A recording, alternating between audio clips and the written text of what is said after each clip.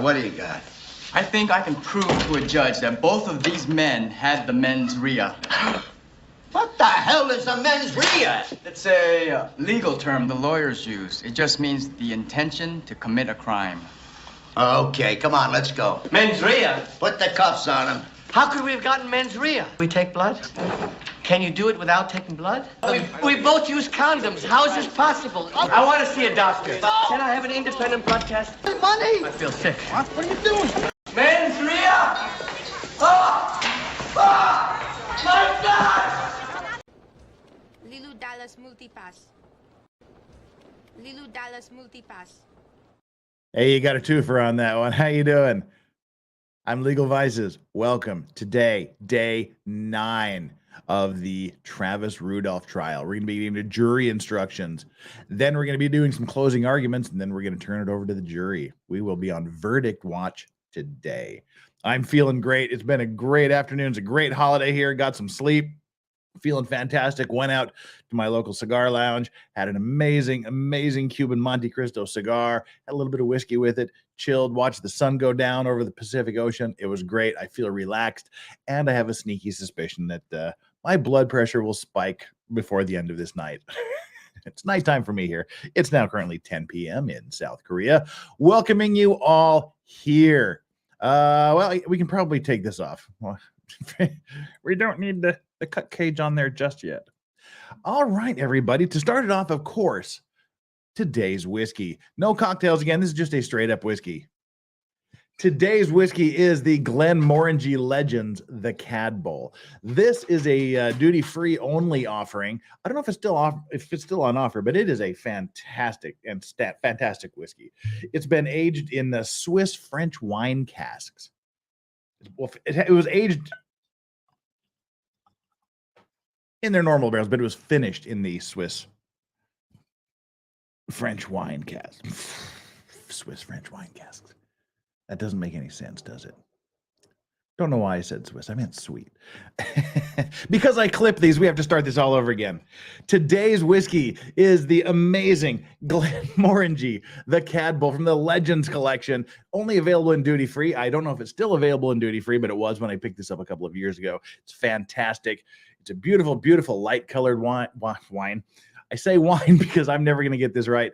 The Cad Bowl was finished in sweet French wine casks. So it'll have a little bit of a patisserie kind of thing. You have some pastry notes to it, some vanilla, orange, lots of orange notes in it.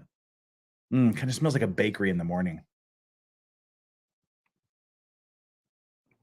The first thing that hits you is just that amazing vanilla. And then you get the sweet sort of a wine taste on the finish.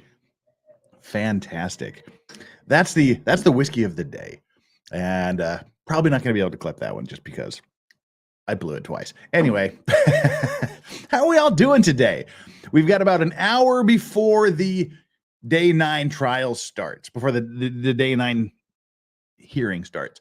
So we've got about an hour, and during that hour, we have about an hour left of day 8 where they go over the jury instructions. So that's what we're going to be doing. We're going to be watching the jury instructions, their discussions about that for about an hour, and then we're going to get into the live day 9 hearing. So without further ado, let's get the housekeeping stuff done and jump straight into it. I see there's still a bunch of people asking about this rapper case that I've never heard of, the Melly case.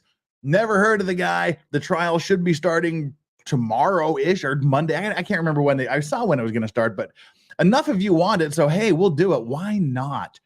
We'll see what we can do to do as much of that trial as we possibly can. Why not? Well, let's see what it's about. I have no clue. We've got doggos here. They're waiting in the wings.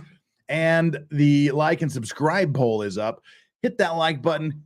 Hit the subscribe button. We're doing great. We're pushing. We're on our way to 37,000. We're just under 36,500. We need 24 more subscribers to get us to the 36,500 mark, and then boom, we're on to 37,000. We are making our march to 50,000.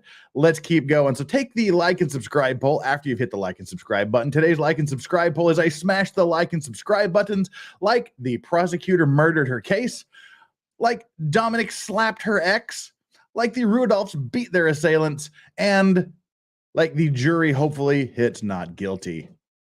That's our little like and subscribe poll. Take it for what it's worth. And starting us off with the very, very, very first super chat of the day, Legendary Racing. Thank you so much. Your shirt is missing pineapples. Just palm trees today. No pineapples on the shirt. Alrighty, we will be having a guest or two pop in as the evening goes along. We've got a lot of things to cover. The court's got a lot of things to cover, so we're set, we're locked, we're loaded, and ready to go. Nicholas Starr of Trial Watches, he'll be here in 5 minutes. Need clothes and coffee. Clothing is optional, at least the bottom part, because pants are prison. We all know pants are prison. All right, that's kind of it. Just straight into the point. Let's bring this up. And all right, everybody, this is going to be slightly less exciting than the rest of the case, but unless they get into some really big arguments over what should be in the jury instructions. They're pretty much formalized. There's forms that they use, and they tweak it as necessary and as agreed by the parties or decided by the judge. We left this off with the defense wrapping up their case, the prosecutor asking some really, really weird questions, being just incredibly standoffish, unnecessarily snotty, rude, and mean. Now, some of you will say that the defense counsel was acting the same way, but yeah, his client is facing potentially life in prison. So I think they have a little more standing, a little more right to be snide and snippy and snooty. But she was trying to pin him to the wall about cheating, like somehow cheating means that he wasn't being assaulted and that he wasn't having guns pointed at his face. She was just a weirdo. And speaking of pointing guns at things, the prosecutor was waving the gun around. It was still in the box, but she was still waving it around the courtroom enough that the judge told her to please put that down and stop pointing it at the jury in the gallery. We'll get to that if we have a little bit of time. There's two things that I wanted to rewatch if we have time. All right, we have one more super chat in here, and then we're gonna hit it. Bella Stella bringing the heat, the $20. Well on her way to being today's Vice Racks. The highest super chat of the day gets the distinction of being the Vice Racks for the day. Bella Stella says, "Let's get the Doggo Cam Fund started." Well, what about the Legal Vices Fund? It's the Legal Vices Fund. It just, the dogs are extra. All right, let's go. Sorry about all that. Okay, we are going back to court for jury instruction deliberations. They're deciding what's in the jury instruction. We can go through them in the order in which you've proposed them. So we can look at jury instruction number 1 and compare that to page 27 of 27 in the packet that I've handed you. And you tell me what's in there that in the your proposed number 1 that is not covered by page 27 of 27.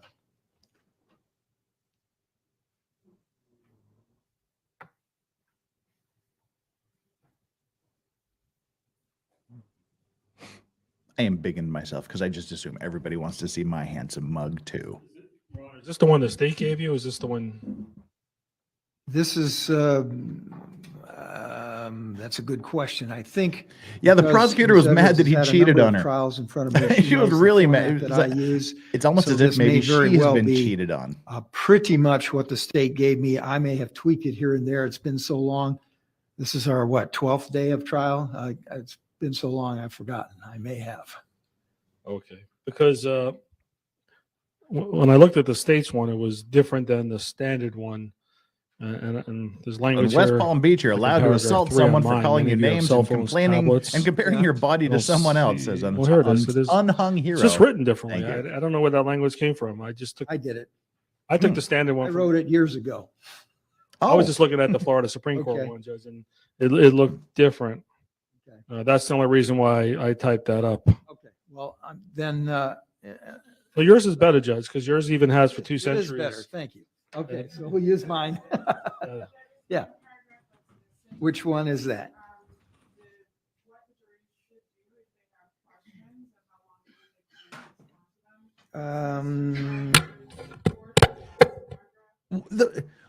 This is day 8. This is the end of day 8, and the prosecution still has not figured out how to use a microphone. Not mine, Judge. The Supreme Court. I don't take credit for it. Okay. We're gonna have to boost the volume a ton, aren't we? All right, so if you have a question, let's see. You need to communicate with me. All right, so we'll add. All right, this how's the language balance then. on If you this have with a the court question, and will me? I talk should to be the attorney slightly before I louder answer, than the so it court may so that take you can some hear me time. You talk may over them. continue deliberations while you wait Let me for know. my answer. I will answer any questions if I can in writing or orally here in open court.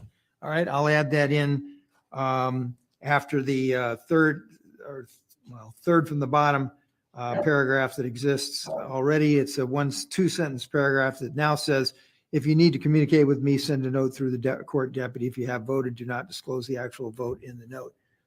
So I'll add that language there. Okay. All right. Judge, the way this is written, Which one? you're submitting the case to a jury. Yep.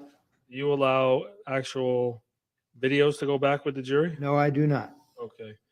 And there's no chance the court would allow a firearm to go back there without the There's zero chance of that. even Not without- happening. Yeah, they're not gonna let the firearm go back.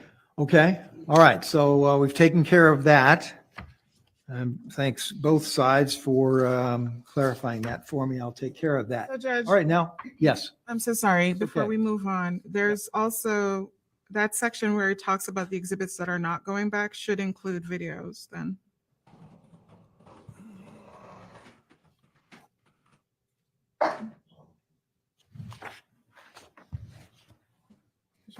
All right. I'll address that as well. I'll fix that.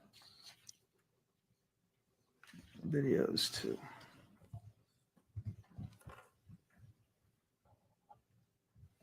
Okay. I'll fix it. Oh, hang on. Uh-huh. I edited that and it didn't pick up the edit on the All right. banner. So now Interesting. proposed instruction number 2. Principal. Can I sit down when I talk, Judge? Yeah.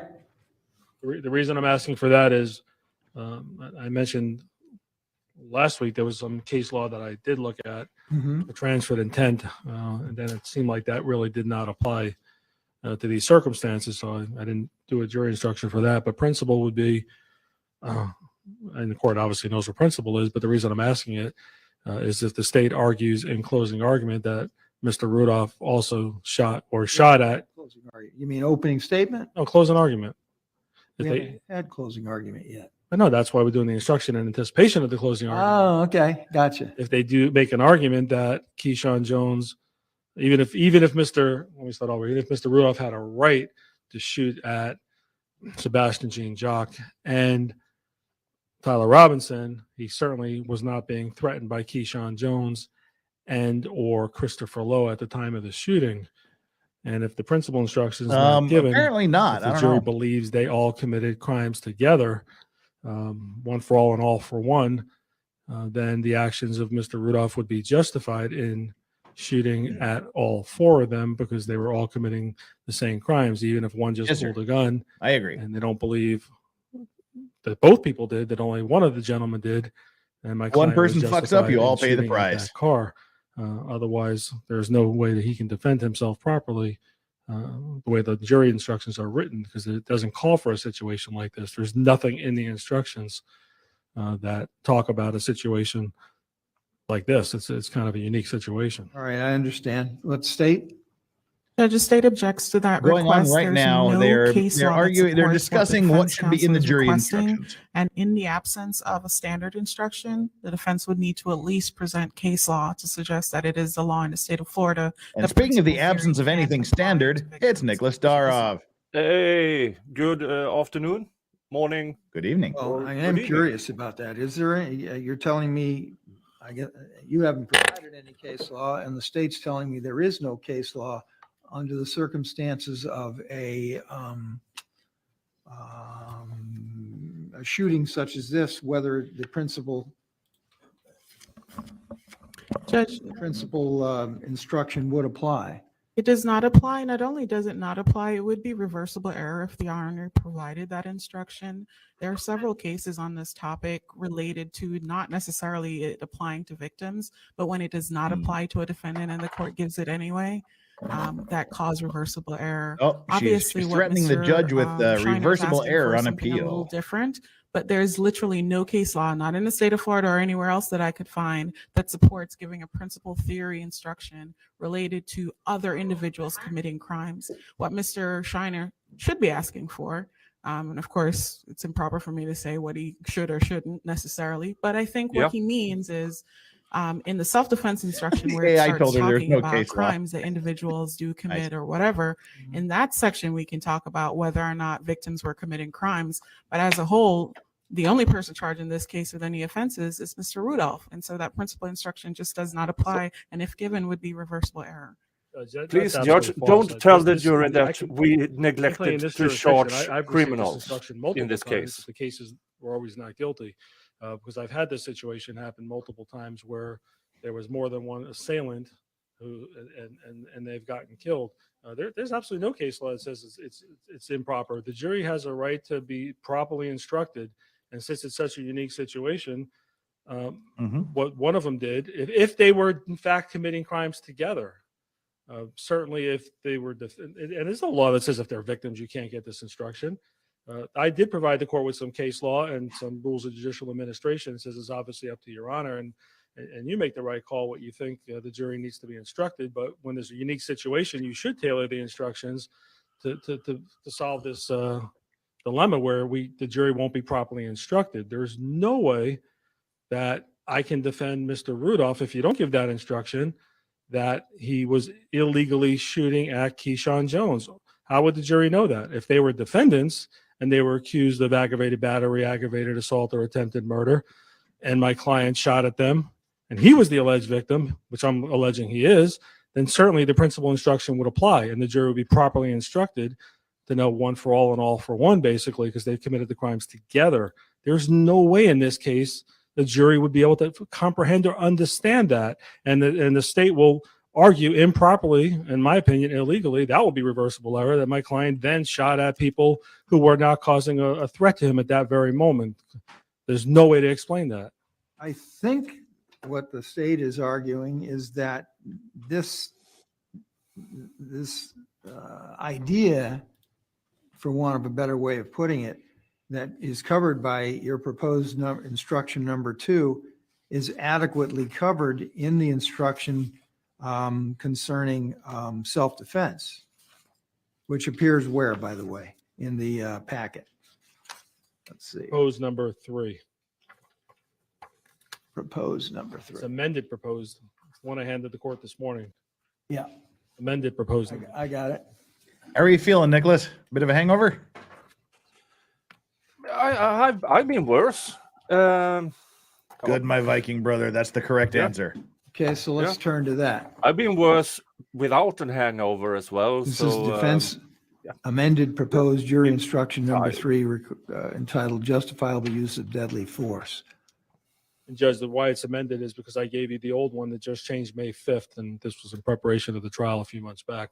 So this is the new instruction. Okay, but why isn't this sort of principal idea encompassed within the justifiable use of deadly force instruction, amended proposed instruction that you've given me? I don't see it in there, Judge. I mean, maybe the state can point out where that's in there. I don't see that at all.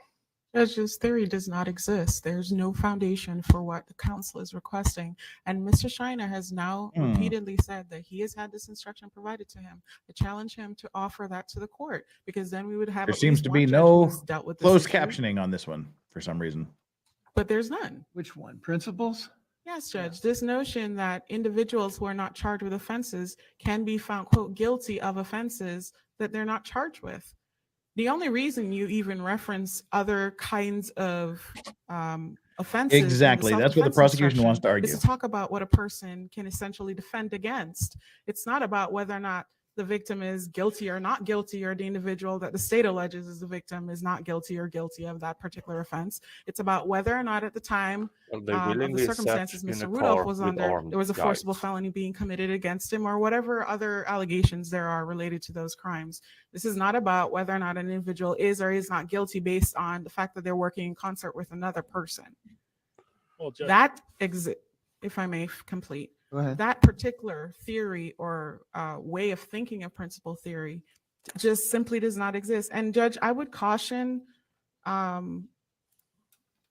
the court to, I know what the issue is. I think that Your Honor is thinking that there should be something like it, but it does not exist. It's not in the legislature. It's not in the case law.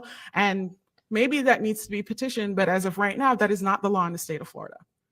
Well, Judge, this is a correct statement of the law. It's not misleading anybody. So what's the harm of giving something that will adequately describe a situation where it will cover the potential of any type of error? And that's what the case law is that I give in the court, that it's up to the court to do that. This is, without. Let's not confuse the issue. The case law you've given me has nothing to do with this. It just tells me what discretion I have and when I should and should not. That's it. Okay. Yes, sir. Okay, so let's focus on this. Why should I enhance or amend or change in any way the justifiable use of deadly force instruction by including language such as this that's proposed in the principles instruction? Because that's a correct statement of the law. And assuming I'm the prosecutor and I'm trying to get a conviction at all costs, I'm going to argue, even if you believe the defense has a valid defense against Mr. Gene Jock and Mr. Tyler Robinson, there's no defense. The guy's ducking and driving away. You should convict him of attempted murder, which we all know is basically 25 years to life. That's very serious. So that's why the principle instruction at least will allow the defense to argue that that's not true. If you believe all these four gentlemen were committing crimes, not all four has to pull a trigger or point a gun at my client or his brother. If one of them did, they're all together committing these crimes. They're all guilty. In essence, what you're saying is that if one of them did or two of them did, then all four were engaged in the imminent commission of attempted murder or aggravated battery or aggravated assault. Yes. That's essentially what you're saying, right? Yes, sir. All right. And you're telling me as an officer of the court that you have used this principles instruction in a situation where you were arguing on behalf of a defendant justifiable use of deadly force. I have, You know when? Before what judge? Talking 35-year career, Judge, and it's been a long trial. I know I've used it. I had this in my database that I didn't just pull it out of the thin air. I'd have to really think about that. Maybe by tomorrow I can remember. But all right. Well, then by tomorrow I want you to remember, because I'm not inclined to do this. I think it's pretty clear that the argument could be made that the four of them were working together in an attempted murder or attempted aggravated battery or aggravated assault. I mean, for which they should have been charged without my giving them giving the jury a principles instruction. young man. But just so the record's clear, Judge, I understand the court, but that justifiable use of deadly force does not in any way define principle. No, it does not. That's true. There's no way a juror have no legal training would know that if one person pulls it and they're in concert, that they're all guilty of that crime, and that would allow Mr. Rudolph to act in self-defense against all four. So without the court giving that, my client doesn't have a chance of winning those two charges against the other two gentlemen, and that's not the state of the law. He did have a right to shoot if he felt they were working in concert and he was unfair. So I'm not asking the court to give an illegal instruction, or this is the state of the law. That's why I'm urging the court to do it. I might do it, but I do want you to figure out what judge you've used this with. I don't care if it's in this circuit or not. Maybe you've practiced in Broward or up in the 19th Circuit. I don't know, but I want to see that. All right, now we're moving down to proposed jury instruction number 4, because 2 and 3 are really part and parcel, so to speak, or interrelated. Let's put it that way. So now let's look at number 4. Well, I'm going 2. I may, depending on what you show me, what you find for me, I may include some language from 2 within 3. Okay. All right. So now we move on to 4. Attempted first degree murder. By the state to this, so I need to argue this one too? There is. Okay. Because the case law is pretty clear that when it comes to this section of the self-defense, all that should be there is the elements. The rest of the stuff does not come in there. So this is not like the jury has to find them guilty of blah, blah, blah. And so they need all the presumptions and all of that. It's just, it should simply be electing what crime you believe was proven by at least a scintilla of evidence. And then just the elements of that are presented for the jury in that section. Well, maybe I'm missing something. I'm looking at I just happened to look at count 2 for Tyler Robinson. Attempted first degree murder. I believe that these are all the same. The judge is very, very far, very, very fair in this case from what I've seen. I think what's happening is Your Honor might not have noticed yet that what counsel is proposing is that it's flipped. So now Mr. Rudolph is the victim and they are the attempted first degree murderers. So that's how that instruction reads, asking that they be essentially, without saying it, the following must be because you proven, chose to and not then it gives prosecute them. premeditation and all the rest. Okay. We didn't prosecute them, so please All don't right, so in force essence, us this is to kind have of a this continuation of jury by instruction, our proposed jury mistake. instruction number 2, which, as you said, Ms. Edwards is essentially flipping it. So why pardon me, why should I consider using this when you've also got clearly the opportunity for me to instruct the jury on justifiable use of deadly force? Well, why would the court then instruct the jury on every single attempted homicide with each particular alleged victim's name over and over, like the state proposes 3 separate times? Well, I mean, I think Ms. Edwards knows my view on this. I don't like doing that, but I understand the reason for doing it, because we don't want the jury to be confused on the question of whether they're talking about 3 attempted murders or merely 1 attempted murder. That's why we typically give them instructions, 1 for each alleged victim. But that kind of sidesteps the question. The question is, why should I consider using this proposed jury instruction number 4, which, to use the phrase that Ms. Edwards has used, kind of flips it. And why is this necessary, particularly given the fact that you're going to have, at a minimum, the justifiable use of deadly force instruction? That's clearly required by the Supreme Court. Yeah, I got that. So that's not a minimum. I mean, that's something you have to give. Well, it is a minimum. That's true, but that doesn't clear up that the alleged victims could be guilty of these crimes that we're alleging, and the jury has a right to know when I argue that these guys are guilty of attempted murder, aggravated battery, and aggravated assault, what that means. Why does the state get to do it for every single alleged victim for 3 counts? And I'm just asking 1 time. I'm not asking it for each alleged victim 4 times. I'm asking 1 time, which is a correct statement of the law, so I can properly argue what they did. And the jury can certainly understand that. If they want to reject it, that's fine. But these are actual definitions. I didn't make this up. This will help clarify things. Otherwise, it looks like the court is only giving instructions to help the state. My instructions certainly will help me explain to the jury what the state of the law is. There's nothing misstated in this. Of course, the state doesn't want it, because they're saying that. Judge, I know Mr. China wants to continue along this path, but I think you interrupted me before, and she told me not to interrupt her. You did. Well, Judge, the reason I'm interrupting is because I think he's arguing against something that the state is not saying. So I would find it helpful if I chimed in here to let you know that I'm not you'd actually find it helpful if you objecting chimed to in your being anywhere. able to have the elements listed in the self-defense instruction. Okay. I'm not. That's what the law requires.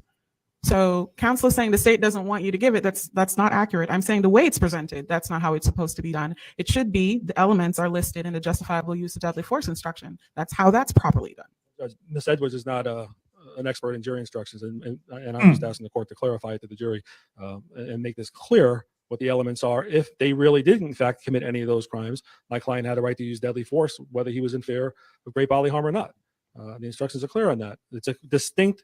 There's 2 ways you use deadly force: is whether or not you're in fear of death or great bodily harm, or somebody was committing a forcible felony. And these are 3 forcible felonies. It's either interesting. or. Could be both. So if the jury is not properly instructed, and I'm arguing this, it looks like I'm making stuff up, and that's not fair. The state gets instructions for everything they're asking for, but defendant gets none, and that's not something I don't think Ms. Edwards really wants, because this will be an issue on appeal if God forbid he's convicted. These are, and I've had these instructions given, and I'll remember the cases tomorrow, hopefully.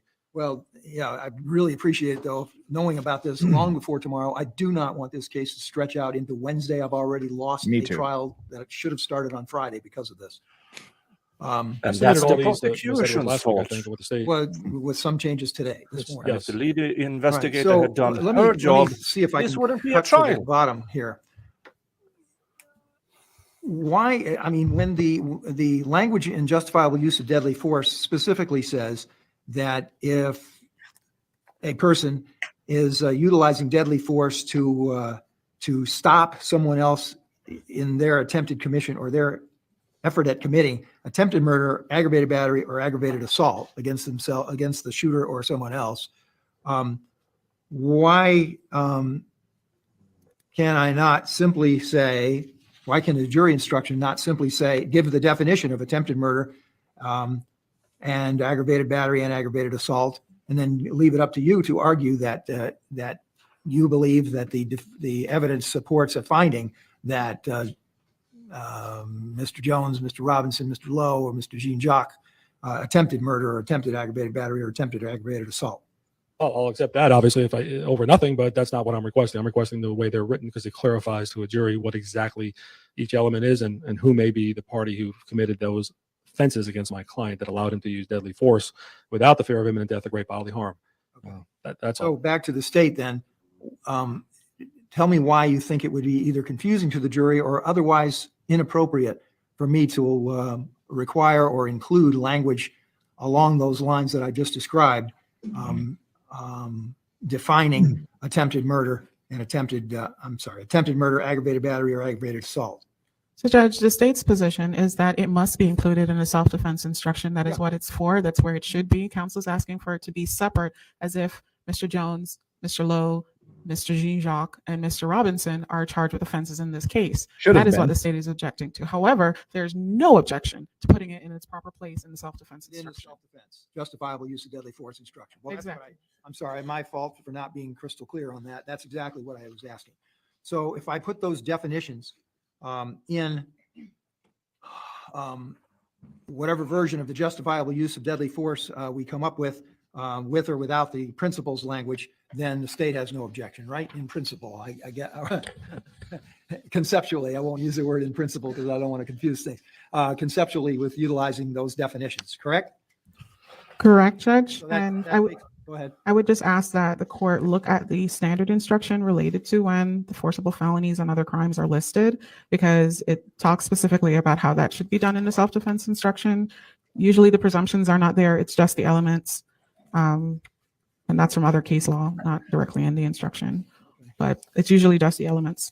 Obviously, they would have had those terms defined for them. Okay. Already. All right. So that I will look at. I can't wait to hear what the 4, 5, actual and jury 6. instructions are. Wait a minute, what's 7?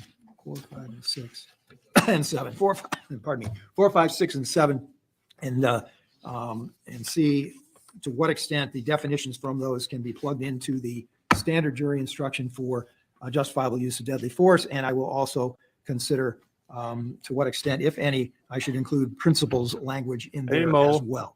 All right, that takes us then to jury instruction number 8, the right to bear arms.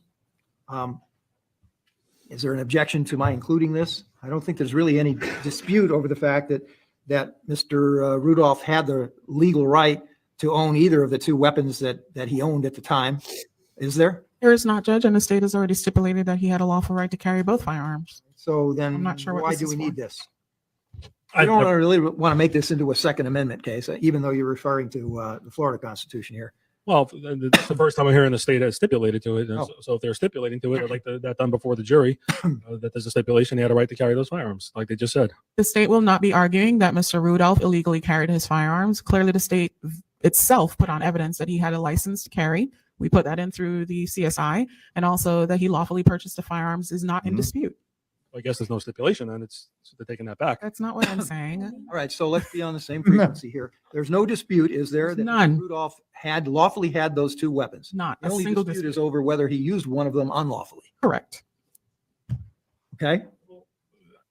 I didn't know they were going to say that, and I have no idea what they're going to argue. Well, that's what they're going to argue, and you all can put that together in a stipulation and then in writing, and then we'll read it. I'll read it to the jury tomorrow. Okay, that's good. They're going to read it to the jury that he had the right to own those guns. That's fine, Judge. All right. That's a good thing. Okay, so now let's go back through the packet, recognizing that I'm going to have some work to do here on these proposed instructions. And excuse me. Judge, can we just, and these will be quick, but the principle, can the court inquire if the state's going to argue that my client's guilty of shooting at Keyshawn Jones and attempted murder because he had no right to shoot at them because they were not shooting at him? I mean, that's the whole argument for the principle. If they're going to argue that, that will further my argument that the court should give that instruction, that if the court knows what I'm talking about. That well, I do, but okay, so the argument is, you answer the question. I don't want to do it for the state. You answer the question. Judge, the state's argument from the beginning of this case is that Mr. Rudolph did not have a justifiable right to utilize his firearm as he did on the day of this incident against that vehicle with those people in it, all of them. That's always been the state's argument. How would it even be legally feasible for him to shoot only one person in the way that he did? He decided to shoot the entire car up. That is what the argument is going to be, that was unjustified. Okay. Well, if they're not going to argue that in either one of their arguments, that the defendant, even if he's not guilty of shooting Mr. Jean-Jacques and Mr. Robinson, but he should be found guilty of the other two because they were not posing a threat at the time, then that's why the principle would be important. If they're definitely telling us they're not arguing it, the principle may not be as important. They're arguing that, as I heard this moments ago, they're arguing that once he opened fire on the vehicle, regardless of which of the four he was trying to hit, just firing at the vehicle with four people in it under the circumstances of this case was unlawful. I get that, Judge, but Okay. does the court see my distinction? Sort of. I mean, I understand your argument that while they may have, well, your client may have had the right to shoot at Robinson and Jean Jacques. Yeah. It's conceivable that he might not have had the right to shoot at the other two. Correct. And if they argue that, then principle needs to be given. That's the essence of my argument. All right. But I don't think that argument's going to be made, right? The state has no intention of making that argument. Okay. In my opinion, that No argument is intention. nonsensical. They're all in the same car that's being shot at. You've made a lot of It depends on nonsensical the skill of arguments the there, marksman, lady. but aside from that, that argument's not going to be made. So then I don't need the Right. principles, right? That weakens my argument on the principle. But Say again? That weakens my argument on the principle, but I'm still requesting it. All right. Well, you're going to have to find that those cases in which that's been given before. And then both sides are going to prepare the stip regarding the lawful possession versus alleged unlawful use of the firearm, the one in particular. Well, we don't even need that. If the state's not going to try to argue anything about illegality, I think it's No, they're not. They made that clear. Then we're fine. All right, fine. We don't even need that stip then. All right. So now let's go through the entire packet Put it in writing, Judge. real quickly. I'm sure that there's not, well, shouldn't say that. Is there any tweaking required for page 1 of 27? Wow. change these from what the state gave you because I looked at those. There may be slight changes. I don't know. Honestly, like I said, today was day 12 and I did these before we began the trial. So I don't know. At least page 1 doesn't appear to have been changed, Okay. Mr. Shiner, to answer your question. 27 pages of jury instructions. That's going to be long. Page 2.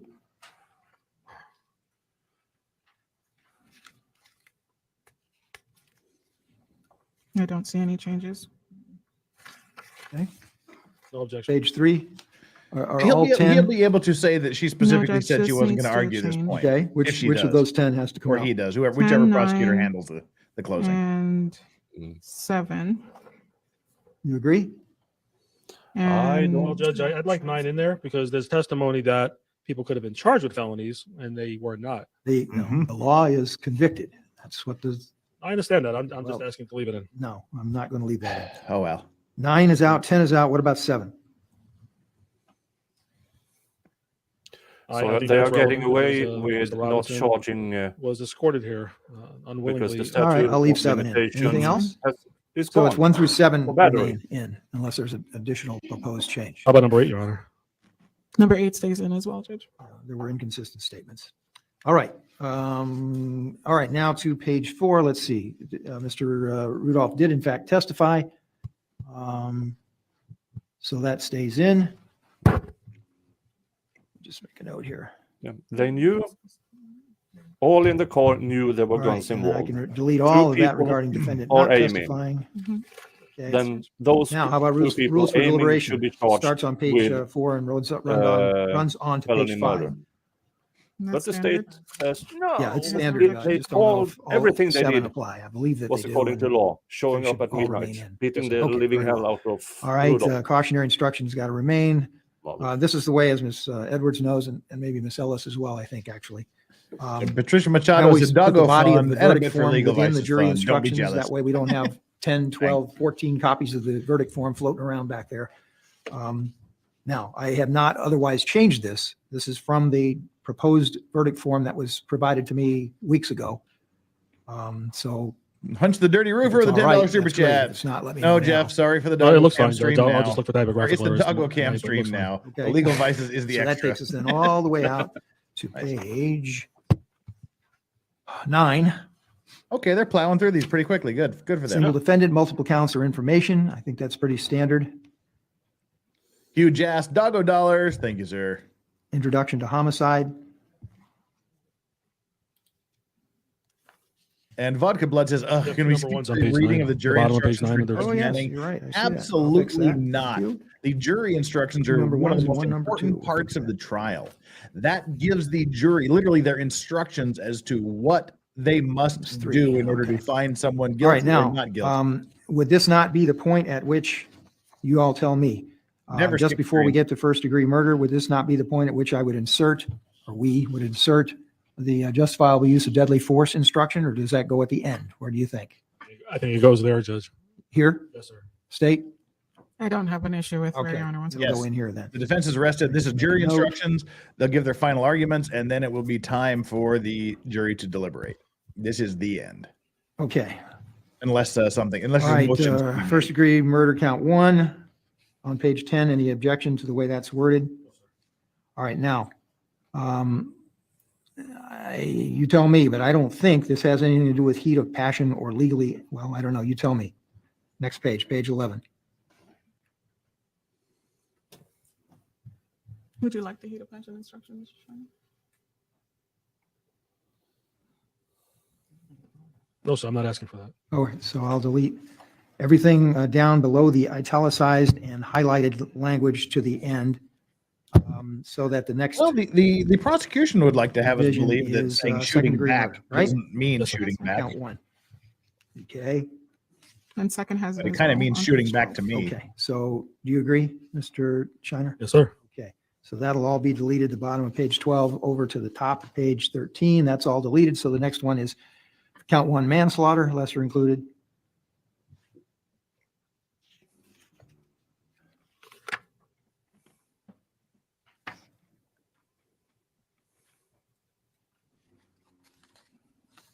We good? Judge, I'm What? not sure about the heat of passion. I don't remember the law on that.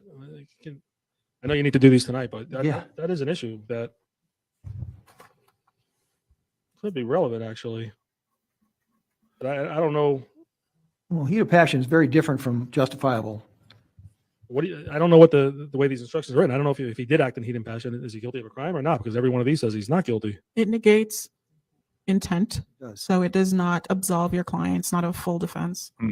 I think it's probably should be put in there, Judge, in the abundance of caution. Sorry. State? There needs to be some scintilla of evidence that Mr. Rudolph at the time was acting under the heat of passion in order for it to apply. I think he's saying the opposite, which is that he was faced with violence, and that is why he reacted the way he reacted. So I'm not sure how the two could work together, but I'll leave that for Mr. Shiner to consider. The jury could believe or disbelieve anything, so they could believe that. Believe what, though? That's the problem. I don't want to confuse them. That he acted in heat of passion. Where's the passion? Over what? Is he impassioned? Over. Or was he impassioned? His brother getting beat, him getting He didn't beat. have time to actually form any specific intent because it was a vicious attack that occurred throughout the 10, 12 minutes. That's heat of passion potentially, that it was no time to react. So that he was impassioned about the fight that happened beforehand? I think it's kind of a weak argument because I'm just asking. heat for of the passion, he record had to be time to clear go if back that's into what his you're house, get the relying weapon, on and for walk down the defense. street to help his brother. That's kind of a weak one, but Yeah.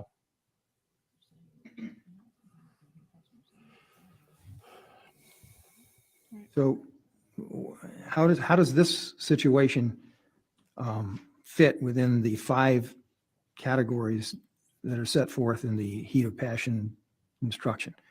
There must have been a sudden event that would have suspended the exercise of judgment in an ordinary reasonable person, and reasonable person would have lost normal self-control and would have been driven by a blind and unreasoning fury, and there was not a reasonable amount of time for a reasonable person to cool off, and a reasonable person would not have cooled off before committing the act that caused the death, and Mr. Rudolph was in fact so provoked and did not cool off the before he Millie committed the act. will that start caused the on death Monday of the 12th. one or the other of those. So next Monday, I'm the not Millie- arguing that, but a jury can certainly and choose we'll to be find that's following true. that case.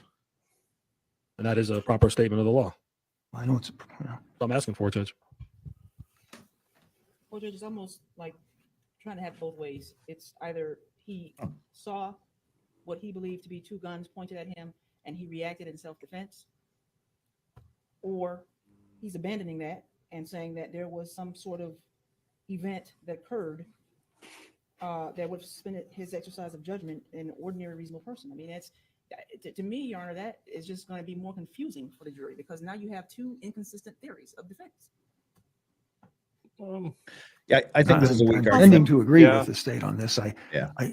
don't, clearly this I think is it's a not weak the type argument of case for that's the defense. contemplated by Yeah. heat of passion. They I mean, only talked about heat of self-defense passion and typically is, not you heat know, of if passion. Mr. So if Mr. Rudolph had been married to Miss Jones and he comes home and Miss Jones is sitting in bed with some other guy, there's passion, there's the heat of passion. He pulls out his gun and kills him. There's the heat of passion. This is different. I mean, he's admitted on the stand that he intended to shoot those fellows or shoot at those fellows because he perceived them to be a threat to himself and his brother.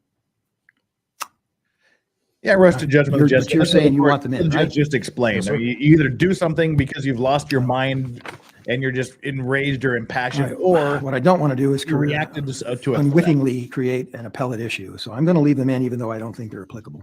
Huh. All right. Thank you. So now that takes I us. just want the record to be clear, Judge, before you move on, that the state is objecting to the defendant's request. The defendant is requesting an overstate objection. Gotcha. All right. The record is clear on that. All right. Now down to manslaughter on count 1. The heat of Good passion for instructions page stay 13. in? Judge, I'm requesting the heat of passion on first and second degree. Yeah, I thank you for clarifying. I understood that to be the case. Same objection. Yep. Okay. Wow. Down to manslaughter. Okay. All right. Cool. Cool. That's fine. Okay. All right. Now attempted homicide, introduction to attempted homicide. Hmm. 14 good? Yes, sir. So says the state, yes. Okay. And I'm assuming the same argument with respect to heat of passion on attempted first-degree murder as well, right? Yes, Heat and also of passion is more than just adrenaline instructions typed rush. out for each. It's Tyler Robinson. something is such Each so individual person. inflammatory. Like you said, you come home and you find your significant other in bed with Negatively somebody else. reinforces So my you're claims so accused of, impassioned that you lose your briefing counsel, and mind the court just reads this rarely over and over and over. There's no reason why you can't say Tyler Robinson and or without the having other two the gentlemen. opportunity to think about it. Stage just one heard react. on that? Sure, Judge. The I mean, I think first, we've kind of had this discussion before in other cases, but go ahead. the first is that each individual that the state alleges is a victim is entitled to its own instruction related to the counts. That is how we charged it. Mr. Rudolph did not shoot one person and the bullet goes through one person and enters another or whatever else. That's not the situation. This is separate individuals being shot at, and the state would request separate instructions regarding it. The second issue is that Mr. Robinson sits in a different position than the other gentleman for whom the attempted first-degree murder charge exists. He was actually struck by a bullet. And so his lessers are worded a little bit differently because of that. Okay. All right. So I gather it's over the defense objection, but I'm going to include the language for the individualized, if you will, instructions for each alleged victim. All right. Okay. Where does that take us? Then he has to argue The lesser included for they were aggravated fully battery. aware, For, they were armed, and at the moment Mr. they Robinson. pointed their guns at him, Good. they were all in. That's page 18. Yes, sir. Okay. Yeah. Yeah. And then still on They page put 18 towards the bottom, themselves attempted into first degree that murder, situation. count 3. That's the primary count for Mr. Jones. All right. And then you want to still leave the heat of passion language in there, right? Yes, sir. Okay. And the rest of these are, all right, Keyshawn Jones was not hit by any fire. So how does the language differ? Your Honor will see that as a lesser of count 2, which is the one related to Mr. Robinson, the lesser is aggravated battery. As it relates to Mr. Lowe, Mr. Jones, Yep. it is instead aggravated assault, not aggravated battery. Got it. Okay. Yes, he's page 22. All right, so count 3 is still count 3 is Mr. Jones. All right, count 4 is Mr. Lowe. And again, we're leaving in at the defense request the heat of passion language. All right, that takes us down to the end. Okay. Wow. All All right. I will work on That was quick. this. That was a quick justifiable use 27 pages. instruction. I'll look at the principles language. If you've got, when you have tomorrow morning, first thing, and get here before 10, please. Particularly if you have some orders or jury instructions for me to look at where this is addressed. This principles language is addressed in the jury instruction. He found the cases he argued. Well, we'll find out in about 9 minutes, I guess. But D. Watt has gifted $50 super chat. Thank you so much, D. Watt. You are currently the Vice Racks of the day. Release the hounds and fix the cuck cage. It's coming right up. Thank you so much for the generous donation, and congratulations on being the current Vice Racks. Cannon speaks. Crime of passion is a horrible argument. He needs to stick with self-defense. I agree. Yeah. Doggo Cam says, John Gordon, short and to the point. Thank you so much. And thank you, Cannon Speaks, for your $10 super chat. We have text messages of the plot to shoot him. We have the perpetrators who went to do him harm. They found the gun of one of the perpetrators who said he had a gun. This is self-defense all the way. Let's see if the jury agrees. Yeah. We've been stunned by jury decisions before. Hopefully there will be no... Hopefully I'm the only stunning part of this trial. Stunningly handsome. And that brings us to Doggo Cam and Cut Cage. In a different case, I would like to see it, very much like to see it before. I don't want to make 14, 17, 18, 20 copies of a 28 or 9-page document over the evening, only to have to change the whole thing all over again. All right. Anything else we can address? Yes, Judge. I don't think we're complete with the self-defense instruction. I know we only addressed the forcible felony section. The rest of it is still there. Well, I guess we have to go back to default view. Hang on. What page? So you can't see our handsome faces as clearly. I don't think it's in your packet, Judge. It's one of the proposed instructions from the defense. Is that number 3? Yes, Judge. Okay. All right. So let's look at number 3 again. You told me you wanted me to look at the standard instruction, which is why I put this down. Judge, I have a copy if you'd like it. Well, I can pull it up too, but if you've got it in hand. Yeah, I do. Fine. Pull it up just to make sure she actually gave you a standard instruction. All right. But then again, working the judge from should know it. The defendant's proposed instruction, how would you change this so that it is compliant, if you will? That's not really the right word, but consistent, let's say, with 3.6F. So, Judge, I think it might just be helpful to go paragraph by paragraph because we're not objecting to everything. Okay. So we're not objecting to the first paragraph. I think that's a proper statement of what it should look like. Is it rude to object to someone's voice? Or the second, that's the new standard instruction. Okay. That takes us to the law on the justifiable use of or threatened use. I think that section is repetitive. Imminent death of great bodily harm is attempted murder.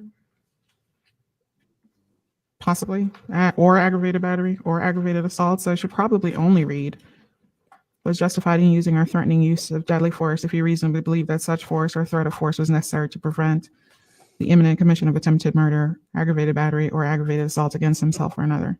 All right. So in spite of the fact that the old jury instruction 3.6F, the old so-called standard, uses that imminent death or great bodily harm, you want to strike that?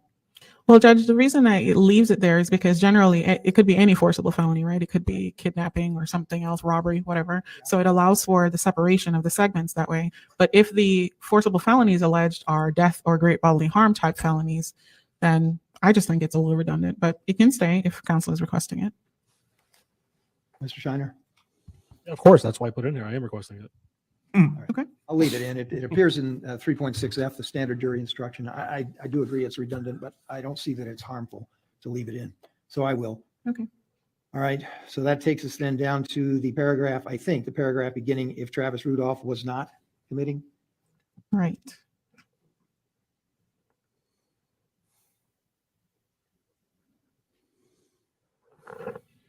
That's a duty to retreat paragraph.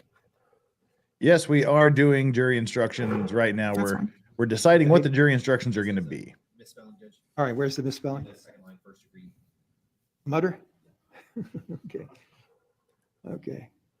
R. Got it. I'll fix that. Okay, next paragraph.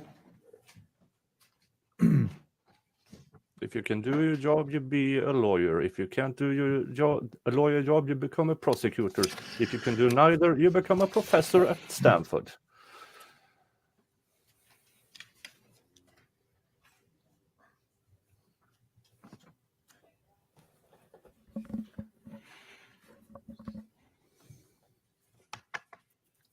They didn't want Judge, to maybe do the state that. can just tell us where the objection is, because this is going to take a long time if we. Well, we're on the last one.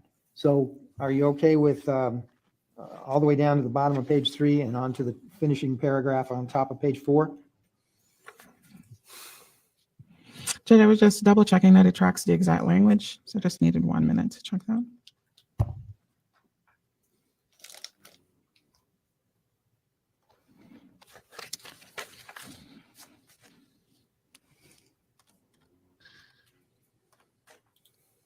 Mm-hmm. Checking. Is it too early for Jeopardy music? Oh, I will point out here, Judge, on the page related to the standard instruction, there is an italicized section where it says, if necessary, give the elements of the felony that the defendant alleges.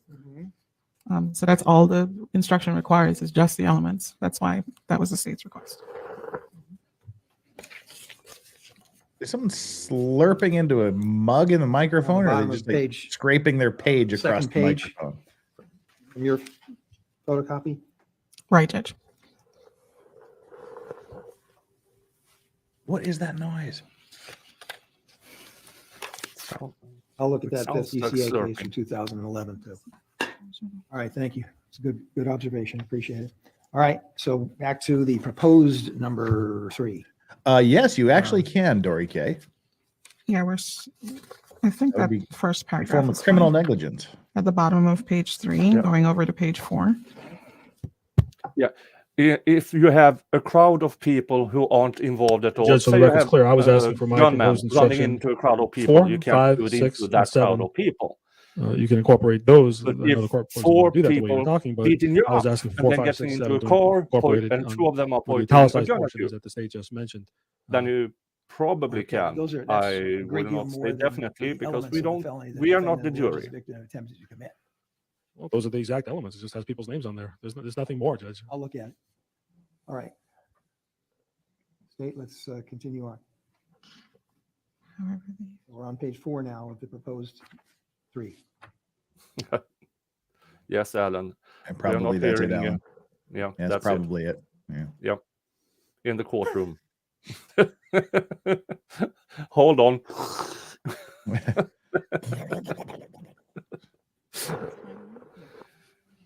I think that's fine too. I would like to argue. I'm going down paragraph 1 and 2. No, it's not possible to make the dog cam bigger than the court cam unless I create a specifically redesigned window. But Although, in court. my opinion, it should be written a little bit more openly. I'm just snacking. Because if a person withdraws from physical contact, because this also equally applies to the individuals in question. These You just gotta be more Korean maple Sorry. corn things. So this section related to maple initial flavored corn provocation, puffs. the state believes that this should be written in a way that it says persons and not individuals' names, because the section applies equally to an individual that's the initial aggressor, which is what's being alleged, and then their attempt to withdraw from physical contact. So to be more precise, Right. the paragraph numbered Right, Jim. 1, you're saying at the end of that one sentence, it should, instead of reading threatening to use deadly force on Keyshawn Jones, et cetera, it should simply say threatening to use deadly force on those individuals or Or an individual, any individual, right? right? Defense? They are tasty, but These are the unfortunately, people in there's question, only Judge. I mean, 3 You can left. leave it, Judge. But then we are going to need something to explain that if the victims were the initial aggressor, then and they attempted to remove themselves or withdraw from the physical contact. So we can leave this as is, but then the law wouldn't be clear as it relates to them. Okay, so what would you propose to add? It would be a similar paragraph, but instead, I guess now we would flip it, which would be if Keyshawn Jones, Tyler Robinson, Chris Lowe, if the force or threat of force asserted towards them was so great that they reasonably believed that they were in imminent danger of great bodily harm and exhausted every reasonable means to escape the danger other than using or threatening to use deadly force, and then again, it just flips. Gotcha. Defense? Judge, they're the ones who said you can't turn the instructions around. So what's good for the goose is good for the gander. And now they're asking for a special instruction that doesn't exist anywhere by the Florida Supreme Court, and they're asking to instruct the jury as to what the alleged victim's state of mind is. That they're not on trial. My client's on trial, so that would be a totally improper instruction, Judge. All right, so let's compare this to the old standard. Process of unlawfully, where does this appear?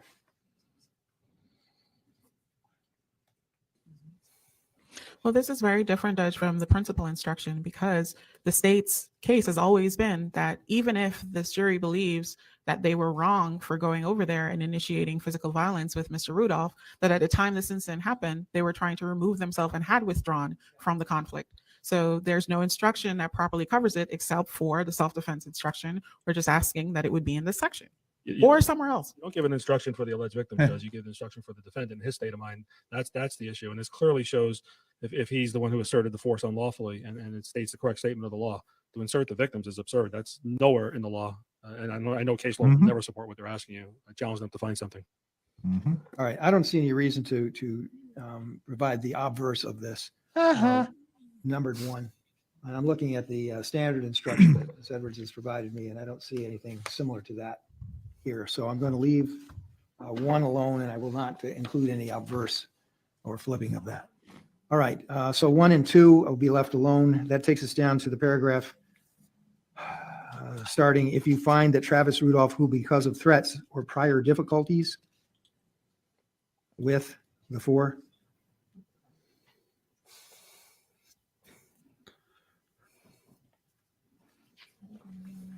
We're on the second to last paragraph on page 4. Correct. Bottom of page 4, or near the bottom, next to last paragraph. I did note that this is a new addition to the self-defense instruction. It is in the standard now. I saw it, so Okay. I have nothing to say. So it's fine. All right. And then the That'd be the last first time you've paragraph had on the nothing bottom to of the say. page, page 4. Just battery in the second line needs to be corrected. The word battery. It's missing a T. Spelling, yep, missing a T. Got it. Okay. But that paragraph is otherwise okay. All right, last paragraph, the 1 paragraph on page 5.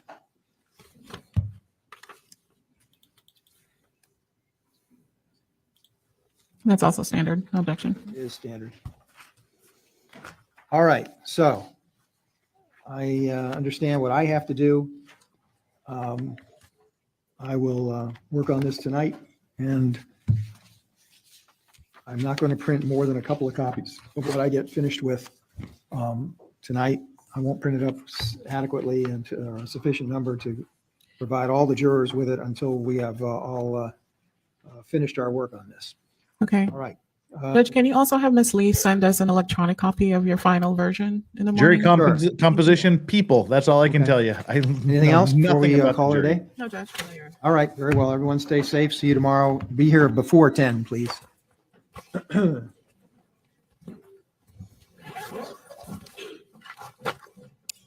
you like, Ms. Edwards, would you like this back? I don't want it.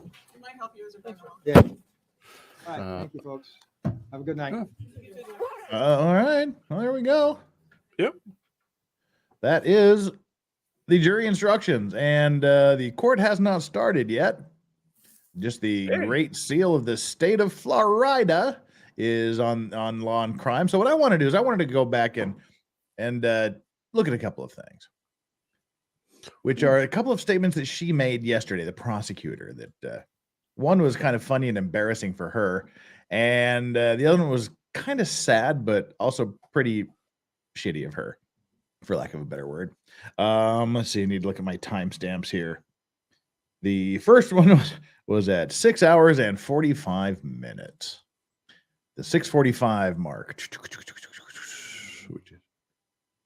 Which is right.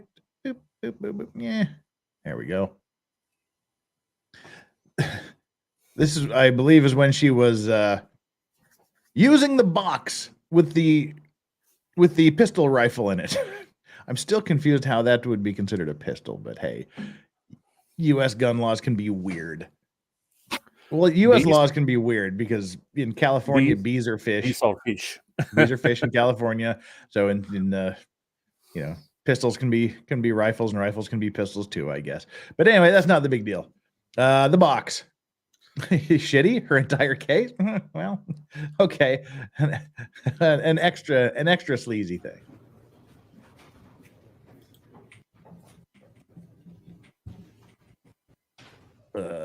Where are you? Well, apparently I've time-stamped it. Oh, 6:18, not 6:46. Okay. That would be better.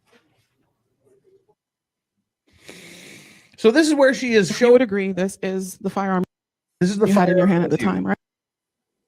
And the judge calls her to task for just going full binger and waving the weapon around the courtroom, although it's still inside the box.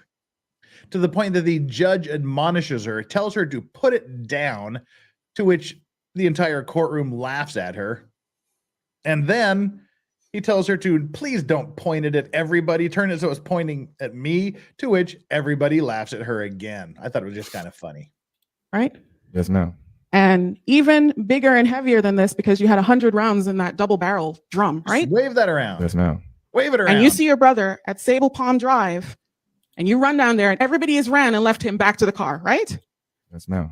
But you keep pursuing them. That is how you got by the car, right? Ms. Edwards, keep that, put that down. That's got to be pretty embarrassing to have the whole courtroom laugh at you because you're being an irresponsible twat. Twit, whatever you want to say, YouTube, twat. But yeah, so the entire courtroom laughs at her because she's waving this firearm around like a douche nozzle. And then she gets laughed at again when he says, please don't point it that direction. Right? Ms. Edwards, keep that, put that down. Is it scary, and Judge? flip it around so the muzzle's pointing towards me, not out there towards the jury. All right. And then she doesn't even do what the judge tells her to do. So Officer Friendly has to come on over here and do it for her, dumbass. Yeah. I'm sorry. Go ahead. Right, Mr. Rudolph? No, I disagree. So you're saying from There, see, so the judge saved the courtroom. Yeah, and she asked that, is it scary, Judge? So she say, ooh, see, he has a scary weapon. The other timestamp is going to be a little hard to find because I have to do lawyer math. It's 2 hours and 40 minutes from the end. So what would that be? That would be 6. And then, I don't know, 1830 minus 240. I don't know. I'm going to guess and say it's about 553. I don't know. I can't do math because I suck. If anybody knows time math better than me. 3 feet, maybe. okay. So then Daryl is behind, right? And so are you. Right. And the car, I assume, is where you are, right? Right. Okay. I can't get very much further. Oh, clever dick. Subtract 3 hours and add 14. All right. So that would be 514 plus 14. So that'd be 528. Wow. I hope it works. Wow, I was way off. We'll say it's somewhere around here. This is where yeah, okay, that looks just about right. This is where she is talking to him. She's reading back his statement. He says something that's really sad, and she just sort of rubs his face in it. You recognize all those pictures? Yes, sir. No, this isn't it. Someone lied to me on how to do math. And how do you recognize them? These photos. Somebody lied to me on how to do math. So Born Pop says 5:30. But that's on redirect, isn't it? well, that's where it should. No, it should be on. Here we go. Maybe Right? here. I don't recall that. Okay. Let me show you. Overruled. I hope we haven't passed it here. Okay. Okay. Yes.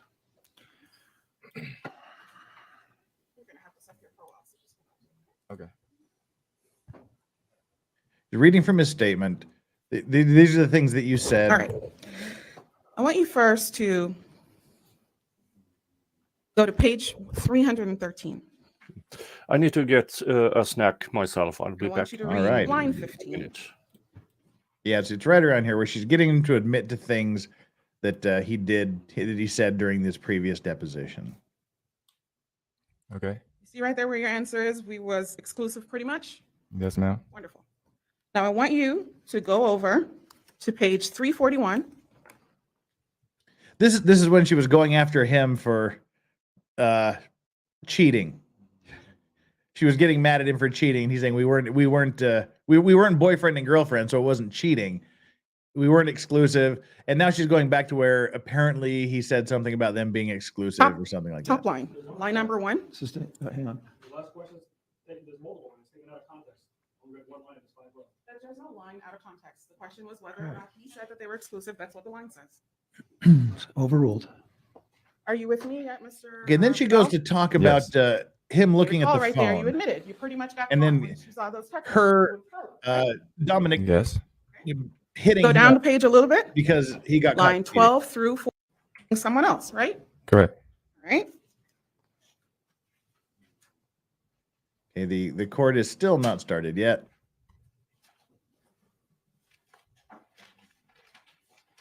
We're not done. I'm going to also have you go to. Let's see, it's right around here somewhere. The You're going to timestamp's start kind of really at weird. the bottom there, line 25, 31, 334. All right, come on, ask your And on question. page 334, I'm going to have you read lines 2 through 10 to yourself. That's just important about truthfulness. Well, I'm going to have to, well, All right, if not, I'll just tell you what it was. Interruption, Mr. Rudolph. Were you able to complete the page? Yes. All right, thank you. So you see there again where you admit that you were being unfaithful to her, right? This Correct. might be it. Okay. So let's move on from that issue. You were cheating. Got it. But sustained. Disregard that comment, ladies and gentlemen. I want to talk about something that is essential. Sustained. Next issue, next question, I should say. What exactly did Dominique say to you as she was yelling and carrying on in your house? Because a while ago in direct, you said that she said she was going to send her brothers over to kill you. All right, I think it was. If it wasn't right before this, then I'll just tell you what it was. I think it was right before this. 2 through 10 to yourself. All right, screw it. She said something here that somewhere around this point, and like I said, when I looked at the timestamp on my phone, it did this minus 2 hours and 2 hours and however many minutes, however many seconds before the end, rather than telling me what the timestamp was. What she was doing is she was reading this and getting him to read his previous statement, where she was going crazy because she caught him cheating because she was snooping around on his phone while he was outside, and she hit him, and he took her hitting him. And at some point she asked in the deposition something along the lines of, so you deserved to be hit because you were caught cheating? And he said yes. I thought that was just like really, really sad that this guy would think that because he was caught with another woman that he deserved to be physically assaulted by the woman. He deserved to get slapped and beat for doing this. And I thought, I mean, it was just kind of sad. You know, it was sad to hear him just say, yes, I deserved to be, I deserved the slaps because I got cheating. And then she just kind of rubbed it in a little bit. And you know, it just kind of sat poorly with me all day. You know, But I mean, texts. I mean, did he do more with that girl? I only heard about the texts. Well, I'm sure they were smashing, but I'm just talking about how the prosecutor just thought it was okay for him to be slapped and hit by this woman because he got caught cheating. People were speculating that this prosecutor was probably cheated on, and that sort of gives that argument a lot of credence. And it's sad is what it is. I mean, like, it's just, she was just like, okay, see, you deserve to get hit by her because you were cheating. You even admitted it. It was that kind of a question. And I mean, that never would have happened if it would have been the other way around, particularly if the dude slapped the woman for cheating and the man was already married to another woman at that point in time. Oh, this would be headlines all over the United States if it was turned around. Legal Mindset in the chat. What's up, brother Andrew? Hey.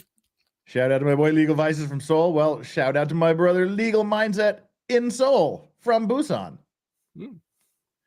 And let's see if we we're still We are still behind the schedule here. Let's just bring this up so people can't do the judges in the courtroom stuff, which they so love to do. All right, dude. Well, there we go. We can small it. Well, get rid of the lawn cut cage here for the time being. We're just killing time until the court decides to come in. They were told to be there before 10 a.m. Eastern, and it's now 11:17 a.m. Eastern, 11:17 a.m. Eastern. So yes, they're folks, late. Horses does not exist. Horses are fruit. Horses are fruit. Okay. Yeah. Where did the overlay go? There it is. Boop. Get rid of that. Boing, gone. Now, while we're waiting for this, again, bear with us, folks. It's not us. It's the court. And that's them. Them being lame. They'll get around to it. But in the meantime, today is Swedish National Day. Yay! Happy Swedish National Day to you, sir. Wavy flag, and yeah. And I had a stream last night, or well, a few hours ago, depending on what you count as today or yesterday or tomorrow. Yeah, it was a fun stream, and Ian and Steve Gosney. I did say 10:17 Eastern, didn't I? Yeah. I thought I said 10:17 Eastern, didn't I? Well, it's technically 10:18. Yeah. Well, I mean, I don't know. Did I misspeak? I thought I said 10:17 Eastern. I don't know. Yeah. Whatever. And then I finished my stream, and then I accidentally went on Danny's stream, and I spent another 3 hours there. Yeah, it was a long day. I said 11. Well, it's 11:17 here. I guess I just must have been looking at my clock. So 11:17 here is 10:17 there, etc., etc. Yeah. Yeah. All right. Yeah. Sorry for the misspeaking. But get your panties yeah. out of the twist they're in. Yeah. Steve Gosney and Ian was on my stream last night, or a bunch of hours ago, and they were talking about Ian's challenge towards those gun people, not gun people, but tool mark guys. It's the shell casing and bullet tool marking things, which again, this guy here, as we saw the witness, the ballistics expert guy here in this case, so we collected 29 of these things. We ran all of these tests. This is what they do. This is what the tests show. The tests do all of this. And, it has the striations, the scratch marks, the abrasion marks. And then at the end of the day, he said, well, we can't really identify anything. Yeah. Well, thanks. Completely useless testimony. Yeah. But I heard Andrew Branca is adding on to Ian's test challenge. So as of now, it's a $2,000 challenge. So and his challenge is that any ballistics expert, this markings expert, that can come and do a blind test where he's tossing around various ideas, but I like the one where he gets 20 random bullets in a bag and gets a firearm and says, identify which one of these comes from this weapon. And all of them might come from it. Some of them might come from it. None of them might come from it. It's just up to them to say which one it is. And it's $2,000 on the line, eh? Yeah. All right. Think about setting up a fund and calling around to attorneys and lawyers. Would you pitch in so it makes it maybe a $50,000 challenge? And all of a sudden, every attorney can ask this toolmark guy, you know about this challenge, don't you? Why haven't you taken it? It's $50,000. Easy for you, Mr. Toolmark guy. And Cannon Speaks, thank you so much for the super chat. Was day 8 the end, or is there a day 9? This is day 9 we're waiting for. We're just kind of waiting for day 9 to start. This is the live cam in the court right now. We're just waiting for something to happen. So what I say we should do, I say we should go back and watch the first witness, watch Dominique, watch her testimony again. You are a masochist. Okay. Whatevs. Let's just go back and watch her testimony. What do we say? I say yes. So let me bring that up, and hopefully Law and Crime what can convince, well, law and crime can't do anything about it. Hopefully the court will do something about it and get the trial moving, because they should know we're waiting for him. There is currently here 1,209 people waiting for this to start. So all of 1,200 of you are here and 664 likes. Come on, people. Get over there. Like 600 of you haven't done your, well, 500 of you haven't done your job. Get down there and hit that like button while we're waiting. We're already at 664 likes. So that's YouTube is going to love that for the recommendations. Get down there, hit that like button, please, and subscribe if you haven't already done so. We finally have breached, we have exceeded, we are over the 36,500 mark. Let's get us to 37,000. I'm sure 500 of you haven't subscribed, I hope. So just hit down there, go down and hit the subscribe button. Do me a solid while we wait. We're pushing our way to 50K. We need to get to 37,000. We only need 500 more, so we'll slightly less than 500 more now. Thank you so much for that. And Nicholas, why don't you tell us who you are and grift your channel a little bit while I bring up Law and Crime. Okay. Hello. As you might hear, I am not American. I am calling because he speaks English better than 90% of all Americans. That's how you can tell he's a foreigner. Yeah. I have the channel Niklas Stars Trial Watch, where me and guests are watching trials. So yeah. And I am a union rep. I do labor law. I specialize in negotiations and individual workers' rights here in Sweden. And on my spare time, I do YouTube stuff and evaluating evidence. Sometimes I run a trial in reverse. And just to challenge myself and my audience and my guest to, okay, let's start with the jury's decision and then walk backwards to see, okay, why did they land there? And we did that with OnlyFans stalker trial, which more or less became an OnlyFans not stalker trial once we got through it. Was the poor kid acquitted? No. He got convicted. But he just wasn't a stalker. Yeah. So it was misconstrued throughout.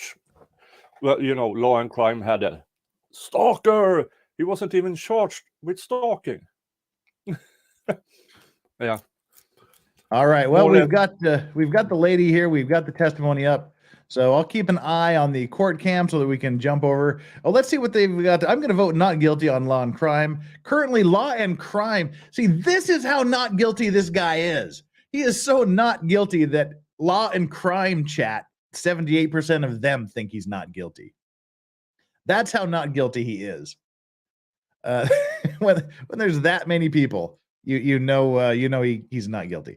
So all right, I will pop this out here. Stop that screen. We'll bring up the ex-girlfriend who started all of this shit.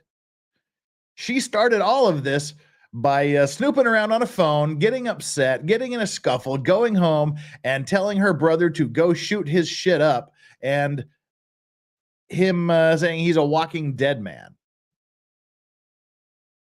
That's how all of this started. And here's the lovely lady taking the stand.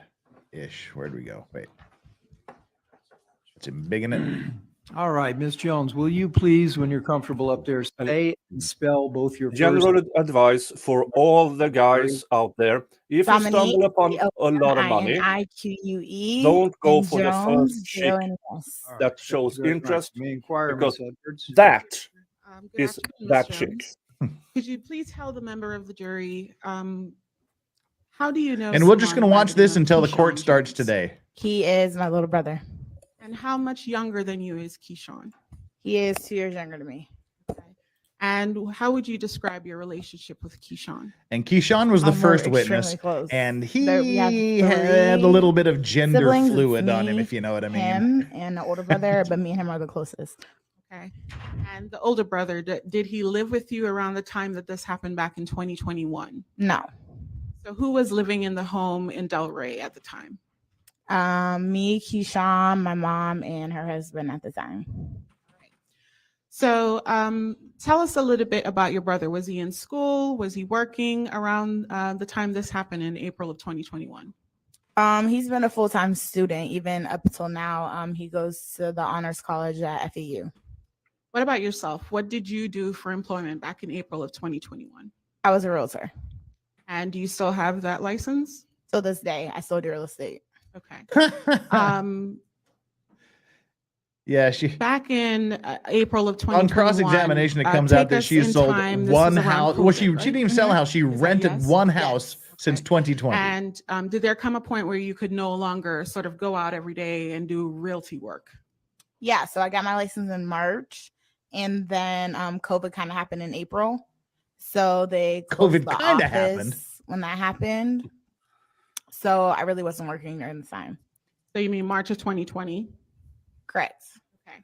And then by the time this instance is happening almost a year later, sort of Well, things haven't Andrew, fully do you want opened up to yet. pop in No. for shits and giggles?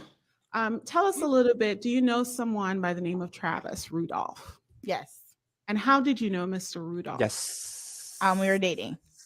And can you tell us, did you know Mr. Rudolph prior to starting a romantic relationship with him? I met him. I've known him through mutual friends, but actually meeting him one-on-one, I met him at a club. And can you tell us approximately when your relationship began, the romantic relationship? I would say that We already I was, watched the sleeping legal. We already over. watched. I was We've watched around the whole. him consistently. You also have to go for back in time. The beginning. If you want to since, watch our March, review of the lead but detective. I would say like the relationship actually started around November. We've So streamed when the you say entire March, trial. you just have to make sure we put it in context of time. Are you talking about March of 2020? Correct. Okay, so that's around when COVID is hitting. Yes, I'm at his house every day. I'm sleeping over every day. I'm around his family, etc. Tell us a little bit about that family. Did you come to meet his mother, Linda Rudolph? Etc. Or Rudolph, sorry. Etc. I'm sorry. Can you repeat that? Yes. Did you come to meet his mother, Linda? Yeah, me and her were pretty close, very close. Would you say that you considered her sort of like a second mom, or did you not have that type of close relationship? No, we had a very, very tight relationship. Anything about Travis, like she would come to me, she would talk to me about it, things like that. All right. And did you also feel comfortable enough to talk to her about things? 100%. What about Why are any we other pathetic? relatives that were living in Vicky the home? Sipple? Where was Enlighten Travis us. living? Why are we pathetic? At his mom's house, And mom lived where exactly, if you remember, what city? Lake Park. So that's the 550 Teak Drive address? Correct. All right. And how many bedrooms, if you recall, were in that residence? I believe 3. And would that mean that Travis had his own bedroom? Yeah, he had his own room. His mom had her own room, and then his brother had his own room. What was Travis's brother's name? Daryl. Does he sometimes go by the name DJ? Have you Yeah, ever heard DJ, people yeah. refer to him? Okay. What about your relationship with DJ Daryl? How was that at the time? I guess he looked at me like a sister, he would say. He said that plenty Well, of times. gee, we actually paid he's pretty attention to the to entire himself and trial. quiet, Vicky. so. Yeah. And by invisible guns, you mean the one You that said he that lied there about came a and the point in your dog relationship found, where and you then he had spent to a admit lot he more had it time because he over at threw the it Rudolph away? residence. That invisible gun, Sleeping the over at invisible gun he night? actually fucking Yeah, stuff had? there, That sleeping invisible over gun? basically every Okay. night. It was COVID. There was Did you really not also much to look do. at So yeah, I the was there a bulges lot. and immediately thought, And oh, cock. I know obviously this is a personal question, but did you believe at some point that you were in love with Mr. Rudolph, Travis? Of course. Did you two start discussions at that point about future, sort of marriage, children, things like that? You know, like in the beginning stages, you have conversations like that. What Thanks, I say Mike. was 100% that I'll serious clip it and at put it the on time. a shirt or No, something. but yeah, Thank we you. did used to have little conversations like that back then. And did you believe yourself to be in a committed relationship where it was just the two of you and not an open relationship? As in, yes, Meaning- 100%. Yes. You know what? All right. I'm going to make a command decision here. can you Let's tell watch her us, cross-examination. Her direct whether or examination was not boring during as that hell. time period, it was your belief that you were seeing Mr. Rudolph and that he was seeing you and that there should not have been any other persons involved in that relationship? I would say up until November. Like we did have conversations, to be That would be truthfully the honest, next that day. he did say like he wasn't ready for a relationship, and I respected it, but I just started to, do me and just live my life as a 23-year-old woman. And then he started to get to the point where he Yeah, was the like, prosecutor okay, I do had want to you say be my one of them girlfriend. had a gun because they found it. So let me just So have you explain that's not that really an invisible timeline-wise gun, a is little it? bit. If they had So one. I think you said the beginning of the relationship, or at least when you started Pay attention, romantic Vic. relations, were around We March love you anyway, of though. 2020. Stick around. Sorry. Let's all learn something together. And you said in November of 2020 is when you're having the more serious conversation The about you only becoming people his actually girlfriend. caught Yeah, like my lying birthday's in this October, trial so it was like are the October, state November. witnesses. That's when like more of the serious conversations like started So- happening, and it became that. Did there come a point where there were any discussions about you moving into the Rudolph residence with Travis and his relatives? No. So it was never going to be the type of situation where you sort of shacked up or moved in. If All right, it I'm was bringing up the anything like that, cross-examination it would here. be Bear our with me. own, but it wouldn't be at his I mom's forgot house. the no. direct was boring as hell. All right. I want to go back in time a little bit to sort of what was happening sort of in the weeks prior to this incident taking place. Did there come a point that you had a surgery? Yes. I think Vicky And is as a result forward. of that, were you still in pain, and did you need sort of, to take care of yourself so that you weren't injured again or re-injured? Yes. And was that something that was known to Mr. Rudolph? Yes. What about your brother, Keyshawn? Yes.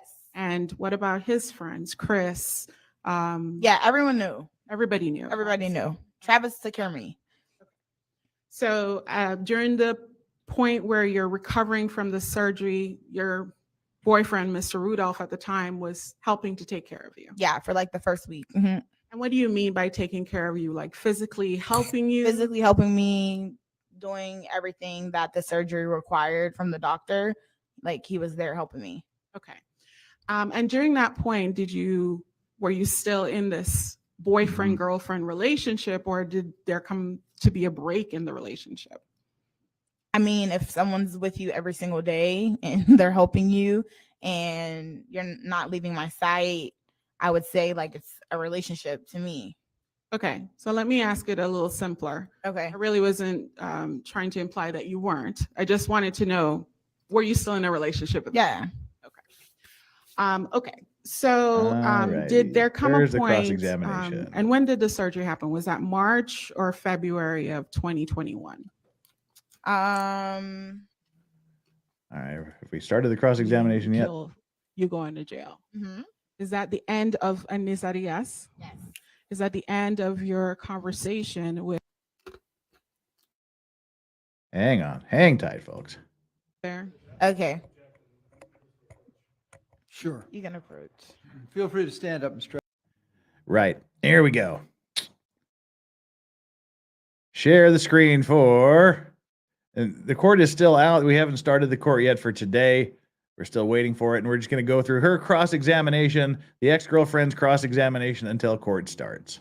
And taking you with him, right? Let's see. But that's okay. We can work towards She getting had to that. car Let's trouble, bring the so she jury was in. We late. gotta make up some ground here. Some time. They called a witness here. Here we go. All right, all 1,200 of you that are here waiting All for the right, court to start. Miss Jones. Here we go. All right, Miss Edwards, you may continue the direct examination of Miss Jones. We're still on direct. Thank you, Your Honor. Crap. Yes, ma'am. Good morning. You had an eventful morning? Yes, I apologize to the jury as well as the judge. I know you guys are on a time limit, but something happened with my vehicle. Okay, so thankfully the vehicle got fixed and you're here. Thank you. Yeah. Come on, where does it start? So last evening when we left off, we were talking about a series of text messages that you got from Tarini, and you said that you did not take her seriously to mean Travis for any financial Okay, help. there we go. Right about there. Not an easy segue.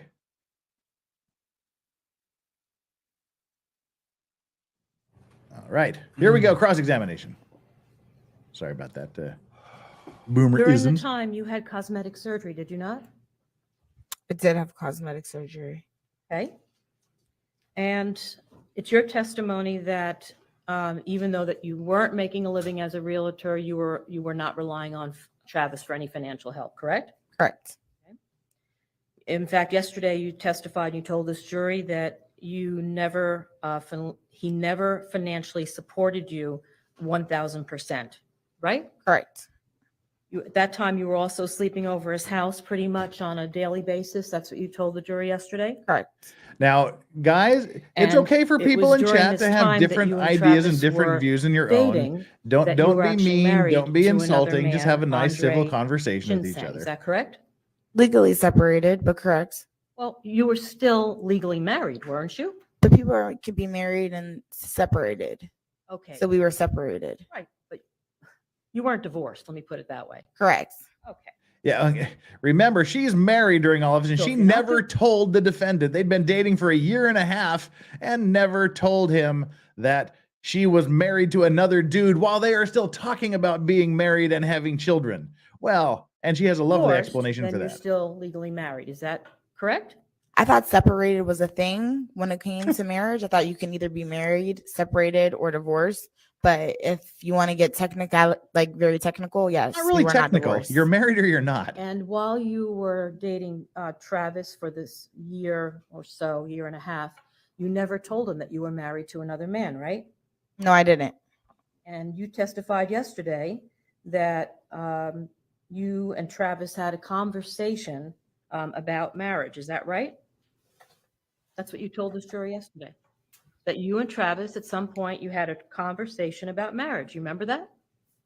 I didn't necessarily say we had a conversation about marriage. What? We basically were discussing what that came up about a future, and I said that things have came up that weren't that serious, but yeah, conversations were had about marriage. That was your testimony. Not specifically about marriage, just about a future between me and him, kids, things, etc. And by things, you mean marriage? You're telling this jury today that you did not say yesterday on direct examination that you and Travis had a conversation about marriage. Is that what you're telling this jury? No, we had a conversation about that. Yes, we did. Jesus. Okay. Just say And that. you Why had am a I've already seen this. conversation Why with am I a getting man upset again? About marriage, and you're still married to Andre Shinseng. Is that correct? Correct. You lied to Travis. You misled him, did you not? Travis never asked me if I was married.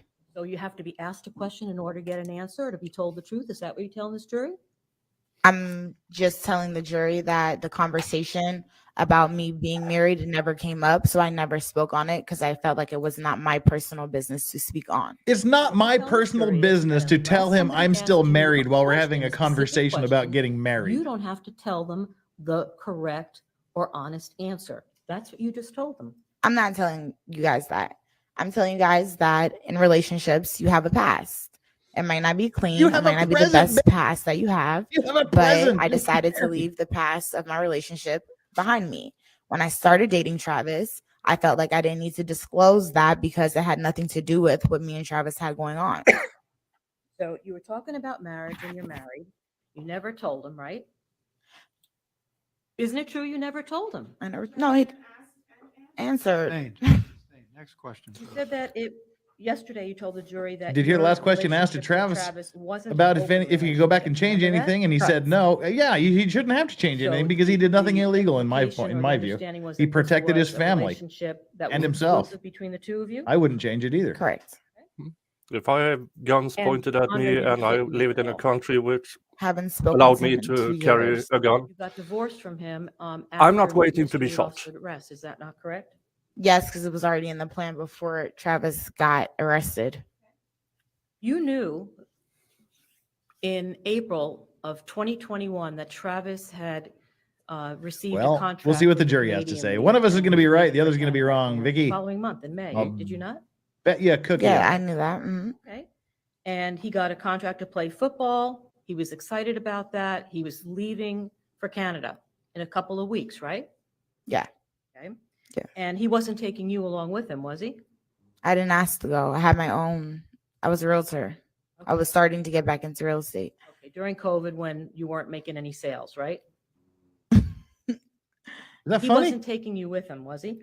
No. He was She leaving. literally rented one Right? He house was in her leaving you. 3-year He was going career. off to Canada and he was leaving you here in the States, right? Yes. I He had keep no wondering interest for in how taking long. you with him. How long did she date Right? the other guy before she got married? Who knows? I don't know exactly. I don't. Overruled. Go ahead. And then answer the discovered, question. whoops, I don't know he's what broke. Travis's Let's find a intentions new were guy of taking to me. leech off. He used to say things like that all the time, but that's hearsay. So I'm not gonna say that. Hold on. Yes, Wolfram, that would be a frog cookie. You're We'll bet a telling frog us- cookie. Let me ask it this way. This man never planned on taking you with him to Canada. Isn't that true? I don't know that for a fact. Did he ever tell you he was taking you to Canada with him? He would say things like that all the time. You can come visit me, things like that all the He time. wasn't taking you with him. He had no intentions because his. I don't know that. So you're asking me a question and I'm responding to you. I do not know if he had intentions or not taking me.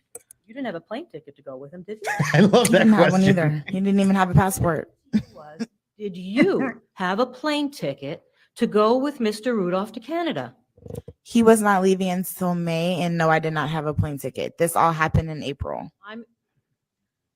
At the time of this incident, did you have any means of transport or a plane ticket, anything showing this jury that it was his intention that you were moving to Canada with him? No.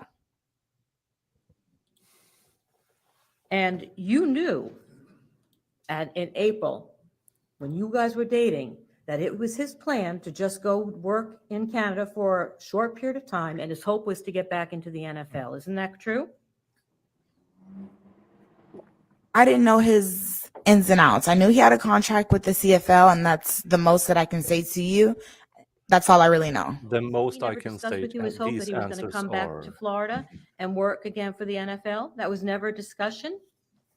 He has said things like that, but I don't know exactly his intentions of what would have happened. So he did say things like that. There was a discussion with you about that. You just There, said that. there was a discussion. Overruled. Didn't you just say that you guys had a discussion about that? Yeah, we had a discussion. So hard? It's not. I'm just trying to make sure I'm answering the questions to my best ability. That's it. All you have to do is tell the truth, and it'll be. I am telling the truth, but you're asking. Question. Thank you. Okay. You were Thank you, hoping Jen. that when he got the contract with the NFL, that you guys would then be married, like you told the jury you guys had discussed. And, No. and you would benefit. Yes. Okay, chat, we're going to, before we get too backlogged with super chats, I want to go through these. I don't. People have been waiting here, and I like to read the super chats when they come in. Once trial starts, we'll just let them scroll across the bottom, and then we'll read them during breaks and lulls in the testimony. But now we don't really have any time constraints. Marv White says, "Pistol or rifle? It comes down to barrel length, and if it has a stock or not. It's a whole debate stateside currently. Yeah, you know, there's weird laws that determine what is what, and somehow the rifle was a pistol. But that's just, but it doesn't really matter. The bees are fish statute. Yep. And Legendary Racing says, flailing it around like it's a pizza box. She's handled a few of them. Oh, nice. Yeah. Cannon speaks. Was day 8 the end, or was there a day 9? I said this. We are currently waiting for day 9 to start. Once the court starts today, that will be day 9, and we will follow it live. We're just killing time until the judge calls the courtroom to order. And Shallow and Casson, I hope I even came remotely close to pronouncing that correctly. Oh, we've got some movement in the court. As soon as we get some audio, I'll bring it on up. Why does the relationship matter? Not only was she married, cheating doesn't allow you to call a hit on someone. Am I missing some legal theory? No, you're not. All righty. Chris Mullen, but he did not ask Jeff, right? So therefore, he didn't have to tell him. Mary Rigby, thank you so much for being the newest member of the. Can't pull it up here. And I am eating popcorn because I enjoy picking my teeth the rest of the day. All right. Clean and sober crew. Thank you so much for joining. Chaos Coordinator, once 304, always 304. Bish, right. Unhung Hero, thank you so much for your super chat. I don't condone hitting women, but she sure makes me want to make an exception with her smugness. Now, don't do that. Nope. That's wrong. Femme Fatale, pull up the Ring video of her punching the crap out of him the night of the incident. I can barely start. You know, you're not new here, Femme Fatale. You know, I can barely start the damn live stream on my own, let alone we tried finding timestamps for 5 minutes a while ago. I'm not good at that. But yeah, we saw the video, and I'm sure we'll see it again during closing arguments. Okay, is court live? Yep. We got one more super chat here. Tanny Simmons. Hey, Tanny. Tanny's our local jive interpreter, our local street language interpreter. Did he plan on taking you? He said I said I could come and visit him. That implies you're absent from the picture, i.e. not in Canada. All right. Court is starting, and let me bring it up. Now, Judge Loring. You have go. Yeah, okay. You have girlfriends, and then you have E7. Permanent booty All the calls. instructions of justifiable use of deadly force. This was a first-degree murder case and also multiple counts of attempted Now, this is murder and dealing with the robbery, jury so it's a similar instruction. fact pattern. He wants a proposed specific jury jury instruction, and the judge said, "Bring me an including example of principle where that the you state used said this is reversible error before." was given And that's in what he's that doing case. now. Let's watch. 35. Because I think I've already covered the elements of the various lesser included, or not lesser included, the various circumstances under which the use of deadly force is justifiable. I think I've already covered that adequately. You did, and I object to that, Judge. I'm Why? I'm asking for my instructions, my proposed that I have in writing, because it has the actual names and details. Yeah, but that's going to do nothing but confuse the jury. And with all due respect to my good friend and colleague, Mr. Judge Kelly, I would never have done it this way. All right, well, I'm asking for a judge, and I know the court's denying it, as long as my Okay. objections can be noted and They are. and the proposed can be filed in the court file if they're ever needed. Sure. Okay, so now, with respect to the issue of principles, where is that? Page 33, Your Honor. 30 what? 33. 3, thank you. All right, Okay, so I'm there. He found his case. The judge won't make the instruction, so he's preserved it for appeal by objecting. All right, state. Well, do you think that was a reversible error? Did this case go to the 4th District, or was he acquitted? It was a hung jury, and then there was A deal afterwards? deal afterwards, Judge. There was other cases too, but unfortunately, I don't know why our court system doesn't have jury instructions. Most of the cases, when we looked them up last night, they're not in the public record, so Really?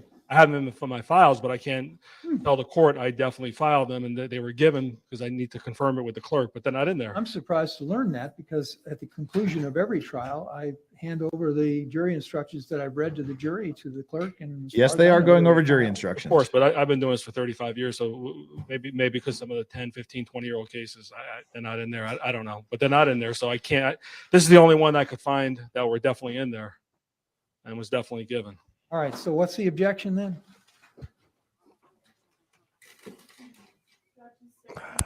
Or maintains its objection to this instruction.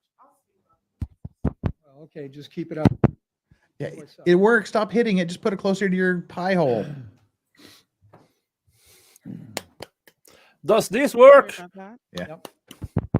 that. The state maintains its objection to the requested instruction, arguing that there's no case law or statute that provides for such a thing. However, if the court is inclined to instruct the jury regarding this, so be it. But that's the state's position. Closing arguments will happen today. Once they get they're just finalizing the jury instructions. Then the jury will come in. They'll either do the closing arguments and then jury instructions, or jury instructions and then the closing This arguments. is Nelson versus State. Okay. 4th DCA case 853 7th 2nd 563 2003. Thank you. It's not directly on point in the principle, but it does stand for the proposition that.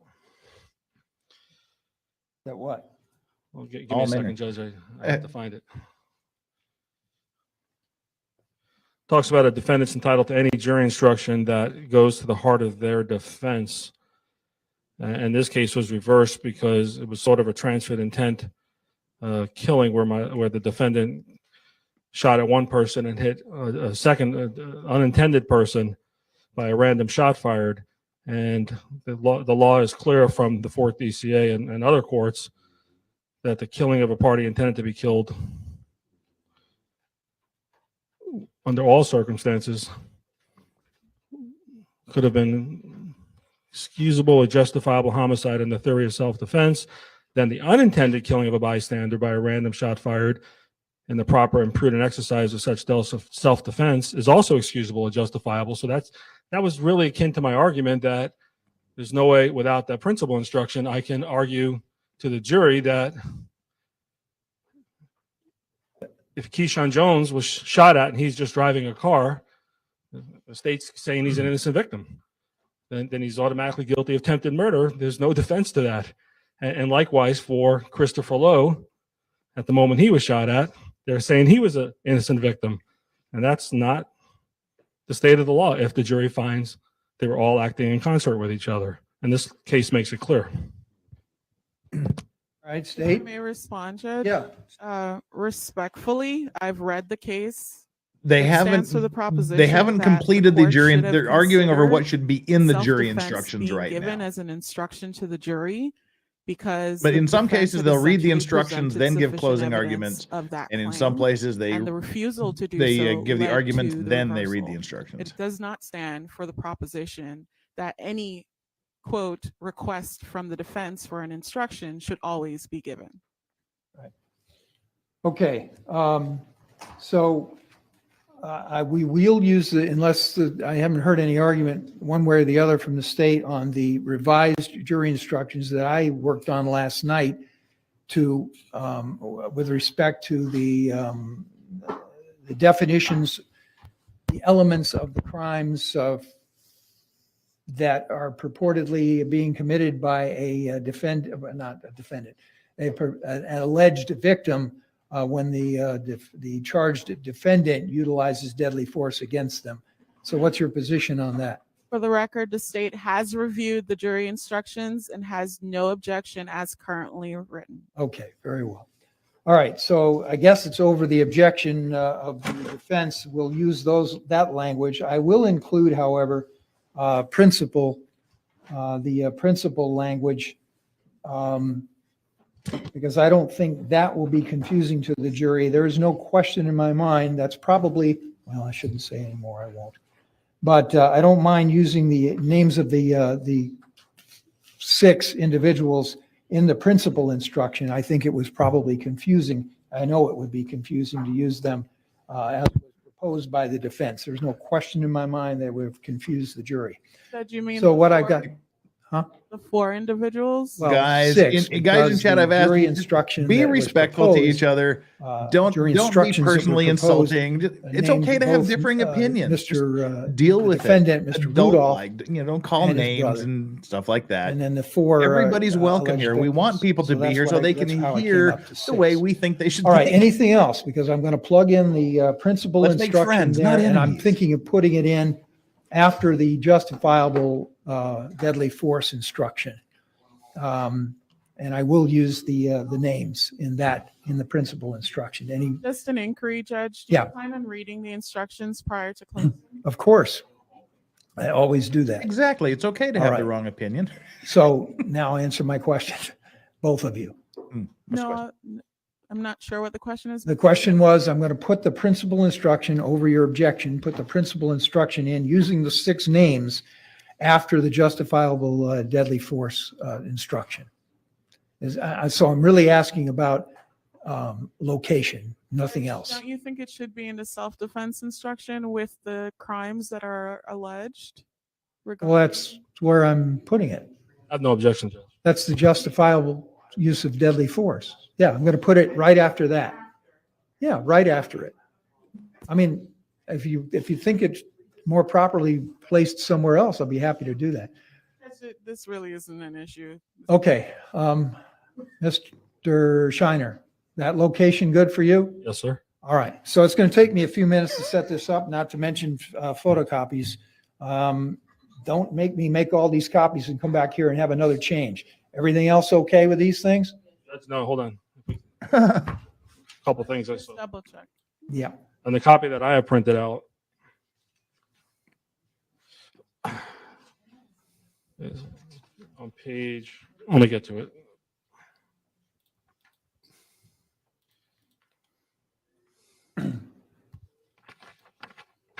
On page 10, Okay. first paragraph, manslaughter is underlined and highlighted. Oh, yeah, glad you caught that.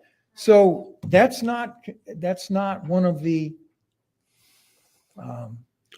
crimes, the enumerated crimes in the justifiable deadly force instruction. That's why I did that. I'm glad you caught that. Thank you. You all tell me, should I eliminate that?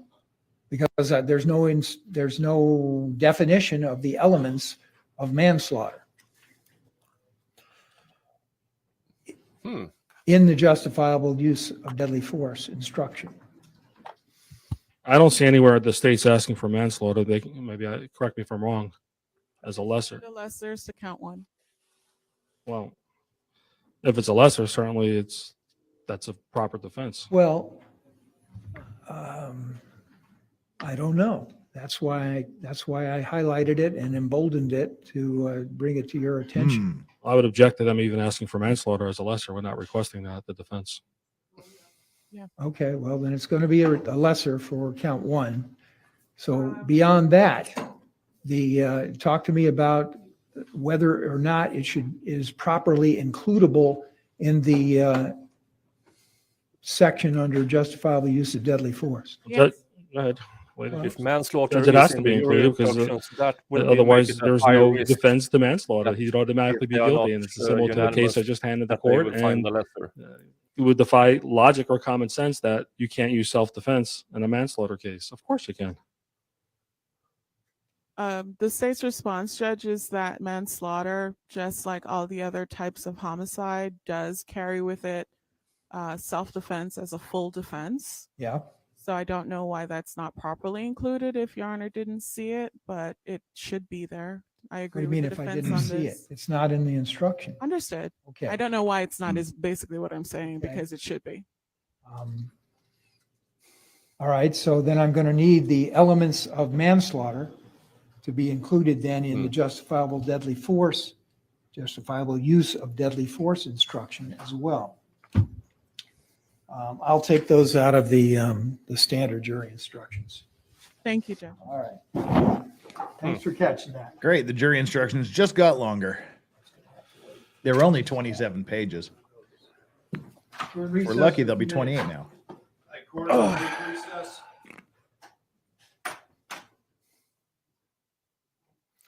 And back to recess. Okay. Yep. Now So the he judge will is gonna read go the back to his- urine. Yeah, Oh. judge is going to go back to his chambers. He's going to finalize the jury instructions, print out copies, bring them in, and then the court should start. But I'm not sure if he's going to read them before closing Yeah. arguments or after.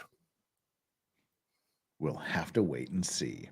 Tom Statford, Mr. Pessimist, says they get ignored anyway. Yeah. Yeah. Yeah, but leaving in the manslaughter, then they have to include it as justifiable defense. So the jury, he was justified against murder, but let's convict him for manslaughter if they are like... If the elements are there, yeah. Yeah, if the elements are there, and the jury is maybe at 60-40, 50-50, to have it as a, what do you call it?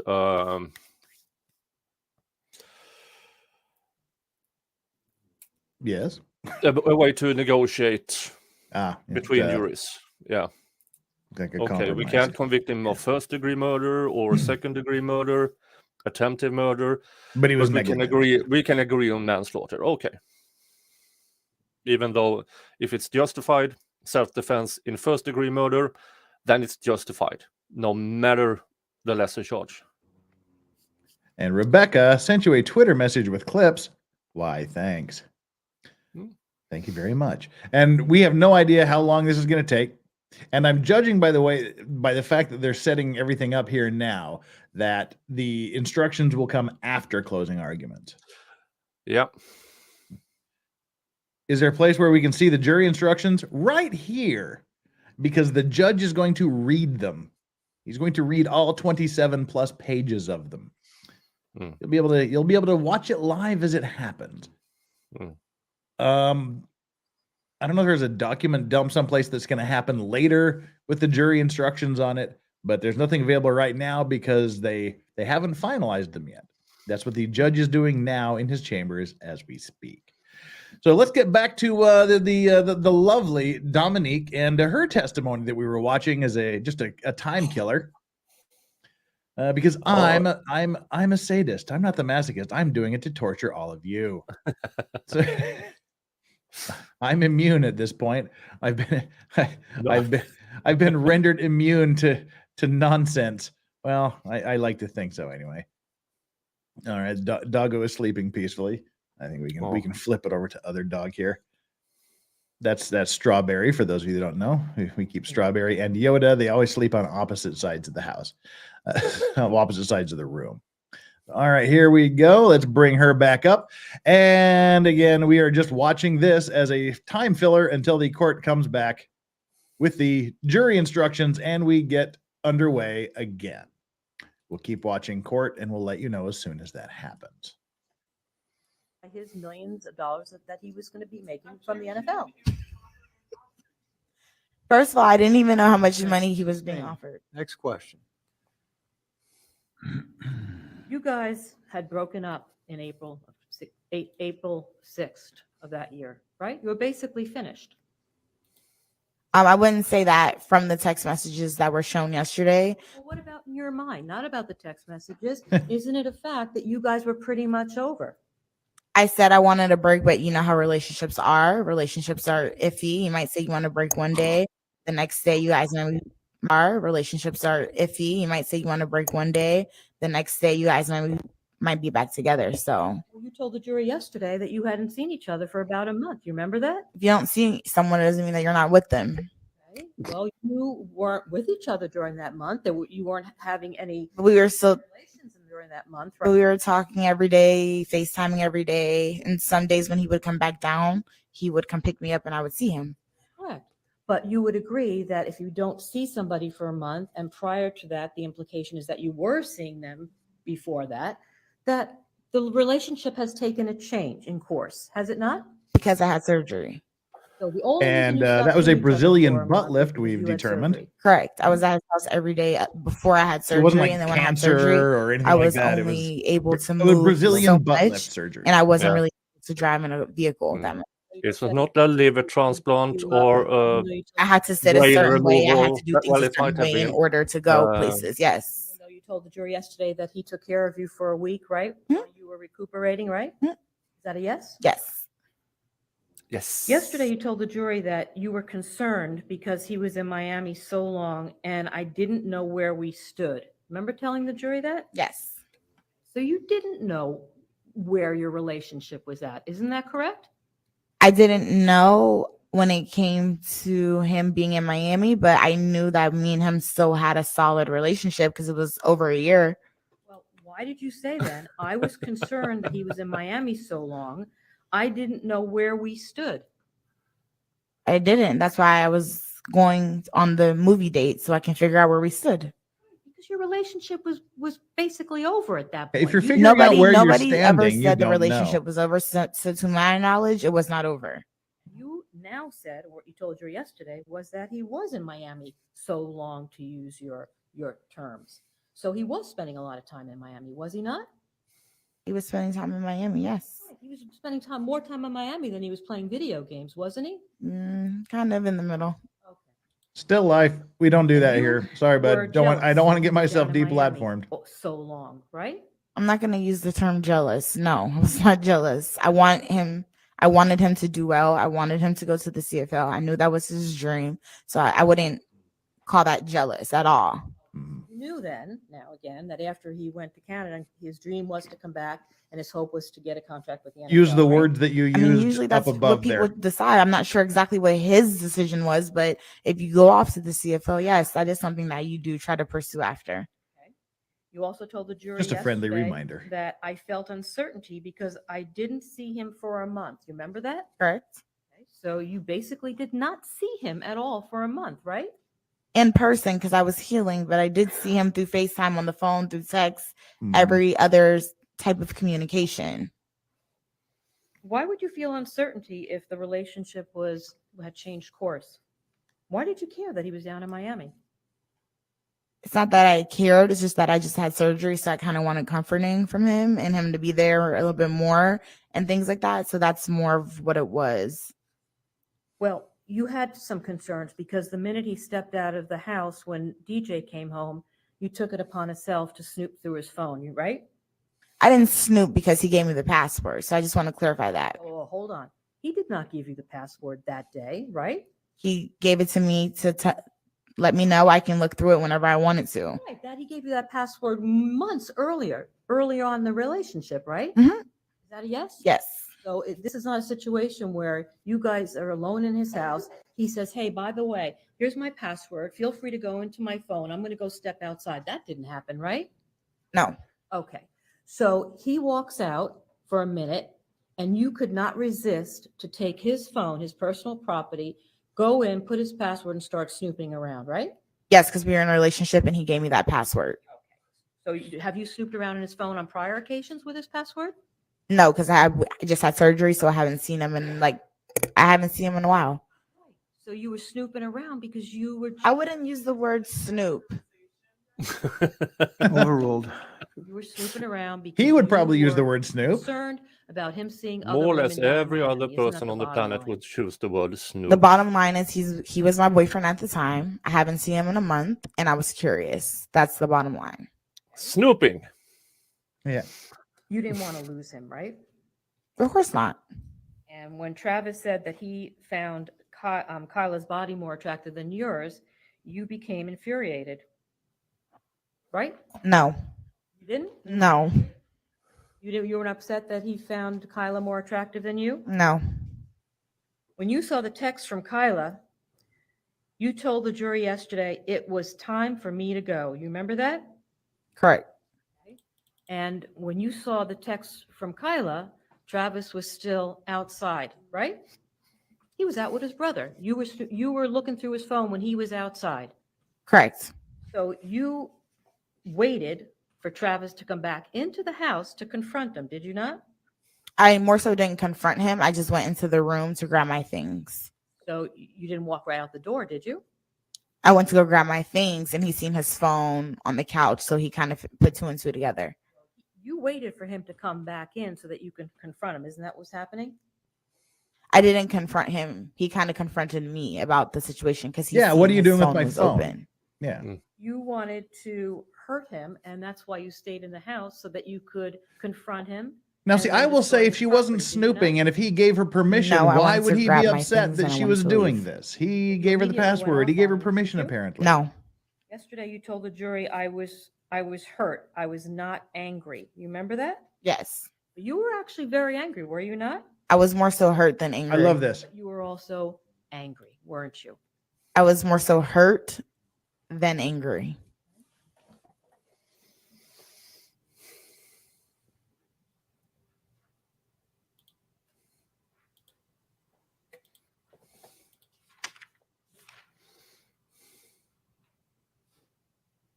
See, I would just flip it and ask her. So you weren't angry at all. You were hurt. You had no anger in you that he was seeing other women. So you only need to be hurt to destroy things, to assault him, to call on a hit on him. You don't need to be mad. You're just hurt. That's all that you needed to call out or hit on him. I'm something in that line.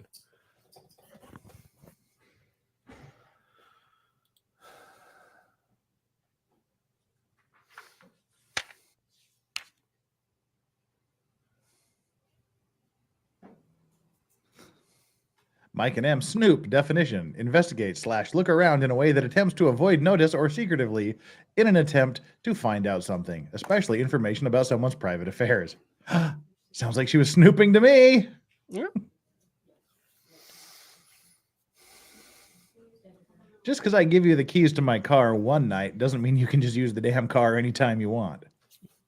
Yeah. Do you remember giving testimony under oath on November 8th of 2021? No. You don't remember coming to the courthouse? I remember, but you have to kind of refresh my You memory. remember coming to the courthouse, right? You were subpoenaed. For the You were subpoenaed to come to the courthouse, and you gave sworn testimony. Do you remember that? was it the deposition? I'm just Sure. what Feel free to stand up and stretch, ladies and gentlemen. And while ladies and gentlemen are stretching while everything's a sidebar, Rebecca sent you a Twitter message with clips. I already read that one. Thank you. We might get to it. If not, I'll do clips of the clips. That'd be awesome. Darcy, thank you so much for the $20 super chat.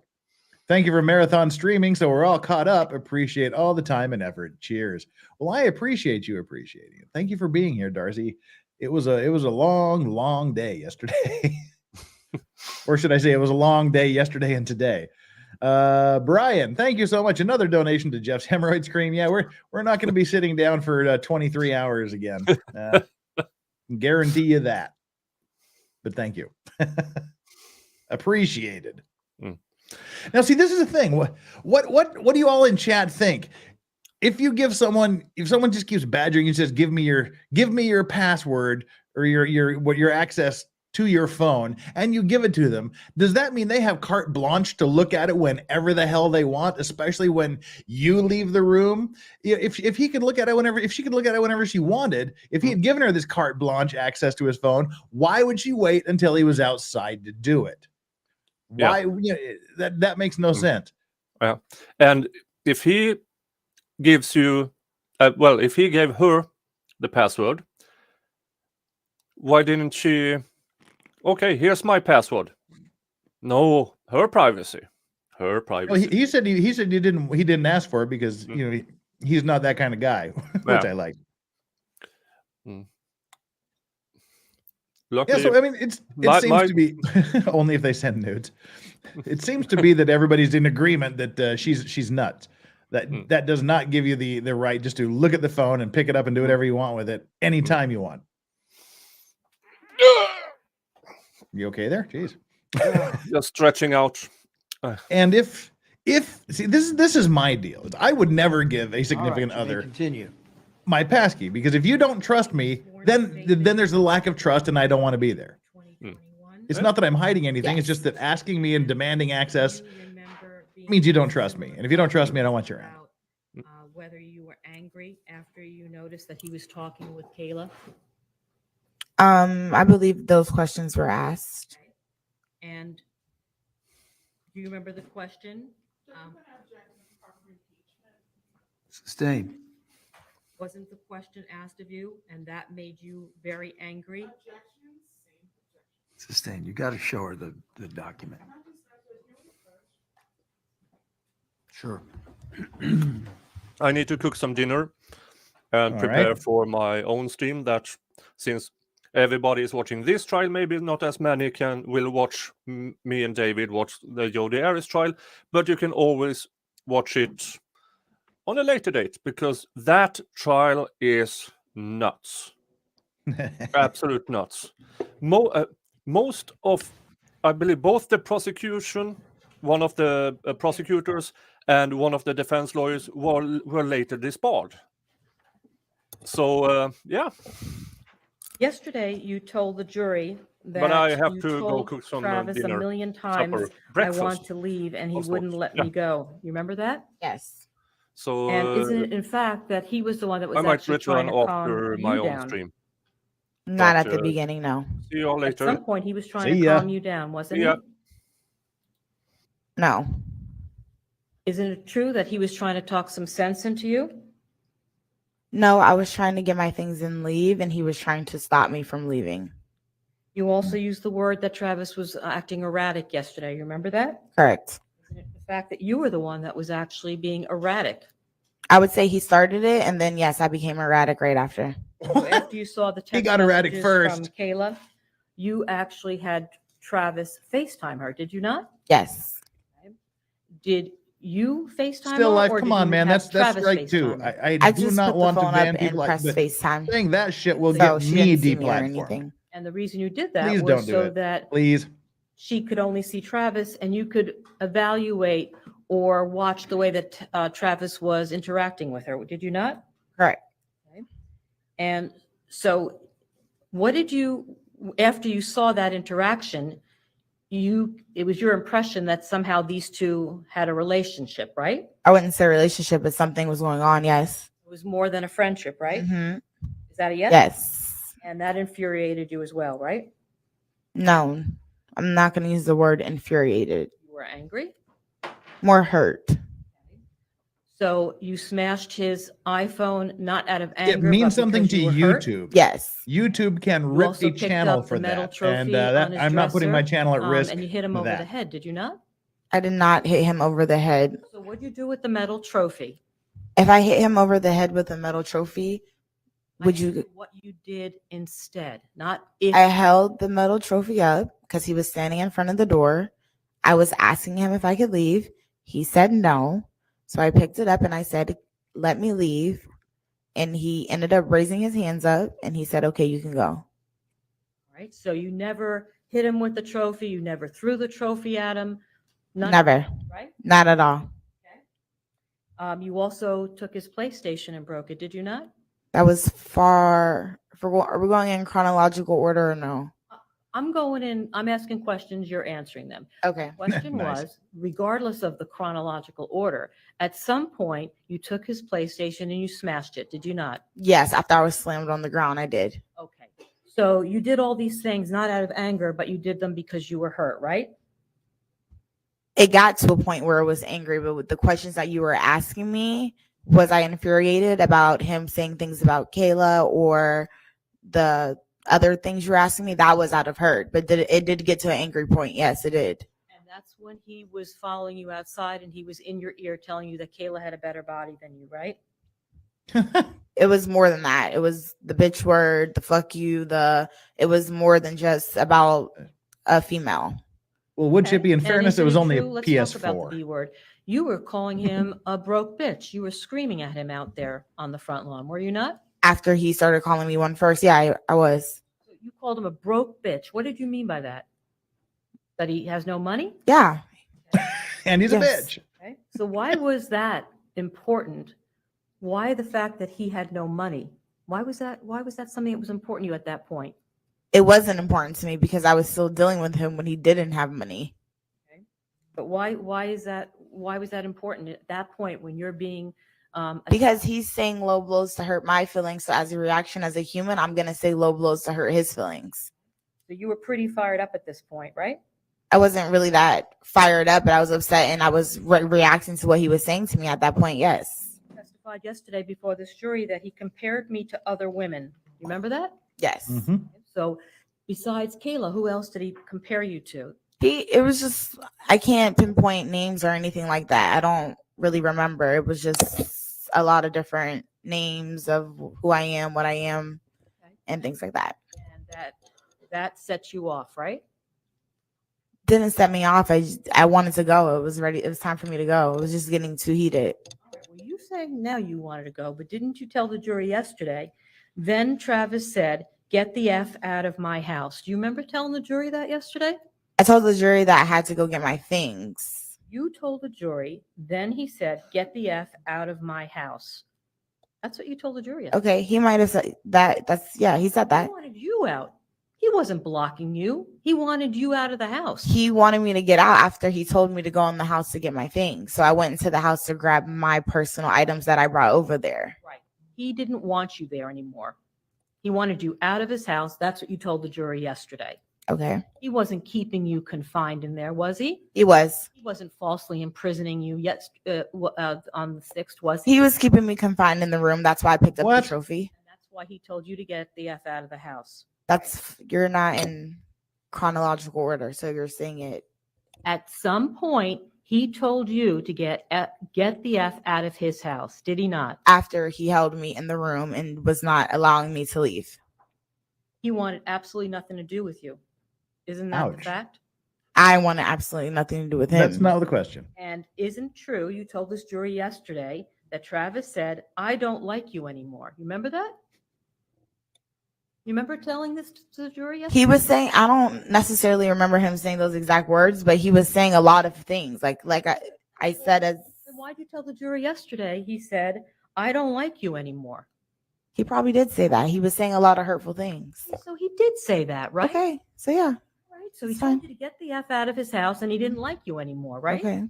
Is that true? Over a million other words, but yes. Okay, well, I'm asking you about those specific words, not the other million words that he said. Yes. So he said a million words? Not a million, but he said a lot of other You things. just told the jury he said a million words. So is that true? He said a lot of other I'm things. asking you if you're. He said a lot of other things. I'm asking you. I like this. You said a million. So now you're saying it's not a million. You're a liar. So you lied about that. So we can't trust anything you say. I like that. Obviously, he didn't say 1 million words. Then why'd you say it? Told them. But he said a lot of other things to me. Are there other things you've exaggerated about during your testimony? Not at all. I've been extremely truthful. All right. So despite the fact that he told that one you these exaggeration things, is you the want only jury to believe exaggeration that he she's was done. the one that was blocking you during this event. That's why if you ever find yourself on the witness Ask and stand, answer, don't sustain. exaggerate about anything. Next It question. just leads to Travis, questions like that. You Oh, it's didn't very wanna leave pedantic. because what you were doing was It interested totally in is. destroying his property, right? No. Yesterday, you told the jury, I was saying stuff, but Travis started, right? Correct. And isn't it a fact that you are the one that actually started this whole thing by sneaking and looking into his phone? I didn't sneak and look through the phone if I have the password. You still did. You still snuck. But into he the didn't phone. tell you could look at his phone, did he? But if someone gives you something and tells you are allowed to look at it, I don't believe that is called sneaking. I do. Isn't it true that you were the first person to become physically violent with Travis and not the other way around? No. Not at all? When we were in the house, he was already nudging me to get out. Okay. You were the one that was first physically violent, were you not? If you can play something or show me something, I can't recall the exact steps of the moments. The exact steps of the moments.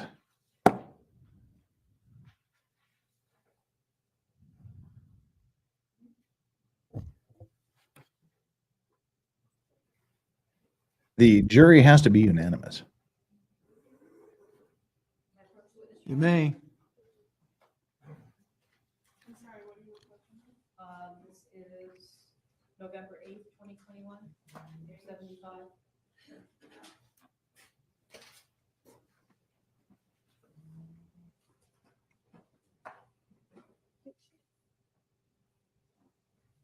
Well, while they're doing that, Stingy the Drader says, ladyboys care about your wallet, not phone, sir. Ladyboys? How'd they get, what? How'd that get in the conversation? What? Yeah. What? Back on November 8th, 2021, you provided a sworn statement. Remember that? Yes. And you were asked similar questions to the questions that I'm just asking you now? Yes. Mm-hmm. Do you remember me asking you those questions?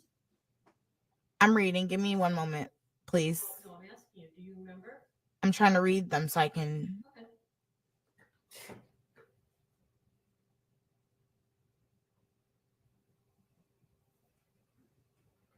14 to 16. 14. Okay.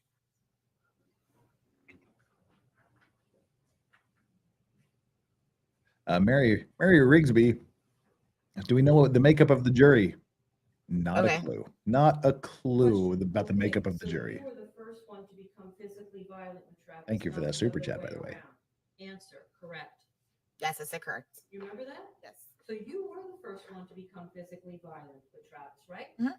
That's what you told us under oath on November 8th of 2021. Yes. Is that a yes? Yes. Okay, but today you're just saying that's not. I didn't say that. I said I didn't remember. I said if you can show me something to recall in my memory. I just said that. Now you do remember that you were Correct. the one that started being physically violent with him. Yes. After he started calling me names in my face, running me down. Yes. I tried to push him away from me. You may.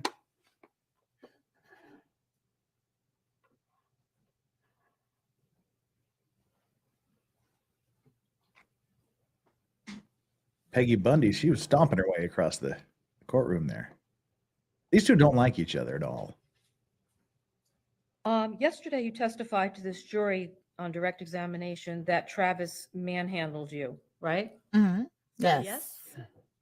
Yes. You've also testified that he picked you up off your feet and slammed you to the ground 2 times. Is that correct? Correct. Is that correct? Correct. So he literally picked you up off your feet and then slammed you to the ground on 2 occasions. Correct. That story And you changes. testified that he was It later becomes he disrespectful lifted one of her yesterday. legs up That's and the she moral fell of the over. story. Is that correct? Correct. Isn't the moral of the story is that you sent your brother and his friends to go kill Travis? No, the moral of the story is him putting his hands on me. That is really the basis of everything. And I didn't send my brothers to kill him. You just sent a text to go shoot up his shit, right? I didn't say shoot him. You sent a text to go shoot up his shit, right? Correct. Tell the jury what the shit is. When you're angry, you say things. I'm sure everyone. The jury, the judge is back in the courtroom. Let's see what's going on here, shall we?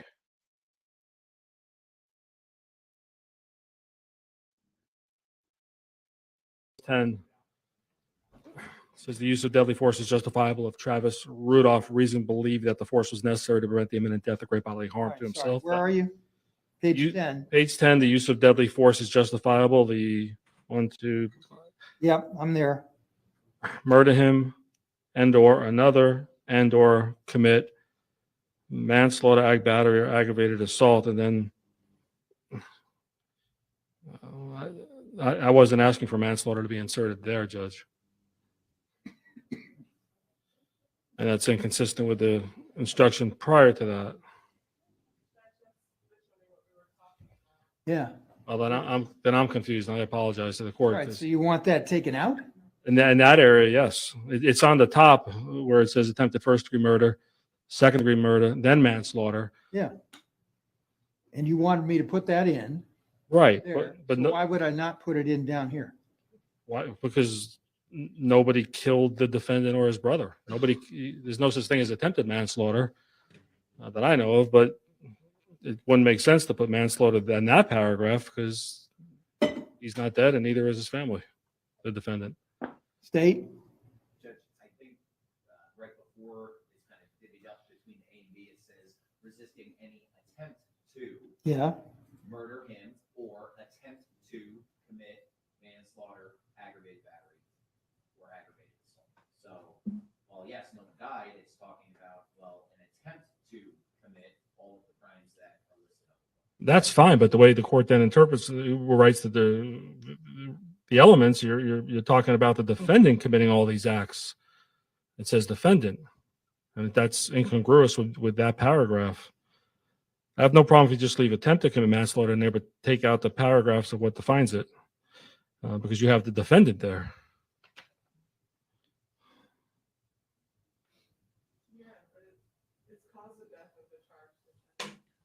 Can't hear you.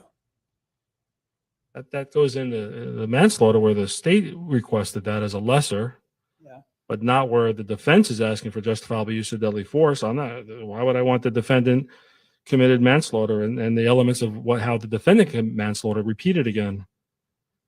It's just repeated that the defendant did all this. All right. So is the state opposed to my taking this back out? Judge, I just want the record to be clear that the state believes that self-defense is a complete defense to manslaughter. If the defense does not wish to have it in this instruction, that is on them. Well, I don't mind it in there. It just should be written properly. It is written properly. Well, it's written. How do you think it's not written properly? Because with all the respect to the state and defense, I mean, the state and the court, the other elements are just very simply, the way the court worded them are simply worded, not saying the defendant. It says someone intentionally unlawfully threatened by word of act. If this manslaughter said the same thing, I'd have no objection to it. This basically says someone is dead. The charged defendant committed an act or acts that caused the death of the person. Yeah. It's not the charged defendant. It is the charged defendant in this context. No, it's not. Not for self-defense. Not for Rudolph. That's why I expressly did not use his name. Well, he's the charged defendant, Judge. There's no other charged defendant here. No, because everywhere else, the reference to defendant is used by says Travis Rudolph. Wow. All right. So here, let's go look at the elements of attempted first-degree murder. Someone did some act intended to cause the death of the charged defendant or another person that went beyond just thinking or talking about it. Someone acted with a premeditated design premeditated, designed to kill the charged defendant or another person. And 3, the act would have resulted in the death of the charged defendant or another person, except that the death was prevented or otherwise failed to take place, etc. So why can't we add or another person to make it consistent with Well, the instructions? This one says charged defendant, nothing else. That eliminates. But Mr. Forgive me, what's Travis's brother's? Daryl. Daryl did not do any act. He was just running around or whatever. He didn't do any act other than chase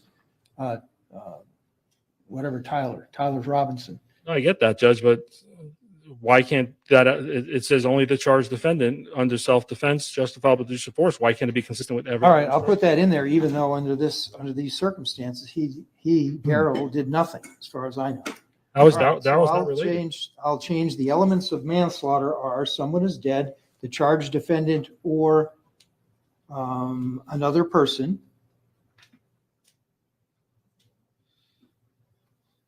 The only thing I'll say is in the instruction, I just realized it has burdens in there, which is expressly forbidden. It says that the state has to prove, and that should not be on page 11. Yeah, I'm there. In order to convict of. Right, but no reference to burdens. All right, so the state is asking me, in essence, to remove that one sentence paragraph that reads, in order to convict of manslaughter by act, it is not necessary. Do you agree? That should be out? It's the last paragraph, Judge? No, the one sentence paragraph next to last at the bottom of page, well, more or less bottom of page 11.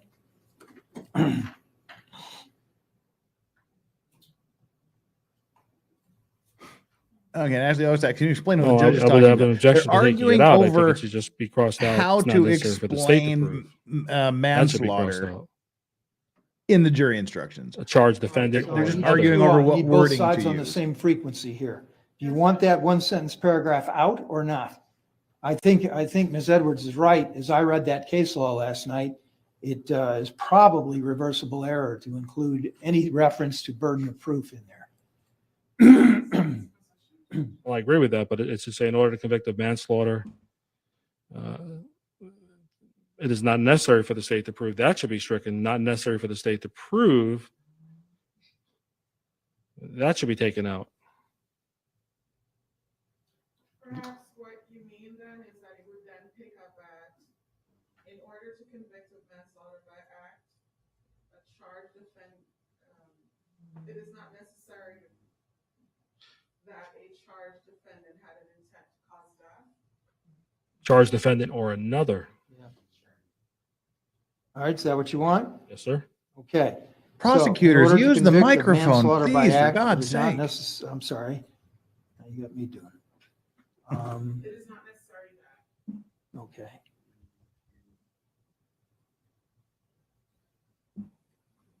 That a charged defendant or another person had the intent. Aaron, no, they're still arguing Because over what definitely. jury instructions to give. Once this is finalized, then they'll have the closing arguments, and then they'll read the jury All right, so instructions. Then the bottom jury will line go is over. I am adding, on page 11, I'm adding the conjunctional phrase, or another person, in 3 places.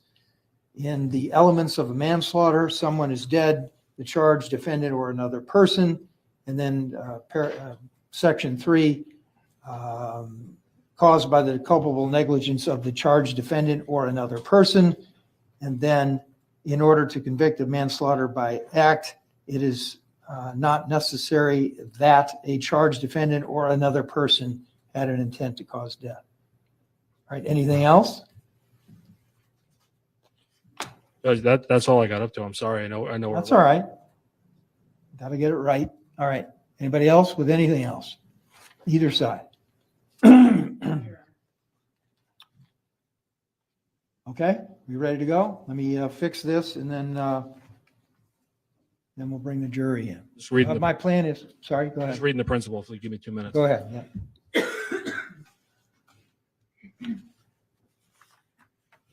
Vicky is the jury in. Ha ha ha. It's not closing arguments. They're stuck in a room while the defense argues with the judge. Well, the prosecution's arguing with the judge too. Vicky, you're if you want people to listen, Thank you. you need to be a little more fair and balanced. All right, so I'm going to make those changes. The only changes I'm going to make this go around. They're both sides page are 11. arguing about what to Then, put then I'll make the Some requisite pointers. number of copies, Don't just let so them you bias know, and and show I'll too explain this to the much. jury when we bring them back in. My plan is to have the state give its opening and closing argument, if you will. Then we'll have the lunch break. And then after the lunch break, we'll have the state we'll have the defense give its closing argument, and then the state give its rebuttal closing argument. Good? That work for everybody? All right, that's what we're going to do. All right. Well, that's the plan for the day then.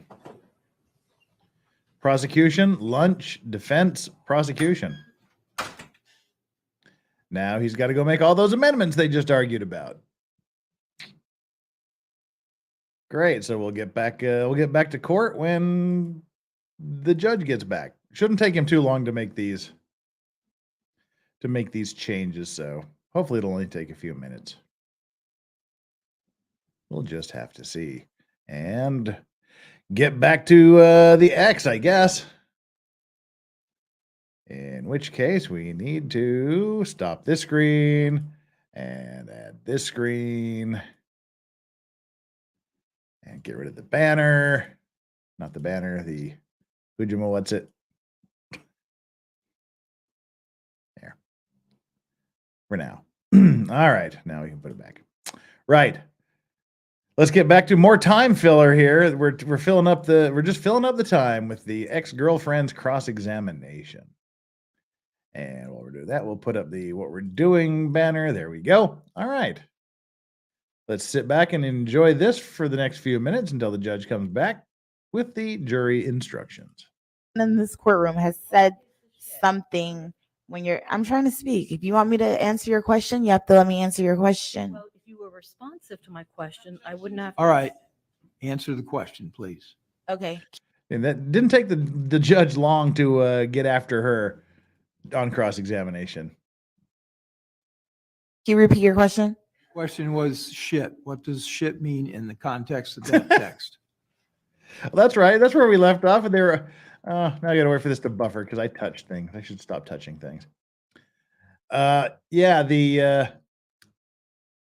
they were arguing about. She sent the text message to go shoot his shit up.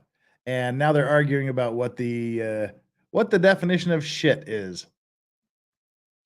And they'll argue about that as soon as the buffering stops. Want me to answer your question? You have to let me answer your question. Well, if you were responsive to my question, I wouldn't have. All right. Answer the question, please. Okay. Can you repeat your question? Question was shit. What does shit mean in the context of that text? Anything but him. Okay. So it could have been his brother. No. It could have been the house. Nothing violent toward a person. Yeah, shoot up his shit means nothing His mother's violent house, right? towards a person. I was upset and my adrenaline was running and I said something that I didn't mean. That's the bottom line of that. I didn't mean for my brothers to do any of that. That's why when my brother left the house, he did not have a firearm on him. So you're not answering my question again. Okay. You told the jury that shit meant anything other than a person, right? That's what you just told them. You remember that? Okay. Can I clarify the jury? Finish my question. Okay. Didn't you just tell the jury that shit meant anything other than a person? Yes or no? I would like to clarify that. Well, answer yes or no, and then you can clarify. Did you not just tell them that?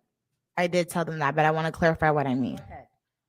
When I said that, I was upset. I was angry, and I said something that I didn't mean. My adrenaline was running. I am clarifying my answer. Am I not? Go ahead. Finish. So I was upset, and I ended up saying something that I didn't mean. Like, people say things when they're upset that they don't mean all the time. But since the situation has happened, it obviously blew up 20 times more. But I didn't necessarily mean for anything to happen to Travis, his family, his house, or anything It was like my second home. I would not want anything to happen there. All right. So again, when you just told the jury that when you sent the text to go shoot up his shit, to shoot meant anything other than a person. I just clarified my answer to the jury. I'm asking, isn't that what you just told them? Sustain. Next question, please. Isn't it true that when Please. you left his house, that he didn't slam you to the ground? Well, he didn't lift you up off your feet and slam you to the ground, that you actually tripped and fell. I didn't trip and fall. Isn't it true that Travis put his foot out and you tripped over his foot and you fell? No, that's not true. So you're telling this jury that the video that we saw from the Ring camera shows him picking you up off your feet and slamming you to the ground. You can barely see it because Daryl's in the way. So it's the video does The video that we seen yesterday, you can barely see the full physical between me and Travis. But the video is the video, right? Correct, but nightly. You're not suggesting to the jury that that video was tampered with, right? No, not at all. But I'm just saying the angle of it wasn't. You couldn't see the full testimony of what I'm saying. Well, we saw you. Couldn't see the full word Correct. salad. Saw Travis, right? Yes. We saw you fall to the ground, right? And you saw Daryl in front of the whole entire thing. We saw you on the ground, right? Correct. We saw you jump right back up, right? Correct. And then we saw you storm into the house, right? Yes, he was saying to get my things. You told Keyshawn that Travis slammed you to the ground 2 times, right? Correct. You also told the police that Travis slammed you to the ground several times, right? Correct. You also told Tyler that Travis slammed you to the ground a couple times. Correct. And you also told that to Tierney and Linda, right? Correct. And to be clear, Tierney is Tierney Coleman, Travis's sister. Correct. And Linda is his mom, right? Correct. So you told basically everyone that night that he picked you up off your feet and slammed you to the ground. Correct.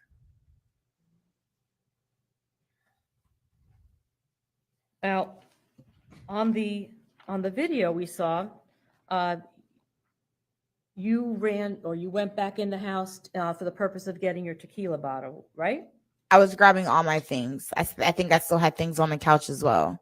One of the things you went back Nice. into the house to grab was your tequila bottle, was it not? Correct.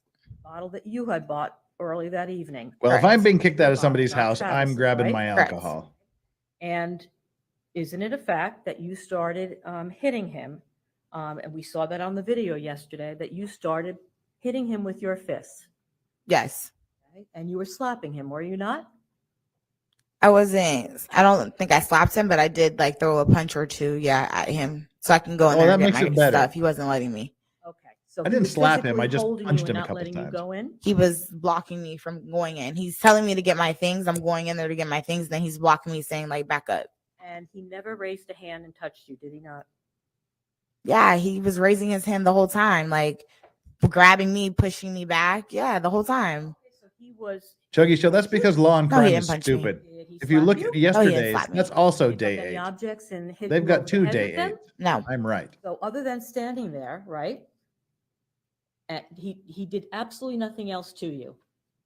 Just like a physical altercation without punching or slapping or anything like that. Just the grabbing me up and DJ trying to grab him. It was Where was he grabbing you? Was he grabbing you by the hair? just like by my shoulders, but like by my arms, like trying to get out, things like that. No, Get he's the out. one Yeah. told you to get the F out of his house, right? No, he told me to go in there and get my stuff. Because he And then wanted you get out. out. He wanted you out of there, And I was leaving with my things that I brought. including your bottle. It doesn't matter about the bottle, but I wanted my actual clothes and things that I brought because I used to sleep over there all the time. Well, it doesn't matter about your bottle because when you did leave the house eventually, you took that bottle, Hmm? you hit him over the head. Sustained. Isn't it true that after you left the house, you picked up a brick outside on the lawn? I picked up a lot of things and I threw a lot of things. I'm not. She picked up a lot of things. She threw a lot of things, and the judge is back.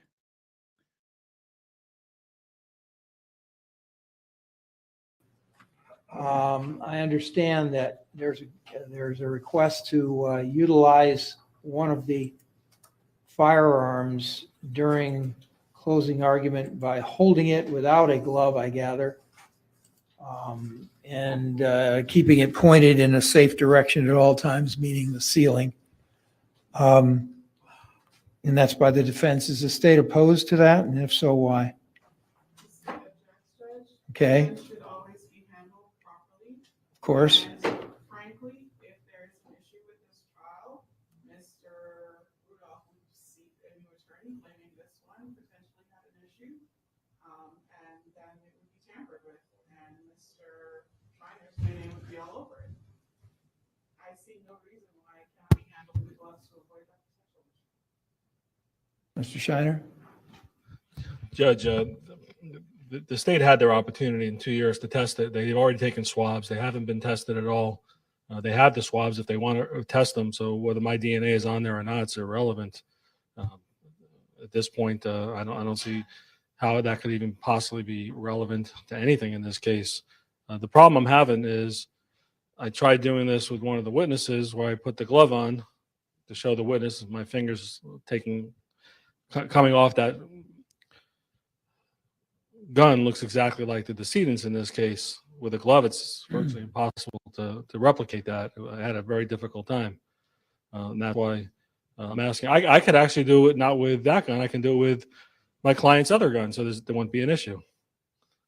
That was never even really relevant to this case. The second gun. Client's other gun. The handgun, not the rifle, the handgun. Well, there would be no point in doing it with the rifle. There's no allegation that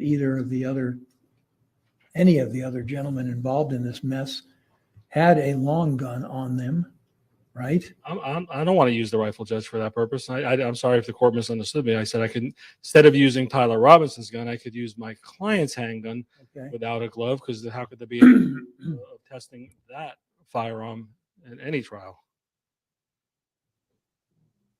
And the state's concern is DNA in the event of a retrial? Yes, sir. So if I could be more succinct with that, more direct or to the point. Typically, when there is an appeal and the issue is ineffective assistance of counsel, new counsel is appointed and then decides to do new rounds of testings potentially. If defense counsel wants to use his client's gun, that's obviously a waiver of the issue for that gun, but I would strenuously object to Mr. Robinson's firearm being the one utilized. I'm not looking to use Mr. Robinson. I certainly can use my client's other gun, Judge, and as ineffective, that's maybe this is a first, but it hasn't happened to me before, where someone's successfully won that. So I doubt the court sees how vigorous I'm representing my client. So I don't think that's going to be an issue. And what issue could there possibly be with the second gun, the pistol that was found in my client's drawer, his underwear was? That was never really an issue in this case. All right, so here's what we're going to do. I'll allow you to use Mr. Rudolph's handgun for purposes of your demonstration. Use it as a demonstrative aid, really, during closing arguments, because that weapon was not used for anything, so far as I am aware, in this case. And I will allow you to do that with a glove on. Well, I'll allow you to do it without a glove on. All right, allow you to do it without a glove on, but at all times, that firearm is to be pointed at the ceiling, not swinging it past the jury, not swinging it past me, not swinging it past the gallery out there. It's always to be pointed in a safe direction, because as every reasonable person knows, every firearm should always be treated as if it is loaded. Unlike the defense, all right. Unlike the prosecution, where she was just pointing at everybody. I see if the jury instructions are printed. All right, very well, thank you. Oh, is he going back again? Oh, my nose itches. All right.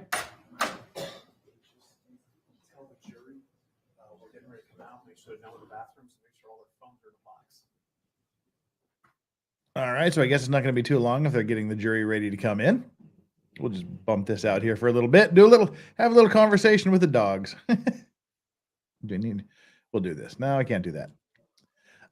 We'll just bring me up here. Okay, what they were saying there is If you watched this particular part of the trial, they were saying that the deceased guy in the car, his hand position was in rigor mortis, in a position. Let me have to decage myself here. Let me decage myself. Right. They're saying his hand was in rigor mortis, in a position that was as if he was holding a handgun, the deceased person in the car. And what the defense wants to do is he wants to use one of the handguns to replicate that hand position. So presumably he's going to say, you saw the picture of the guy with his hand that looked in that position. Here, let me put this weapon in my hand, and then he'll remove the weapon and his hand will be in that position, the same position as the deceased. He'll use that to show circumstantially that there may have been a gun in the deceased's hand. That's the way I'm seeing this. And the prosecution was objecting to using the defendant's. There's too many guns. She was objecting to using Tyler's gun, the gun that they found behind the fence, because they said, cross-contamination DNA, if it comes up later, there could be problems. So the defense lawyer said, well, why don't we just use one of the defendant's other guns that was collected at the house that had nothing to do with this shooting, so there can be no DNA issues later. So the judge said, you cannot use Tyler's weapon. You can use the defendant's weapon, and you don't have to wear a glove because there's going to be no cross-contamination. There's going to be no DNA issues. So I'm guessing that's what he's going to do. He's going to hold the gun. He's going to slide the gun out of his hand and show that his hand is in the same position as the hand of the deceased person in the car, and then argue that that is evidence that he had a gun and they threw it away after he was deceased. John Gary asked, why don't they use dummy pistols for the demonstration? I don't know. Authenticity, I don't know. Right. While we're still waiting for this, Flux has given us a $5 super chat. Thank you so much, Flux. I wouldn't be so aggressive if people weren't so stupid, but stupid people exist, so I call them stupid. Sorry, not sorry, but that's why y'all love me. Flux, don't be stupid. We love you, Flux. Flux is awesome. Everybody should check out House of Flux. Great channel. HOUSEOFFLUXX. All one word, 2 X's. Caligula, bringing the Canadian dollars. If anyone here has seen the hot/crazy Matrix, this girl is what's called the danger zone. Learn from Travis. Stay away. Alrighty, and Greg Hansen a while ago asked, Jeff, if he's acquitted and the thugs face charges, can you follow those too? That'd be funny. If they did, it would be forever from now before they actually went to trial. But the interesting thing is, I am not a Florida lawyer. I have no idea what the statute of limitations on these charges would be.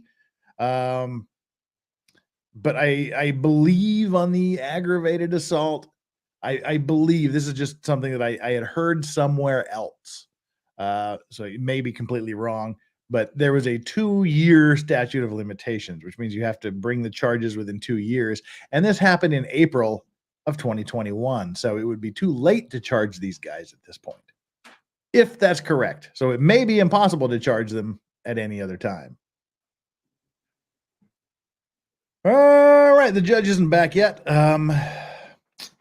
Let's see how our guilty, not guilty poll is. There's no hung jury option in this because I'm asking what your opinion is, not what you think the jury is going to do, what your opinion of this is. And 93% of you say not guilty. 7% of you say guilty. So, well, we know who one of them is. Vicky Sipple is obviously one of them. I wonder who the other. There's 758 votes. So,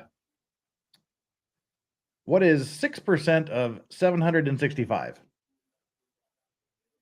And my phone won't tell me. Stupid phone. Let's try it again. What is 6% of 771? So 46 of you have said guilty. I wonder who the 46 of you are. Interesting. So 94%. Now we're down to 6% guilty. All right. I guess we'll just bring back Crazy Girl until the judge comes back. Unless anybody else here in chat, I'm kind of reading through the chat to see if anybody has any comments before we get moving.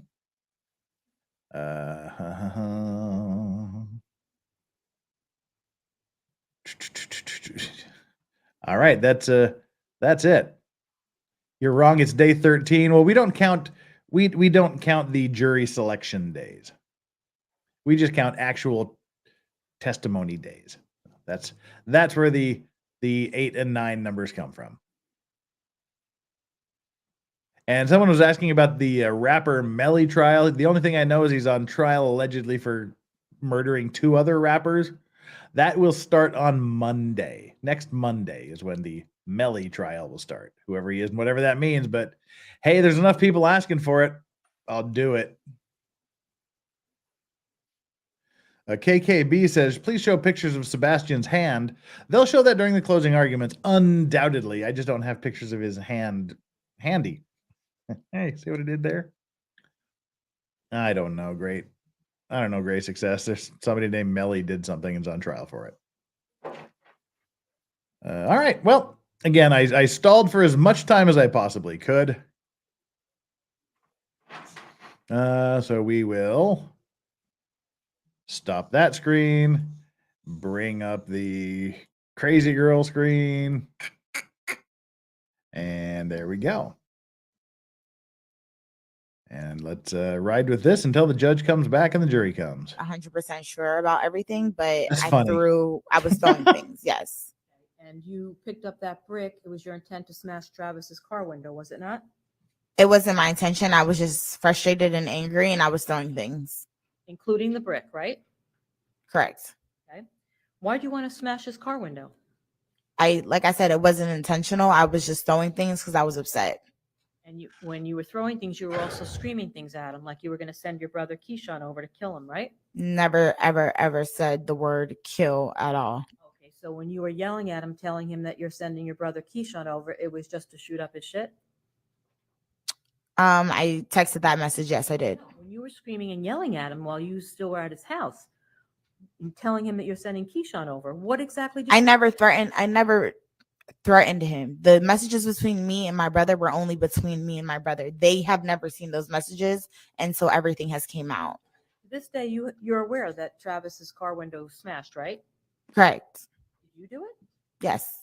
When did you do it? Right before I left. While Travis was still outside? I don't know if he was outside or inside, but he was still outside yelling. Okay, so we saw some video yesterday after you left. Mhm. Travis is still outside. You remember that? Yeah. So your testimony is that while he's outside, hang on, I'll you be right smashed back. His car window, right? No, I wasn't there at that point. I think I was already on my way home at that point because I didn't see those videos when he came outside with no shirt on and all that. That was my first time seeing that. So when did you exactly smash it? After you were on the lawn, picked up the brick, DJ and Travis came, they took the brick away from you. You remember that? Correct. And then you got in your car and you left. Did you not? Yeah. All right. So you didn't break the car window at that point, right? I was throwing things, so it could have hit it at that point. So it's possible that you hit it while Travis was still outside, or had he gone back in the house? I'm not sure. You also, when you left the house, you called your brother Keyshawn. You remember that? Yes. Okay, and you were still crying and upset when you called him, right? Yes.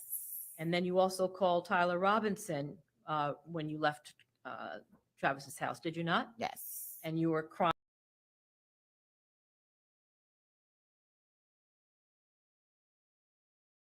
Sides agree. I don't think the jury is going to mind one way or the other. Maybe ask the jury judge and see if I can do that too. I don't mind. All right, that's what we'll do. In fact, let's bring them in right now. And then for that purpose. You don't need to yet because I don't have the jury instructions anyway. They're being printed.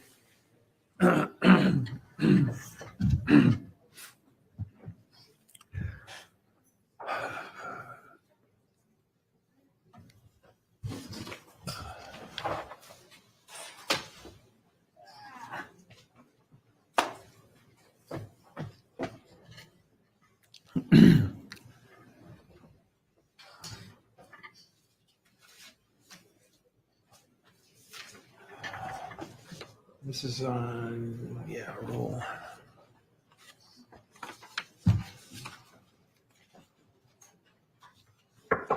All rise, jury entry.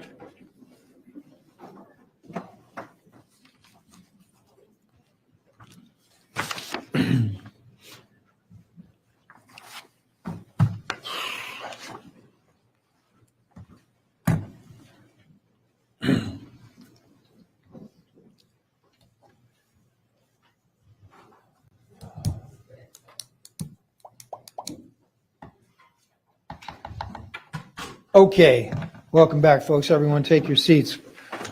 First things first, I must apologize. I did not anticipate taking this long before I got you all in here. I know you've been cramped in there for 2 hours. So I apologize for that. I truly do. I'm sorry. It was could not be helped. Now, I've got a question for you. We'll put it to the democratic process. In other words, I'll have you folks vote on it. I believe the lunches are here or will be very shortly. As I discussed yesterday, you know that there are going to be closing arguments and they're going to be fairly substantial in length. So we have two options. We can break for lunch now. We get you folks your lunches now and you can enjoy them for whatever period of time we agree upon, and I'll get to that in a few minutes, depending on what you decide. Or as soon as the jury instructions are finished being printed, then I can read through the jury instructions with you. Then we could break for lunch. Or we could go one other option, and that would be I could read through the jury instructions with you. We can have the opening closing argument by the state and then break for lunch. I wouldn't go any further than that before we break for lunch because it's going to be a fairly substantial period of time after that. So let's say option one is we break for lunch now. Option two is I read the jury instructions to you and then we break for lunch. Option three is jury instructions, opening portion of the state's closing argument, and then we break for lunch. So who's in favor of option one?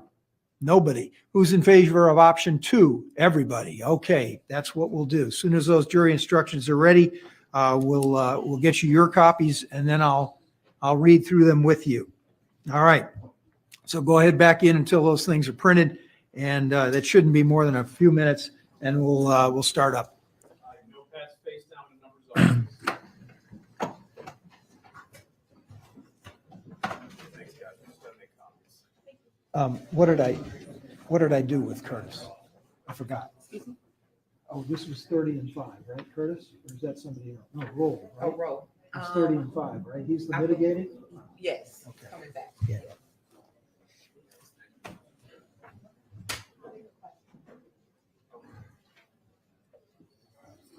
Carlos. It was 30 plus 5 concurrent, right? Yes. Okay.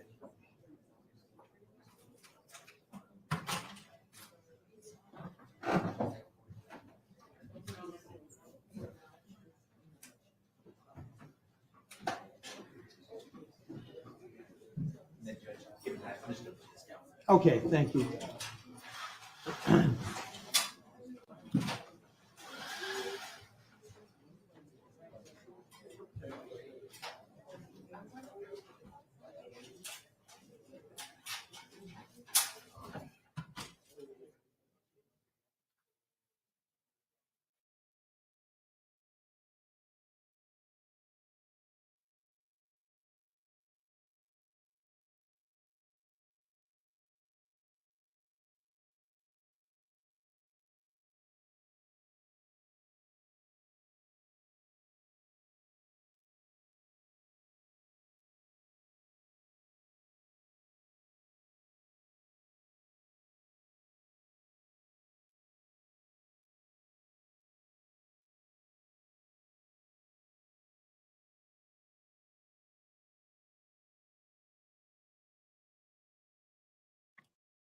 Well, there we go.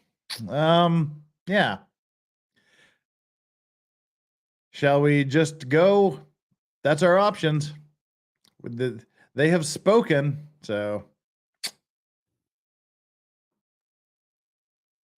All right, I guess we're gonna read the 27 pages plus instructions. Then they're gonna go to lunch. Then they'll do the closing argument. So I'm not really sure what we're gonna be doing at this point. How long it's gonna take to get the jury instructions printed off. But I do know a way to I know a way to get the jury instructions here faster. Let's go back to this other to the ex-girlfriend's testimony, and as soon as we start that, then the jury instructions will come back, and then we can stop that, because that's how everything in life always works. You start doing something else, and then whatever it is you're waiting for starts. It's just a law of nature. And that he had disrespected you. Yes. And you also sent a text message to Keyshawn at roughly 9:45 that Travis dropped you to the ground. You remember that? Yep. And in Yes. response to that text message, Keyshawn sent a group text message to you and Tyler Robinson that Travis is a dead man walking. Is that correct? Yes. And that's the message that you deleted from your phone, right? Yes. No, I deleted the shoot his shit up message. And you also deleted the dead man walking message. Oh, I'm not sure. I don't remember if I did or not. Yeah, so she deletes the message to shoot the shit up. Yeah.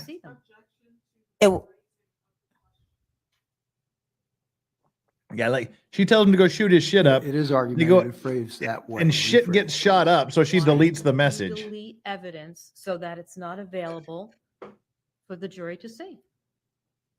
The evidence wasn't deleted for the jury not to see, because clearly I'm standing up here right now and I'm admitting that I did delete the messages, and I'm confessing that I did turn my phone into the police enforcement. It wasn't for the jury not to see. After all these actions have happened, you have to understand how that looks. God it looks dang ridiculous. it. I told you. Beforehand. I told you. The judge if is back. I told you that's exactly what would happen. See, it's all because of me. We got to move this trial along faster. My theory worked. There we go. Let's get it on, Judge.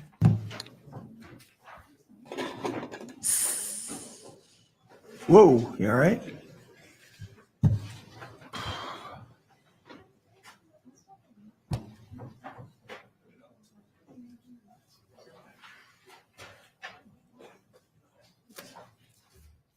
So all the lawyers and Mr. Rudolph have a copy of the jury instructions? Okay, great. So that's essentially an extra. All right, we ready to bring the jury in so we can read through the jury instructions together before the lunch break? All right, let's do it, please. All right, now, this is one of the most important parts of the entire trial. The judge is gonna read these instructions, which are gonna contain the law. Yep. It's gonna tell them, it's gonna give them a checklist of things they have to go through, either arrive at a guilty or a not guilty verdict. It's gonna be boring as hell. He's probably gonna read them quickly because he's read these a bajillion times. But pay as close attention as you possibly can, because this is the roadmap that the jury is going to have for making their decision.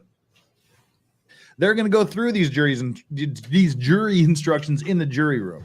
They're going to go through the checklist, and they're going to arrive at their decision.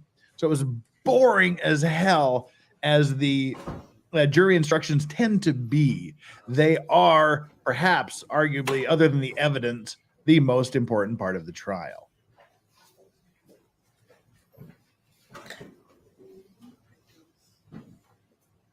Okay, go ahead and take your seats, please. All right, option one, about to commence here.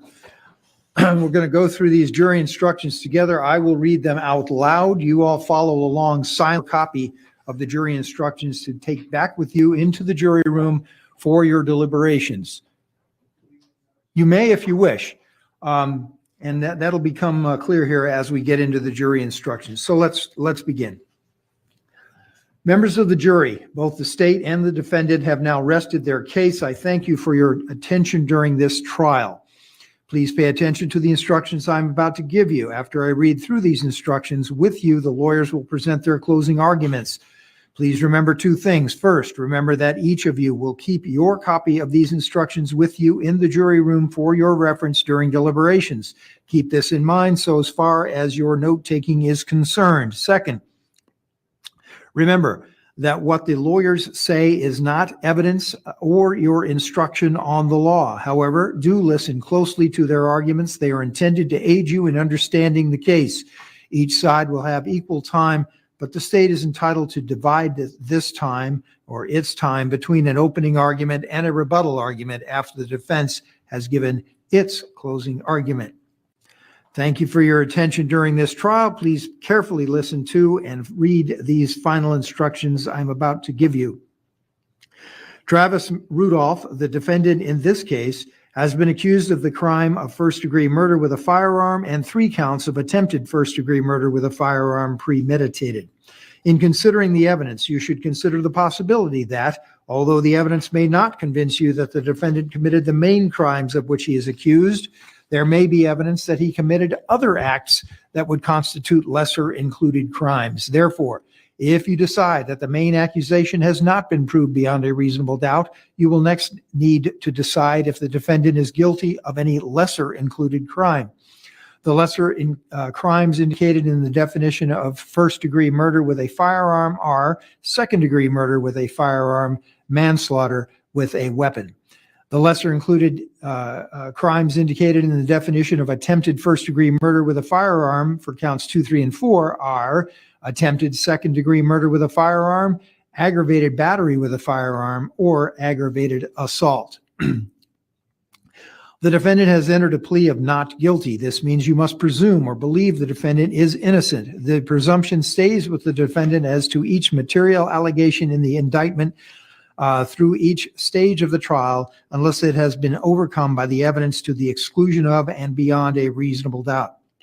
To overcome the defendant's presumption of innocence, the state has the burden of proving the crime with which the defendant is charged was committed, and the defendant is the person who committed the crime. The defendant is not required to present evidence or prove anything.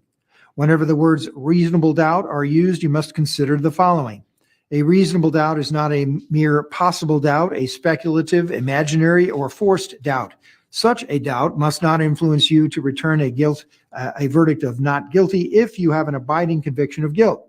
On the other hand, if, after carefully considering, comparing, and weighing all the evidence, there is not an abiding conviction of guilt, or if having a conviction, it is one which is not stable, but one which wavers and vacillates, then the charge is not proved beyond every reasonable doubt, and you must find the defendant not guilty because the doubt is reasonable. It is to the evidence introduced in this trial and to it alone that you are to look for that proof. A reasonable doubt as to the guilt of the defendant may arise from the evidence, conflict in the evidence, or the lack of evidence. If you have a reasonable doubt, you should find the defendant not guilty. If you have no reasonable doubt, you should find the defendant guilty. It is up to you to decide what evidence is reliable. You should use your common sense in deciding which is the best evidence and which evidence should not be relied upon in considering your verdict. You may find some of the evidence not reliable or less reliable than other evidence. You should consider how the witnesses acted as well as what they said. Some things you should consider are: did the witness seem to have an opportunity to see and know the things about which the witness testified? Did the witness seem to have an accurate memory? Was the witness honest and straightforward in answering the attorney's questions? Did the witness have some interest in how the case should be decided? Does the witness's testimony agree with the other testimony and other evidence in the case? Has the witness been offered or received any money, preferred treatment, or other benefit in order to get the witness to testify? Had any pressure or threat been used against the witness that affected the truth of the witness's testimony? Did the witness at some other time make a statement that is inconsistent with the testimony he or she gave in court? It has met its burden of proof does not depend upon the number of witnesses that is called or upon the number of exhibits it has offered, but instead upon the nature and quality of the evidence presented. The fact that a witness is employed in law enforcement does not mean that his or her testimony deserves more or less consideration than that of any other witness. Expert witnesses are like other witnesses with one exception. The law permits an expert witness to give his or her opinion. However, an expert's opinion is reliable only when given on a subject about which you believe him or her to be an expert. Like other witnesses, you may believe or disbelieve all or any part of an expert's testimony. The defendant in this case has become a Take witness. some notes. You should apply the same rules to consideration of his testimony that you apply to the testimony of the other witnesses. It is entirely proper for a lawyer to talk to a witness about what testimony the witness would give if called to the courtroom. The witness should not be discredited by talking to a lawyer about his or her testimony. You may rely upon your own conclusion about the credibility of any witness. A juror may believe or disbelieve all or any part of the evidence or the testimony of any witness. These are some general rules that apply to your discussion. You must follow these rules in order to return a lawful verdict.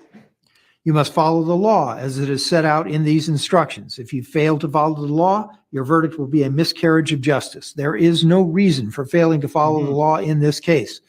All of us are depending upon you to make a wise and legal decision in this matter. No This case jury must be nullification. decided only upon the That's what evidence he that you said. have heard from the testimony of the witnesses and have seen in the form of exhibits in evidence and these instructions. This case must not be decided for or against anyone because you feel sorry for anyone or are angry at anyone. Remember, the lawyers are not on trial. Your feelings about them should not influence your decision in this case. Your duty is to determine if the defendant has been proven guilty or not in accord with the law. It is the judge's job, that is my job, to determine a proper sentence if the defendant is found guilty. Whatever verdict you render must be unanimous. That is, each juror must agree to the same verdict. Your verdict should not be influenced by feelings of prejudice, bias, or sympathy. Your verdict must be based on the evidence and on the law contained in these instructions. Deciding a verdict is exclusively your job. I cannot participate in that decision in any way. Please disregard anything I may have said or done that made you think I prefer one verdict over another. You may find the defendant guilty as charged in the indictment, guilty of such lesser included crimes as the evidence may justify, or not guilty. If you return a verdict of guilty, it should be for the highest offense on the verdict form for each count that has been proven beyond a reasonable doubt. If you find that no offense has been proven beyond a reasonable doubt, then, of course, your verdict must be not guilty. The verdict must be unanimous. That is, all of you must agree to the same verdict. The verdict must be never saw that before. What? Sorry about that redundant sentence. Only one verdict may be returned as to each crime charged. The verdict must be in writing, and for your convenience, a facsimile of the necessary verdict form has been reprinted here. Verdict. We find the jury, hang on one second. We find the jury, we the jury find as follows. As to count one, we find the defendant guilty of first-degree murder as charged in the indictment. If you find the defendant guilty of this offense, you must answer the following three questions. 1, during the commission of this offense, did the defendant actually possess a firearm? Yes or no? 2, during the commission of this offense, did the defendant discharge a firearm? Yes or no? 3, during the commission of this offense, did the defendant discharge a firearm which caused death or great bodily harm to Sebastian Jean Jacques? Yes or no? Guilty of second-degree murder, a lesser included offense. If you find the defendant guilty of this offense, you must answer the following three questions. During the commission of this offense, did the defendant actually possess a firearm? Yes or no? During the commission of this offense, did the defendant discharge a firearm? Yes or no? During the commission of this offense, did the defendant discharge a firearm which caused death or bodily harm to Sebastian Jean Jacques? Yes or no? Guilty of manslaughter, a lesser included offense. If you find the defendant guilty of this offense, you must answer the following question. During the commission of this offense, did the defendant actually possess and use a firearm or deadly weapon? Yes or no? Not guilty. As to count 2, we find the defendant guilty of attempted first-degree murder as charged in the indictment. If you find the defendant guilty of this offense, you must answer the following three questions. During the commission of this offense, did the defendant actually possess a firearm? Yes or no? During the commission of this offense, did the defendant discharge a firearm? Yes or no? During the commission of this offense, did the defendant discharge a firearm which caused great bodily harm to Tyler Robinson? Yes or no? Guilty of attempted second-degree murder, a lesser included offense. If you find the defendant guilty of this offense, you must answer the following 3 questions. During the commission of this offense, did the defendant actually possess a firearm? Yes or no? During the commission of this offense, did the defendant discharge a firearm? Yes or no? During the commission of this offense, did the defendant discharge a firearm which caused great bodily harm to Tyler Robinson? Yes or no? Guilty of aggravated battery, a lesser included offense. If you find the defendant guilty of this offense, you must answer the following 3 questions. During the commission of this crime, did the defendant actually possess a firearm? Yes or no? During the commission of this offense, did the defendant discharge a firearm? Yes or no? During the commission of this offense, did the defendant discharge a firearm which caused great bodily harm to Tyler Robinson? Yes or no? Not guilty. As to count 3, we find the defendant guilty of attempted first-degree murder as charged in the indictment. Keyshawn Jones. If you find the defendant guilty of this offense, you must answer the following 2 questions. During the commission of this offense, did the defendant actually possess a firearm? Yes or no? During the commission of this offense, did the defendant discharge a firearm? Yes or no? Guilty of attempted second-degree murder, a lesser included offense. Keyshawn Jones. If you find the defendant guilty of this offense, you must answer the following 2 questions. During the commission of this offense, did the defendant actually possess a firearm? Yes or no? During the commission of this offense, did the defendant discharge a firearm? Yes or no? Guilty of aggravated assault, a lesser included offense. Keyshawn Jones. Not guilty. Count 4. We find the defendant guilty of attempted first-degree murder as charged in the indictment. Christopher Lowe. If you find the defendant guilty of this offense, you must answer the following 2 questions. During the commission of this offense, did the defendant actually possess a firearm? Yes or no? During the commission of this offense, did the defendant discharge a firearm? Yes or no? Guilty of attempted second-degree murder, a lesser included offense. Christopher Lowe. If you find the defendant guilty of this offense, you must answer the following 2 questions. During the commission of this offense, did the defendant actually possess a firearm? Yes or no? During the commission of this offense, did the defendant discharge a firearm? Yes or no? Guilty of aggravated assault, a lesser included offense. Christopher Lowe, not guilty. A separate crime is charged in each count of the indictment, and although they have been tried together, each crime and the evidence applicable to it must be considered separately, and a separate verdict must be returned as to each. A finding of guilty or not guilty as to one crime must not affect your verdict as to the other crime charged. Introduction to homicide. Travis Rudolph is accused of first-degree murder with a firearm. First-degree murder includes the lesser crimes of second-degree murder and manslaughter, all of which are unlawful. However, a killing that was excusable or that was committed by the justifiable use of deadly force is lawful. If you find Sebastian Jean-Jacques was killed by Travis Rudolph, you will then consider the circumstances surrounding the killing in deciding if the killing was first-degree murder with a firearm or was second-degree murder, manslaughter, or whether the killing was excusable or resulted from justifiable use of deadly force. The killing of a human being is excusable and therefore lawful under any one of the following 3 circumstances.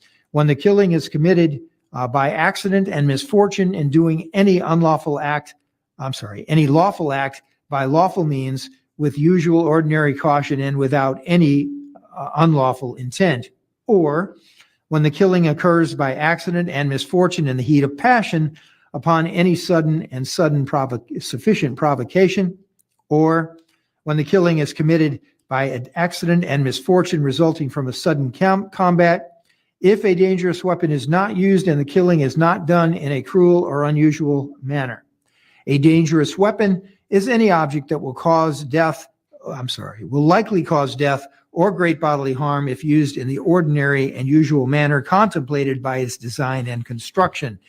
Great bodily harm means great, as distinguished from slight, trivial, minor, or moderate harm, and as such does not include mere bruises. The killing of a human being is justifiable homicide and lawful if necessarily done while resisting an attempt to murder or commit a felony upon the defendant, or to commit a felony in any dwelling house in which the defendant was at the time of the killing. Justifiable use of deadly force. It is a defense to the crimes of first-degree murder with a firearm and 3 counts of attempted first-degree murder with a firearm, including lesser-included offenses, second-degree murder with a firearm, manslaughter, attempted second-degree murder with a firearm, aggravated battery, and aggravated assault if the actions of Travis Rudolph constituted the justifiable use or threatened use of deadly force. Deadly force means force likely to cause death or great bodily harm. Great bodily harm means great as distinguished from slight, trivial, minor, or moderate harm. Travis Rudolph does not have the burden of proving that he was justified in using or threatening to use deadly force. Instead, for you to find that the defendant guilty, the state must prove beyond a reasonable doubt the defendant was not justified in using or threatening to use deadly force. The law on the justifiable use or threatened use of deadly force in Florida is as follows. Travis Rudolph was justified in using or threatening to use deadly force if he reasonably believed that such force or threat of force was necessary to prevent either imminent death or great bodily harm to himself or another, or the imminent commission of attempted murder or aggravated battery, and or aggravated assault against himself or another. If Travis Rudolph was not committing any crime other than the alleged first-degree murder with a firearm and 3 counts of attempted first-degree murder with a firearm, for which the defendant is claiming self-defense and or defense of others, and if he was in a place where he had a right to be, then the defendant had no duty to retreat before using or threatening to use deadly force. If the use of deadly force is justifiable, the use of deadly force is justifiable if Travis Rudolph reasonably believed that the force was necessary to prevent imminent death or great bodily harm to himself or another while resisting any attempt to murder him and or another, and or commit manslaughter, aggravated battery, and or aggravated assault upon him and or another. The elements of attempted first-degree murder are: 1, someone did some act intending to cause the death of the charged defendant or another person that went beyond just thinking or talking about it. 2, someone acted with a premeditated design to kill the charged defendant or another person. And 3, the act would have resulted in the death of the charged defendant or another person, except that death was prevented or otherwise failed to take place. A premeditated design to kill means that there was a conscious decision to kill. The decision must be present in the mind at the time the act was committed. The law does not fix the exact period of time that must pass between the formation of the premeditated intent to kill and the act. The period of time must be long enough to allow reflection by the defendant. The premeditated intent to kill must be formed before the act was committed. The question of premeditation is a question of fact to be determined by you from the evidence. It will be sufficient proof of premeditation if the circumstances of the attempted killing and the conduct of the accused convince you beyond a reasonable doubt of the existence of premeditation at the time of the attempted killing. The elements of attempted second-degree murder are: 1, someone intentionally committed an act which would have resulted in the death of the charged defendant or another person, except that the death of the charged defendant or another person was prevented or otherwise failed to take place. And 2, the act of someone was imminently dangerous to another and demonstrated a depraved mind without regard for human life. An act includes a series of related actions. Please turn that alarm off. An act includes a series of related actions arising from and performed pursuant to a single design or purpose.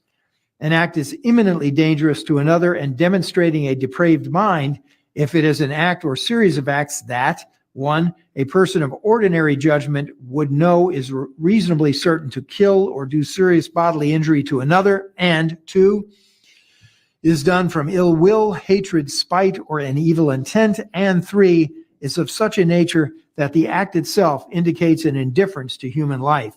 The elements of manslaughter are: 1, someone is dead. 2, the charged defendant or another person committed an act or acts that caused the death of the person. And 3, the death of the person was caused by the culpable negligence of the charged defendant or another person.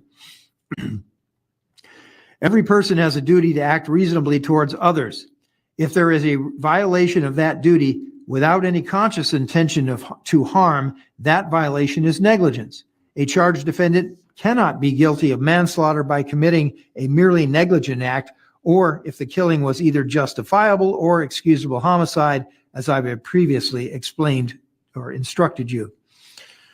In order to convict of manslaughter by act, it is not necessary that a charged defendant or another person had an intent to cause death, only an intent to commit an act that was not merely negligent, justified, or excusable, and which caused death. I will now define culpable negligence for you. As I have said, every person has a duty to act reasonably towards others. If there is a violation of that duty without any conscious intention to harm, that violation is negligence. But culpable negligence is more than a failure to use ordinary care toward others.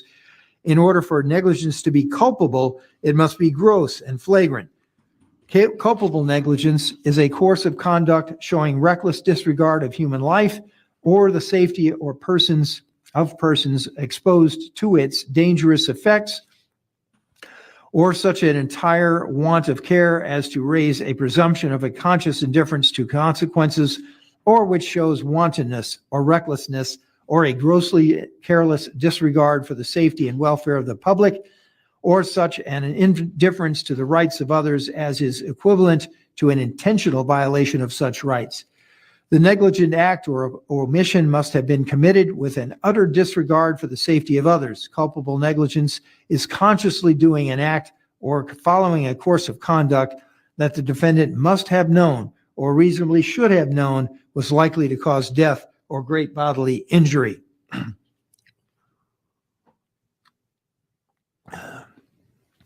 The elements of aggravated battery are: someone, 1, actually and intentionally touched or struck the charged defendant or another person against their will, or 2, intentionally caused bodily harm to the charged defendant or another person, and 3, in committing the battery intentionally or knowingly, A, caused great bodily harm, B, permanent disability, or C, permanent disfigurement to the charged defendant or another person, or 4, used a deadly weapon.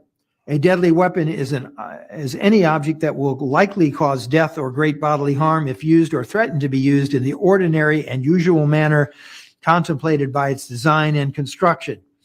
An object not designed to inflict bodily harm may nonetheless be a deadly weapon if it was used or threatened to be used in a manner likely to cause death or great bodily harm, and as such does not include mere bruises. An intentional touching or striking includes situations where a defendant knows that a touch or strike is substantially certain to result from their act. The elements of aggravated assault are: 1, someone intentionally and lawfully threatened either by word or act to do violence to the charged defendant or another person, or 2, at the time someone appeared to have the ability to carry out their threat, or 3, the act of someone created in the mind of the charged defendant or another person a well-founded fear that the violence was about to take place, or 4, the person against whom deadly force was used made the assault with a deadly weapon, or 5, the assault was made with a fully informed, conscious intent to commit aggravated battery upon the charged defendant or another person. If the circumstances were such as to ordinarily induce a well-founded fear in the mind of a reasonable person, then the charged defendant or another person may be found to have been in fear, and actual fear on the part of the charged defendant or another person need not be shown. A deadly weapon is any object that will likely cause death or great bodily harm if used or threatened to be used in the ordinary and usual manner contemplated by its design and construction. An object not designed to inflict bodily harm may nonetheless be a deadly weapon if it was used or threatened to be used in a manner likely to cause death or great bodily harm. Great bodily harm means great as distinguished from slight, trivial, minor, or moderate harm, and as such does not include mere bruises. It is not necessary to find that the person against whom deadly force was used had an intent to kill. In deciding whether Travis Rudolph was justified in the use or threatened use of deadly force, you must consider the circumstances by which he was surrounded at the time of the force or threat of force was used.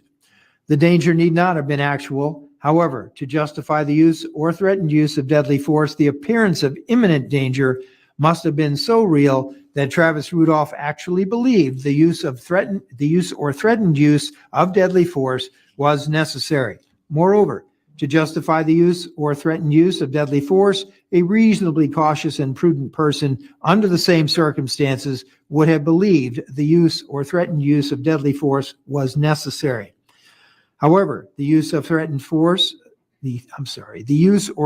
use of deadly force is not justified if you find that Travis Rudolph used force or the threat of force to initially provoke the use or threatened use of force against himself, unless the force or threat of force asserted toward Travis Rudolph was so great that he reasonably believed that he and or another was in imminent danger of death or great bodily harm and had exhausted every reasonable means to escape the danger, or other than using or threatening to use deadly force on Keyshawn Jones and or Tyler Robinson and or Christopher Lowe and or Sebastian Jean-Jacques.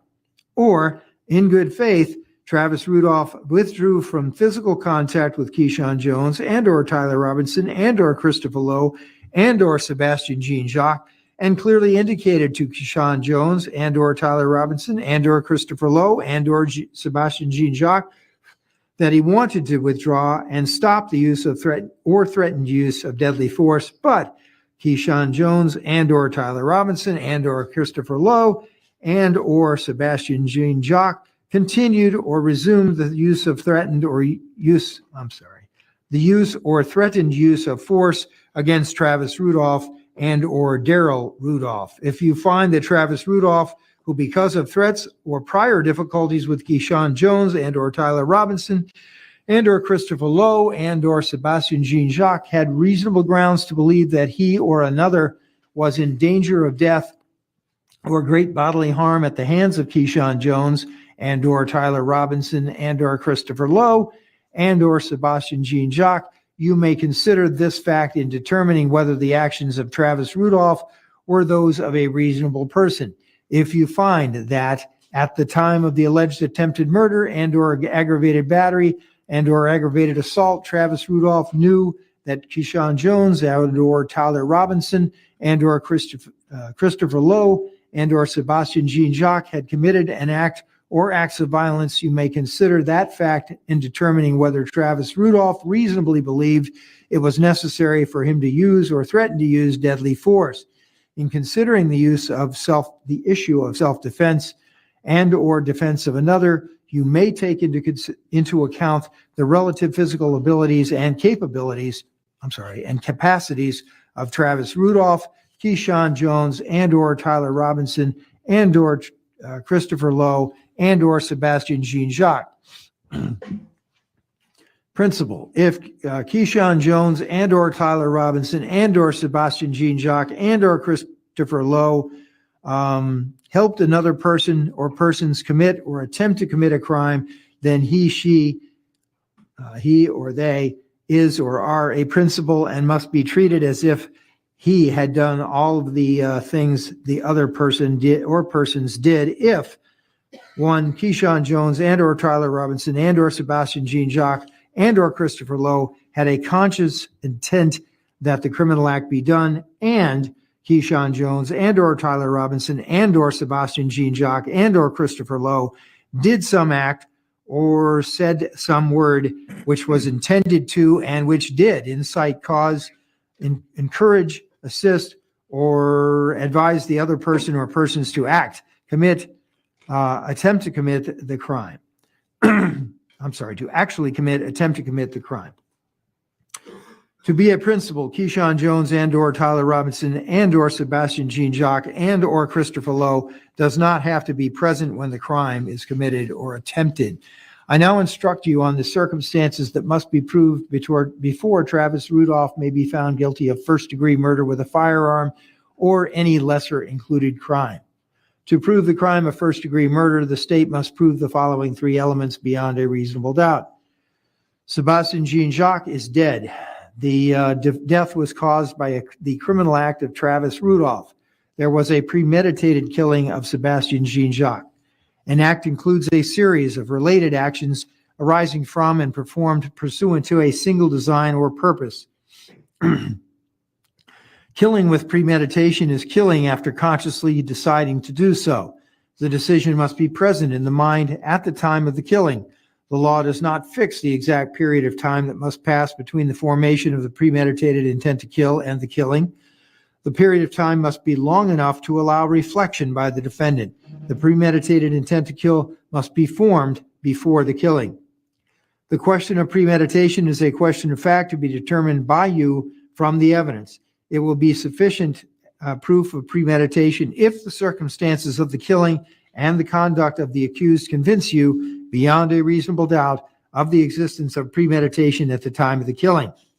A firearm means any weapon, including a starter gun, which is designed to or may readily be converted to expel a projectile by the action of an explosive, the frame or receiver of any such weapon, any firearm muffler or firearm silencer, any destructive device, any machine gun.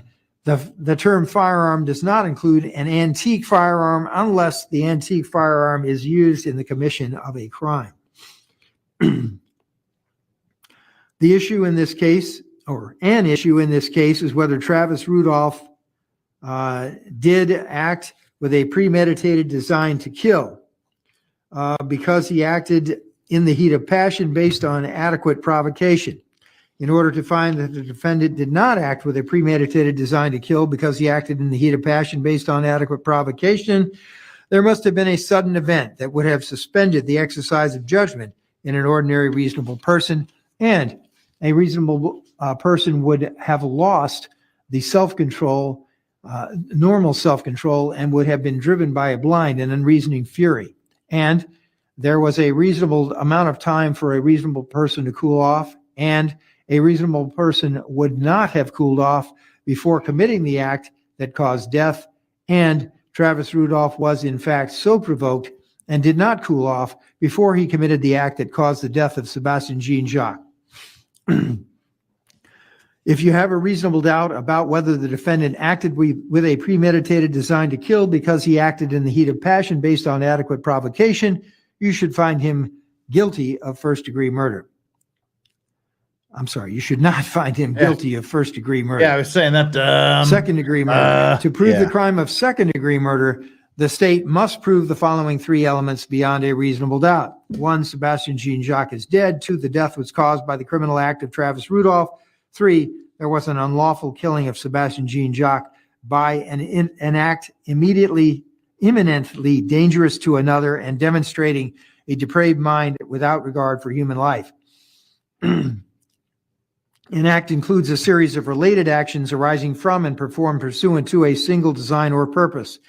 An act is imminently dangerous to another and demonstrating a depraved mind if it is an act or series of acts that, 1, a person of ordinary judgment would know is reasonably certain to kill or do serious bodily injury to another, and 2, is done from ill will, hatred, spite, or an evil intent, and 3, is of such a nature that the act itself indicates an indifference to human life.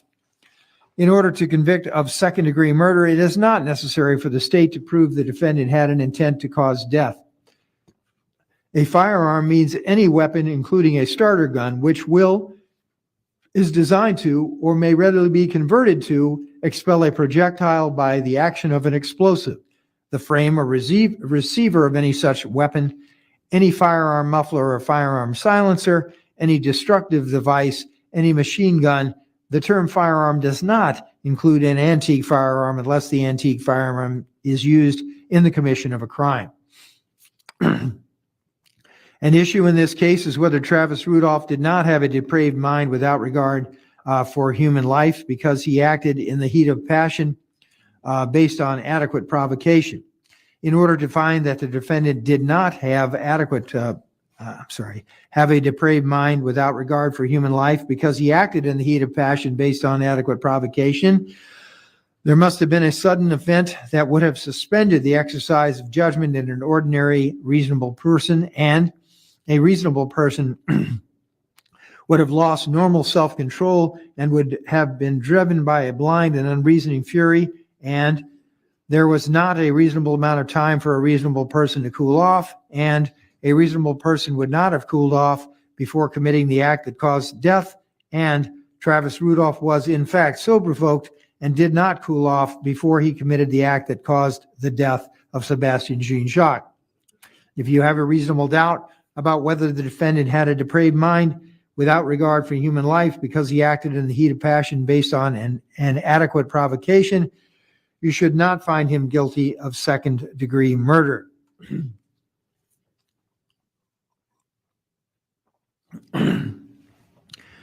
To prove the crime of manslaughter, the state must prove the following two elements beyond a reasonable doubt. Sebastian Jean-Jacques is dead. Travis Rudolph intentionally committed an act or acts that caused the death of Sebastian Jean-Jacques, or the death of Sebastian Jean-Jacques was caused by the culpable negligence of Travis Rudolph. Every person has a duty to act reasonably towards others. If there is a violation of that duty without any conscious intention to harm, that violation is negligence. The defendant cannot be guilty of manslaughter by committing a merely negligent act, or if the killing was either justifiable or excusable homicide, as I have previously instructed you. In order to convict of manslaughter by act, it is not necessary for the state to prove that the defendant had an intent to kill, only an intent to commit an act that was not merely negligent, justified, or excusable, and which caused death. I will now define culpable negligence for you. As I have said, every person has a duty to act reasonably toward others. If there is a violation of that duty without any conscious intention to harm, that violation is negligence. But culpable negligence is more than a failure to use ordinary care towards others. In order for negligence to be culpable, it must be gross and flagrant. Culpable negligence is a course of conduct showing reckless disregard of human life or of the safety of persons exposed to its dangerous effects, or such an entire want of care as to raise a presumption of a conscious indifference to consequences, or which shows wantonness or gross negligence, or a grossly careless disregard for the safety and welfare of the public, or such an indifference to the rights of others as is equivalent to an intentional violation of such rights. The negligent act or omission must have been committed with an utter disregard for the safety of others. Culpable negligence is consciously doing an act or following a course of conduct that the defendant must have known or reasonably should have known was likely to cause death or great bodily injury. At some point, these jury instructions are going to cause death, but they are so vitally important. Introduction to attempted homicide. Travis Rudolph is accused of the attempted first-degree murder with a firearm. Attempted murder in the first degree includes the lesser crime of attempted murder in the second degree and attempted battery with a firearm, both of which are forms of attempted homicide, and all of which are unlawful. However, an attempted homicide that was excusable or that was committed by the justifiable use of deadly force is lawful. If you find that there was an attempted homicide of Tyler Robinson, Keyshawn Jones, and or Christian Lowe by Travis Rudolph, you will then consider the circumstances surrounding the attempted homicide and deciding whether it was attempted first-degree murder or attempted second-degree murder or aggravated battery with a firearm or aggravated assault, or whether the attempted homicide was excusable or resulted from the justifiable use of deadly force. An attempted homicide is justifiable and lawful if necessarily done while resisting an attempt to murder or commit a felony upon the defendant, or to commit a felony in any dwelling house in which the defendant was at the time of the attempted homicide. An attempted homicide is excusable and therefore lawful under any one of the following three circumstances. One, when the attempted homicide is committed by accident and misfortune in doing any lawful act by any lawful means with usual ordinary caution and without any unlawful intent. Or two, when the attempted homicide occurs by accident and misfortune in the heat of passion upon any sudden and sufficient provocation. Three, when the attempted homicide is committed by accident and misfortune resulting from a sudden combat, if a dangerous weapon is not used and the attempted killing is not done in a cruel and unusual manner. A dangerous weapon is any object that will likely cause death or great bodily harm if used in the ordinary and usual manner contemplated by its design and construction. An object not designed to inflict bodily harm may nonetheless be a dangerous weapon if it was used in a manner likely to cause death or great bodily harm. Great bodily harm means great as distinguished from slight, trivial, minor, or moderate harm, and as such does not include mere bruises. I now instruct you on the circumstances that must be proved before Travis Rudolph may be found guilty of attempted first-degree murder or attempted second-degree murder or aggravated battery with a firearm. To prove the crime of attempted first-degree murder, the state must prove the following two elements beyond a reasonable doubt.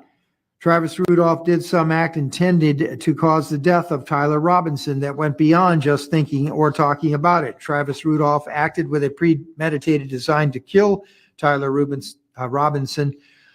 The act would have resulted in the death of Tyler Robinson, except that someone prevented Travis Rudolph from killing Tyler Robinson, or he failed to do so. A premeditated design to kill means that there was a conscious decision to kill. The decision must be present in the mind at the time the act was committed. The law does not fix the exact period of time that must pass between the formation of the premeditated intent to kill and the act. The period of time must be long enough to allow reflection by the defendant. The premeditated intent to kill must be formed before the act was committed. The question of premeditation is a question of fact to be determined by you from the evidence. It will be sufficient proof of premeditation if the circumstances of the attempted killing and the conduct of the accused convince you beyond a reasonable doubt of the existence of premeditation at the time of the attempted killing. A firearm means any weapon, including a starter gun, which is designed to or may readily be converted to expel a projectile by the action of an explosive. The frame or receiver of any such weapon, any firearm muffler or firearm silencer, any destructive device, any machine gun. The term firearm does not include an antique firearm unless the antique firearm is used in the commission of a crime. An issue in this case is whether Travis Rudolph did not act with a premeditated design to kill because he acted in the heat of passion based on an adequate provocation. In order to find that the defendant did not act with a premeditated design to kill because he acted in the heat of passion based on adequate provocation, there must have been a sudden event that would have suspended the exercise of judgment in an ordinary reasonable person, and a reasonable person would have lost normal self-control and would have been driven by a blind and unreasoning fury, and there was not a reasonable amount of time for a reasonable person to cool off, and a reasonable person would not have cooled off before committing the act that constituted the attempt to cause death, and Travis Rudolph was in fact so provoked and did not cool off before he committed the act that constituted the attempt to cause the death of Tyler Robinson. If you have a reasonable doubt about whether the defendant acted with a premeditated design to kill because he acted in the heat of passion based on adequate provocation, you should not find him guilty of attempted first-degree murder. Attempted second-degree murder, a lesser included offense. To prove the crime of attempted second-degree murder, the state must prove the following two elements beyond a reasonable doubt. Travis Rudolph intentionally committed an act which would have prevented resulted in the death of Tyler Robinson, except that someone prevented Travis Rudolph from killing Tyler Robinson, or he failed to do so. The act was imminently dangerous to another and demonstrating a depraved mind without regard for human life. An act includes a series of related actions arising from and performed pursuant to a single design or purpose. An act is imminently dangerous to another and demonstrating a depraved mind if it is an act or series of acts that a person of ordinary judgment would know is reasonably certain to kill or do serious bodily injury to another. And 2, is done from ill will, hatred, or spite, or an evil intent. And 3, is of such a nature that the act itself indicates an indifference to human life. In order to convict the defendant of attempted second-degree murder, it is not necessary for the state to prove the defendant had an intent to cause death. A firearm means any weapon, including a starter gun, which is designed to or may readily be converted to expel a projectile by the action of an explosive. The frame or receiver of any such weapon, any firearm muffler or fire alarm silencer, any destructive device, or any machine gun. The term firearm does not include an antique firearm unless the antique firearm is used in the commission of a crime. An issue in this case is whether Travis Rudolph did not have a depraved mind without regard for human life because he acted in the heat of passion based on an adequate provocation. In order to find that the defendant did not have a depraved mind without regard for human life because he acted in the heat of passion based on adequate provocation, there must have been a sudden event that would have suspended the exercise of judgment in an ordinary reasonable person, and a reasonable person would have lost normal self-control and would have been driven by a blind and unreasoning fury, and there was not a reasonable amount of time for a reasonable person to cool off, and a reasonable person would not have cooled off before committing the act that would have resulted in death, and Travis Rudolph was in fact so provoked and did not cool off before he committed the act that would have resulted in the death of Tyler Robinson. If you have a reasonable doubt about whether the defendant had a depraved mind without regard for human life because he acted in the heat of passion based on adequate provocation, you should not find him guilty of attempted second-degree murder. Aggravated battery, lesser included offense. To prove the crime of aggravated battery, the state must prove the following 2 elements beyond a reasonable doubt. The first element is a definition of battery. Travis Rudolph, A, actually and intentionally touched or struck Tyler Robinson against his will, or B, intentionally caused bodily harm to Tyler Robinson. 2, Travis Rudolph, in committing the battery, A, intentionally or knowingly caused great bodily harm to Tyler Robinson, permanent disability to Tyler Robinson, or permanent disfigurement to Tyler Robinson, or used a deadly weapon. A deadly weapon is any object that will likely cause death or great bodily harm if used or threatened to be used in the ordinary and usual contemplated manner by its design and construction. An object not designed to inflict bodily harm may nonetheless be a deadly weapon if it was used or threatened to be used in a manner likely to cause death or great bodily harm. Great bodily harm means great, is distinguished from slight, trivial, minor, or moderate harm, and as such does not include mere bruises. An intentional touching or striking includes situations where a defendant knows that a touch or strike is substantially certain to result from his or her act. A firearm means any weapon, including a starter gun, which is designed to or may readily be converted to expel a projectile by the action of an explosive. The frame or receiver of any such weapon, any firearm muffler or firearm silencer, any destructive device, any machine gun. The term firearm does not include an antique firearm unless the antique firearm is used in the commission of a crime. Attempted first-degree murder, count 3, Keyshawn Jones. To prove the crime of attempted first-degree murder, the state must prove the following 2 elements beyond a reasonable doubt.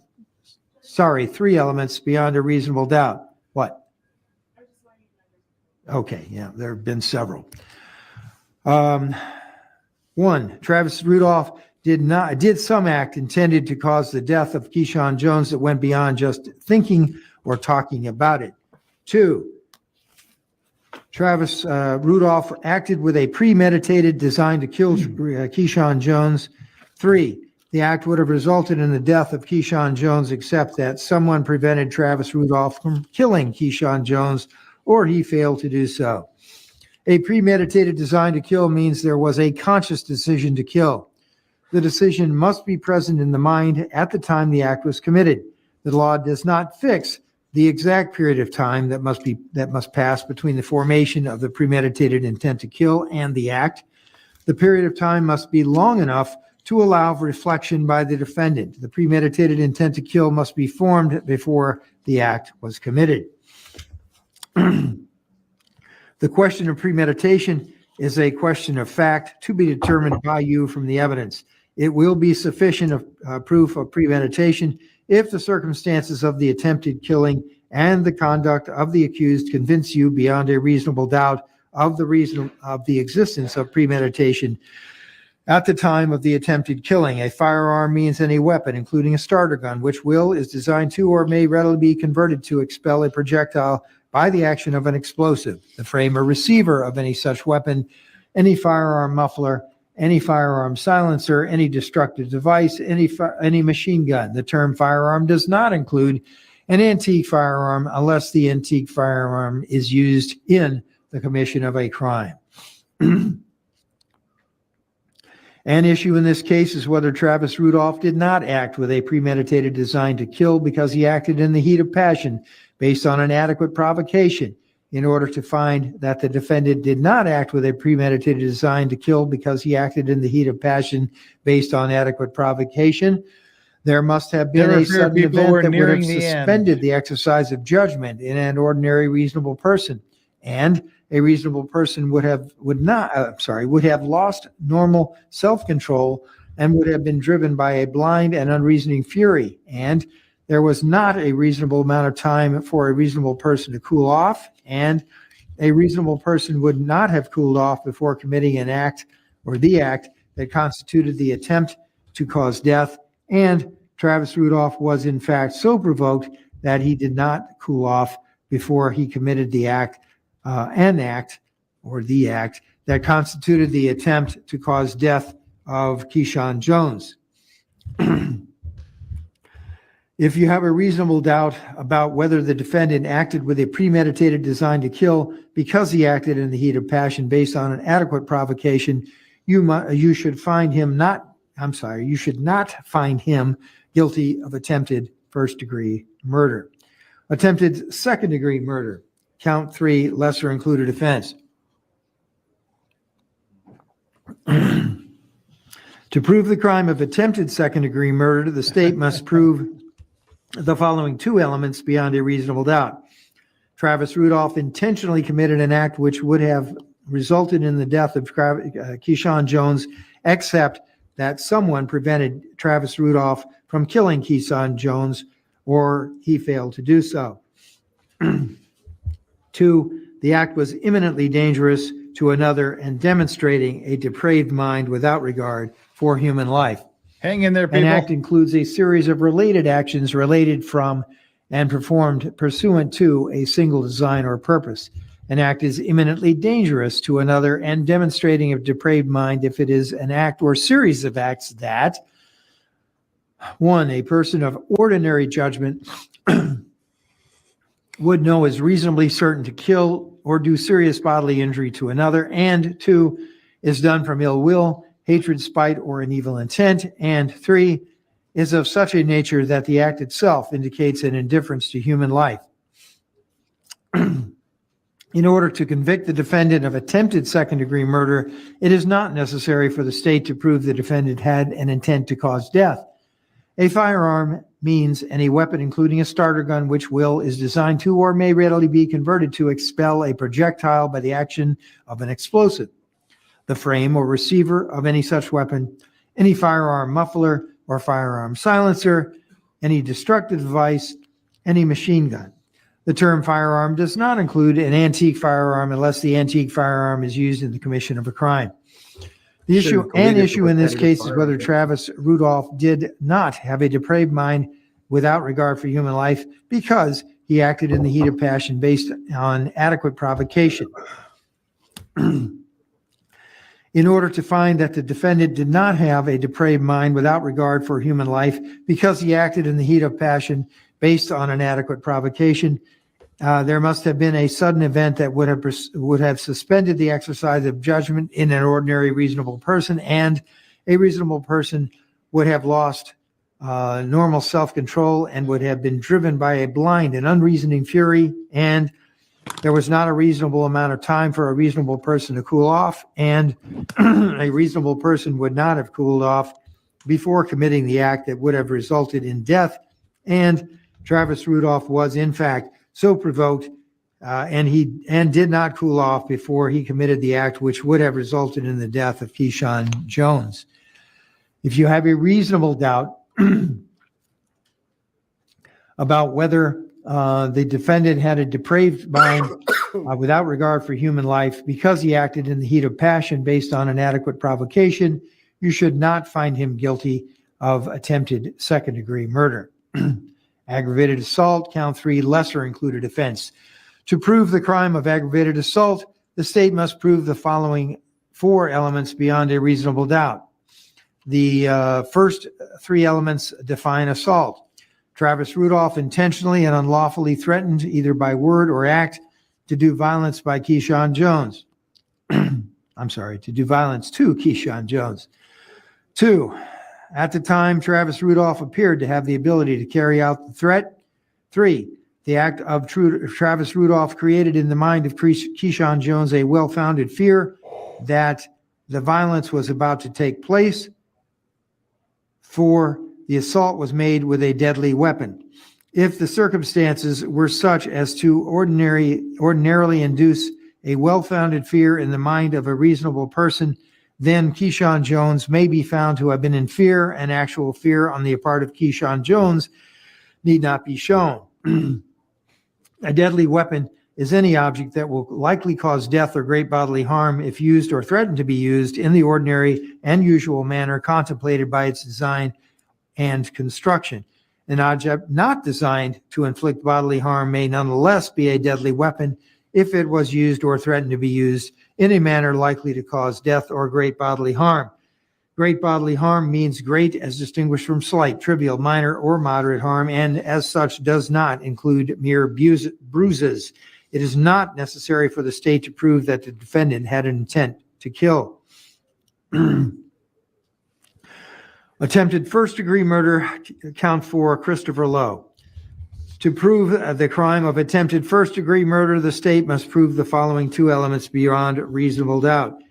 Travis Rudolph did some act intended to cause the death of Christopher Lowe that went beyond just thinking or talking about it. 2, Travis Rudolph acted in a premeditated design to kill Christopher Lowe. The act would have resulted in the death of Christopher Lowe, except that someone prevented Travis Rudolph from killing Christopher Lowe, or he failed to do so. A premeditated design to kill means that there was a conscious decision to kill. The decision must be present in the mind at the time the act was committed. The law does not fix the exact period of time that must pass between the formation of the premeditated intent to kill and the act. The period of time must be long enough to allow reflection by the defendant. The premeditated intent to kill must be formed before the act was committed. The question of premeditation is a question of fact to be determined by you from the evidence. It will be sufficient proof of premeditation if the circumstances of the attempted killing and the conduct of the accused convince you beyond a reasonable doubt of the existence of premeditation at the time of the attempted killing. A firearm means any weapon, including a starter gun, which is designed to or may readily be converted to expel a projectile by the action of an explosive. I the think this is frame the or last receiver of defendant's any such charges. weapon, They should have any deleted firearm the muffler or definition firearm of silencer, firearm. any destructive device, or It's, any you don't machine need to gun. read it every The time. term firearm does not include an antique firearm unless the antique firearm is used in the commission of a crime. An issue in this case is whether Travis Rudolph did not act with a premeditated design to kill because he acted in the heat of passion based on an adequate provocation. In order to find that the defendant did not act with a premeditated design to kill because he acted in the heat of passion based on an adequate provocation, there must have been a sudden event that would have suspended the exercise of judgment in an ordinary reasonable person, and a reasonable person would have lost normal self-control and would have been driven by a blind and unreasoning fury.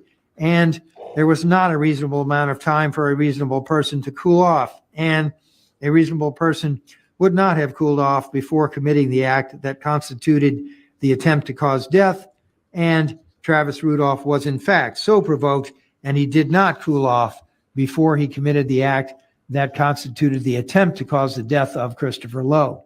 If you have a reasonable doubt about whether the defendant acted with a premeditated design to kill because he acted in the heat of passion based on an adequate provocation, you should not find him guilty of attempted murder, attempted first-degree murder. Attempted second-degree murder, count 4, lesser included offense.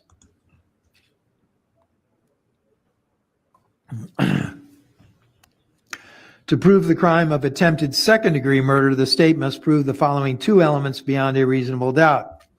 Travis Rudolph intentionally committed an act which would have resulted in the death of Christopher Lowe, except that someone prevented Travis Rudolph from killing Christopher Lowe, or he failed to do so. The act was imminently dangerous to another and demonstrating a depraved mind without regard for human life. An act includes a series of related actions arising from or performed pursuant to a single design or purpose.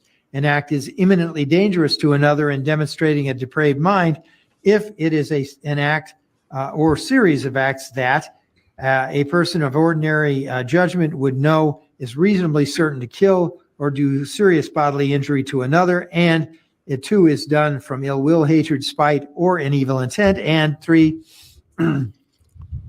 is of such a nature that the act itself indicates an indifference to human life. In order to convict a defendant of attempted second-degree murder, it is not necessary for the state to prove the defendant had an intent to cause death. A firearm means any weapon, including a starter gun, which is designed to or may readily be converted to expel a projectile by the action of an explosive, the frame or receiver of any such weapon, any firearm muffler or firearm silencer, any destructive device, any machine gun. The term firearm does not include an antique firearm unless the antique firearm is used in the commission of a crime. They really should delete An it. issue in this case is whether Travis Rudolph did not have a depraved mind without regard for human life because he acted in the heat of passion based on an adequate provocation. In order to find that the defendant did not have a depraved mind without regard for human life because he acted in the heat of passion based on an adequate provocation, A, there must have been a sudden event that would have suspended the exercise of judgment in an ordinary reasonable person, and B, a reasonable person would have lost normal self-control and would have been driven by a blind and unreasoning fury, and C, there was not a reasonable amount of time for a reasonable person to cool off, and D, a reasonable person would not have cooled off before committing the act that would have resulted in death, and E, Travis Rudolph was in fact so provoked and did not cool off before he committed the act that would have resulted in the death of Christopher Lowe. If you have a reasonable doubt about whether the defendant had a depraved mind without regard for human life because he acted in the heat of passion based on an adequate provocation, you should not find him guilty of attempted second-degree murder. Aggravated assault, count 4, a lesser included offense. To prove the crime of aggravated assault, the state must prove the following 4 elements beyond a reasonable doubt. The first 3 elements define assault. 1, Travis Rudolph intentionally and unlawfully threatened either by word or act to do violence to Christopher Lowe. 2, at the time, Travis Rudolph appeared to have the ability to carry out the threat. 3, the act of Travis Rudolph created in the mind of Christopher Lowe a well-founded fear that violence was about to take place. 4, the assault was made with a deadly weapon. If the circumstances were such as to ordinarily induce a well-founded fear in the mind of a reasonable person, then Christopher Lowe may be found to have been in fear, and actual fear on the part of Christopher Lowe need not be shown. A deadly weapon is any object that will likely cause death or great bodily harm if used or threatened to be used in the ordinary and usual manner contemplated by its design and construction. An object not designed to inflict bodily harm may nonetheless be a deadly weapon if it was used or threatened to be used in a manner likely to cause death or great bodily harm, and as such does not include mere bruises. It is not necessary for the state to prove that the defendant had an intent to kill. All right, ladies and gentlemen, we have gone through the jury instructions, essentially the substantive jury instructions. Now it's time to take a lunch break. We'll take a break for, let's say, 45 minutes so that at 2 o'clock, hopefully that's enough time. Do you all need more time? No. Anybody want less time? I see 1, 2, 3, 4. Well, okay. If you want less time, stick your hand up and hold it up so I can count. 1, 2, 3, 4. That's nigh on unanimous. So we will take less time. Be back. Eat your lunches and, don't get indigestion. But eat your lunches and be back here at, let's say, 20 past 2. That's sort of a compromise. 20 past 2. Now, remember and obey the 4 cardinal rules. You've had all the evidence. You've received all the evidence. However, you have not yet heard the closing arguments. They are important. Do not form any concrete opinions as to anything until you've heard those until you've heard those closing arguments. Obviously, do no research of any kind and don't discuss the case. You can talk about the NBA playoffs, you talk about football, you can talk about the weather. I really don't care. Just don't talk about this case. You will not run into any of us out there, so we don't have to worry about that 4th cardinal rule. Yes, sir? What did I say? Okay, 20 that out. makes more sense. 20 Okay. out. That makes more wait a sense. minute. Hang on. That's not enough time. Let's make it 10 minutes. 10 minutes to 2. 10 minutes to 2. All right? Okay. 10 minutes to 30-minute 2. lunch break. Remember to obey the 4 cardinal, 3 of the 4 cardinal rules. Holy cow. All righty. Good heavens. Now, before we get into Steve, let me get through these super chats that backed up during that. We'll give Steve an extra couple of minutes to prepare here. Oh my gosh. Let's see. Starting at the top, Mangs said, "Love me some Jeff. You make my day." Well, you make my day, Mangs. Thanks for being here. Tina Lewis said, "I must be missing something. Sounds like the decision to find the defendant something must be the very, very last decision. The other option had to be considered first. We'll talk about that in just a minute. Hang tight." And Net Trippin says, "If you're a lawyer and represent yourself, can you use attorney-client privilege?" Well, keep it in here. You kind of have attorney-client privilege inside your brain. And John Gordon, "How is reading this not cruel or unusual punishment?" It is for us, I guess. And Diamonds and Henna, thank you for the $1.99 super sticker. Brian, thank you for the super chat. At this rate, you'll need that hemorrhoid cream. Yeah, it's a slog. We've got a few more things here. Right. Now, we've brought Steve Gosney here. Florida lawyer extraordinaire, appellate assistant public defender. He is going to help us make a little bit of sense out of all of this. Now, what I had planned was to go back through the jury instructions and compare it to the evidence, but that ain't gonna I happen. only have a few minutes here, so Yeah, but that ain't gonna happen even if you one. Thankfully, he's limited lunch to 30 minutes. Yeah, that ain't gonna happen. All right, how do we begin to unravel jury instructions? Okay, well, the reason it's so long, first of all the instructions need to be read. So in Florida, the oral governs over the written. So, Really? Yes. So that's why you have the instructions. The reason these loans were so long and abusive is because basically you had 4 people in a car, right? Each one of them, so I'm assuming, and I don't know all the charges here, but it sounds to me like you had first-degree murder on one, attempted first-degree murder in the other, and then maybe attempted first-degree murder in the others.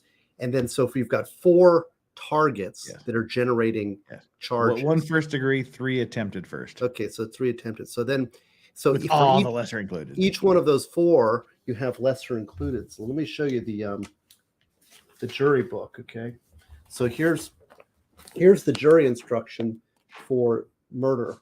You see all those lesser includeds there? So it starts over here on that bottom of this page, and then continues there. So you've got for each defendant, you're going to have, for each victim, of the crime, you're going to have, or each charge, the charge, and then all of those lessers, right? Yeah. And then as to each one of those, you're going to have a defense of justifiable use of deadly force.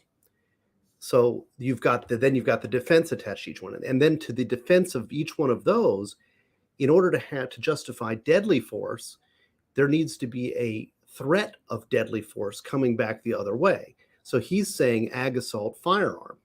So then you have a definition of ag assault firearm behind each one of those people to justify the use of deadly force against them. Okay. So and then you also so that's sort of just the basic framework. It's all now perfectly clear, isn't it?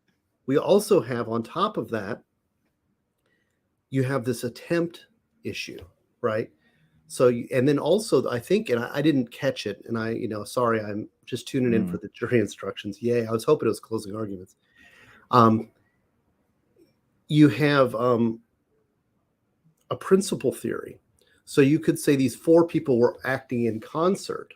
So there's an instruction behind that, I would think, that might be incorporated, right? So that if they're acting in concert towards a common criminal plan of violent felony against you, then they're justified in using force against them. Okay. Then you also have the attempt language, which is, and this is where attempted manslaughter, and I want to get into that. But so let's just talk about the reason those things were so abusive is because we're covering all of these cascading options applying to each defendant in each response, right? So it reads a little better. It looks a little better when you're looking at it than when it's getting read to you. But that's what's going on. Okay. Well, now how does a normal human being unravel all of this when they go in? They will get a copy of the jury instructions in writing. 30 pages of it. Yeah. Right. And what will happen is, hang tight, Eric. Hang tight, Aaron. Hang tight. There will be a verdict form at the end, and the verdict form will say, as to count 1, and it'll have the highest charge, and it will go down the list. First degree murder, second degree murder, manslaughter, attempted manslaughter, ag battery, battery, not guilty. So it'll go all the way down, right? And then you'll have a form for each charge. So it's easier. The jury will just have those forms that they have to fill out. And the chat has asked why, if we presume them innocent, why doesn't the jury form start with not guilty and then work its way up to the serious charges? Why do we walk in and go, hey, let's read 50 pages about why this guy is guilty, and then, oh yeah, not guilty at the end? Well, it's not. This is the law, but I agree with you. And in fact, some judges, it's discretionary on the part of the judges. Judges are mostly prosecutors, and they usually, this is the form by which they usually use. Okay. So, and we have these arguments at the trial level where we ask to have not guilty put up top. All right. But it doesn't have any appellate horsepower. As long as the option is on there, it's good enough. I think it's because of the way the order, because if there's no crime, there's no justifiable use of force required. So in order for, so I would assume that, okay, we have a potential crime and then we have a justification. So if you look at it for order wise, yes, there was the elements of the crime were met, but he was justified in doing it. Therefore, it exculpates him. So the affirmative defense of justifiable use of deadly force wipes out any criminal element. So I agree with you. I would, if I was a judge, I'd reverse the order, not guilty. But it's just the way it is. I mean, that's the form. And I will say that the jury instructions committee is made up of prosecutors. They systematically exclude defense attorneys from their instructions committees. I know this because I've been excluded multiple times, as well as some of my office mates who are brilliant. They don't want us on there commenting. So these are prosecutorial written instructions to make it look as bad as possible. Well, now, if let's just take one of the most serious, the first degree murder charge. How would you go about applying that to, a real life jury deliberation? You go and think, okay, well, how juries deliberate is much different than what us lawyers think, right? Well, but how do we break down the charges? Because you've got what the only one that really matters is the first degree murder, right? Yeah. I think it's going to be all in. You're either going to have an all-in jury. They're going to go guilty down the board. You're going to get a compromise verdict. You'll have some holdouts or something, and there might be some wiggling, in which you'll case a lesser. Or you're going to people that buy into the justifiable use of deadly force theory, in which case you're going to get not guilties, right? There's a lot of debate, and we have a pro-defense chat, and I like that, and I agree with him. And I want this guy. My heart says I want him 100% not guilty, but my brain says it's 50-50. And the reason is because the jury is the fact finder. Who do they believe here, right? Here is the scenario, and if I was prosecuting it, here's how I'd formulate the argument. Okay, so the fight was over. The people were fleeing. The other brother pursued. This guy went back into the house, got a gun, came flying out of that house with his gun. He's making up the story about being threatened by firearms from the other car. That never happened. That is an after-the-fact justification that he came up with to shoot at the car. And you can tell that because he was aiming to get revenge in a fit of anger because he sprayed the car with 39 shots. And so that's the theory. And that is a fact question. Whether or not the defendants in that car were pointing guns or shooting, you have to believe him. You have to believe the defense side in order to find that fact. If you don't believe that, then it's not justifiable use of deadly force as a matter of law.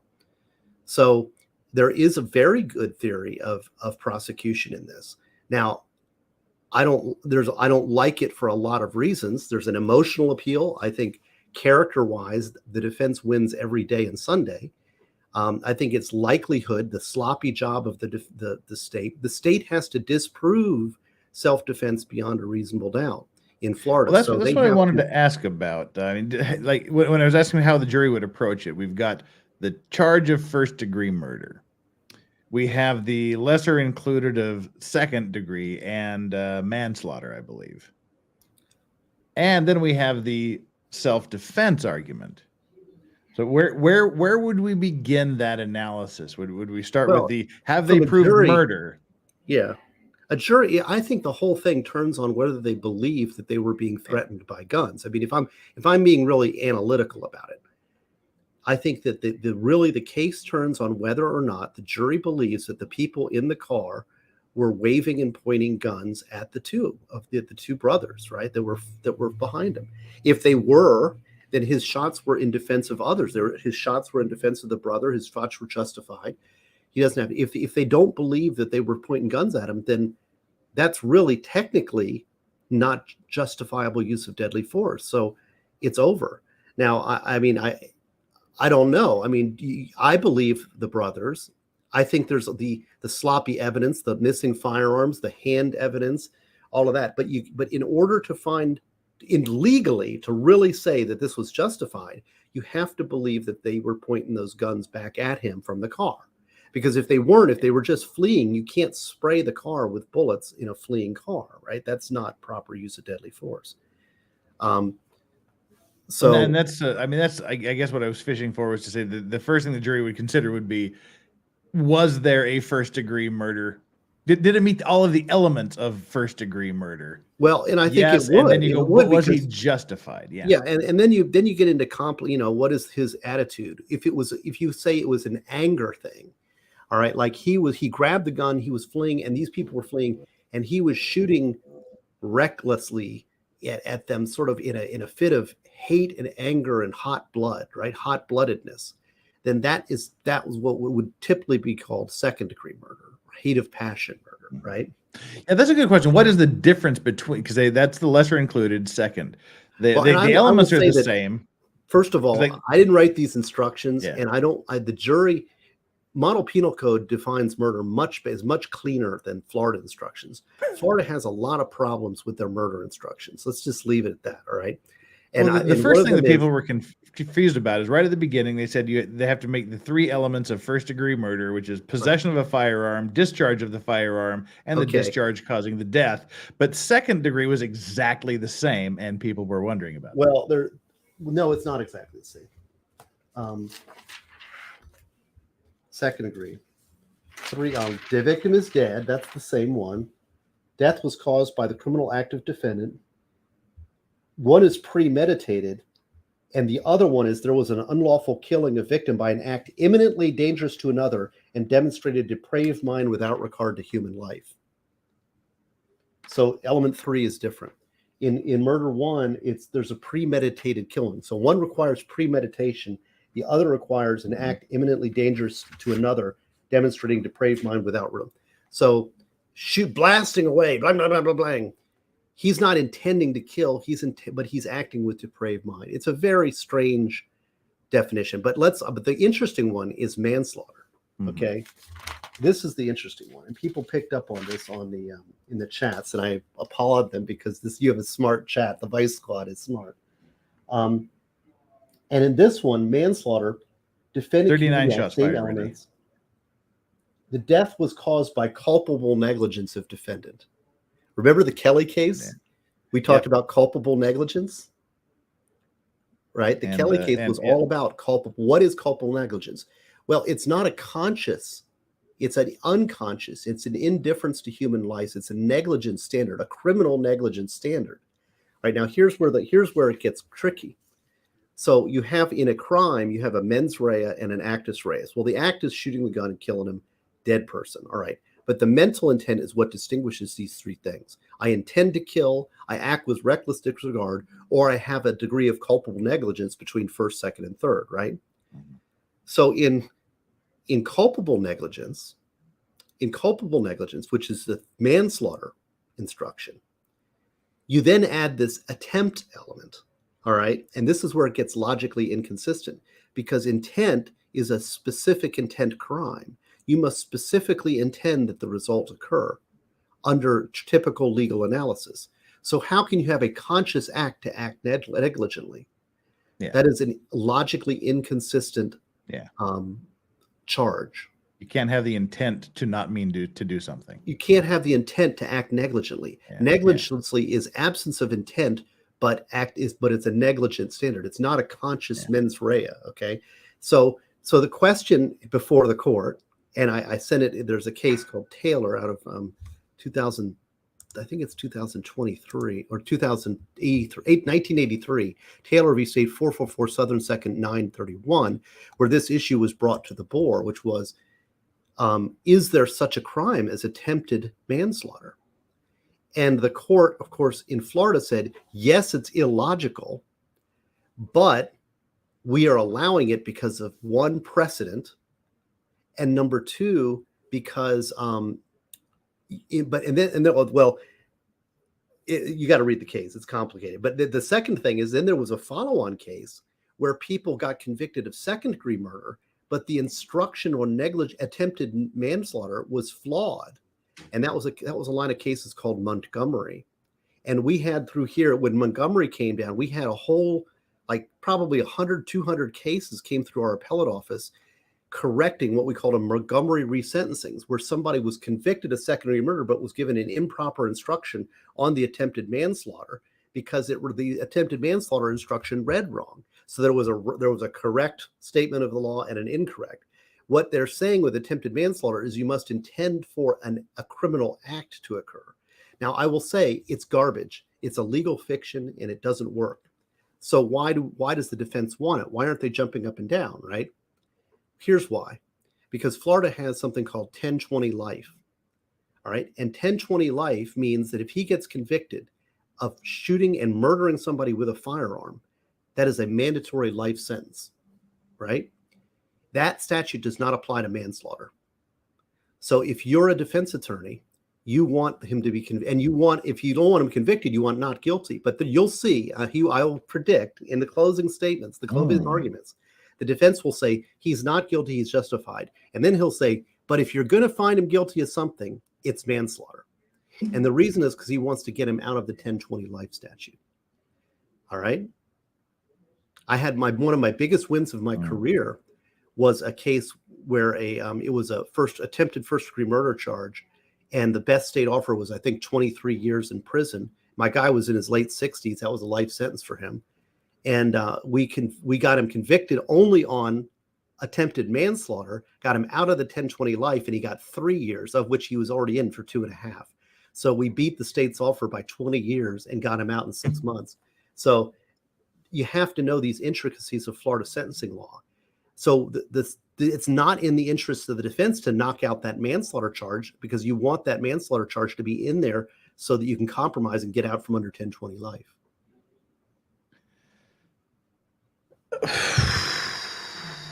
There's so many questions and so little time. So little time. This is in the weeds, and this is what I do. Is deal with this stuff. This is one of the most complex jury instructions I think I've heard in quite a long time. And the reason is because you have to have definitions, like the use of deadly force, the responsive use of deadly force by Mr. Rudolph, right? Well, what is the deadly threat that he is facing? He has to be the other side has to be committing a felony, a violent felony offense, right? And in this case, he's going to say ag assault firearm. Yeah. They were pointing guns at me, and see, that is the critical thing. And that's the fact question. It'll be interesting to see. Really, that's it. If they go aggravated assault, or if they bring they have to bring the firearm into it. What's that? They'd have to bring the firearm into the aggravated assault, just because of what they've been saying up to this point. Or can they offer the alternative and just go with aggravated assault and leave the firearms part out of it? What are you talking about? Are you talking about on the defense when they're talking about the justification for the? Yeah, well, I mean, he a lot of times. I mean, I don't like a lot of the superfluous language that goes around. Like, he kept reading the firearm definition. You can eliminate that. You can read it once and refer back. The duplication of the things. I mean, you judges have some discretion. Look, he's just gonna read it straight through. That's the easy way. That's the no fault way. Juries aren't. If the jury is focusing on the right thing, and let's see, if they're doing their job, they will focus on whether or not they believe that Rudolph or his brother were being threatened by firearms at the time of the shooting. That's the question. And AP, your silencer, that's just the silencer stuff is just, that's a red herring. That could have been deleted. That's a good example. On the definitions, there's no allegation that there's any silencers. So I would delete that. Yeah. The antique guns and all that other stuff. Right. Antique guns. You can strike all that language. And judges have discretion to strike that language. And I would have proposed that if I was judging it, I would say, or if I was in the defense side, I'd say, we'd strike all that. But, some judges, the different judges have different ways of doing it. It's a little obtuse, a lot obtuse. But I don't think the jury's really paying attention. I think the jury is going to be paying attention to more gut kind of things. And I don't know. I mean, well, that was TG 1987's question. How much do jurors actually talk about cases? Is there a lot of we aren't supposed to talk about it? But I didn't read all of your comment, but even just low-level information, people like to know where they sit. I don't think jurors talk about the cases. They might. I think there's a lot more research on your own when they go home. They see a news story, something pops up on the phone. I don't think they sit around and go, "Hey, what do you think?" But what about inside the jury room? Well, all of us, we all want to know that, and that's something that defense attorneys, we don't have insights into that anything better than anything. It's average folks. Your jury makeup is really important. I don't know about how much work they did on the intro and picking the jury, but it's really important. Yeah, I mean, I like to think that jurors take their job seriously once they've sat through a lengthy trial. They've heard all of the evidence. I like to think that they would take it seriously and read through the instructions, unless they come back in 30 minutes or 45 minutes, which just means one side either did really, really good or the other side did really, really poorly. If they just walk in and go, "Yeah, what do you think? That was pretty obvious. Let's go." Yeah, I think that's usually the way people work, and they're going to come to their conclusions. I mean, that's why they did like Daryl Brooks. He went and go, "All right, we've got to at least make it look like we deliberated. Let's just read through the instructions. So if anybody asked, we can say we did it." It's also 70 pages of forms, and they're going to go through it very professionally. It's a very serious crime, and people take it seriously. This one, the fear is that people bring in baggage, and they bring that baggage in like, "I'm just sick of this firearm violence," or "Those AR-15s are terrible, and isn't it terrible, and there's a gun," or they bring it, you never know what baggage people are bringing in, like to the jury room. And I will say, this is a close case. I'm not certain about whether they were shooting their firearms or pointing their firearms. I think the sloppy police investigation and the recovery of the firearms later, that shows that to me. But see, I'm looking at the characters. Like, my heart is completely with the Rudolphs here. I really hope he gets a not guilty, because I can see this happening. And even if it's on the line, which it is, it's one that I think that some mitigation here, that you need to balance. The fact is, these 4 idiots came to his house, committed tremendous violence against him in his home. They were in danger. This technicality of, I don't know. It's a tragedy all around, but my heart is with the defense team. But I don't think that's because I'm a defense lawyer. I think it's because I really liked all the defense witnesses, and I didn't like any of the state witnesses. So just sort of as a guttural reaction. And maybe that's what the jurors, how they vote. I don't know. Well, Jim Satala is having a coronary. He wants to make sure I read this before you leave. Sure. Has Steve written any articles about how the statutory definition of a firearm is factually flawed? They say by means of an explosive, smokeless powder is not an explosive. It burns in a conflagration. Have you written an article about that? Why don't you write that article, Jim? You sound like you've got some knowledge there you could share with the world. Yeah. The thing is a lot of these definitions like that don't matter. The fact that you have a suppressor definition in the definitions is strange. See, a lot of that is felon in possession of a firearm. Well, they have a suppressor. Well, a suppressor is a firearm for purposes of the statute. So he could be convicted of possession of a firearm when all he has, in fact, is a suppressor. Ammunition is also considered firearm under the statute. So possession of a firearm by a convicted felon could be possession of ammunition. So these definitions come to play in that sort of thing. But usually I actually have had an antique gun case, which was pretty cool. So we actually moved to dismiss the case because the weapon that was being used was not a firearm. It was a smokeless powder, or it was a black powder musket that was I think what the stat date is, like 1897 or whatever it is. And it was really an old antique firearm. I was like, cool. We got a cool, So I think it was a felon in possession of firearm case, in fact. And he had a old muzzle loader. And we got him. It was a dismissal because it was not a firearm under the statute. It wasn't a legal firearm. I mean, it wasn't a firearm under the legal definition of firearm. Of course, that's why he got it. I mean, the guy knew that. Prosecutors don't know that until the defense attorney brings up to us, "Hey, this doesn't really qualify." See him walking into 7-Eleven with dual muzzle loader pistols. Yeah. Oh man, but this is a tough one because, like I said, gut level, yeah. We know the one guy lied about having a weapon, and then he kind of had to stop lying about it when the dog found it. But the other guy, they're saying he had a weapon. Did you see the testimony about the rigor mortis in his hand? I didn't hear the testimony. I've heard about it talked about. So yeah, the picture of his hand. So what they're saying is this. This is what his hand looks like. Yeah, that's pretty good. I would hammer on that. The fact is that they really need to get that evidence believed by this jury in order to win.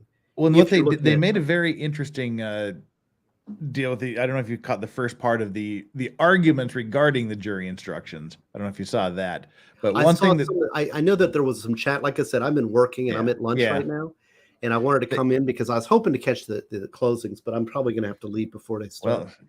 Well, you can keep us on in the background, but that was one thing that the defense said. They made the argument that they need one of the handguns without him being required to wear gloves when handling it. Oh, right. I heard some discussion about that. And so to me, that means that he's gonna hold that weapon, and then he's going to slide the weapon out of his hand and go, gee, doesn't this hand motion look familiar? Where have we seen this? Oh, no, that's great. Look at this picture. That's great stuff. I'm because they were saying it could be a lighter, really good.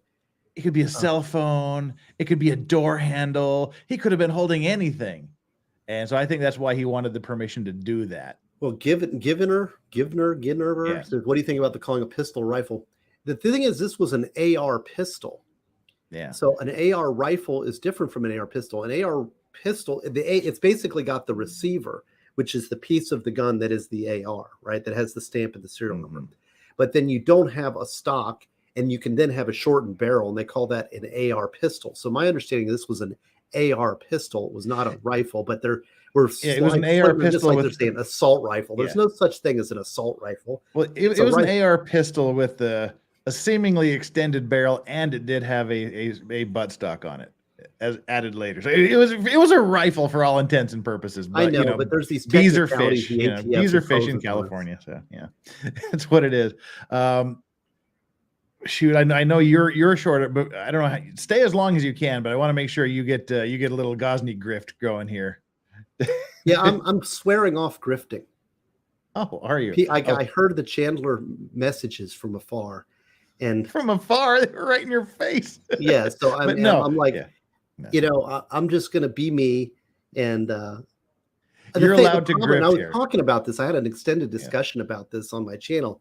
The thing is that I'm used to citing everything that I do and everything that I say. So when I say something, I want to say, well, the reason I'm saying this is because Jordan Peterson says this, or a case says this, or Clarence Thomas says this. And sometimes it's in my book and I'm repeating myself. And if you want to get more, so I'm citing back to my books, right? And I'm not meaning to grift. I'm just saying it's a habit to cite back to what I'm saying. It's more than just, right? So I'll let the chats and all of you guys do the grifting for me for the time being. I do have some cool stuff coming up on Rumble. Tonight, I'm going to be reposting my interview, my 2-part interview with Dr. Brian Cutler, who is I've got multiple books up on my shelf from him. He is an expert on eyewitness ID and false memory. I also have an interview scheduled for tomorrow, which I plan on posting that night. It's an interview. He guy's in Austria, but he's a great friend of mine, a great guy, Professor Dr. DeClue, who is an expert on false confessions and police interrogations. It's part of my forensic series. And then on Thursday, I'm going to have Dr. Scott Gerber, who's an expert on the Constitution, and Clarence Thomas's jurisprudence and the Declaration of Independence. He's also in trouble with the University of Northern Ohio, I think it is. And the woke mob is at him, and he has a fund set up. They came up and fired him without any kind of complaint. They just did it. And so I'm not talking about that so much because I'm his academics. I'm interested in his academics, but he is a really nice guy. Yeah, but Dr. DeClue is brilliant. He's my hippie friend. He's a real hippie. but he's a genius, and he's got great insights into police interrogations. And he previewed me some good questions, like how to prevent false confessions from ever happening again. How do you like that? Yeah. So tune in tomorrow night. Of course, it's not going to be live because I have to record it since he's in Austria.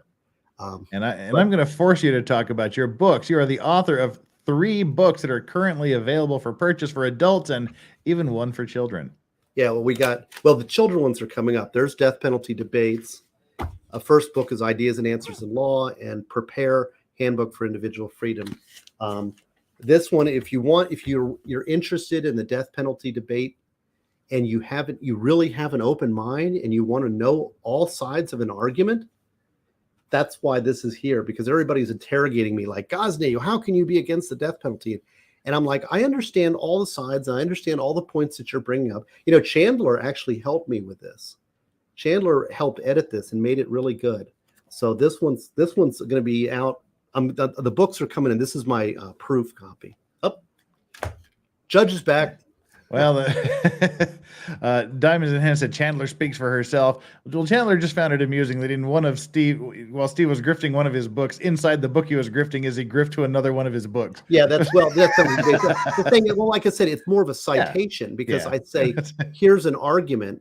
If you want to know more about this argument, go look at my book, Prepare. I call that smart marketing. Well, it's just, but the thing is I've already fully fleshed that idea out. I'm not just going to reprint that whole idea again, right? Let's see. What was some of the, and they are in ebook form. The death penalty book is an ebook. I don't know if it's up on my site yet. It'll be within the next week. And Prepare as an audiobook, and I will be doing an audiobook of death penalty debates. It's going to be the next 2 weeks. In fact, I'm going to do it so professionally that I might even release that on some wider one of these audiobook things. Mm-hmm. But right now it's available for pre-order, although it'll be shipping out next week. So, and death penalty is called Death Penalty Debates. It's net positive or net negative. Just everything's me is stevegosney.com. We do law cards. I've got children's books coming out. I've got some music in there, all sorts of stuff. And IWD said a home/neighborhood should be hallowed ground, and any force used to repulse threats should be acceptable. But I also think it should be legal to torture home invaders. So guess I'm the thing. And I saw the video of him grabbing his gun and running out so fast he slips down and falls, and he's chasing after him, right? And the thing is, see here, look analytically, that in itself is not illegal. He can arm himself. He can go into the neighborhood. That's not illegal. Yeah. And the testimony was his brother was down the street being jumped on by at least 2 people, and he was running to his brother's defense. So all of that's legal. The only question is, when he shoots that car, is he or his brother being threatened with imminent deadly force? And if he's to be believed, then they were pointing at it. Then if they were pointing guns at him, then that's justifiable. If not, then it's not justifiable from a legally technical standpoint. The jury could just say not guilty because we think they're scumbags and he's a good guy. And that's what I would hope for as a defense attorney. That's obviously they're playing to that, right? Yeah. And he says this is going to be could have divisive opinions on the jury. Yeah. That's why I think the defense has to, in their closing, ask if this, at some point, just say not guilty, justifiable use of deadly force. They were justified. I'll make all those arguments, but at some point in the defense argument, you're going to hear, but if you feel like you must come back with some guilt, come back with a manslaughter, because that gets him out of 10-20 life, avoids life in prison. All right, Judge is back. Got 2 more super chats to get through here. Tanny Simmons says, if I'm a juror, it's similar to Depp and Heard, who was more believable on the stand and who was in the circle. I'd take the Rudolphs over any state witness. State witness equals argumentative and petty. And I didn't like any of the. I didn't see the whole trial, but the state case to me was petty and argumentative and bickering and lying and scum. And the Rudolphs came across, every one of their witnesses came across as excellent. I'm a big fan of the Rudolphs after this, and I really I like them all. But it doesn't matter, ultimately if you're a juror and you're following your oath and you don't think that there were guns pointed at him, that's guilty beyond a reasonable doubt. That's guilty first-degree murder. That's life in prison for Mr. Rudolph. Pretty high. And Brian says, boy, that lawyer sure brought in some baggage when they talked about cheating. Yeah, the prosecution. The prosecutor was a bit overly antagonistic talking about cheating. She may have had something in her past. Vin's Clortho members, new member from YouTube. Hey, welcome back to the membership. You're the newest member. All right, looks like the jury is coming. How are you doing on time, Steve? Have you eaten? Yeah, I'll be about, let's see, only a few more minutes, but I'll hang out as long as I can. If I duck out unceremoniously, it's because I got to get back to work. I've got so much work to do. I was out sick all week last week. And Aaron Hack says, mods, did Jeff miss my super chat message? I didn't. I just kind of neglected it. But then you remind me. Thinking, so far, the judge seems pretty good. The judge seems like a really good guy. And she's quiet. Who's she's talking to? Perhaps for Mr. Shiner as well, but also for the court and the family members and everybody who's been here. Thank you so much. I know we promised you a lot when we started this process about how quickly this was going to go, how many hours you'd have to wait each morning, how much you would have to put up with throughout the entirety of this. And you have given of your time, you have listened, you've paid attention despite all the delays and everything that we've thrown at you. So literally from the bottom of our hearts, thank you. I want to start this conversation with you by talking about something that is obvious to all of us, but I want to make sure that we're on the same page. This case has never been about domestic violence between Mr. Rudolph and his girlfriend. This case has never been about domestic violence. So we spent a lot of time talking about the anatomy of this relationship and what was going on that day. But this case comes down to something very important. Murder begins where self-defense ends. That was dramatic. You will see as I go through my presentation here with you that the state will not allege that Mr. Rudolph did not have a right to be upset that night. You will see as we go through the presentation that there will not be an allegation that it's ever okay for people to just show up to their house in the middle of the night. It's not illegal, but I could see, everybody could see how that would make somebody upset. I want to start with what started the calls to law enforcement that day. Already don't like it. What's her theme? What's her theme?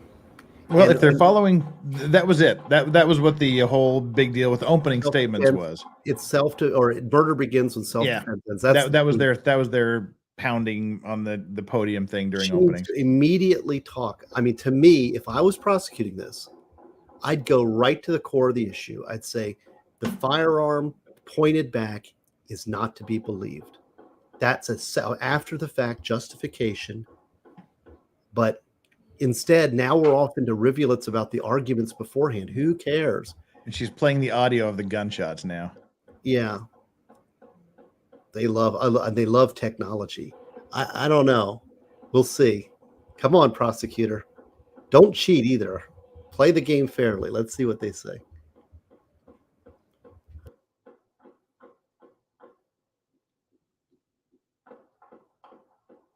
She's trying to avoid the bad, and it's tricky, but they have a case here, and the state could win this. So don't underestimate them. Murder begins where self-defense ends. There's the theme again.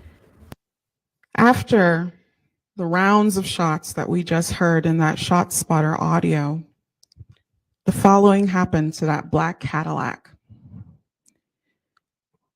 There was a gunshot defect into the upper right corner of the rear window. The driver's side window, another impact. The driver's door window, another impact. The driver's door window, another impact. The driver's door window, another impact. Right front headlights impacted. Passenger side A-pillar impacted. Passenger side view mirror housing impacted. Right front passenger door window impacted. Right front passenger door window impacted. Right front passenger door window impacted. Right front passenger door window impacted. Right front passenger door impact. Right front passenger door window impacted. Right front passenger door. Right front passenger door. Right front passenger door. Right front passenger door. Right front passenger door. Right front passenger door. Right front passenger door. Right front passenger door. Those are separate impacts. Right front fender. Histrionics. Right front passenger door. Twice again. Speaking of histrionics. Right rear Chandler passenger Remington. door window. Right rear passenger door Wait, hang window on. again. Right rear passenger door window. Passenger side B pillar. Passenger side C pillar. 30 total defects to the exterior of this black Cadillac, housing 4 men. As we now know, Sebastian Jean Jacques died as a result of this. She We also mentioned know the headlights Tyler, were shot. who was That was one inside thing the that he was vehicle, saying. The car was coming at me when I got struck started shooting. twice in his back and once in his hip as he was running out of the vehicle and running away. Whoa, trip. The other 2, they don't have visible scars, but you saw them for yourself on the witness stand. Yep, You want to talk he about testified dealing the with car was coming trauma at him when he and shot, being and she said, unable or no, it unable was to do going things away. that There was day? only tail lights. Imagine trying to pull your friends away while that many shots are being fired at you. Imagine trying to navigate through a 3-point turn because of the way your vehicle was pointed. Objection. That's a As shots golden are rule shelling violation. through your vehicle, through the windshield, through the doors. Real life happened for Keyshawn Jones, Christopher Lowe, Sebastian Jean Jacques, and Tyler Robinson on that day. And I ask that as you return to deliberate and think about all the things that you will be asked to consider, remember this. Why do we stand when you walk in the room? All of us. We stand because you are the judge. It is a matter of respect. It is also a matter of honor to sit as jurors of peers and decide an issue. Issue in this case, at the time that Travis Rudolph picked up that 6R, decided to shoot, did he have a legal justification to do so?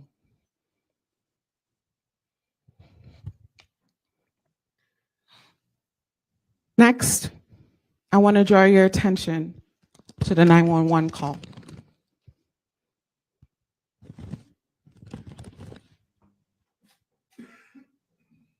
Now, for the record, it states 50. Shot spotter was states 51.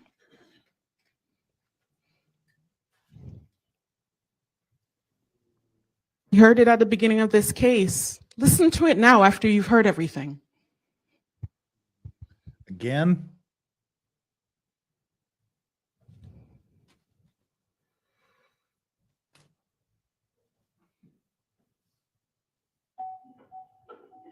Yeah, there was a golden rule violation there. I don't know if you saw it. Imagine yourself in the position of these people trying to maneuver and trying to escape.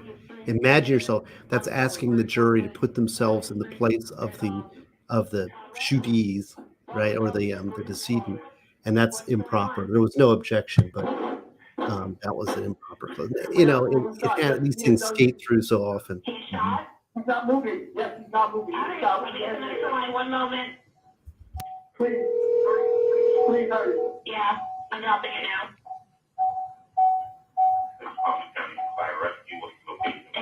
It's West Palm, 40th and Broadway, male shot. He's not moving. Do we know where he was shot? What part of his body? I'm not sure. I can't tell. But he's not moving. And he's the only one that's injured there? He's the only one that's shot. Yes, please. Okay. We have help on the way to you. We're sending police and paramedics. And you say you can't tell where on his body he was shot, right? I can't tell. All right. And he's laying in rolled ugly or on the 40th feet. 40th and Broadway, there's a gas station, a van auto park, something. 40th 40th Street and Broadway. Okay, again, is he on 40th Street or on Broadway? We are on 30th Street and Broadway, the intersection. I hear police sirens. All right. What time will stay for you? Let us know. All right, no problem, sir. Did you see the person who shot him? Travis Rudolph. Sir, he pulled off? No, his name is Travis Rudolph. He shot at him. Travis Rudolph shot at him? Yes. Okay, is he black, white, or Hispanic, Travis? Black. What was he wearing today? I don't even know. He came out the house with no shirt. Okay, what house does he live at? He lives at 40th and Broadway? No, he lives in Northlake somewhere. I'm not sure. Off like Northlake and up like past Riviera? Like Lakeport, I don't know. Please, I think okay, I understand they're going to come help in the medic turnaround as well, but you're saying Travis Rudolph shot him here, so was he in a car? He shot him around his neighborhood. He came outside with the gun and shot at him. Shot at us. He shot at all of us. Okay, but where did that happen? You guys drove to this location? Yes, we were trying to get to the hospital, and we came down the street, and the car stopped working. Okay, Northlake. Are you shot as well, sir? I don't think I'm shot. I'm not shot. Just him. Okay, do you know Travis's address? No, I'm not sure. Lie. Okay, so you guys were heading to his house. He came outside, shot at you guys, and you drove to this location? We came to talk to him. He came outside trying to fight. We were trying to get to the car, and he went back into the house, got a gun, came outside. We were in the car, driving away, and he started to shoot at us. Okay, now, how many people are with you right now? 2, and my friend who was with us, I don't know where he's at. We drove away as soon as he started shooting. Yes, please. Okay, you see the police? Yes, we see the police. All right, go ahead and flag them down, okay? We flag them down. Please. Right now, he's in the passenger. Please. Why wouldn't he give up the address if it helps them come to the location to save his friend? Oh my gosh, I love you, bro. I love you.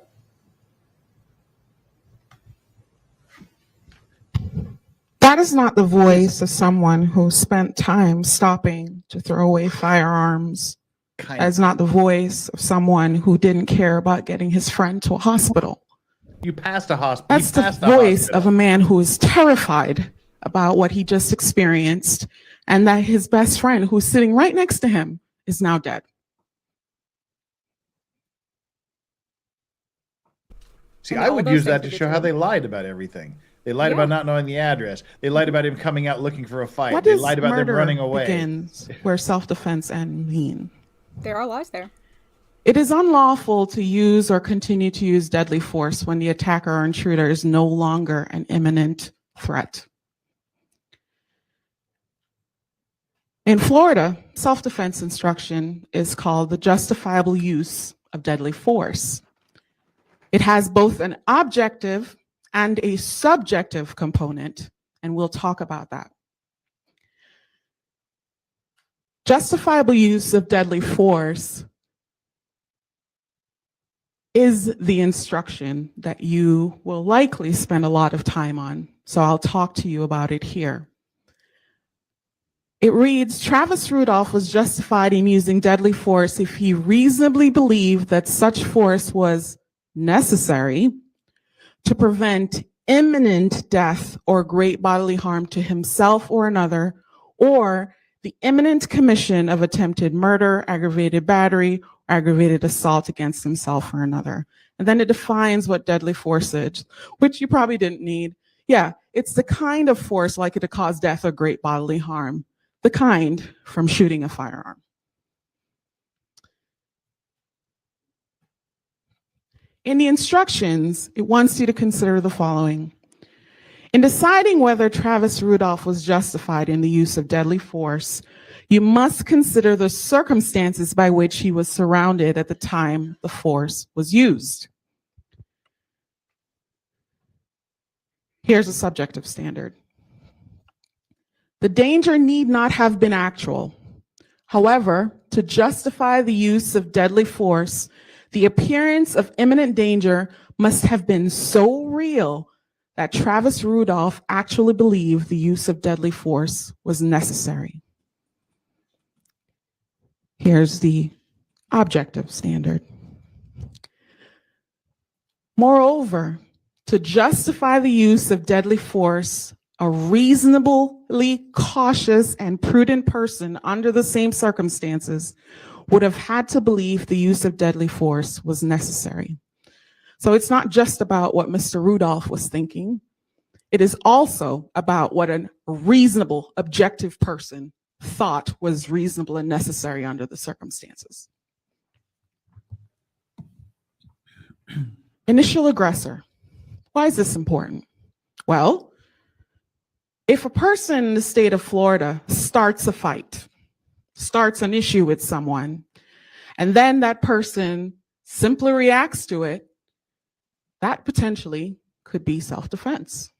However, if the initial aggressor, the person who started it all, clearly shows an intent to remove themselves from the violence, but the person who the force was used against first decides they're not done and would like to continue the violence, that's where we have the problem.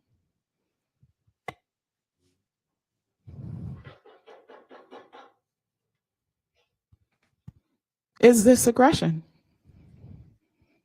Is it? That will be the question before you.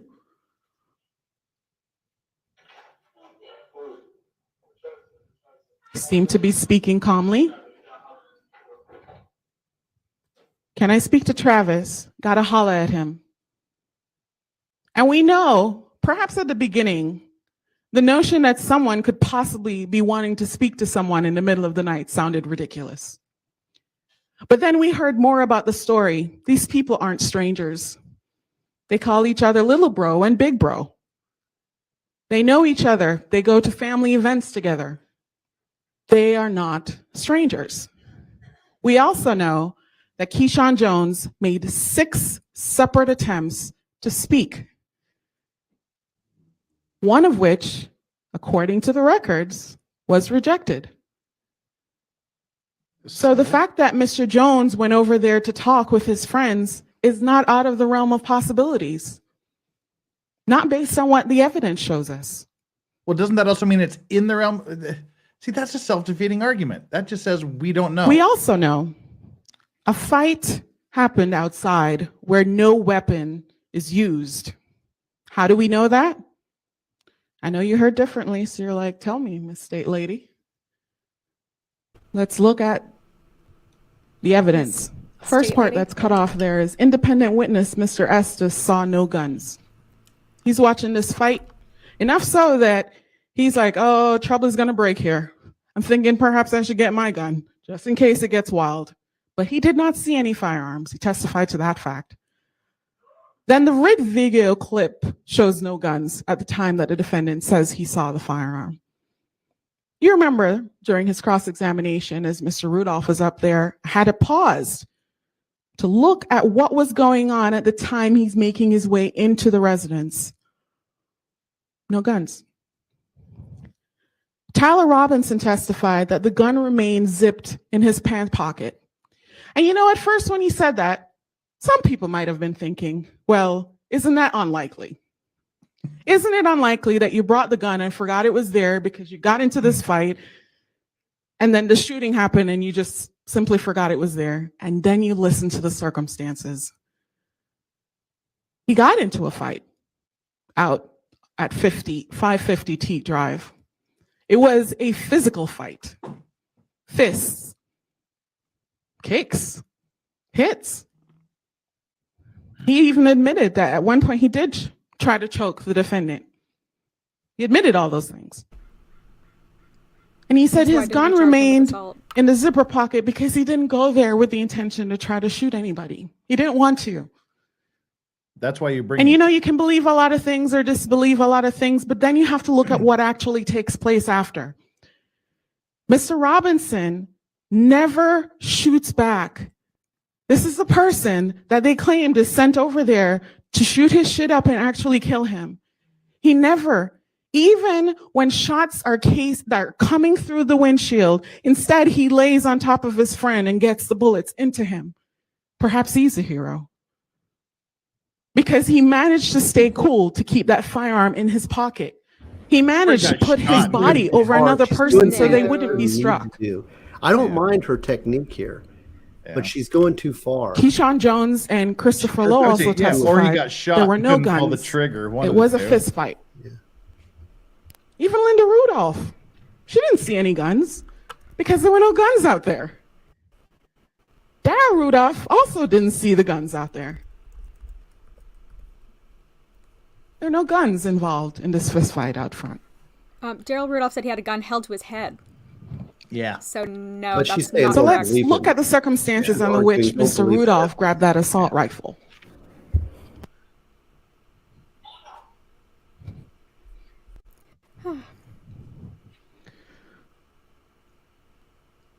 It's not bad. So I must say, I'm not completely. You don't hate it? I'm not hating it. Okay. I know that the chat's hating it, but they want him to be not guilty, and I do too. But it's calm, it's demeanor. She's going a little far. She doesn't need to justify. Travis, no. Come on, please. Travis, no. Please, please. Travis, no. That's his mother. Because Mr. Rudolph has now escalated what was a physical fight to introduce a firearm.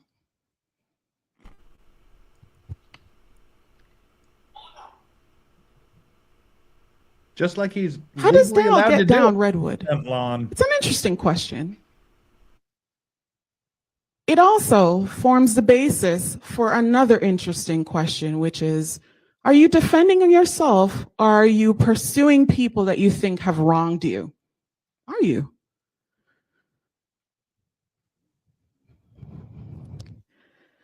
We already saw the map. This is where Mr. Rudolph lived and where the shooting scene occurred.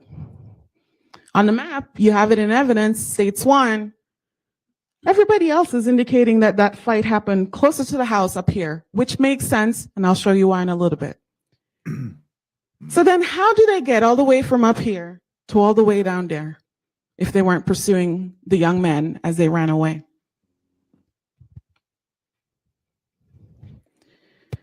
What's this? This is all 7 individuals on camera.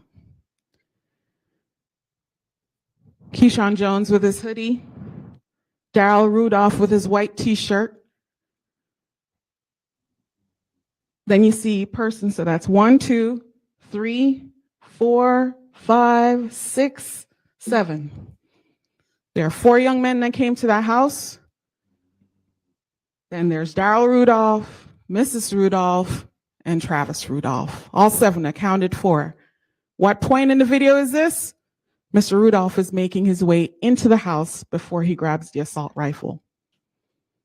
Pistol. There's no fight happening, ladies and gentlemen. It stopped. Everybody is calmed down. He escalated it. Mm-hmm. This now is Mr. Rudolph after he's exited the residence with the assault rifle and slips. White t-shirt. Darryl. Didn't realize he was in that video, right? He's there. He's not down the street. He's right there at the corner of the front lot.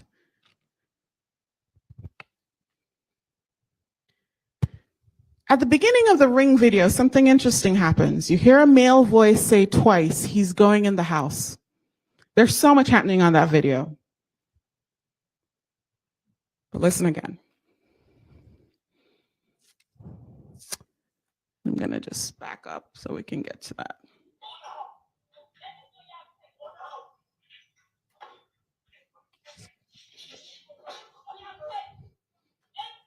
I'll let you.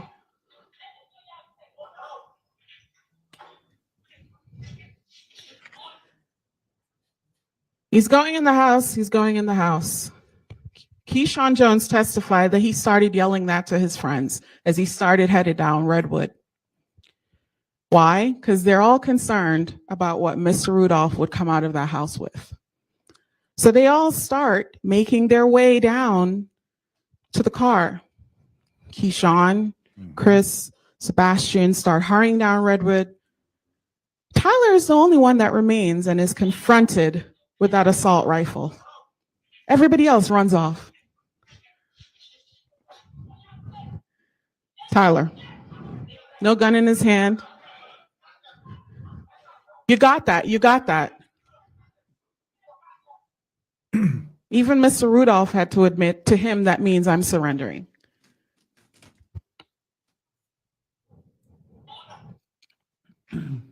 So how did Daryl get down Redwood?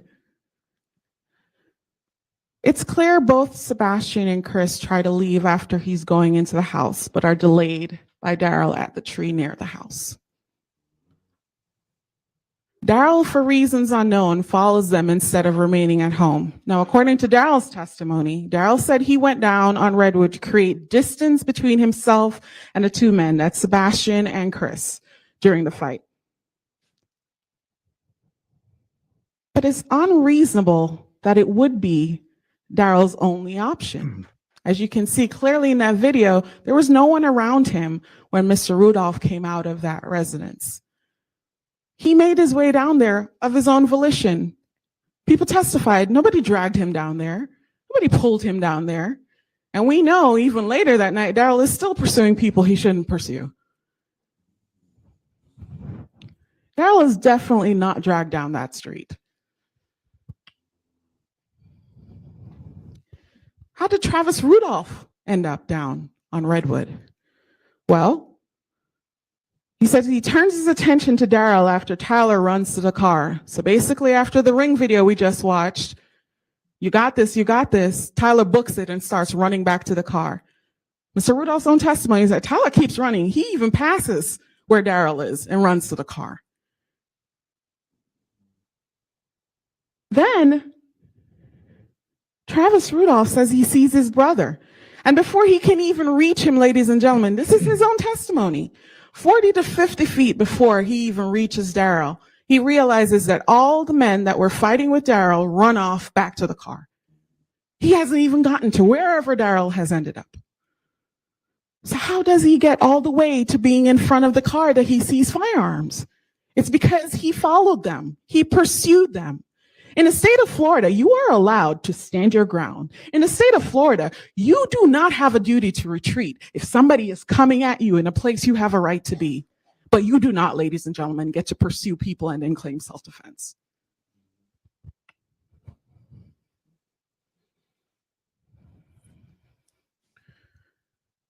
Let's take a look at this video. It is not the clearest. It really isn't. But it is the best window we have into what actually happened and how it happened.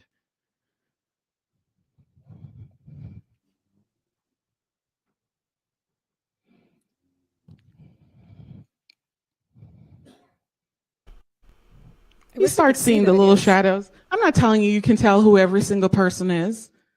But if you pay long enough attention, you can see the four figures make it back to the car and the rear lights come on and start moving before that flash comes on. The car actually backs up, not drives forward. They are trying to leave. They have signaled they do not wish to continue any violence. And Mr. Rudolph cannot take that for an answer. He shoots 39 times, 39 into this vehicle as it moves and drives away. Someone want to tell me how the headlights got shot again? By the time the defendant starts shooting, the Cadillac has already moving away. It has reversed, and then poor Keyshawn, under these conditions, trying to make that three-point turn to get away.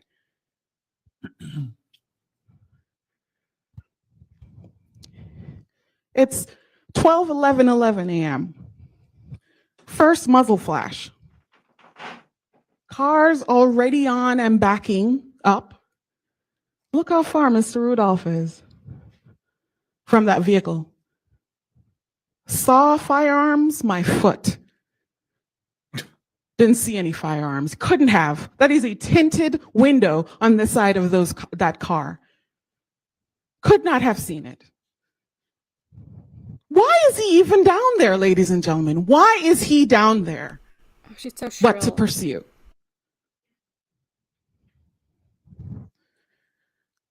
So let's talk about what Mr. Rudolph could or couldn't have seen, based on just common sense things that we know about the area, the dark video we were looking at, and the circumstances of the lighting. This area of Redwood is dark enough. There's some street lights, I'll give you that, but they're not so bright that they're illuminating everything that we can see every single person. I'd say objection. The interior light of the Cadillac is clearly not on. How do we know that? Cadillac has tinted windows. We heard that testified to by the person that was driving it, but also by the CSI, and we see for ourselves on the pictures. Sebastian actually barely makes it into the car. He had just slammed the door when that car starts moving, and then Mr. Rudolph started shooting. He doesn't have time to find a firearm. Given the distance between the defendant and the car, it literally is extremely unlikely that he saw anything inside that vehicle. It literally is unlikely. Defendant claims a gun was pointed at him by Sebastian. Well, isn't that convenient? Well, you gotta have to explain why you shot that one person in particular so many times. Objection. That's a burden shift, I think. Yep. Let's talk about evidence of a firearm. Tyler. What she's doing here. Tyler's gun is found that night. Everybody knows that. There's been a lot of burden shifting, actually, that I've noticed. Tyler admits the gun was on him and in his pocket. And ladies and gentlemen, a very important fact that I think goes amiss in the conversation about do you have to wait for someone to shoot you to shoot back? No, you don't have to wait. But if somebody else has a gun out, ready to go, they're gonna fire back after that 39 shots being fired at them. It just it defies logic, honestly. Sucks. So she's saying they were firing, they did have their gun? Which one is it, prosecutor? To fire was he back, holding a firearm? They had to have fired Bulges first. in the pockets. Let's talk about it. Firing They back. pulled their guns when he shot at them. So the first photo you saw had Sebastian's hand looking like this. Defense experts said firearm likely in Sebastian's hand. Could be nothing. Could be another item. Then Dr. Osborne from the medical examiner's office testified that Sebastian had a spinal injury. So that's going to have an impact on how his body rests. Then Sebastian not in full rigor mortis.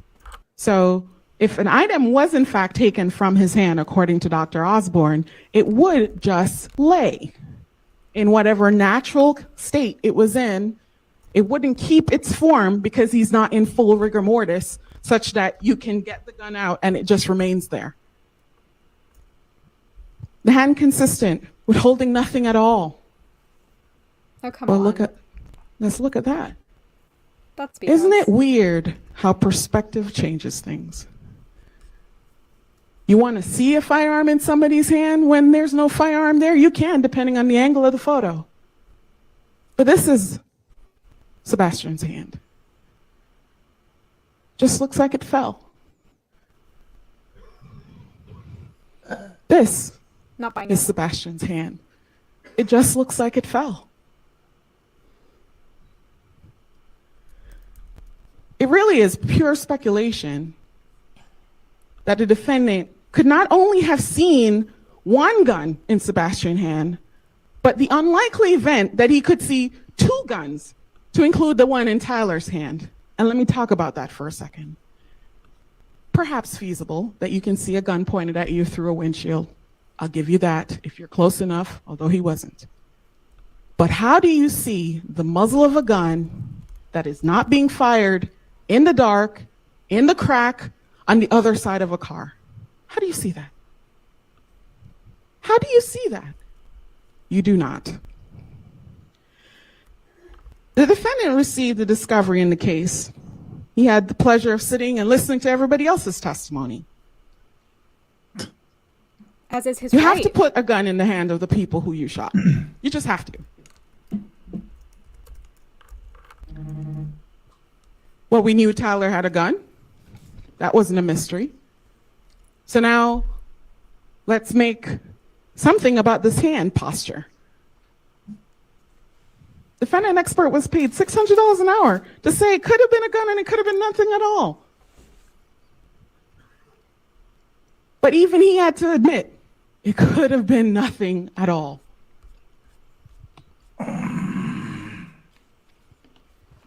What about the bulges? What about the bulges? What about the bulges? Enough of the bulges. God. It could have been his anatomy. Jesus. Is that a gun in your Bulge pocket? Or are you here? just happy to see me? That's Kerslow. He said, I had my phone in my pocket. Why should you believe him? Well, we know he had a phone in his pocket. That's the phone that was used to make that 911 call we listened to. How do we know it was in his pocket? How do we know that weren't in the center console? Sebastian's over here, but he also had some type of bulge in the front pocket. And we know Tyler, you can't even see a bulge in his pocket, and he actually does have a gun. What are you trying to say about Tyler? Chris testified that the bulge was his phone. And we know it's the same phone he used to make that 911 call, which is completely consistent with the rest of the evidence in the case. That he would have had it on his person so that after the shooting, he can reach for it to be able to call 911. Sebastian had 2 sets of keys that were found in his front right pocket. There was no evidence found in his pocket or anywhere near him that it was a firearm. What is reasonable doubt? Reasonable doubt is not a mere possible doubt. It is not speculative. It is not imaginary, and it certainly is not forced doubt. Such a doubt should not, must not influence you to return a verdict of not guilty if you have an abiding conviction of guilt. I want to talk about a very important instruction. Justifiable use of deadly force. This is another part of it. The use or threatened use of deadly force is not justified if you find that Travis Rudolph used force or the threat of force to initially provoke the use of threatened use of force against him. So earlier I was talking about initial aggressors. Clearly, we're not there anymore because that's not where this shooting happened. I'm talking about down on Redwood. How do you get all the way down there? Ladies and gentlemen, I submit to you, even under the unlikely circumstances that they had firearms and in fact pointed them, think about what those men would have seen.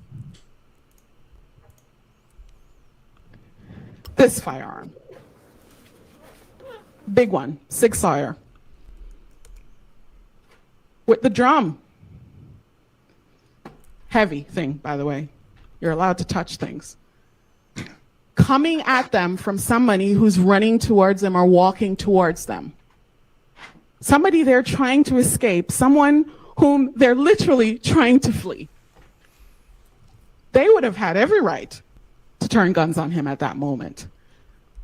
But ladies and gentlemen, I submit to you that did not happen. They did not have time. They didn't have time. They got in that car, the car started moving, and they were screeching away, or trying to. Here comes the voice crack with the fake emotion. Which is so irritating. God, I can't handle it. It is not justifiable use of deadly force. That is proven beyond a reasonable doubt. At the time Mr. Rudolph is firing his gun, what is going on that he is protecting himself from? Isn't he the one that's initiating? If he's running all the way down to Redwood where they are? Sorry. Isn't he the one that is pursuing and not, quote, defending? They are trying to run away. After they started, I want to talk to you now about the charges. First count, first-degree murder. The state must prove elements of first-degree murder beyond a reasonable doubt. Here are the elements. The victim is dead. Well, we know Sebastian Jean-Jacques is dead, but we'll talk about that in a little bit. The death was caused by the criminal act of the defendant. We know that because it's not justified. There was a premeditated killing of the victim, and I'll talk to you about the ways you can assess whether or not something is premeditated. Sebastian Jean-Jacques is dead. And by the way, ladies and gentlemen, I noticed it as we were going through the jury instructions as well. Sometimes Sebastian's name is spelled here with an IAN, like I have done here. His name is actually spelled with an IEN, and we'll have that corrected for the verdict form. What does that But matter? we all know Way who to we're throw a red talking herring about. into your closing Sebastian statement. Jean-Jacques. Sebastian's lifeless body is discovered at 40th and Broadway. According to the medical examiner, his spinal cord was transected. He had lacerated liver and a bunch of other things that he talked to us about. Cause of death was the 10 gunshot wounds, but of course, that particular one penetrating to his torso. Beyond a reasonable doubt, Sebastian Jean-Jacques is dead. Unfortunately. Element number 2. Beyond a reasonable Sebastian doubt, he's Jean-Jacques' dead. death was caused by the I'll criminal give her act that of one. TRAVIS RUDOLPH. That has also been proven beyond a reasonable doubt. He did die, yes. That's a fact. What is this closing? Oh my god. You can hear the car, and then you can hear the shooting. They are leaving. They are leaving. Well, she is painting Let a them leave, picture Mr. that, if Rudolph. you believe, will result in his guilty.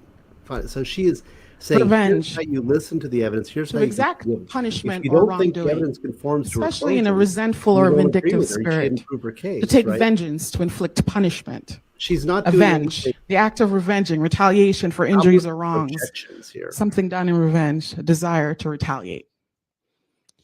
He had lost a fight. I'll grant you this, it was not a fair fight. 4 men came over to his house and they were ready for whatever he wanted to do. And they fist fought outside. Tyler, like I said, admitted, yeah, at one point I choked him because I saw him on top of Keyshawn. Yeah, They were attacked him. fighting. And you saw his injuries. He had some cuts and scrapes and bruises. Some of the others testified about their cuts, scrapes, and bruises. What you will not hear is broken legs, broken femurs, broken throats, slit throats, or anything that involves a weapon or serious bodily injury. Yeah, because if someone gets a skull cracked in, that can't be serious. So let me bodily put injury not from just fall. self-defense, but the rest of some of the defenses that you've heard in context. There's a section that will talk to you about excusable homicides. The killing of a human being is excusable and therefore lawful under any one of the following 3 circumstances. When the killing is committed by accident and misfortune in doing any lawful act by lawful means using ordinary care without unlawful intent. That's not this. We know Mr. Rudolph knew exactly what he was doing and he did just that. 2, when the killing occurs by accident or misfortune in the heat of passion upon any sudden and sufficient provocation. I want to talk about that one a little bit. I'm sure you heard the heat of passion instruction as the judge was reading it, and I want to talk to you about what that is intended for. It is not intended for a fist fight in the front of somebody's home. It is intended for the kind of thing that causes a regular human being to lose all logical sense. What am I talking about? You walk into a room and your 4-year-old daughter is being raped by somebody. You completely lose your mind and you kill that person. That is heat of passion. You walk into the room and your wife is having sex with somebody. You completely lose your mind. That is heat of passion. Something that causes you to completely lose your senses. You're not making proper judgments about whether or not guns are being pointed or not being pointed. You're not making proper judgments about the distances between places and things. You have lost your mind because of the things you have experienced or seen. That is heat of passion. And heat of passion has 5 parts. Every single one of them, like all the other elements, must exist for it to be so. We'll get to it later. When a killing is committed by accident, misfortune, resulting from a sudden combat, if a dangerous weapon is not used. Thank Again, you, Stephen not Gosney. circumstances of this one. StephenGosney.com. Thank you for joining us, Steve. Heat of passion. All 5 elements, A, B, C, D, and E, all end with an and then, of course, last one. First one. An issue in this case, whether TRAVIS Rudolph did or did not have a depraved mind, and also you'll see it there for the premeditation. Why? Because heat of passion is not a full defense. It is a partial defense. It's a defense against the intent requirement of crimes. And so its focus is not going to be manslaughter or some of the other types of charges. It's like first-degree murder that requires premeditation. It's like second-degree murder that requires depraved mind, you know? So it's focused on intent. So the instructions are very similar except for the language here, which either talks about premeditation or depraved mind. So we'll focus then on just the elements. There must have been a sudden event that would have suspended the exercise of judgment in an ordinary, reasonable person. That's the kind of stuff I'm talking about. The stuff that changes you from a regular human to an animalistic one, where you are going on pure emotion and feeling. The kind of stuff that drives a person so crazy that they cannot logically function or think. Not a fist fight. Not a fist fight. But okay, a reasonable person would have lost normal self-control, would have been driven by a blind and unreasoning fury. That's what I'm talking about. Unreasoning fury. Because guess what? You walk into that room and that stuff is happening. You're not thinking about consequences. You're not thinking about anything other than getting it to stop.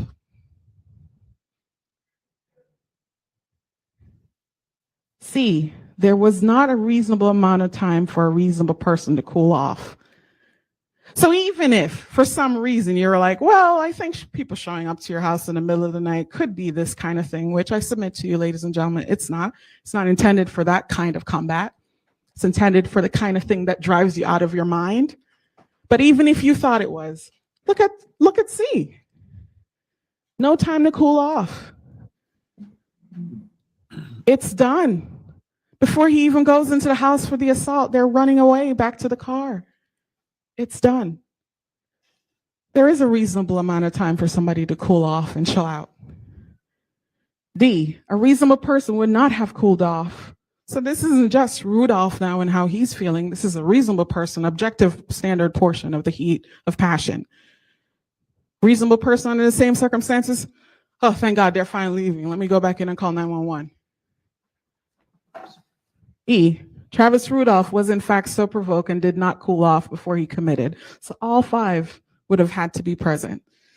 But you don't even start here because you don't have unreasoning fury, the kind of thing that causes a person to completely black out, lose their mind. Element number 2, Travis Rudolph pursued fleeing subjects. Victims got in their vehicle, reversed, and were then hit with a spray of gunfire. That has been proven beyond a reasonable doubt because that's not people just saying it, that's us seeing it with our own eyes in the video. Revenge is not self-defense. Travis Rudolph, like I said, had a right to be angry. Show up to anybody's house in the middle of the night, especially getting into their relationship and telling them what they can or can't do. You're a grown person. Absolutely, you have the right to be angry. Travis Rudolph also did not have to retreat. He's at his house. He doesn't have to run away back into his house at the time that he's opening that door. No, he could have stood there. He could have stepped outside and had a fight with them on his own lawn. Absolutely. He did not have a duty to run back inside at that point. However, Travis had no right to pursue fleeing subjects. The minute you think that you can play judge, juror, and executioner, the minute that happens, therein lies the problem. People can really, really, really, really cause you to lose it. And you become angry enough that you think you have the right to do whatever you want, but that is not the law in the state of Florida. If they are running away from you, if they have signaled that they wish to stop the violence by literally turning their backs, running and jumping in a car that's trying to get away, you can't keep shooting. You can't start shooting. Let's talk about premeditation. It's element number 3. And you'll see that I'm speaking primarily about Sebastian Jean-Jacques here as I talk about this element, but of course, premeditation also applies to the other charges because it's attempted first-degree murder as it relates to Tyler, Keyshawn, and Chris. Premeditation, what is it? Killing with premeditation is killing after consciously deciding to do so. You have made up your mind. I would like to kill this person, or I want to kill this person, or I need to kill this person, whatever your thoughts are. I need to eliminate this person.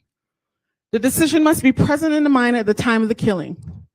The law does not fix the exact period of time that must pass between the formation of the premeditated intent to kill and the killing. Why? Because some people do it for months. Some people do it for years. Some people do it for days. Some people do it for minutes. Some people do it for seconds. But the end result is the problem. Killing someone when you've decided that they should die. The period of time, however, must be long enough to allow reflection by the defendant. So it can't just be, oh, go shoot their shit up, but nothing's actually happening to make that happen. The person has to actually have a thought, I want to kill the person, and then go about making it happen and have that time to reflect. The premeditated intent to kill must be formed before the killing. The question of premeditation is a question of fact to be determined by who? You. You're the judge of the fact. This judge in the robe gives you the law. You decide what the facts are in this case. It will be sufficient proof of premeditation if the circumstances of the killing and the conduct of the accused convince you beyond a reasonable doubt of the existence of premeditation at the time of the killing. Where does premeditation come from? We talked about some of these things in jury selection. It's the circumstances of what's happening immediately before, during, and after. It is the nature of the weapon used. Why this one instead of that one? Why a rock instead of a gun? Why a gun instead of a knife? The presence or absence of adequate provocation. It is not okay to take a gun to a fist fight. Previous difficulties between the parties. The manner in which the homicide itself was committed. Is this one shot to the head? Is this 39 shots? It matters. The nature and manner of the wounds inflicted. Is this clearly indicating that the individuals were trying to get away? Yeah, like Travis Rudolph is shooting here. And Tyler Robinson is getting bullets to his back. Sebastian Jean-Jacques, as according to the medical examiner, most of those were from the back. Whether the initial aggressor removed himself from the conflict. Whether or not there is any break in time between the initial provocation and then what happens. Those are all things you get to consider.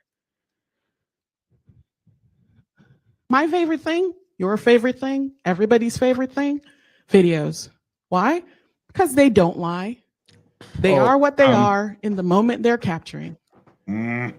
Remember that thing you just said about angles? He ran into the angles? house to get his assault rifle because he saw Tyler pull out a gun. Video clearly disproves that. I asked him, show me, where? Where is he with the firearm? It's not possible. It's Video possible. does not lie. Daryl and Travis Rudolph claimed that they were further down on Redwood, but the evidence and other testimony disproves that. Daryl's still on video after Rudolph outside with the gun that I showed you, that image with him over on the corner of the front lawn. Tyler is the only person still visible, but he is further away, backing into the street. Nobody's preventing Daryl from coming back home. Video proves no reason for Daryl to go down that street. He pursued them as they were fleeing. Video does not lie. Before Travis Rudolph even gets to his brother, all the men have run back to the car door. The door then closes and the vehicle immediately starts moving. Travis Rudolph isn't even in frame yet.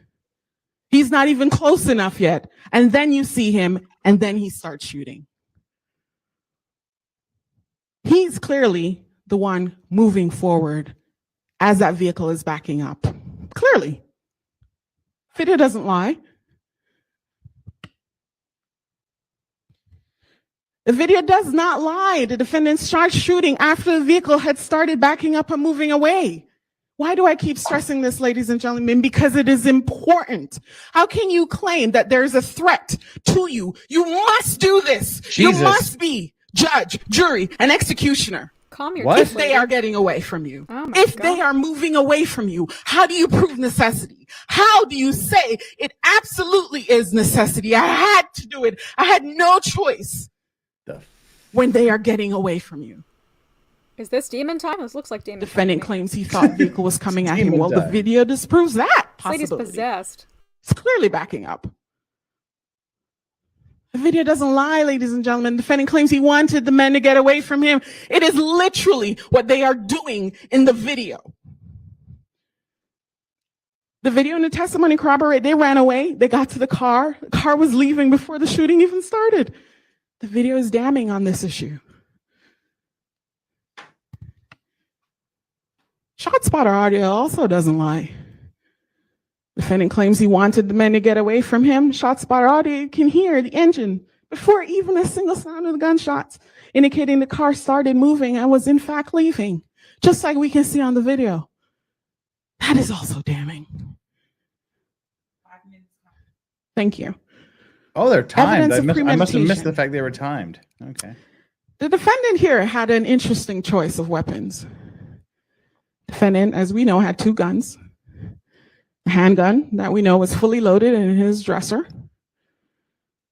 He was more familiar with it, carried it. It's actually the one he carries concealed to Miami as he trains, as we heard numerous times.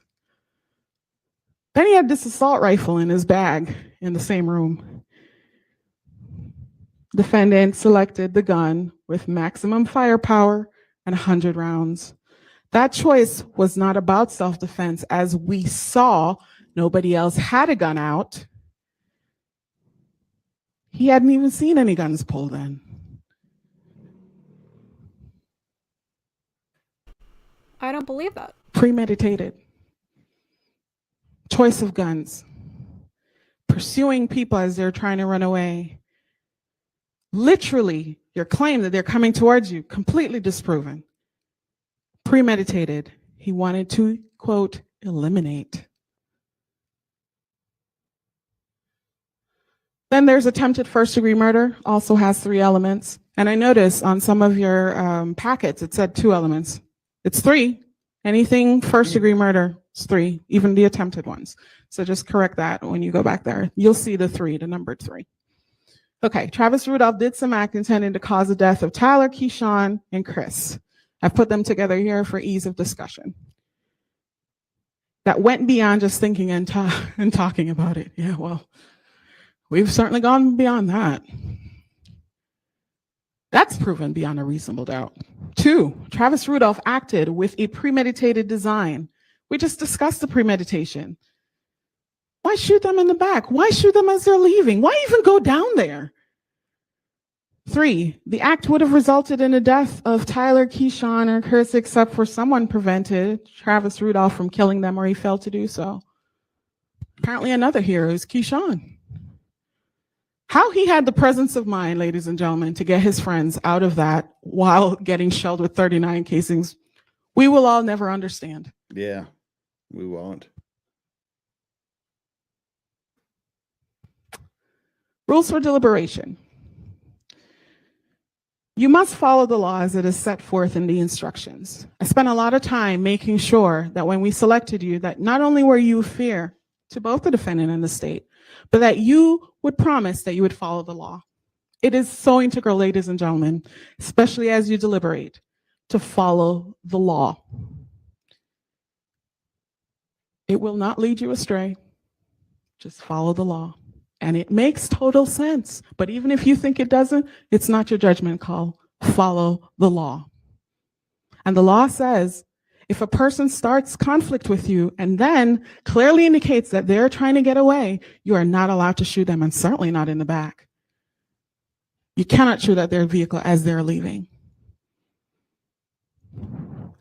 There'll be other rules for deliberation. You'll see them. But most important, that I bolded at number 7, your verdict cannot be based on prejudice, bias, or sympathy. You all promised that you wouldn't do that anyway. We picked people who, the minute they said sympathy, can't do it, bye-bye, nice to meet you. Thank you so much for your time. Because you have to be able to separate feelings that you might have about individuals and what the law requires and what the facts say. And you all said you could do that. So just do it. Follow the law. It's not about whether or not he's an ex-NFL player or an ex-celebrity or whatever else. It's about what he did that night to somebody else's family. Weighing the evidence. You'll get an instruction on that. The things that you should focus on. I'm not going to go through every single one with you. I recognize that you have the packet and you'll read it as you go through.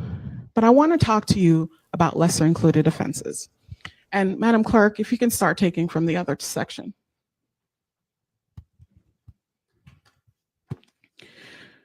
I want to start from the bottom. The least charge in front of you for your consideration is called aggravated assault. Aggravated assault, like the judge defined for you, that's on page 29 for quick reference if you want to get there, has 4 elements. Travis Rudolph intentionally or unlawfully threatened either by word or act to do violence. Here it says Christopher Lowe because this is his section, but obviously we're talking about Tyler. I'm sorry, not Tyler. We're talking about Keyshawn and Chris here. Then at the time, Travis Rudolph appeared to have the ability to carry out that threat. Well, yeah, certainly. Not just carry out the threat. It was full on happening. 3, the act by Travis Rudolph created in the mind of Christopher Lowe a well-founded fear that violence was about to take place. No, we passed. Forgive the way I phrase that. Taking it a little Florida here. We way past whether or not violence is about to take place. It is happening. And 4, the assault was made with a deadly weapon. Yeah, assault rifle, that counts. So that's the bottom. We know all those things are proven beyond a reasonable doubt. Let's take it up a notch. Aggravated battery is the next one. For ease, let's see. No, you're not grouchy.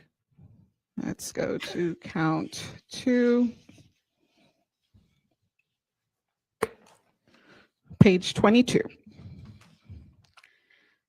Here, aggravated battery has 2 main elements. So basically, it is a battery, which is intentionally touching or striking someone or intentionally causing bodily harm to someone. But what makes it aggravated is the fact that either a weapon is used or there's great bodily harm, permanent disfigurement, permanent disability, or other. Clearly, we have that beyond a reasonable doubt. We know Tyler was actually struck, injured. Even as he testified before you, he was uncomfortable in pain from that wound, especially the one to his hip. He'll live with that one. Next one up, second-degree murder. Second-degree murder has 2 elements. Travis Rudolph, next page over, you can flip it, page 21. Travis Rudolph intentionally committed an act which would have resulted in a death of Tyler Robinson or Keyshawn or Chris. Their names are just not here because they have their own section. Except that someone prevented him from killing them or he failed to do so. Well, we know that someone who prevented him from doing so, at least for Tyler, was literally the force of himself getting out of that car and running like hell and trying to get aid and finally being able to successfully get to the hospital and have that surgery. That's what saved his life, not Mr. Rudolph stopping. We also know that for the rest of them, what stopped it was Keyshawn literally pulling that vehicle away and driving away as fast as he could until it literally couldn't go anymore. A 10-minute drive for him took 7 minutes because he is scared and speeding to get his friend to the hospital. Unfortunately for him, he has to live with the memory of knowing that he never made it. I want to talk about imminently dangerous to another and demonstrating a depraved mind, because that is what differentiates first-degree murder from second-degree murder. First-degree murder is premeditated, second-degree murder, depraved mind. Imminently dangerous to another, demonstrating a depraved mind. That has three parts. A person of ordinary judgment would know that this particular thing is reasonably certain to kill or do serious bodily injury to another person. Well, yeah, shelling a car with 39 bullets, certainly. Shelling a car with a mortar round? Number two, is done from ill will, hatred, spite, or an evil intent. Certainly ill will. He's upset, he's mad. Again, this isn't about whether or not he had the right to be mad. It's what you do with that anger when you have it. Because legally, you're not justified to do this.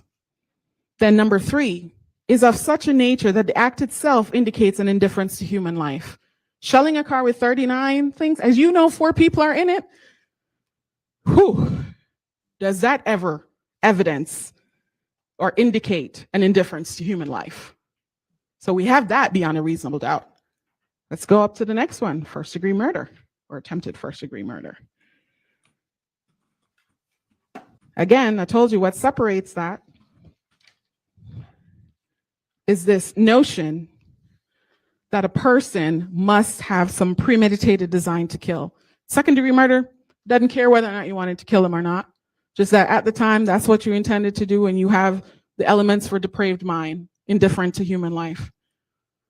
First-degree murder wants you, requires it of the state to prove beyond a reasonable doubt that there's some kind of thought that you wanted to kill, you wanted to, quote, exterminate, end. I want to talk to you a little bit about some instructions that you're going to get that might seem a little confusing in the self-defense instructions section. And one of them has something to do called principle, okay? So generally speaking, principle theory is about when several people are involved in carrying out a particular act and they're all guilty because they intended for the act to carry through. For instance, we all decide that we want to commit a robbery. I'm the driver, you have the gun, another person perhaps checks out the area. All of us in concert are making sure this robbery happens the way we want it to happen. It is possible for you all to be found guilty. Now it's strange, I know, because the principle theory here is about not Mr. Rudolph, because clearly he's not acting in concert with anybody else. He's by himself with his 6R rifle. It's now asking you to consider whether or not the victims in this case were committing crimes. Whether or not that's the reason Mr. Rudolph had for using force against them. And the same question that you were confronted with at the beginning, is this self-defense, will come back again. At the time that Mr. Rudolph was about to shoot and did in fact shoot, were these individuals, Keyshawn Jones, Tyler Robinson, Sebastian Jean-Jacques, and Chris Lowe, committing felonies against Mr. Rudolph? The answer is a resounding no. It is a resounding no. It is an offensive no. They were fleeing for their lives. The video proves that beyond a reasonable doubt. One moment, Judge, to confer with co-counsel. Is this like the longest 5 minutes of my life, or is it literally stretching? I was just going to ask. I mean, did I just imagine that? No. See, I wonder if she was told she had 5 minutes left. See, I wonder if they're going to take it out of her. So before I leave you, I'm going to ask you to not just remember everybody's testimony. Take a look at all the exhibits that the state has provided for you and evaluate this case properly, looking at the law and actually taking the time to consider what was happening at the time that Mr. Rudolph chose to shoot his firearm, because that frankly is the most important part of all of this. Whether or not he cheated on his girlfriend, whether or not he was or was not angry with her for smashing a PlayStation or any of that stuff, that is not the point of this case. That's all for context. I told you at the beginning that there will be things at the end of this case that will not be that important. It will not be that important. I wasn't trying to Then why cite did you hop on them? It's a fact. This case comes down to, can you pursue people who you might think started it? can you pursue them even as they're running away and driving away and shoot them and kill them dead? Knock the water The off. answer is a resounding no. Bring back Jesus a Christ. verdict. Lady, Guilty. come on. Count. Seriously. Thank you so much. The fuck was All right. that? Thank you, Ms. Edwards. She was really pounding the table there, huh? Yeah, well, she doesn't have the facts on her side, so she's pounding the table. Does anybody need a longer break? She before we thinks start she's- closing What? arguments for the defendant? No? All right. God. What the hell was that? Law and Cuck chat was notably amused by that. Let's see. That was good. She had a moment. Thank goodness that's over. No need to yell. Time to change my underwear. Yeah, gee, bus. Oh my god. Let's see if we can. Where the hell did it go? Show chat, boop. Yeah, we don't need that. Oh, 76% guilty has gone up 1 point since I saw it last time. But yeah, it's just what the heck was that? Oh God, my ears. That hurt my ears. Girlfriend should have been charged. Lamau. Amen. Yikes. Amen. Oh, thank God. I mean, this isn't good. When Law and Crime chat is doing this to you, what was that? I wanted to say, and I know how this is going to sound, but I'm like, does she think that she's Johnny Cochran? Because she has this whole, like, Yeah. preacher vibe going where she's, you Oh, know, she she's like, just a thought she was a resounding no. It's like Yeah. calm your tits, lady. Like, seriously, like, we get it. We get it. You Jesus. go, girl. Oh, boy. That was... And she was so shrill, too. Just all the whining and the emotionality and the, you know, and it's... but for the 4 people going to the house, Travis would not have had to shoot 39 times. I'm sorry. And I didn't hate all of her argument, but it was bad. It did not like cut the whatever for me. I just no. Mm. Wow, that was rough. She started off shouty, got quiet, monotonous. I think she found the microphone eventually. And she ended All shouty. right, you may begin, Mr. Shiner. Dang it. That was quick. Got some super chats to get through here. Dang it. Flux. Yes, Playing sir. poetry for closing. Good afternoon, members of the jury. Hell has no fury like a woman scorned. Hell Way to hath open with no that. fury like a woman scorned. Great argument by opposing counsel, but forgot to talk to you about the facts of the case. About what the witnesses said. About Detective Vandalin and her lack of investigation. I didn't know any better. I was watching an episode of The Sopranos. Just the names changed. Somebody disrespected a mobster's daughter, and they went to go whack him. They go kill him. That's what this case really is. Not just the video that shows you what it shows you. Of course it doesn't lie, but it doesn't show you the whole story. At the moment of truth, you can't see who's in that car and what they're doing or not doing. You'll never know. It's impossible. State can argue all they want. They weren't there.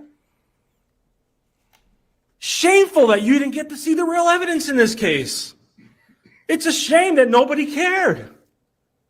Thank God he had lawyers that cared, that asked questions, wanted to know the truth.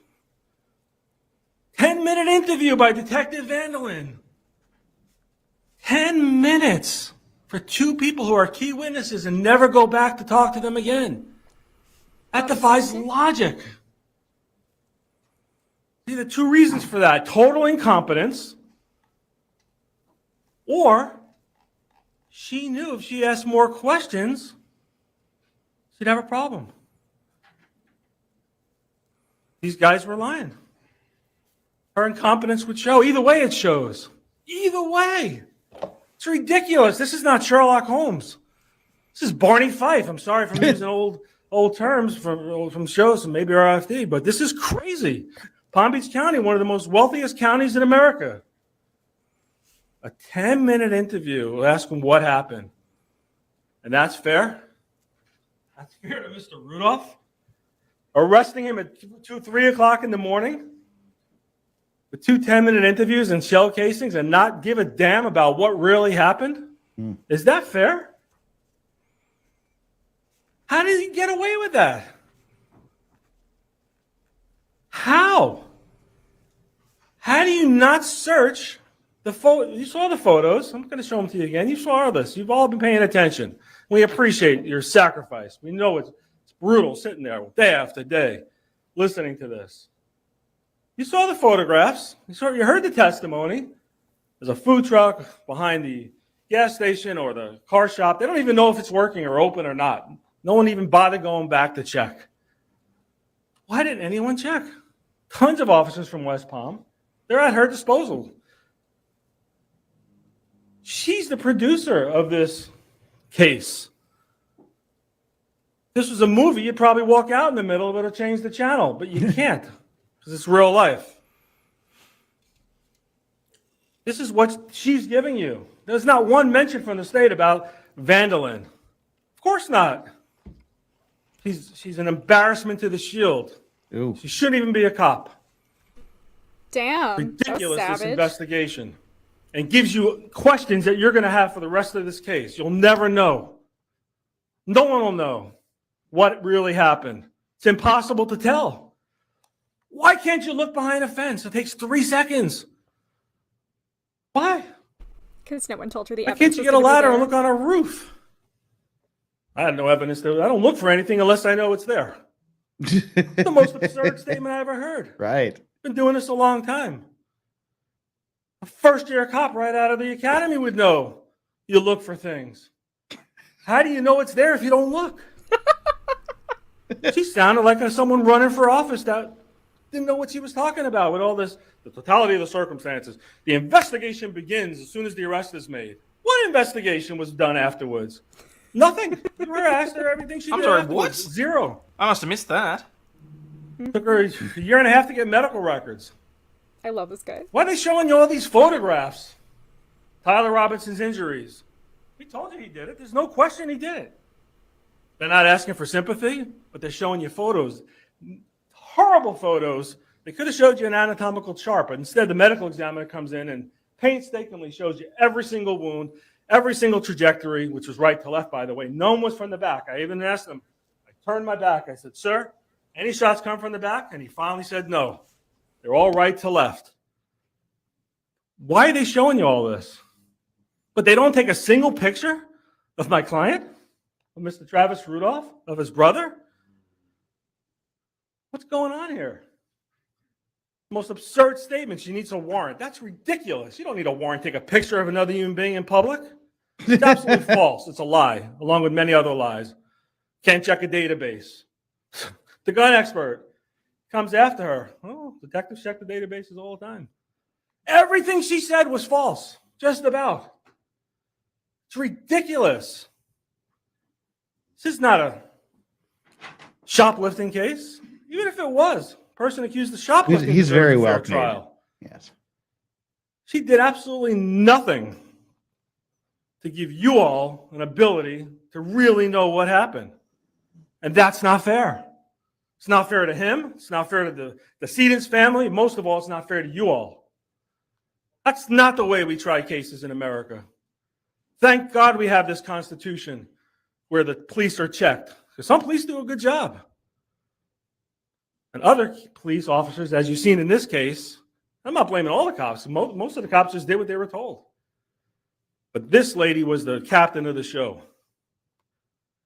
And she didn't give a damn for whatever reason. Either she wanted to convict him and get a notch on her belt because she's a new cop. Oh, I got a celebrity. I got a former NFL player. I'm not going to give the jury any evidence to show I was wrong. Come on. This isn't Russia. It's not fair. It's not fair to anyone. Most of all, it's not fair to you all because you didn't see. How would it hurt if someone went back even? Even if you buy the excuse, well, I didn't look behind the fence because I had no evidence of guns. She ignored the hand. You don't need a doctor to tell you that. That's common sense. That hand could have been holding a gun. Why do I have to bring it up? That's her job. The crime scene people told you that they saw that and they said it could have been a gun. The lead detective is either completely stupid or a complete liar, or both. Why didn't she even look at that? A stupid Why? liar. This is very gratifying. Make a to big listen deal to. over we had to hire an expert. Of course we did. Police don't work for me. I can't call up 50 cops who've been to all these homicide scenes and start telling them to do this, do that, do this, start collecting evidence. I can't get out there and start bringing down the crime scene tape and we talked about this in jury selection, and start looking for evidence that this cop didn't do. That's not my job. I'd get arrested. We'll talk about who should have been arrested in this case. The wrong people are sitting at this table. Dominique Jones, Tyler Robinson, Keyshawn Jones, and Chris Lowe should be sitting there for the death of their friend. They got the wrong person. They got the wrong person because nobody cared. And all they're going to do is show you that tape and play it 1,000 times so you hear the gunshots over and over and over.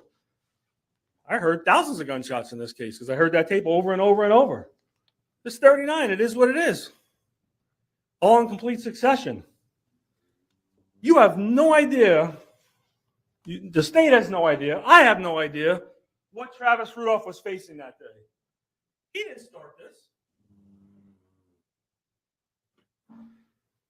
Let's talk about the witnesses. I have a stack of notes. This is half of my notes from this trial, from these witnesses. And that's why we have you all there, because your memory is going to be better than mine. But I have stacks of notes on what these people said and the absurdity of their statements.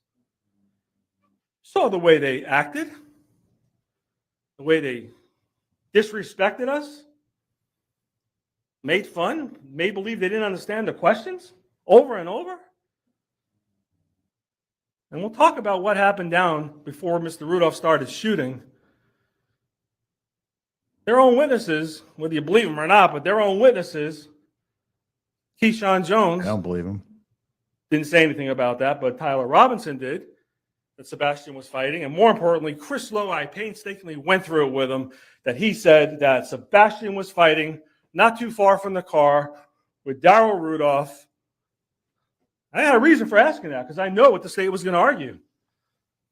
There's no reason for this. None of this happened. He's an aggressor. He's a violent murderer. Is that what this evidence shows? Did he come out of his house? He probably should have came out with a gun. Maybe they would have ran away, these tough guys who cased out the place first, but he didn't. That's reasonable. That shows his character. You saw him on the stand. Most mild-mannered person. Shocking. He didn't even get upset when the prosecutors are accusing him of horrible things. He's still mild-mannered. So let's talk about what happened. And let's keep in mind what this case comes down to, like I told you in jury selection. There's no who did it. The question is, can they prove they made the charges? They rubber-stamped Vandelin's investigation and didn't give a damn, didn't question Miss Rudolph, never did to this day. They could have sent her a subpoena, didn't care because they didn't want to hear anything contradictory. Didn't ask Darryl Rudolph to come on in and tell the story. You expect those two people to trust the police after they arrest their son and brother with no evidence? They knew what happened. Call a lawyer. Don't go down there unless you make sure everything's on tape. Cops can lie to you. You heard that. Vandelin said that. She has a right to lie to people except about their rights. She can put a tape on, put a tape off. Well, why in your right mind would you go down there when they falsely arrest your son and your brother without protection to make sure the truth comes out? All they had to do was subpoena him. Oh, I've only done that 10 times in my career. You've done nothing in your career. 2 or 3 cases you had. In this case, it was abominable. It's horrible. Love him. And in jury selection, I was annoying you guys for about an hour and a half asking you the question. Every single one of you. There's even interruptions about this. Every single one of you I asked, if you remember, let's go back to jury selection a couple of weeks ago, but I know you won't forget because I was annoying, asking you these questions. What do y'all do? Why is there a moth in my house? If I prove beyond all reasonable doubt, no question, that my client was acting in self-defense. And everyone said he's not guilty. Now you see why. That you see the law and you understand it a little better. It's very confusing. It's a very complicated issue on justifiable use of deadly force. And then I said to you, what if the state proves he definitely was not acting in self-defense? No chance, no way. Beyond all reasonable doubt. Y'all said he'd be guilty. And then every single one of you, I asked the question, what do you do if you can't tell? Maybe he was, maybe he wasn't. Maybe he could have been, possibly not. And y'all said he'd be not guilty. Every single one of you. We maintain he was acting in self-defense. He is a hero to his mom and his brother. But there may be some unanswered questions. Why? Because no one searched. No one searched the path. Is his life worth a car drive down the path? Just to look. Is anything thrown out of the car? The next day, they knew there was a gun. They knew it that night, actually. That morning, they heard the guy with the dog, McMichael, Agent McMichael. Thank God for Agent McMichael. Thank God. Because you wouldn't even know Tyler had a gun because he lied to the police. I'm hurt. I'm injured. I can't do this. Oh, it's not what the paramedic said. I'm not saying the guy wasn't injured. Of course he was. He was sitting upright. He had all his faculties about him. He never mentioned to the police he had a gun. And he goes to the hospital. You think these trained detectives are going to question somebody when they're under anesthesia or medication that they don't know what they're talking about? Of course not. He doesn't even tell the next officer there was a gun. And his two friends lied. That 10-minute interview, which is absurd, never went back again because she didn't want anything to hurt her case. But now the truth's starting to come out. Y'all saw it a little bit. A glimpse of what she did or didn't do. That 10-minute interview, neither one of us had guns. Nobody in our car had guns. That's what they said. Is that true? Is that the evidence in this case? And you heard from Tyler Robinson, who's actually a multi-time perjurer who's never been charged for saying, I didn't remember in a hearing under oath in front of this court. And they give him a free ride for that too. A free ride for lying over and over and over just so they can protect Detective Vanillin and win this case. Is that fair?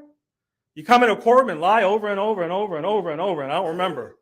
You come to a deposition and say, I don't really remember, because Vanillin tells you, she tells Tyler that she had video, and he thought there was video, so he was afraid to say what happened.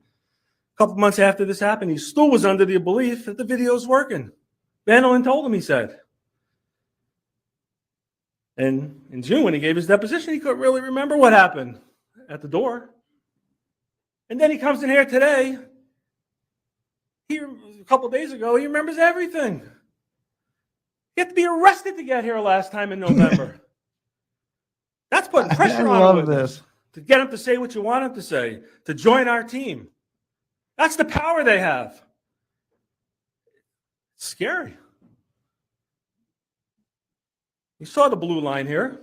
You saw most of these cops sticking together. Miss Perlette shows the one cop from West Palm Beach, the picture with the pockets. Oh, you saw that picture. I'll show it to you in a bit, but Miss Perlette walks up to the detective from West Palm Beach and shows him the picture of the guys with the pocket. Is that consistent with a gun? He looks at them.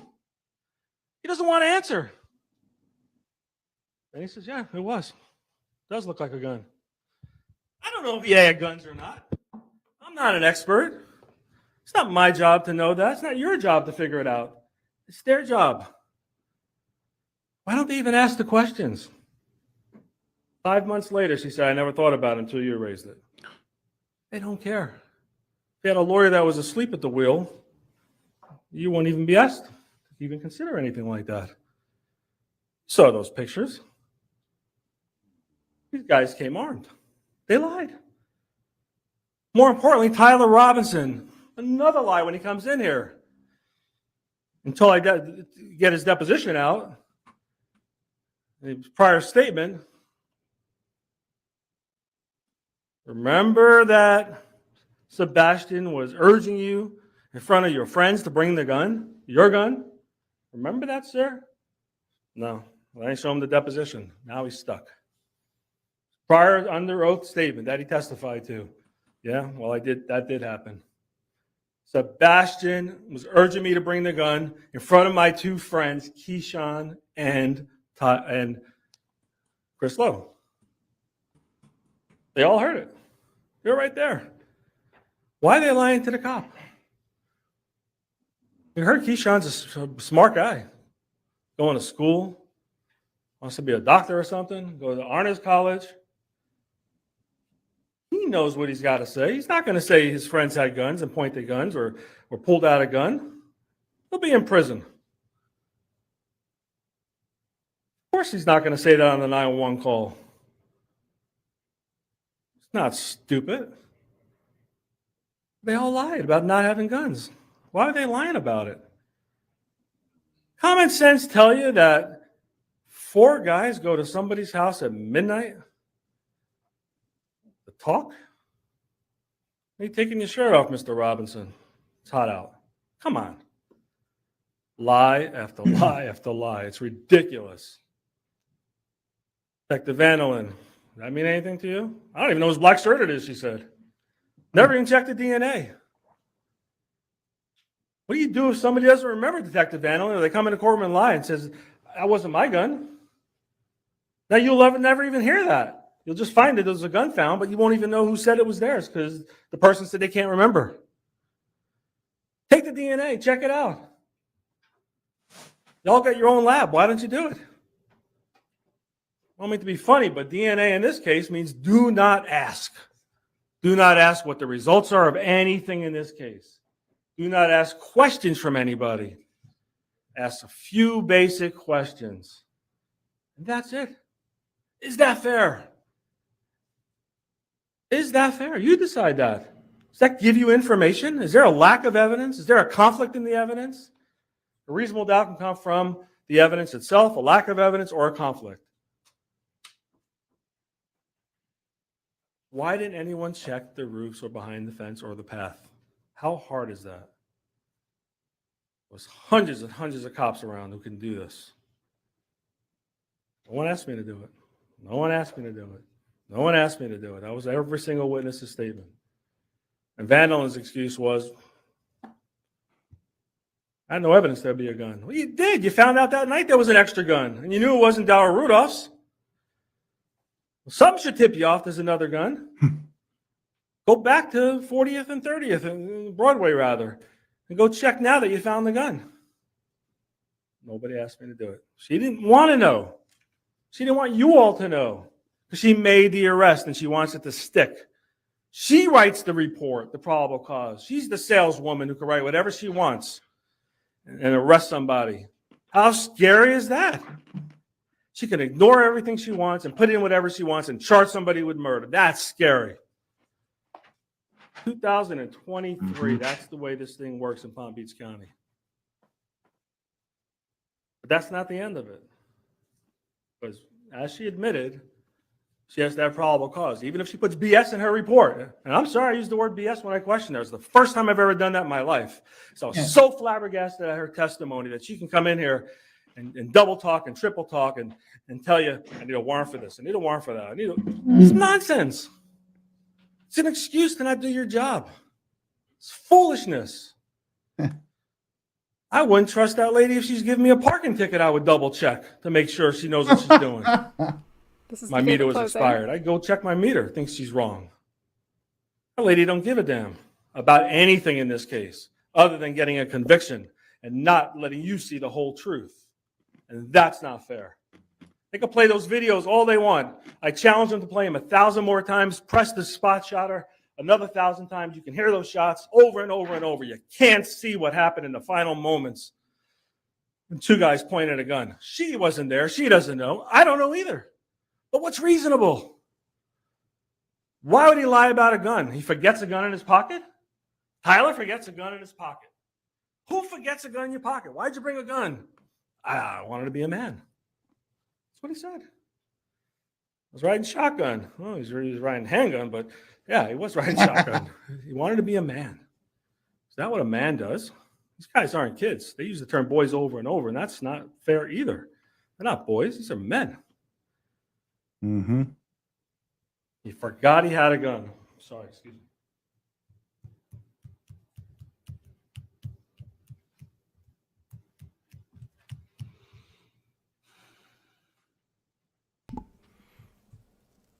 Damn it! One of my criticisms of the prosecution Spaghetti had a was gonna be that phone. they didn't break.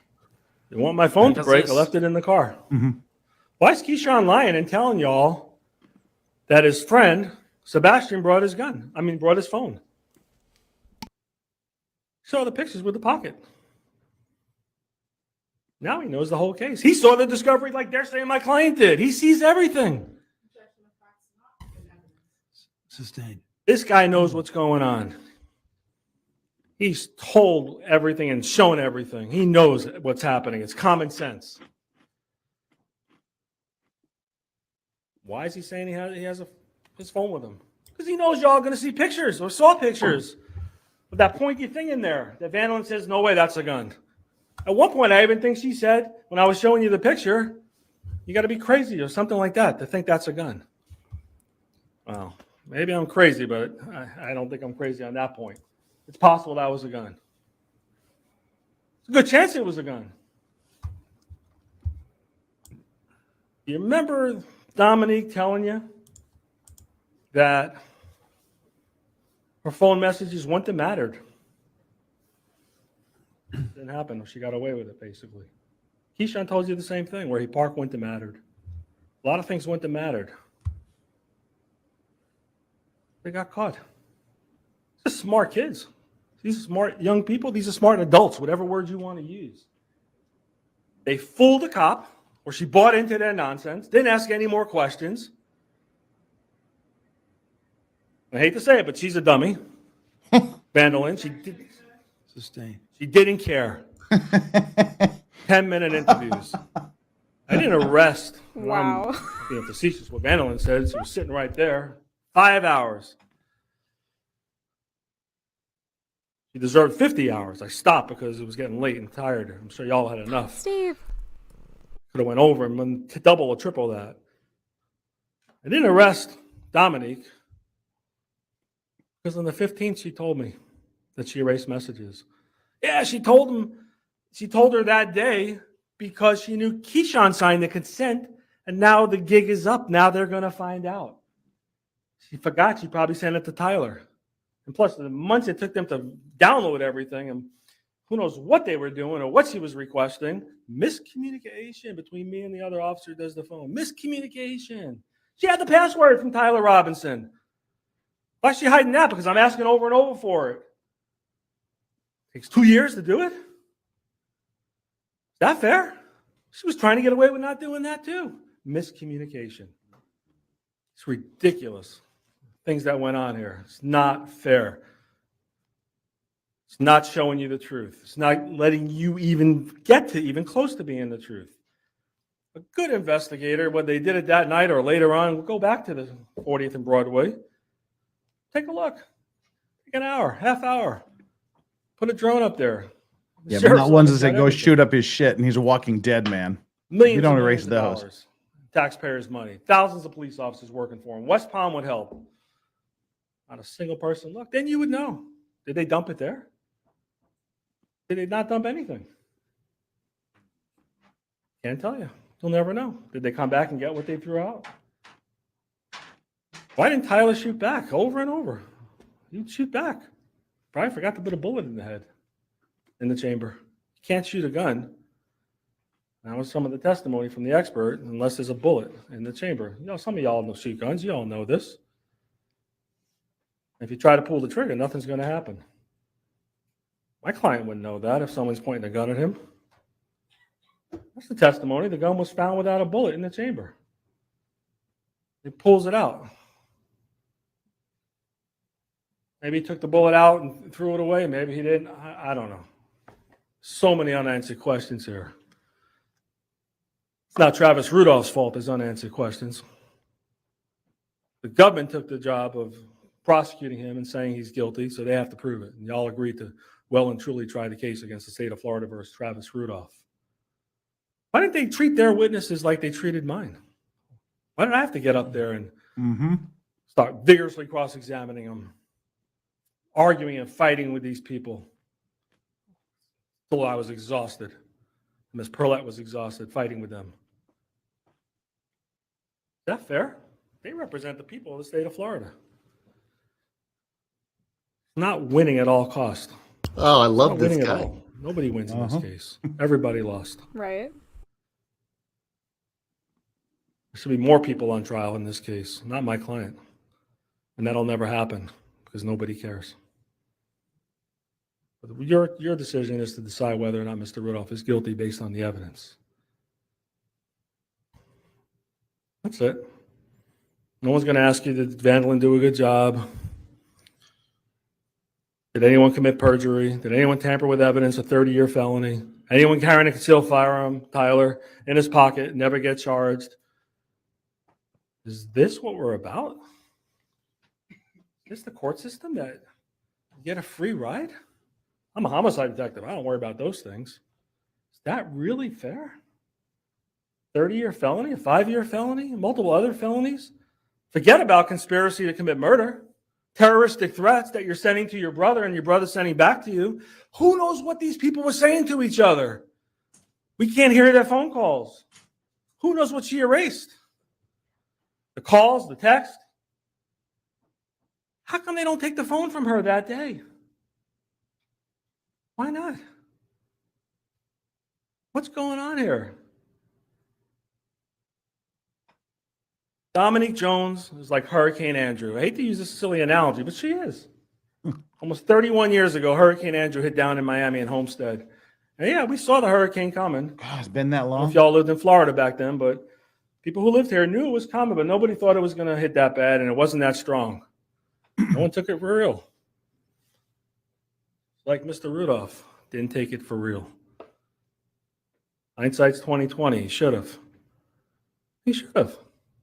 No one in his family did. No one wanted to believe it from the girl they loved. A mom treated her like a daughter. And Keyshawn and Tyler and Sebastian and Chris, they joined this hurricane. They were little tornadoes in there and joined it. Easy to prove the cases against them, all the things they did, but they're not on trial. I'm just talking about it because they get a free ride for everything they did. All in the effort to convict Mr. Rudolph and not let you really know the truth about what happened here by not looking for evidence, by not testing evidence, by not questioning people properly. And the hurricane hit his house, and he didn't see it coming. He's guilty of not being smart with women. Whether he was cheating on his girlfriend or not, no one deserves to get whacked or beat up by 4 guys. Even 1 guy. It's not fair. It's not their business. It's like a Sopranos episode. You go get your family, your brothers, and go whack somebody, you go beat them up, or kill them. Is that fair? Is that what? Are these innocent guys? Are they heroes? That's what you call a hero? People that go thugs, 4 guys, and where I'm from, you call them hoodlums. 1 guy's a vigilante. You bring 4 guys, it's a gang. Or a posse, as the state used that word. Posse, whatever word you want to use. That's scary stuff. Detective Vandalin, anyone ever come to your house at midnight with 4 guys? Thank God, no. She said that. Probably the only truthful thing she said, because she didn't realize why I was asking it. Ask multiple officers, if someone's pointing a gun at you, can you tell it's loaded? No. You're going to shoot until you neutralize the force, until it's over. And they're trained. Yeah, I'm going to shoot. I'm not waiting to get shot first. It's common sense. If you see someone pointing a gun at you, you don't wait to get shot. You don't turn your back and run home like the state would want you to do. They wouldn't prosecute them for shooting my client anyway because they got a free ride. Be a dead man and be funerals and you read a little obituary, that'd be the end of it. You never know. Thank God he's here. Said he would do it again. God forbid he was put in the same situation. It's better to be tried by a jury than tried by these thugs. It's better, safer, be alive. He lost 2 years of his life waiting for this. Prosecutor says, oh, Mr. Sebastian's poor family. Yeah, I feel sorry for them. They have nothing to do with this case. It's horrible that a mother lost a son. When you find out the circumstances, it's also horrible that Mrs. Rudolph was terrorized by the gang of people that came there. This poor lady already lost her husband. She's so worried about security, she has a screen that I personally have never seen a screen in somebody's home, in their living room. She can't sleep at night, scared to death. And the state wants to beat her over and over and over by asking the same question. Why don't you call 911? I couldn't, I was terrified. It's a miracle this woman's even standing. It's a miracle. I'm not asking you to have sympathy for her, just trying to talk about the facts of this case. The real story about what happened and why she had all those cameras. She thought they were recording. Police have that. I don't have their video recorder. They're telling you it didn't work. Maybe it did, maybe it didn't, but according to them, it didn't. Hopefully they're being straight about that. They got Mr. Nash's videos that really don't show you any details. And you can also see the oil slick. The car went forward first. It clearly did. Take a look at these pictures. You'll see it. How in the world with this evidence and not testing anything and not questioning people properly, why didn't Detective Vandeling go and talk to Tyler Robinson's brother and friend that were at the house to find out what these guys were talking about? She knew about that. Never even went there. It's silly, ridiculous already. Why not even attempt to do anything? I don't do something unless I know it's there. That is the most absurd statement I've ever heard in a courtroom. I've heard hundreds of people lie in a courtroom, but I've never heard a cop say that. All right, sustained. Never heard somebody say that, ever, ever, ever. I don't search unless I know it's there. They didn't arrest Dominique because she admitted she did tamper with evidence, a 30-year felony potentially. Well, if somebody walks in and says they committed murder or attempted murder or aggravated assault and they confess to it, they're going to jail. But not this girl. I think she's working with them, trying to prove that they're telling the truth instead of being cold and neutral like she claims she is. Her investigation starts when the arrest is made. That's baloney. That didn't happen. Never started. Put the handcuffs on him. You got all those shots. He's got to be guilty. I don't want to hear from his mom. I don't want to hear from anybody different than what I already did. I did enough. I did a good investigation. She told you that. She really believes that, or she's lying again. She knows she didn't do a good investigation. She can't even admit she made a single mistake. Not one mistake. I made plenty of mistakes during this trial. I'm not the best speaker. I made mistakes in questioning people, and I apologize. Hey, I'm sorry. You're right. That answer, you're right. We're all human. The law on justifiable use or threatened use of deadly force in Florida, we'll talk about that in a second, but the burden of proof, and this is a long instruction, comes down to what the state has to prove, is Travis Rudolph does not have the burden. This is on page 10 of your instructions. Travis does not have the burden of proving he was justified. It's not his job to do that. It's not my job to do that. And you all agreed to this in jury selection, and this is the law that you all agreed to follow. This is on the second paragraph down, indented paragraph, where it starts with Travis Rudolph does not have the burden of proving he was justified.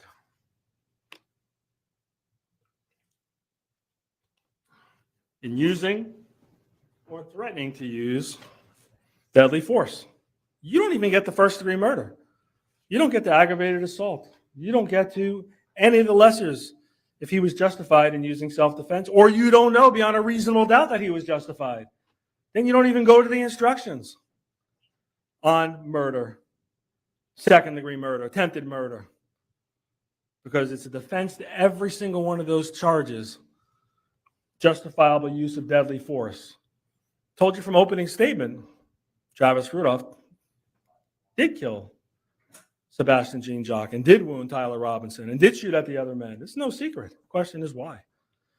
So he doesn't have to prove Travis does not have to prove, or the defense doesn't have to prove, doesn't have the burden of proving he was justified in using or threatening to use deadly force. Instead, for you to find the defendant guilty, which is Travis Rudolph, the state must prove beyond a reasonable doubt that the defendant was not justified in using or threatening to use deadly force, just like we talked in jury selection. It really boils down to this. That's why I wasted so much time, but it really wasn't a waste, as you can see now, because this is the heart of the question. There's no way any reasonable person at this point could say, with this evidence, beyond all reasonable doubt, he was definitely not using self-defense. There's no way anybody can say that in this case. Why? Because you don't have all the evidence. You have nothing other than a couple of videos which show what they show. And you hear the gunshots. There's never been in dispute, ever. It's not in dispute. But you can't see who's holding a gun or who's not holding a gun. You don't even know if Tyler Robinson was in the car. You heard the bullets ricocheted all around the car. Little pellets come out, and according to the medical examiner, they break up. You don't even know what was in his body. They didn't even show that to you. You don't know where he got shot. There's no blood in the back seat. How's that possible if he's laying on his friend, which is the first time he ever made that statement, as you heard in this courtroom? Slow says he wasn't even sure he got in the car. You can't tell from that video. I remember some cross-examination of Travis Rudolph yesterday where the prosecutor's showing him a videotape saying there's one guy already in the car. That's ridiculous. The guy was pressing the button to open up the door, so of course the lights go on. You can't see who got in which door. Vanillin may have to over and over and over. She's the lead detective. Who got in what door? I didn't understand what she said. Double talk. Couldn't tell you. Physical evidence doesn't tell you. You see, and I don't know if you saw it in this courtroom, but you do see Tyler Robinson going like this. But he doesn't fall down. No one checks the DNA. How do you know it wasn't Travis's DNA anywhere? How do you know it wasn't Mr. Rudolph, Dower Rudolph's DNA anywhere? Whose DNA's on that car? How did it get there? Some of the people, Detective Allen, didn't even remember there was blood on the outside of the car, but the crime scene people did. But no one checked it. Not important. Do not ask. So you found out that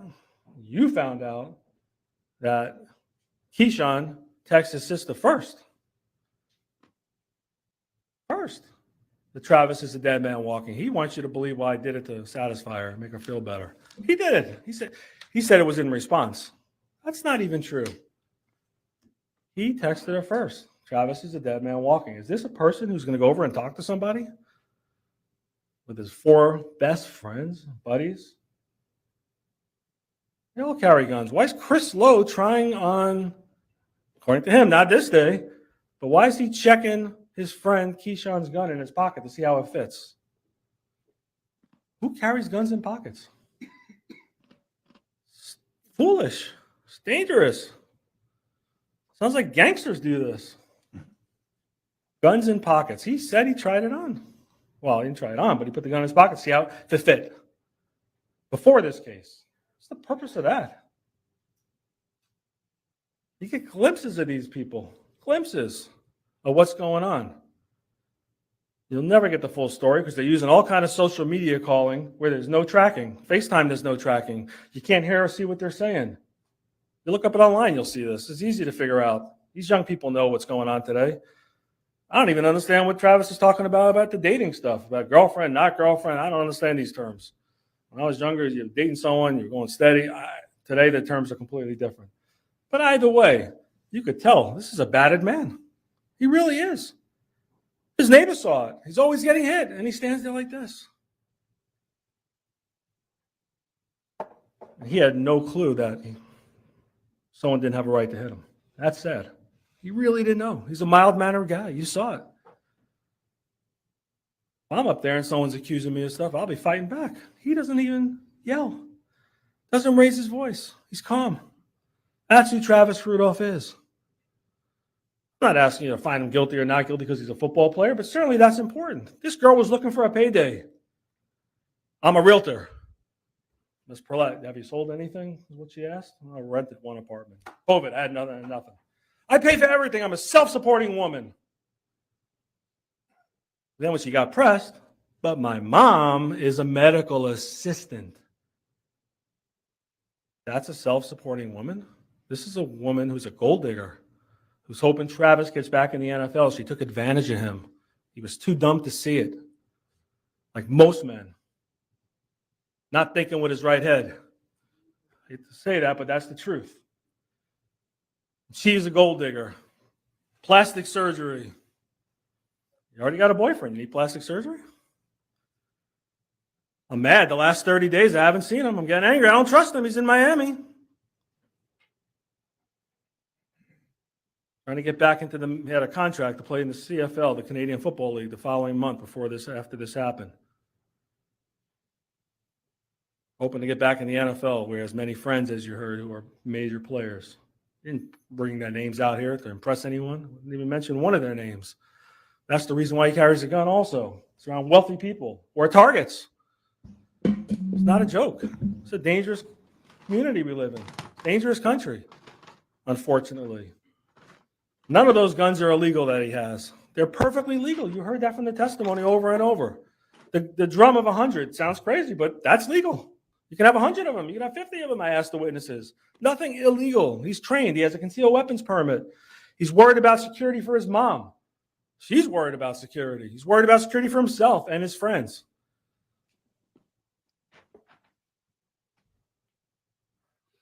That's the truth.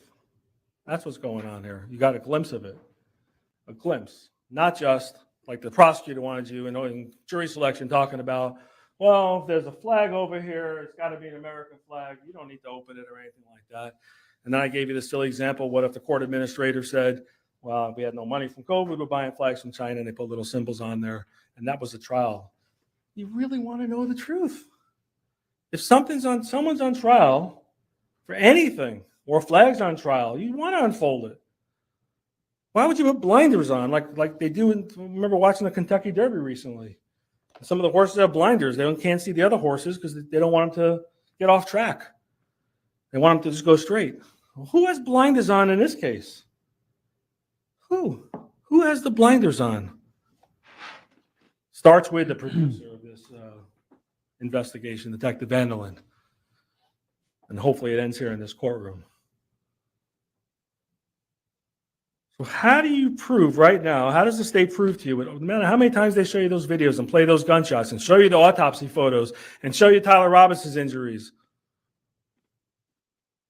And forget about all the witnesses. No one mentioned them to you. No one mentioned, you heard. I'm not even going to go through all this. This will take me an hour or two. Talk about all the nonsense that these people said and how they acted. You saw the defense witnesses. Did anyone act like that? Anyone playing games? I don't understand the question. Anyone prior to commit perjury and say, I didn't remember? It's ridiculous. You saw that. You heard it. We trust all of you. That's why we put you all here together, that you use your common sense. That's something you should consider, how the witnesses acted, how they answered questions. Those are things that are important for you as jurors, and we all talked about it in jury selection too. How do you judge if someone's telling you the truth? I asked you all that question. How do you know who's being straight? What if they gave a prior inconsistent statement? Got to be shocked to learn that someone lied over and over at a hearing and in front of the same judge in a courtroom saying, I don't remember a thing. Maybe he doesn't want to get arrested again, so now he's on the team. The first responding officer, the guy wearing the mask. Y'all remember him? Probably the most credible We just called him meh. I don't even know the right word. The most credible, one of the best closings independent witness there is in this case. And he's wearing a mask. You can't even see his face or his eyes to judge his credibility, but you don't need to because you heard the intensity. I'm not going to say his name because you know why he's wearing the mask, but Officer P. You saw the intensity of how he was trying to save the guy. And he was so hyped up by saying, I was reliving the moment as he was talking. I'm sure you were too. That I felt my own pulse possibly. I was trying to make sure he was alive. That guy cared. He cared. That's what we needed on this case, to find out more about what happened, or how it happened, where it happened, when it happened, who did what, who said what. Go back and question people. But he said something very important. Besides trying to save this young man's life. You remember what he said? He said basically that as he drove by going northbound, he didn't see the car. Then he made a U-turn because he knew it was at 40th and Broadway. He passed by again and sees the reflection of his lights on two I forgot the words, something like figures in the background. Who weren't waving him down. Put that in his report. He testified to. He found that very unusual. What are they out of the car? What are they doing by the fence area? And not until he goes in there and says, y'all need police help. And they say, oh, my friend shot, my friend shot. He said, if it was me, I'd be out there jumping up and down. Hey, come get me. That's what he said. He was animated. That should tip off Detective Vandal, and there's something amiss here. Your first officer there says, this guy's acting weird. What's going on? What are they doing there at the gate? Why not, Chuck? I think you know the answer by now. This is not winning at all costs. Everyone lost here.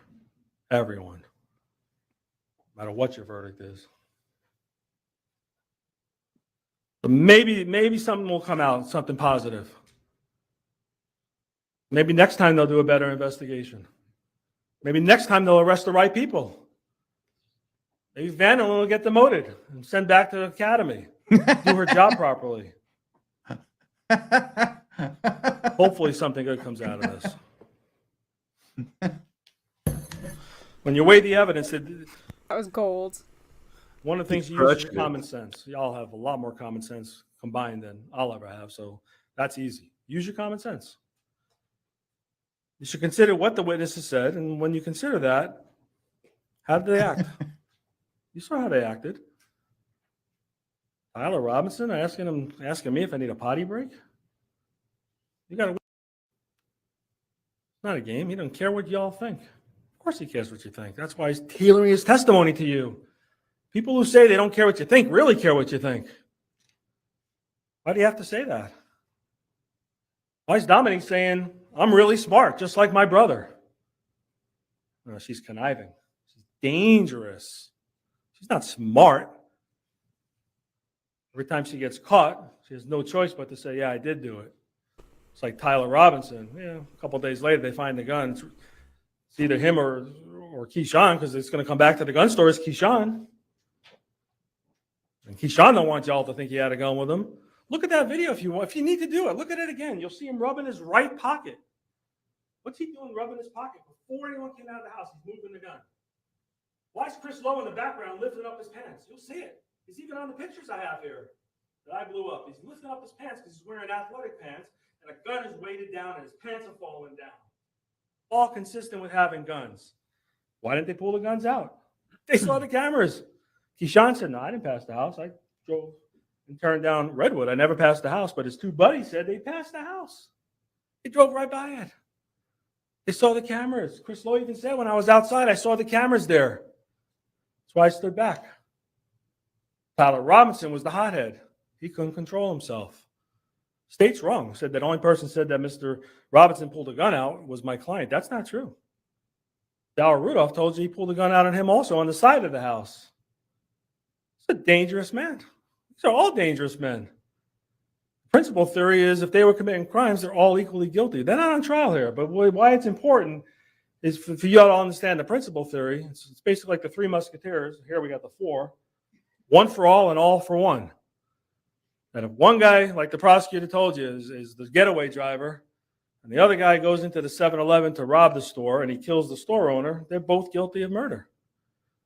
Same thing in this case, the reverse. Thank you. Felony murder. These four guys came there to do what they were going to do, and you all know probably what they were going to do, most likely, definitely, despite what they have told you. Then they're all equally guilty. And then, if they're guilty of ag assault, any felony, ag assault pointing a gun, any one of them, not two, not three or four, just one of them, they're all equally guilty of doing that. And then Mr. Rudolph had a right to shoot all of them. because they're all together in this. They caused this. Blaming my client for coming out without his shirt? That was an insinuation the government had. He was sleeping. It's his house. So he came out to start a fight? His own brother was so angry. Cursing at him and screaming. You saw a glimpse on the video. What are you doing with this woman? Storms out of the house. The old neighbor telling the brother, tell your brother, Travis, it's the wrong woman. Sick and tired of hearing this nonsense. When DJ came home, he wasn't interested in this. He was working all day, trying to help his mom. He's a farmer boy. That's who DJ is. You heard that. He's got chickens, a potbelly pig. He's got all kind of bearded dragon, according to his mom. She thought it was an alligator. But whatever. This guy loves animals more than people. He's a homebody. He stays in his room. That's what he does, and he works, and he's sacrificing his life for his mama. That's who Darryl Rudolph is. He wants to be in Alabama with his horses and growing crops. Not a violent young man. Says Rudolph should be proud. She raised 2 very well-mannered sons. You saw that. And he's sacrificing for his own mom to be with her. And that's admirable. He did nothing wrong. He's a victim in this case. He's a total victim. He's not involved in the relationship. He's not involved in any of this nonsense, what's going on between Travis and this young lady, Hurricane Dominique. He's not involved in this. Comes home from work, and what happens? Oh my God, all hell broke loose when she opened up his phone. I didn't bring it to his phone. I had the password. He gave it to me. Who cares? He went to his phone. Come on. You didn't trust him. She lost her payday. She was hoping to win the lottery. And she probably promised her brothers. Remember that text from Tyler? Hey, I love you so much. I got you. Probably promised them when Travis makes 20, 30 million bucks, I'm going to share it with you guys. Not anymore. Just got thrown out of the house. You know it's the end of the relationship. Tries to break the windows. He hits him with a liquor bottle, breaks his phone. Oh, how come the police didn't show you the phone? Why don't they open the phone and charge it up and show you now? I guarantee it doesn't work. What's the difference? Does it really matter? Trying to insinuate he took pictures of himself. That was vandalism. He took his own photographs of his injuries. Why didn't you blow him up so they can see him? I don't want to do that. Why didn't you do that? And then it really comes out, well, he didn't blow him up. His phone was broken and his sister took him. And the police still have his phone, so there was no way for us to get him out of that phone. Had to come from the sister. But they're trying to leave you with a different impression about everything in this case. Everything, and that's not fair. Be straight. You all know that. Was the witness honest and straightforward in answering the questions? I don't think so. Most of them did not. Not the civilians. Not at all. The witness have some interest in how the case should be decided. Of course.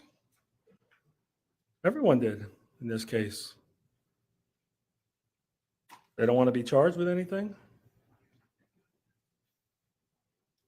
They're on their team. You even see the way the officers slant their testimony a little bit. You saw that. You saw that with several of the police officers. Not all. Not the firearms expert, not the first witness, not several of the West Palm officers until they were showing that picture. And then, oh, it looks like a gun, but I don't want to say it. But he had to say it.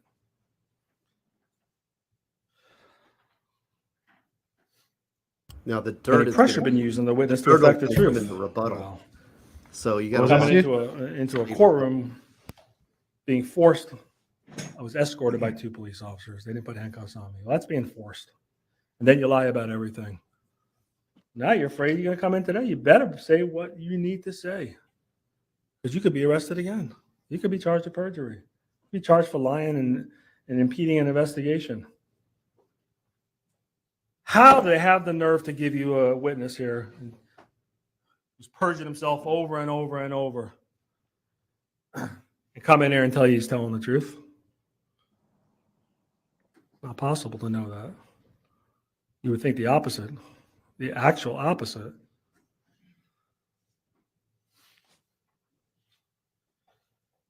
Mr. Rudolph pled guilty, and it's in the instruction on page 2. The defendant is not required to present evidence or prove anything. We're not. We did more work than this investigator did in this case. Way more work to figure out what's going on. I did more work Deposition on in this June. case. I'm than trying to find out where the investigator 911 tape is. You heard that. Where's the 911 tape? Several months after this happened. The dog did Where more is work it? on this case. I don't know. The dog was the Didn't get good it until investigator. November. After I've already questioned her. Why is Chris Lowe telling you he made the call on the way out? Then you find out it really isn't. Maybe he's lying, maybe he's mistaken. Maybe there's another call. I don't know. Where's proof they even put it on the GPS? If you would have took Chris Lowe's phone, you would see that. I submit they were trying to hide evidence before they were even going to the hospital. And if you would have Chris Lowe's phone, you would know what was said and what was done and whether or not he really did GPS the hospital. Of course, he could have missed the hospital under the strain of trying to get away from what you just caused, but certainly still traumatic.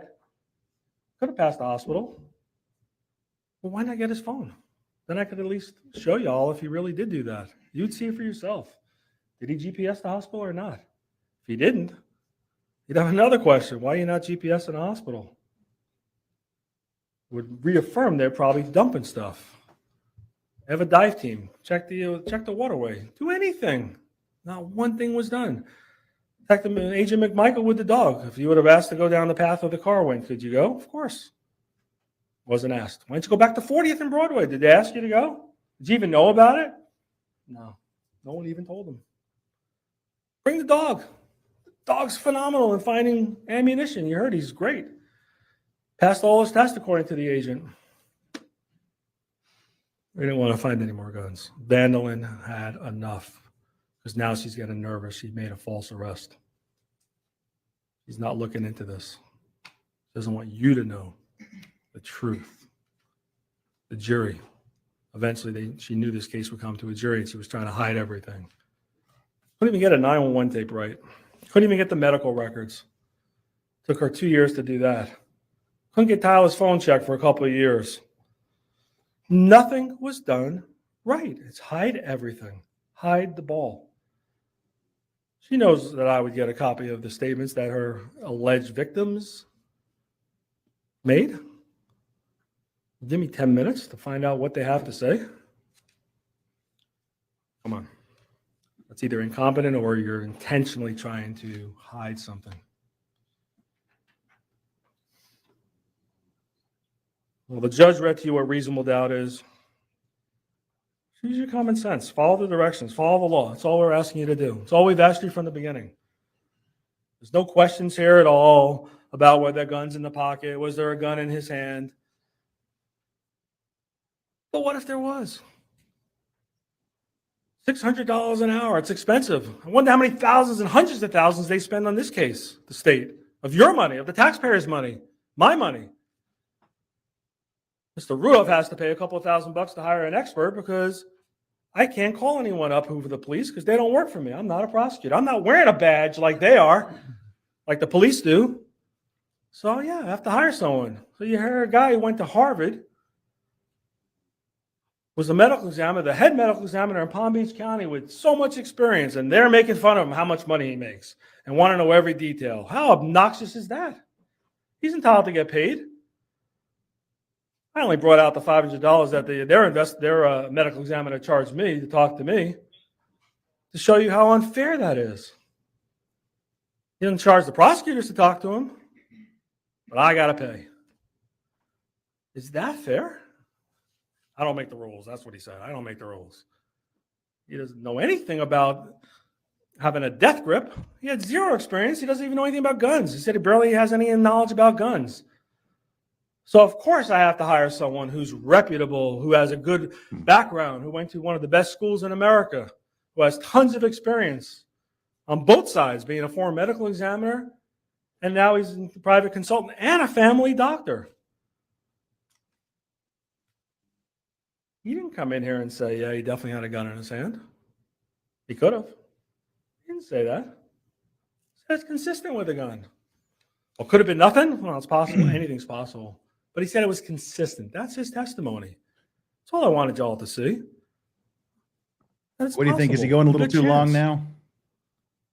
The questions that were never asked or answered by It's the tough. police. Tough because you got to cover That's everything. why we did that. And you only got one shot, and the Look at state that. gets to sandwich you. He's been around this field. You would look at that and know in 2 seconds. You started there's off good with a chance he good had a gun. roadmap, but I'm starting to lose Maybe it a was little bit something now. else. What else I could it think have he's been? getting a little pedantic, yeah. There was nothing in his hand. They want you to believe it was a spinal cord injury. There's no evidence of that at all. In fact, Dr. Maracchini didn't say that at all. I don't remember their doctor saying it, but if you all remember that, that's fine. But he said it could have been a ball. Remember that? Could have been a ball, could have been a phone. Why would anyone get rid of a ball if it was in his hand? Still be in his hand when the police got there. Sebastian's hand. Why would anyone get rid of a phone if it was in his hand? You know it wasn't the phone in the door. I have to work hard on that one too. Where's your phone, Tyler? Eventually he admitted, I showed him the pictures and it had that fancy design on it. He had some designer and had a shattered by a bullet that went through a door. And there was no blood or hair or fiber on it, according to all the witnesses. So not consistent with any reason why Sebastian would be holding it. Did anyone have your password? How about Keyshawn? Nope. How about Chris? Nope, for your phone. Last question was, how about Sebastian? Well, maybe he broke into it. Come on. That's ridiculous. Maybe he broke into it. He wasn't holding his phone. He didn't know what to say. He knew there was a problem with that, just like he knew there was a problem with him dumping his gun. And then the gig is up when they find it. He's changing and swaying his testimony to try to convince you. Well, maybe my friend did have my phone, but you know he didn't because there was nothing on it to prove it at all. No blood, no hair, no fiber, nothing. Zero. So why would anyone take a ball and hide it? Was it in the car? There was nothing in the front seat consistent with what he would have had in his hand. These gangsters would take guns and try to hide them. Shell casings, anything that would show they're guilty, just like erasing phones. That's who they are. That's who these people are. Erase text messages. Unfortunately for them, unfortunately for you all, you got to see Tyler's phone that was in the car. It took me 2 years to see it, but you got to see it in this trial. And Keyshawn's phone was stuck in the car, so they couldn't erase things. Maybe from the cloud they could. I don't know enough about that. But you saw some of the most important messages. Dead man walking. Travis is a dead. I've never heard that, ever. Except maybe in a movie. Maybe you all have. It's not hyperbole. I don't know what hyperbole is. I have to go look it up. I was confused what that even meant. But you all know what that means. Travis is a dead man walking. You all know what that means. These are glimpses of what Travis faced that night, and his brother, and his mom. These are the people that he had to interact with. This isn't just what you see on the video. This is everything, those 8-10 minutes of terror. That bam, bam, bam, bam, like you heard DJ knock on the desk here. He judged his credibility. This guy wasn't fighting with any of the lawyers or me. He answered the best of his ability. And there are all these prior statements he made under oath that were different. You didn't hear it from Mama either. You didn't hear it from Travis either. These witnesses did the best of their ability and told you what they believed happened. Their witnesses, their civilians, all of them, every last one of them was fighting tooth and nail, playing word games, asking me to repeat the questions, asking Ms. Perlette to repeat the questions when they knew they couldn't answer them. And then they didn't admit something until they were caught in deposition. Then they would say, oh, yeah, I did say that. You saw the characters of these people. You got glimpses, little glimpse of who they are. What brother? Is this chivalrous? Brother and friends? This is chivalry? This is ridiculous. This is a hit. Are they going to kill him or beat him up severely? He's got scars on his body. That's serious bodily injury. It is. Why is Mr. Estes? State said he was the independent witness.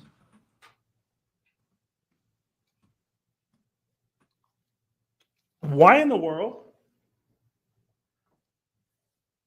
Man who just retired, who built power plants, He has a boat, trying to live in peace, likes his neighborhood, telling you that Travis is constantly arguing with his girlfriend. It's annoying. They're constantly fighting, and she's always hitting him, and he's there with his arms folded. That day, his best friend died. He wasn't in the mood for any of this nonsense, just like DJ wasn't. And once again, here he goes again. And then he hears the car leave. But then he's half asleep, he told you, or sleeping. I don't remember his exact words. It's around midnight. And here's slapping and punching and kicking. Doesn't see the whole thing. But he looks out. And he sees it's a really serious fight. I think I asked him, was some kind of serious fight, or did it look like someone could get seriously injured? He goes, someone's trying to whip someone's ass. That's what he said. I think those were his words, actually. And he kept saying it was 3-on-1, 2-on-1 with the Rudolph brothers. Constantly. This is what he sees. He's not even outside. He's in the comfort of his own home. And he's scared to death. First time ever, he said, he grabbed his gun, went into his bedroom. This happened fast. It's 8 minutes, roughly. 8-9 minutes of what happened. Go in your bedroom for a minute or two, you're going to miss a lot. Unfortunately, the cameras, you didn't get to see the cameras because you would have saw all this, unfortunately. I hope to God those cameras really didn't work, that they're telling you the truth. But either way, you don't have them. We can't speculate on what really did or didn't. The evidence is they didn't work, so we'll have to live with that. He goes and grabs his gun. He's not involved. No one's at his house. He's not outside helping. Why does he get his own gun? That's really important. Maybe it's not. Hey, do whatever you think is right, but why does he grab his own gun and then put the clip in it and a bullet in the chamber? And he knows how to use guns. He's a hunter. He's got plenty of guns. He knows how to shoot them.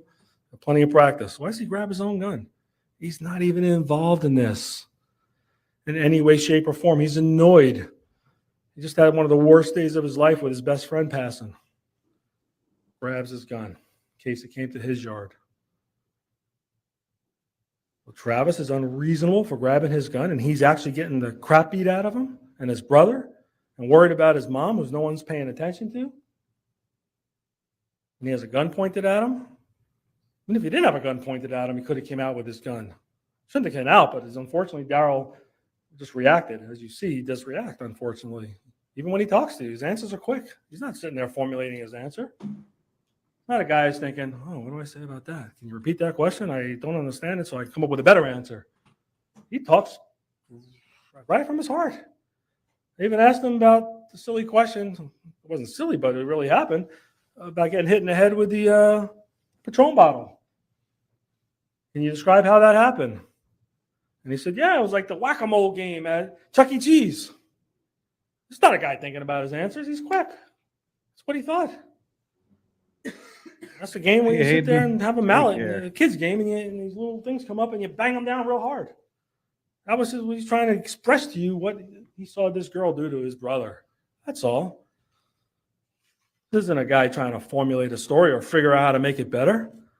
Linda Rudolph, completely different than the state's witnesses. She could have easily come in here and tell y'all, I saw guns. I saw them pointing guns. Made that point yesterday. That was exactly. I saw the guy without the shirt pointing gun on both my sons, like they both tested. She didn't say that. She didn't see that. She was so flabbergasted and so out of her mind at what she was seeing, she couldn't even open her phone. She was in panic mode. Panic mode. Is that hard to believe? Is that reasonable? Mr. Estes didn't even see Travis go in the house. He only went in the house when he saw Tyler pulling out the gun. And that's when he realized, I should have came out with my gun, and goes back and gets it. So if he's this killer, this crazy psychopath like the state wants you to believe, why doesn't he just come out of the house? Why isn't he just sitting there in the window open, knowing that these girls sending their brothers over, his girlfriend sending the brothers over, and just waiting and just pop them off one at a time as they come up to his house? Could have done that. Could have hidden in the bushes. He didn't do that. He showed so much restraint, more than most people, and he looks up there at the camera, at the screen in his mom's house, he thinks he sees the brother, little bro that he has in his phone. Kind of guy he is, he puts the gun down. I'm going to mediate this. I'm going to calm it down. They're not going to do anything in front of my mom. Big mistake, but he did, unfortunately. If he came out with a gun, Vandalin would have arrested him and charged him with murder if he would have shot someone while they're trying to kill him. She didn't care. You shoot somebody, you're going to jail. That's the evidence that I see. I don't care about nothing else. I care if you're guilty or not guilty. I'm charging you. Either way, he loses. But anyway, at least he's here and he's alive. So he puts the gun down. That shows a lot of restraint, more than most people could do. Way more. Knowing that it's now coming to fruition. Dominique calls mom. And mom is so worried from Bible study and watching videos with her twin sister that she calls her and tells her, I'm sending over to F up your son or kill your son. And then she texts her back and she says, all I'm going to tell you is that and that's the text we have. Picked the wrong one. You picked the wrong one. Yeah, well, we know that now. 100% he picked the wrong one. She was Tony Soprano. She ran this gang that night. She gets her brothers to go do her dirty work. Really is like an episode of The Sopranos or a mobster movie. It's hard to believe. If you weren't in this courtroom, you wouldn't believe it if I told you this story as my neighbor. But you got to see it. They don't mean anything, those text messages. Hyperbole. Shoot his shit up. Well, that means to shoot everything in the house but people. That's what she told you. It's ridiculous. It's silly. You know what she meant. This is what Travis is dealing with. This is what DJ is dealing with. This is what the mom's dealing with. Look at the credibility of all these people. Watch the videos 1,000 more times. Who cares? You'll never, ever see, ever, unfortunately, what really happened. Why is there an oil slick that goes forward? The car went backwards. Seen them explain that one. Maybe the video is on such a weird angle, you can't really see what's happening. DJ's telling you it's not him. When he testified, the prosecutor's showing him the video, and there's a guy walking. That's not me. Maybe that's Hack. Who's Hack? Who's Hackshaw? Why is he getting texted the address of 550 Teak Drive? Their friend. Tyler's friend. Keyshawn's friend. Why are they texting him? Why doesn't the investigator go do an investigation on that? Why wait 2 years? Get that phone sooner. Go get Hack's phone. Find out where he was. You can triangulate it. You can tell where that person was. Go do a full investigation. Was there more people walking around that neighborhood? How'd Travis's car get broken? The window. Vandalin didn't know. She's the lead investigator. I don't know. Both the Rudolph brothers told you we didn't see her break the window. She left. Did she come back with her brothers, our friends, and do it? She said she didn't remember. That was what Miss Perlette asked her. How'd you do? When did you do it? I don't know. Could have checked her phone. Find out where she was at any given moment. They didn't do that. Maybe she was there giving directions around the corner. We'll never know. But she admitted for the first time ever she broke the window. Is that true? We don't know. Is it Hack? Is it somebody else who showed up? Is it a fifth or sixth guy?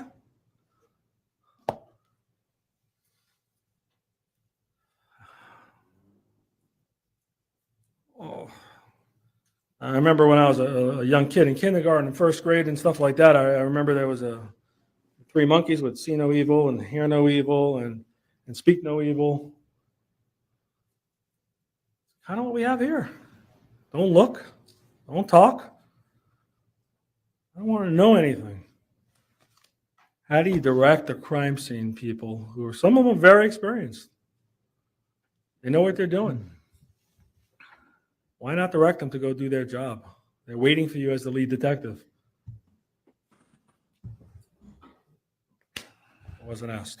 I wasn't asked. I wasn't asked.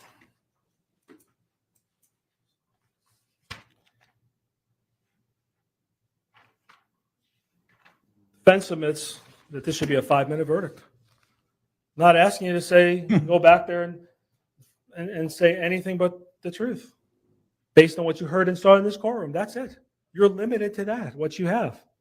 That's it, what you were given. There's 100 conflicts. There's 100 reasonable doubts here. There's a lack of evidence everywhere. But most importantly, Great. I urge y'all to take a vote. Did they prove beyond a reasonable doubt that Mr. Rudolph was not acting in self-defense? Right. That's the question right there. That's what this boils down to. And if they didn't, the case is over. It's not guilty. Better luck next time. You didn't prove it to me. And then whenever you feel about what happened, didn't happen, who should be charged, who shouldn't be charged, you can talk about it outside the courthouse. But in this case here, the only question you're asked is, really, was he acting in self-defense? Did they prove he was not? And I submit there's no possible way you can say yes, beyond all reasonable doubt in your heart of hearts, that he was not. And if you all agree on that, the case is over. You don't go to first, second, manslaughter, because he's not guilty of a crime at all. He's not. Maybe he's not good enough. Possibly he's not good enough. It's not. This man was acting in self-defense. He defended his brother, defended himself. I'm not going to belabor the point. I'm not going to go through every photo. I could stand up here for hours and talk to you. It's Please ridiculous. don't. You heard it all. Please don't. You all remember this case. And they cannot answer that question in the affirmative that they proved beyond all reasonable doubt that he was not acting in self-defense. So justice calls for a not guilty verdict. Send a message in a quick verdict. Sustained. It should be a quick verdict. Yeah, that was objectionable. Send a Don't have message. it. That's good. Never They were have it. listening. And y'all know why now. Yeah. Yeah, you can't do that, but Thank you very much. All right, thank you, Mr. Shine. There'll be rebuttal closing. How long, roughly? Well, you don't have to take all 48. All right, it's 4:26. I want you to take that into consideration. Ladies and gentlemen, I'm going to have you stand up and stretch for just a minute, if you will, please. I Oh will my. say that the rebuttal closing is where the state always plays dirty. So I actually did not think the state played dirty on their first opening. I thought they presented their case the best they could. I know that everybody's bombing her. She was not as obviously as good as this defense attorney. But Apparently we need a restroom break. So it's 4:26. Let's make it 14 minutes, I guess. Be back in 14 minutes. 13 minutes. I've got to All right, sleep. 13 minutes. Remember to obey the 3 of the 4 cardinal rules. Leave your pads. Do not. I've got to sleep. Finish this up. I'm dying over here. Jeff. It is 5:30 a.m. I get to be in my office in 3 hours. This is oh great. god. Yeah. We're powering through. Well, all right. yeah, so excellent defense attorney, excellent lawyer, great closing. The state was not terrible. I know that we're all on the side of the defendant here. We have a lot of people that are rooting for the defense. I get it. When I'm listening to a closing argument by the state, I'm listening for objectionable content. I'm not listening for style. And a lot of people are, and she's outclassed by this guy, but she wasn't terrible in that she wasn't cheating necessarily. She's painting the picture. She's arguing. She's saying, this is what we think the evidence shows. We think you should not believe him when he says there was a gun, that he was acting aggressively, that he was acting it. So she is making the best case for the state in her closing argument. Now, this is where the state will cheat, is when they get into the rebuttal closing. All right, this is where they typically cheat. So if they're going to play dirty, they're going to play it on this rebuttal closing. Mm-hmm. I agree. I don't think she was persuasive. I don't think that she was great, but I think it's a reasonable verdict for them to say they thought these people were fleeing. They didn't have their guns out. He was angry. He was shooting them as they were fleeing in a fit of anger. Okay. So there is a reasonable hypothesis of guilt. And she made that case. I don't think that she cheated there. Now, the defense attorney was very aggressive, excellent, and showed it. I think he laid it out the way the best he possibly could. It's interesting, he did not argue at all for any kind of lesser manslaughter. So it's all or nothing for him. And he's putting the eggs on the table. Like he's saying, okay, you go 5 minutes, you come back not guilty. He's using those complex jury instructions to his advantage to say, you don't have to deal with all that stuff. You don't have to go through it. Just check not, because you know what happened here. I really, this is a master class. That defense attorney was excellent. So, but now we got to watch out, because the state, so far, I am not going to give them an F. I know everybody wants, because I usually do my wrap-ups, right? They are not getting the bad grade because they haven't played dirty in their closing. So there was a couple slip-ups. And that's what, like when I'm listening to closings, I've just listened to so many closings. And what my training is to listen for objectionable content. There wasn't anything objectionable there. So what do you guys think? One thing I think we've got to listen to is super chats. I've got super chats from 2.5 hours ago that we couldn't get through because these guys were just powering through. Let's clear these real quick. Not real quick. I don't mean short change. You know what I mean? Just without further ado, Hugh Jass, thank you so much. Someone hit reset. She's stuck in a loop. That's when she was doing that right front door thing. Mike P229, somehow he knew they had a gun before the dog found it later. Not guilty. Yep. Just because. Says money for the slam poetry session. And Lacey Pettit, thank you so much for your super chat. Not sure if he's guilty or not. I think not. But this attorney is guilty of being ratchet AF. Yikes. And Chaos Coordinator, I don't have enough vodka for this crap. Yeah. Serenity 2 Witches want to know why she's failing, because it feels very icky trying to listen to her explanations. It's very negotiation instead of truthful. Yeah, that last scream at the end was fell out of my chair. That was weird. That was Howard Dean. That was all the way. They're gonna go Washington. They're gonna take the White House. Yeah! And there goes his presidential campaign. Emily Moore, I fell asleep. Did I miss anything that would make me change my not guilty opinion? I don't think so. I think that's precisely where it should still be. Flux says, by her logic, we're still talking about her. This is how long ago these were. By her logic, if a dude starts beating the shit out of me, I'm not allowed to shoot him because he's using his fists. Yeah, okay. Yeah, and the style, her style was problematic there on some areas. I'd say. Yeah. Perfect. For sure. She's the perfect lady for Drex, says Easy007. Thank you so much. Roscoe, she is testifying to Lord, you must convict. He is murderer. Yeah, she was testifying there. She was in church. The hero. Yeah, the hero. Yeah, Emily Moore. That was weird. That was there were a few weird things in that state closing. Yeah, you mean the one that brought all of his friends into this mess? Shaking my head. And Amateur Iconoclast, thank you so much for your super chat. So it is the prosecution's assertion that the rounds Travis fired went past through the fleeing car and then curved 180 degrees, striking the headlights. See, that was the thing. That was the thing they made a big deal about yesterday. He kept saying, no, the car was coming at me. She's like, well, you see on the video, you just see the taillights. You can't see anything. How is it coming at you if all you're seeing is the taillights? He says, I just know what I saw. And, I don't care, from another angle, you can see it was coming at me. He adamantly asserted that car was coming at him at some point. And then we find out finally that there's some shot out headlights, which, kind of seems to support what he's saying. Aaron Guanoloco Mishler.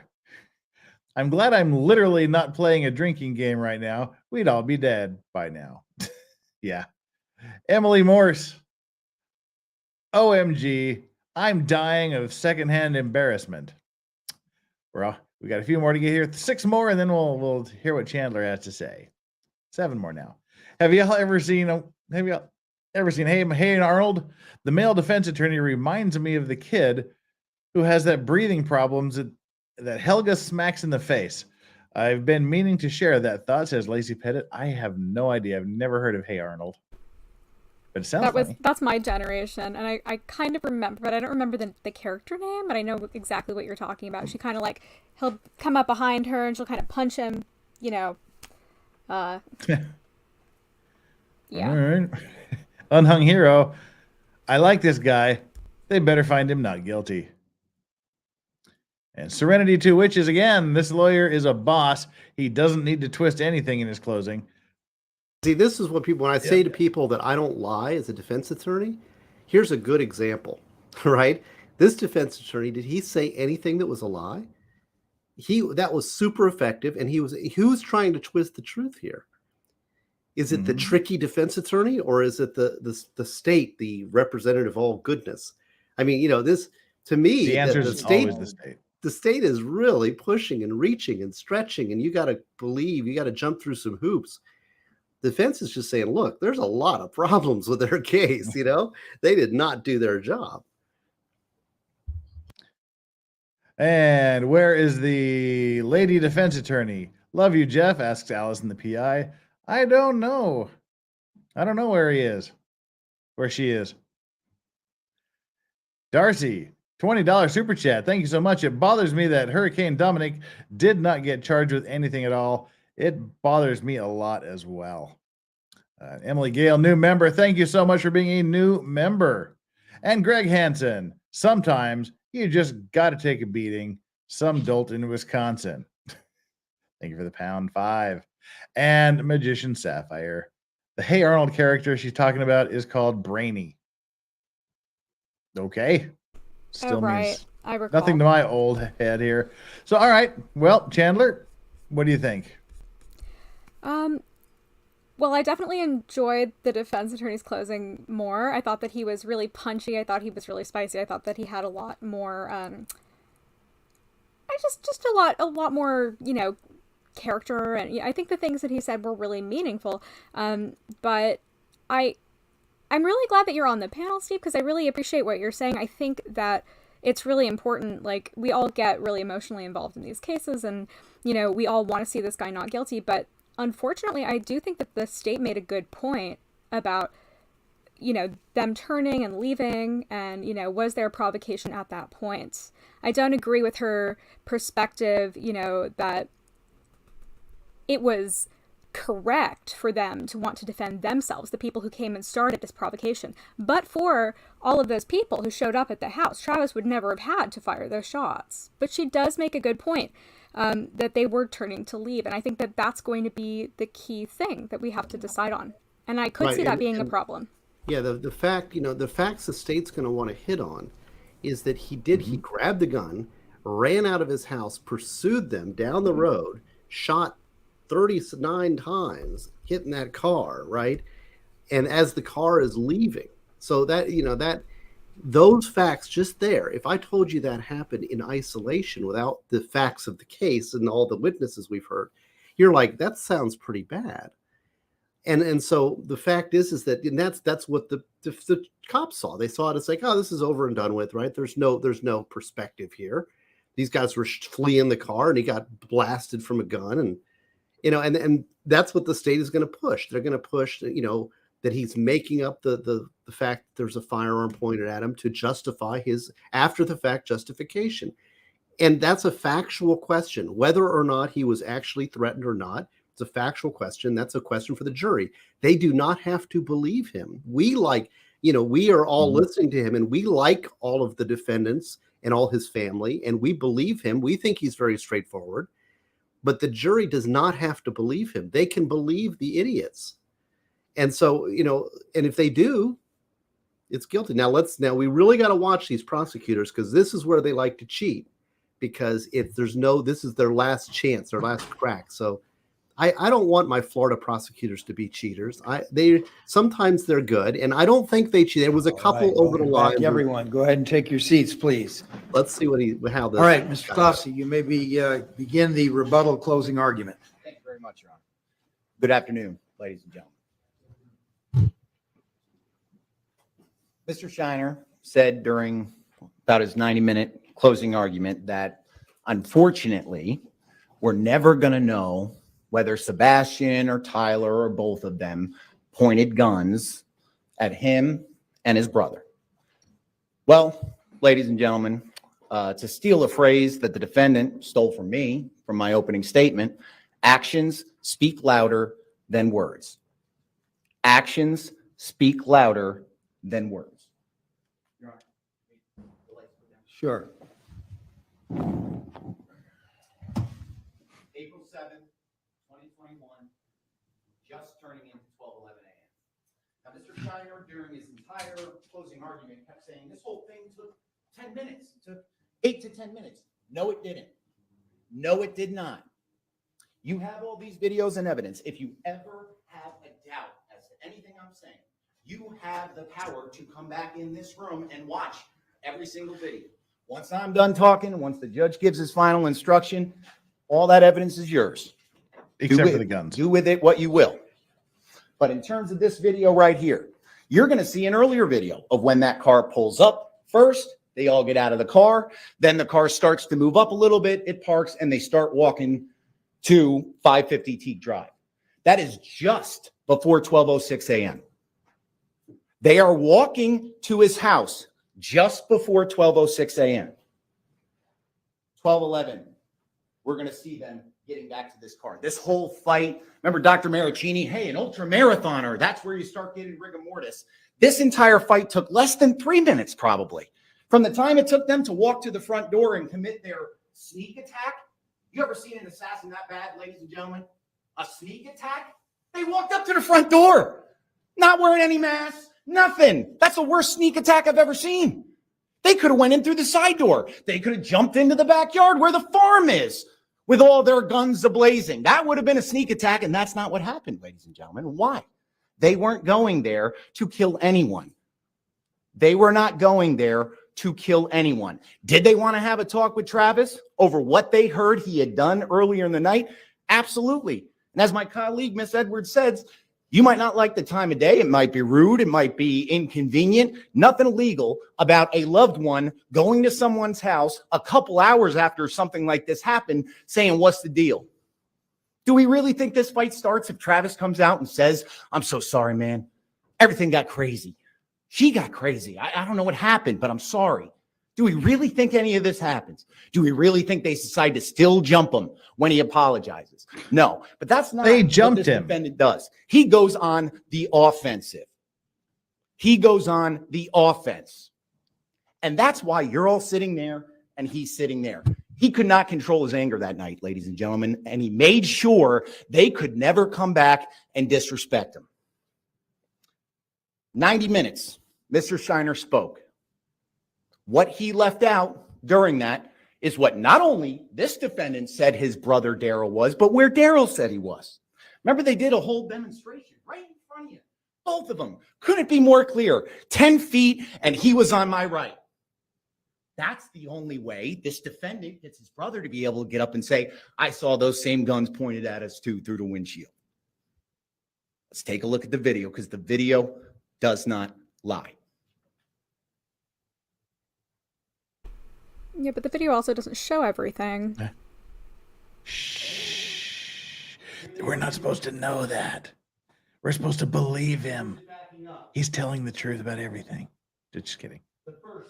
I wasn't shushing you. I was just like, telling you not to reveal his secrets.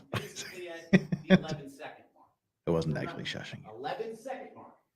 This defendant, along with his brother, said, when those shots start firing out, Daryl should be somewhere right over here. Right? He's on his right-hand side, 10 feet away, to be able to see in the windshield. Daryl should be right here, ladies and gentlemen. Let's see how many seconds go by before Daryl comes on this video. You're blocking the view, Mr. Clausi. I'm gonna go back. Here's Daryl right here.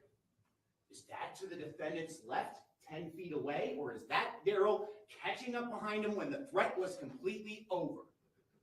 If you can't see this on this screen, ladies and gentlemen, we have this laptop. You can look at the laptop screen.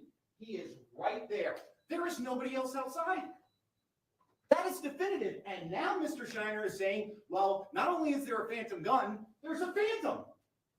You can watch Daryl run after Tyler. You can watch him do it. See the figure? Coming across, speeding up now, running past his brother, and running up that driveway. That is Daryl Rudolph, ladies and gentlemen. He is not only not where he and his brother say he was, he couldn't be more wrong. He couldn't be more wrong about where he was when those shots are going off. Ask yourselves why. Ask yourselves why. He knows he's trying to save his brother. He knows the only way he saves his brother is to put guns in Sebastian and Tyler's hands. And the only way he can agree with his brother is to put himself in a place where he could have seen any of that. This video shows he was nowhere near that. He was nowhere near his brother. No one was aiming guns at him. He walks onto screen. He goes toward the guys in the car that are leaving.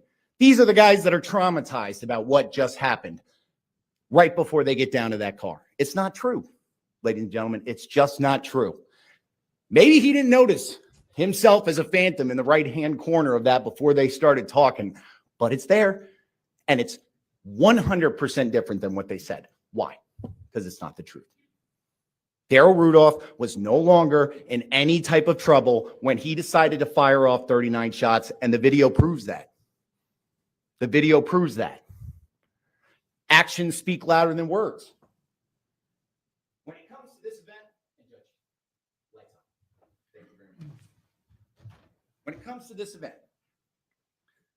Daryl Rudolph said, I had to ask him, hey, out on the lawn, when he pointed that gun at you, how far away was that gun?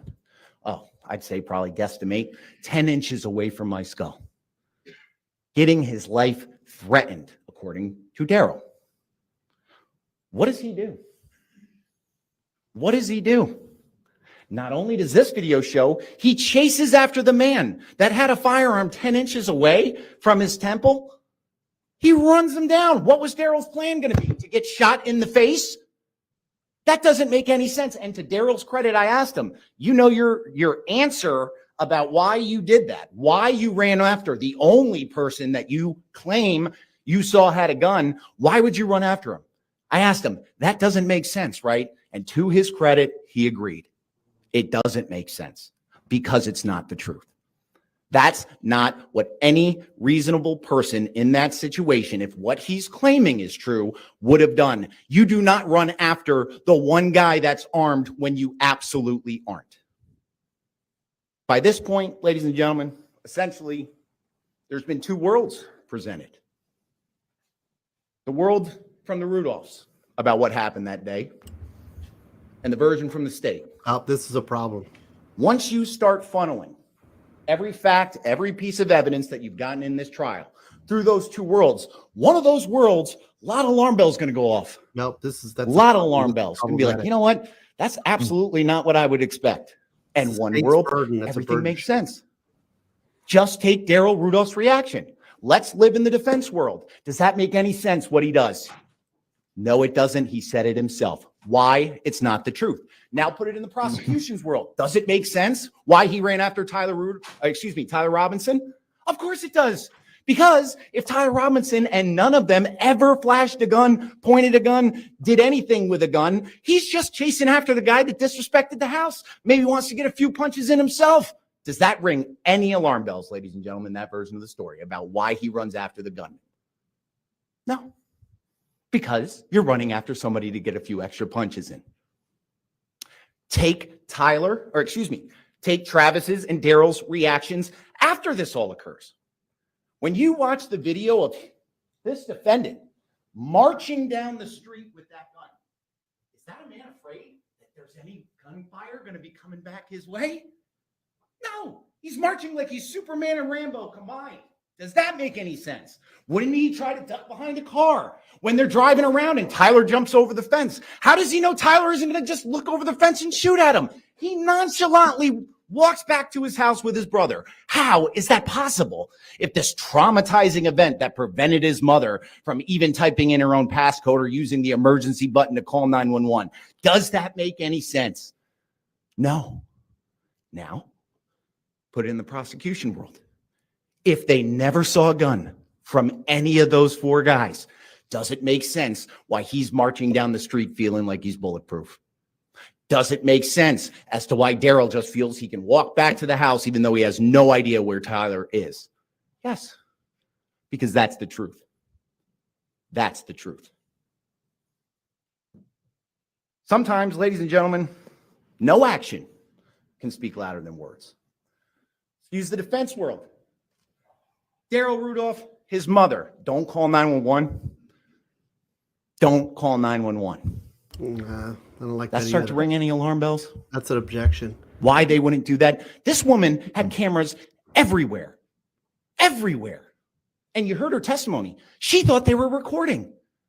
When he is getting handcuffs put on him, what better moment is there to at least tell the guy putting the cuffs on, maybe you got this all wrong? Not a word. Not a paper airplane note out the window saying they had guns. She didn't scream out the window they had guns. Daryl, when he's texting back and forth, doesn't even mention the word gun. Why?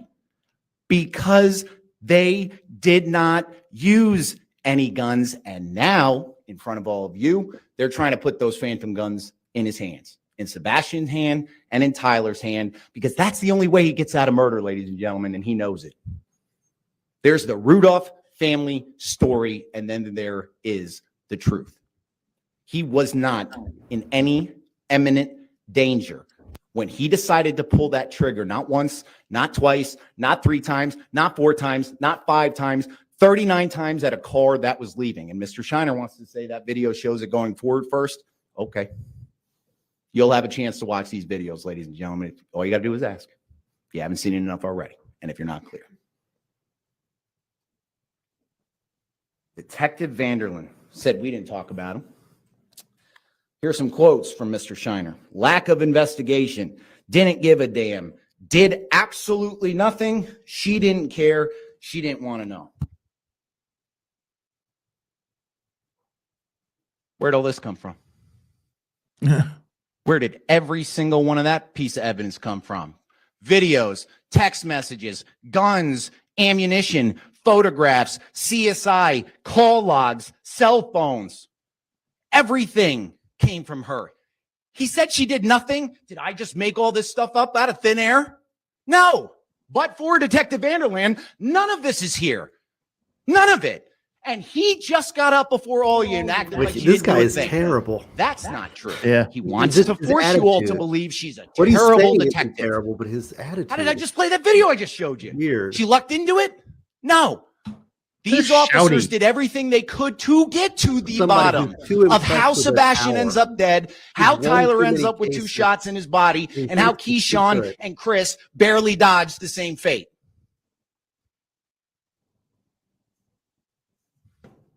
To go back and These are watch the himself defense on exhibits. camera. These are ours. They're just blow-ups of the evidence that Vanderlyn got. So literally, everything on this table, everything on that table, everything defense has in an exhibit, Detective Vanderlyn. And he just got up here and said she didn't do a thing. Didn't do a thing. That's not true either. That's trying to force you to doubt what this investigation revealed, ladies and gentlemen. And as we talked about, forced doubts are not reasonable doubts. They're not.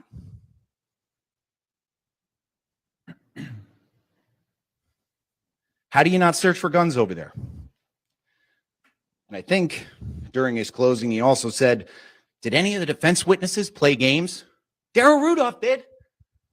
Once he got caught on this videotape, seeing that he's absolutely not where he said he was to you a few minutes before, oh, I don't know who that is. I don't know who that is. That's playing games, ladies and gentlemen, because he has no good explanation for that. And how do they not This search is for not guns? somebody I'd want to be around. No, he's just Daryl. Not greasy. a pleasant person, is he? Detective Vanderlyn gave you the card, right? Call her anytime you want. Tell her anything you want. Oh, I don't remember that. Well, then we go back to the hearing. About a year ago. No juror members here. Weaselly. What do you say right away?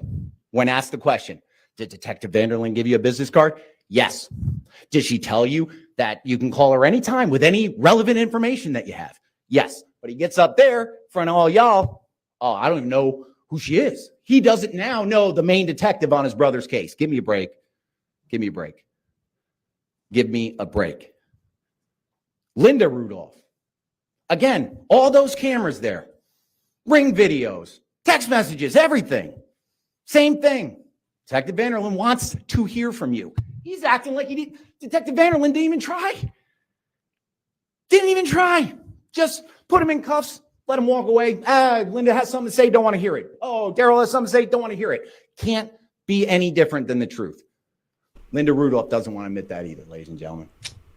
She wants to pretend like that detective wrote her off, when in actuality, that detective gave her every chance to say the word gun, and she never did. Think about that. Think about what a reasonable person, if what Linda, Daryl, and Travis are saying is true, wouldn't that be the first and only thing you would say to those cops that are waiting outside? And this whole excuse of, oh, we heard sirens, so guess they would just figure everything out. Ladies and gentlemen, give me a break. You know, in here, that's garbage. That's a garbage excuse. You know it. You are garbage. If you knew the police were coming, then why didn't you interact with them? Even then, let's assume that story is true somehow. Well, when the cops are there, why aren't you running out to them to say, my son's just got attacked. I'm so traumatized over it. It's because that didn't happen. They knew that. Quite frankly, she might have been worried that the cameras did capture everything her son just did unjustifiably outside, and that's why she can't talk to the cops at that moment, and nor can Daryl, because they don't have time yet to come up with how Travis ain't guilty of first-degree murder and attempted first-degree murder, ladies and gentlemen. Boy, I tell you. On the flip side, not good. I do not did like Chris Lowe? Did Keyshawn? No. Did they talk to the police right after this? Yes. It can be done. It's easily done. You have Keyshawn's 911 call. And in that call, he gives a quick, to-the-point summary of what took place. Then when you want to watch the officer body-worn camera from Detective Etienne that spoke with Chris Lowe, he does the same thing. They're clearly in shock, too. They had a dead body sitting right next to them who was their best friend. And somehow they're able to muster up what happened at that house. His brother, silent. His mother, silent, even as they're seeing him carted away in handcuffs. Does that make any sense in that world? No, because it's not the truth. It's not. We can understand why, okay? If in your packets there was a form, what was that? had a question, said, is Daryl Rudolph a generally good guy? Sub-question, is Linda Rudolph generally a good woman? I tell you to mark yes. I tell you, they didn't do anything here. They didn't put themselves in this position. They didn't make Travis do what he did. In fact, Linda Rudolph tried to stop him. Linda Rudolph tried to stop him. If anything they said were true about these assailants that are just horribly beating them up to a pulp, even though we don't have any photographs, none of them went to the hospital. Nothing serious injury in the course of a 3-minute fight. Then why isn't she telling the police that is what happened? It would have been very easy. Just like Chris was able to do somehow when he's in shock, just like Keyshawn calling 911. It can be done when you want the police to know what happened. And when you don't, it speaks volumes. That silence from them is deafening, and you know in your hearts why they didn't do that. Yeah, because the Fifth Amendment, dumbass. Oh my God. Why would they have to be the problem forced is they're to come commenting in? on the Fifth Amendment. Kept saying, well, if I ever got a subpoena, hey, not on the seems to me defendant. that for the last 2 years, your son has been charged with murder. At what point are you going to come and tell us he's innocent? Now, in front of y'all. That's all. You don't think Detective Vanderlyn goes back with them dogs or them drones or anything like that if the word gun even got mentioned by any of them? Do you really think she doesn't care? That's not true. That is forcing you to doubt, ladies and gentlemen. Dr. Maricini, that is the definition of a possible doubt. He literally said, could be a gun, could be nothing. $12,000, please. I was the one that said, hey, did you take a look at his left hand? Gun could be in there too. Where's my $12,000? Oh, Mr. Schreiner just got up here and said, we paid him a couple thousand. Left $10,000 off that bill for that testimony. And by the way, Mr. Schreiner left out the fact that guy's never testified for the state.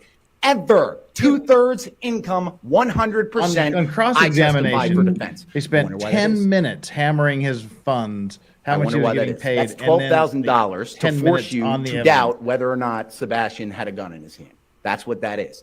That ain't a reasonable doubt, ladies and gentlemen. You heard Dr. Osborne say those marks that paid expert came in and said, oh, those are indicative of, gun marks in his hand. Dr. Osborne got up and said, no, that's lividity. That's pooling of blood. That is absolutely not what that is. He has no skin in the game. He doesn't get paid more or less based on what he says. He told you Dr. Maricini was wrong. And we know why he's wrong. He's getting paid to be wrong. He's getting paid to force a doubt in your heads about, oh, that's absolutely. But Dr. Maricini doesn't get paid more or less based on what he says either. This guy needs That's to lay not off what the he said. Adderall. That's His not what Adderall it dose is way means. too It's the high. definition of a possible doubt.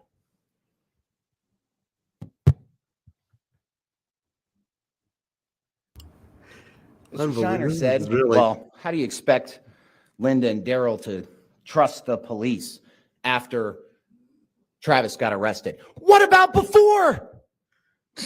What about before?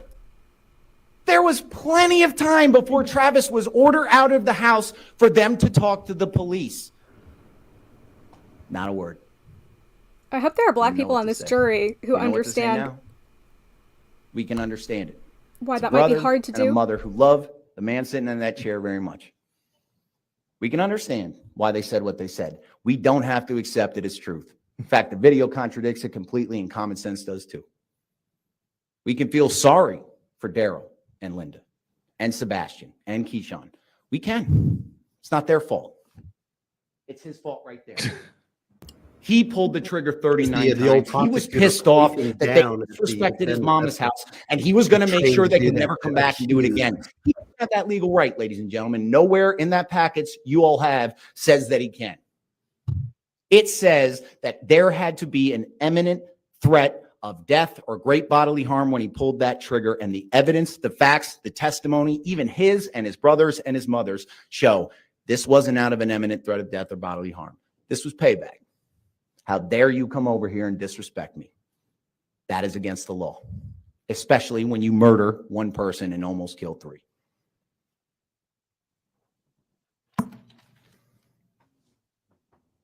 Tyler forgot to put a bullet in the chamber. I'm sorry. Wasn't this the guy that they said, along with the other three, that their only motivation coming over to the house was to kill somebody? And now he's saying, oh, he just forgot to put the bullet in the chamber. Does that seem like doesn't jive anymore, folks, right? Said in their opening statement, these four men were coming over, vigilantes, set on killing, set on shooting shit up. Where's the shit that got shot up? Where is it? Tyler? All of them. Remember in their opening said all four had guns. Don't know where that came from. Where is the shit that got shot up by those four guys if their sole determination was to come over and there and do that? As opposed to the state's version of, hey, Dominique was real pissed off and they went over because they were pissed off too, and they were going to start a fight with him if he wanted one. Does that make sense? Any alarm bells, ladies and gentlemen? No, because it's the truth.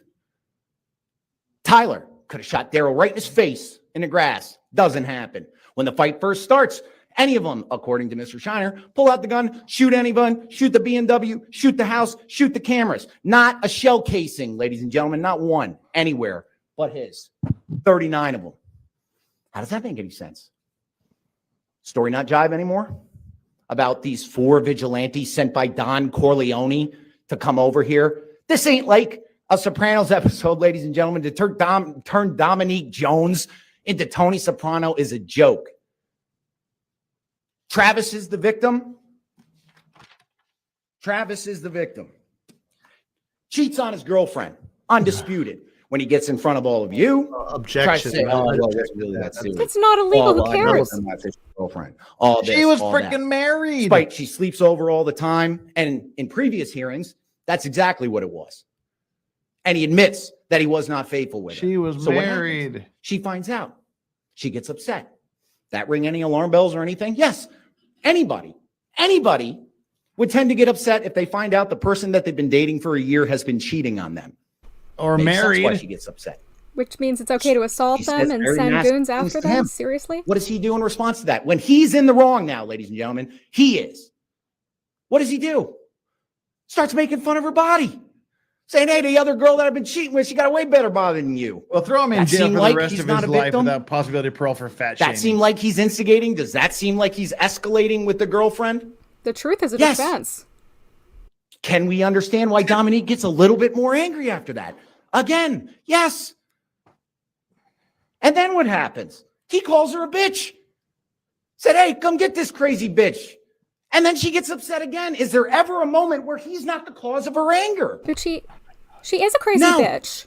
She was calling Defense him broke keeps bitch. wanting to talk about, oh, she was married. She was married. Any evidence she was still seeing that guy? Any? Doesn't matter. That they weren't divorced. He got up there and told you, we're legally separated. I didn't really want to tell him that. Can we understand that?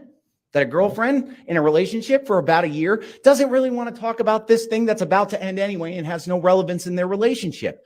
Yes, but there's no evidence she was cheating on anybody. I think all the evidence is she loved him. She wanted to be with him.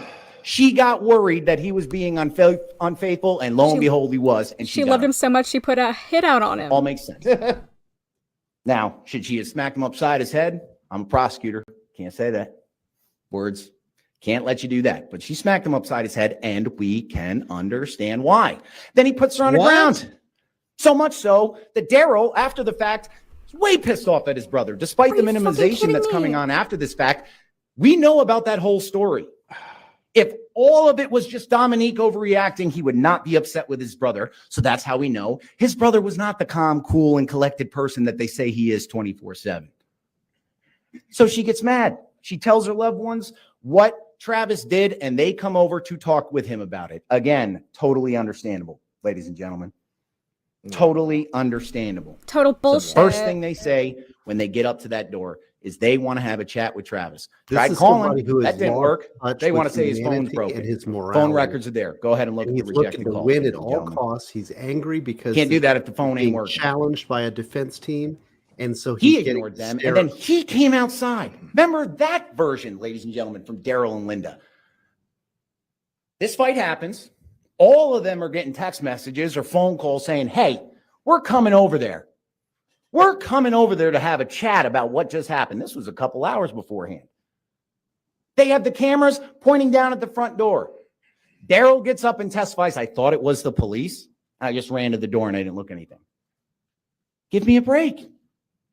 Give me a break. These are the same people that constantly talked about the sad event of either their father or husband dying, so much so that it was so traumatizing that they're so scared that they put that screen up there to be able to tell who is outside of their They've house. already And put the Daryl black- gets in the front of Puff, prosecutors here. gets up on that stand and says, oh, I didn't look at that monitor at 12 midnight after all these threats came because I just figured it was the police. Prosecutors Give have put me the black a hat break. at the Give defense us on the defense. a break. All the That's defendants, not they're the bad guys. true. And we're defending right and good. And we know it in here.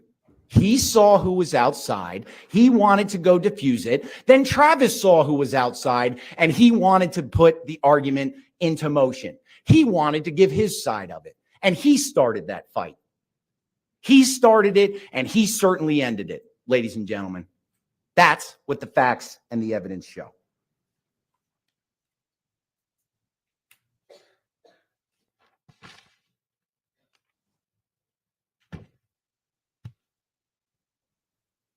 No shell casings from anybody else but this defendant.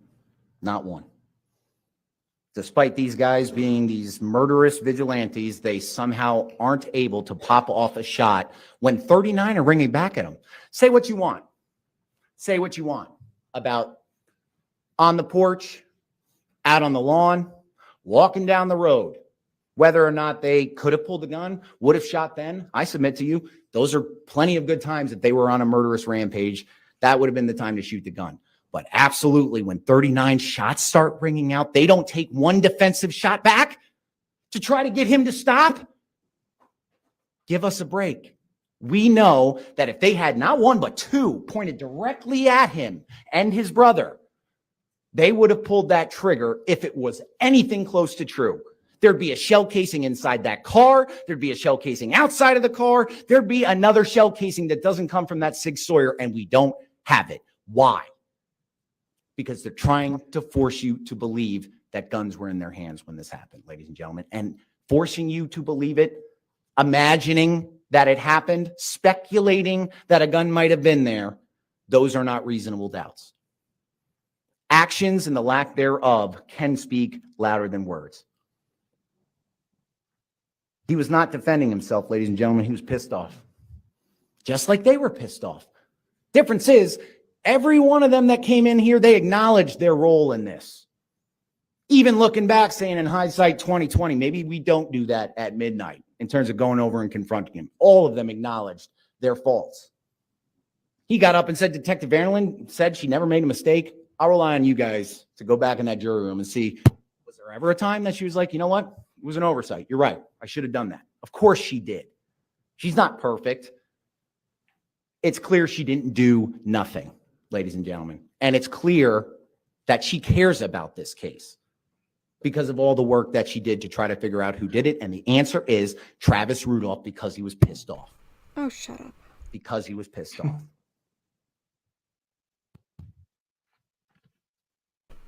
Yeah, I'd be pissed off too if somebody came to my easy. house in the middle of the night to try and kill me. Appreciate all your time. Oh, Jesus. Your verdict's Help not going to me. be easy. Like Mr. Shiner said, a lot of people affected by this case. A lot of people. But that last jury instruction says, when you go back there, it's not about sympathy for anybody. Not the dead person, not the almost dead people, not for Travis, not for Daryl, not for Linda. What is It that cannot be accent? based That's on that. definitely not Florida. You all were the ones that swore. Weird. You're right. It's not going to be based on that. What it's going to be based on is the truth. What it's going to be based on is a factual determination. Like Philadelphia. Number one, is Sebastian Jean-Jacques dead? Answer, yes. Number two, is he dead because of this man's criminal action? Yes. Number three, did he do it and think about it before he did it? Yes. The end. The end. Self-defense is not in play here. His self-defense ended the moment he decided to walk down that road, follow him to his car, and as they're turning and leaving, he pumps 39 shots into that car. He was sending a message. Don't come back to my house. Unfortunately, under Florida law, he was not allowed to send that message with 39 bullets that killed somebody and almost killed 3, ladies and gentlemen. I'd What we're object asking to you to that. do is when you go back into that jury room, He's and saying Mr. the law Shiner said, requires. hey, it should be 5 minutes. I got more respect for this case than that. There's a lot of evidence. Not a great projector. A lot of things that maybe because of us, we're standing right here like Phillips blocking you from seeing something. We understand that. But now, that Pretty sure that's a Philly accent. whatever you need to see, whatever you need to hear, a lot of them are going to be back there with you. But if you ever have a doubt about any of those videos or the audio, please send out a question. We want you to see Vanderlyn's work. We want you to see everything that was done to get the clearest picture possible of why Sebastian Jean-Jacques is dead and why those 3 other young men almost died. And it's because this defendant decided to take matters into his own hands when he didn't have the legal justification to do so. It's as simple as that. And we're confident when you go in the back and start funneling all these facts, all this evidence through those 2 worlds, every time you funnel those facts through the defense world, every time alarm bells are going to go off. But every time you funnel it through the world that these young men wanted to go over, have a fist fight, and when it was over, they left, not a single alarm bell, ladies and gentlemen. Not one. So, shut up, sit down. That's go the back note. there, take your time. If you have any questions, please send it out. You need to look at any of the text messages. They're all going to go back with you too. The text from Tyranny, text from Daryl, where they never mention guns again. First text I would send is, hey, they threatened me with guns, man. What do you want? Not going to find a single text like that because that's not what they did. They came over for a fist fight. He turned it into a gunfight, and that's illegal and against the law. And for those reasons, ladies and gentlemen, we're confident that when you go back there and you get that verdict form, you're going to check the box that says guilty of first-degree murder with a firearm, guilty of attempted first-degree murder with a firearm for the other 3, because self-defense ended and murder began. Nothing more, nothing less. It is not a moral judgment on him. It's a legal judgment, and that's what your verdict stands for. That he did that night. He didn't have the right to, and now he simply has to face the consequences of those actions. Thank you very much. All right. Thank you, Mr. Clausey. It's almost 5:15, folks, so we have to make a decision here, and I'm going to let you make it. Could probably duck out of these if you want. We can, I can send you back there to begin deliberations now, which I'm happy to do. Or I'm equally happy to do this. Send you home for the night. We'll order lunch for you tomorrow, and you start your deliberations when you get in. So let me see hands for start tonight. Not one hand. All right. So we'll have you come back tomorrow. Now, just so you understand, I don't want you to be confused about anything. I do have a morning docket, and I'll be selecting a jury in another trial tomorrow.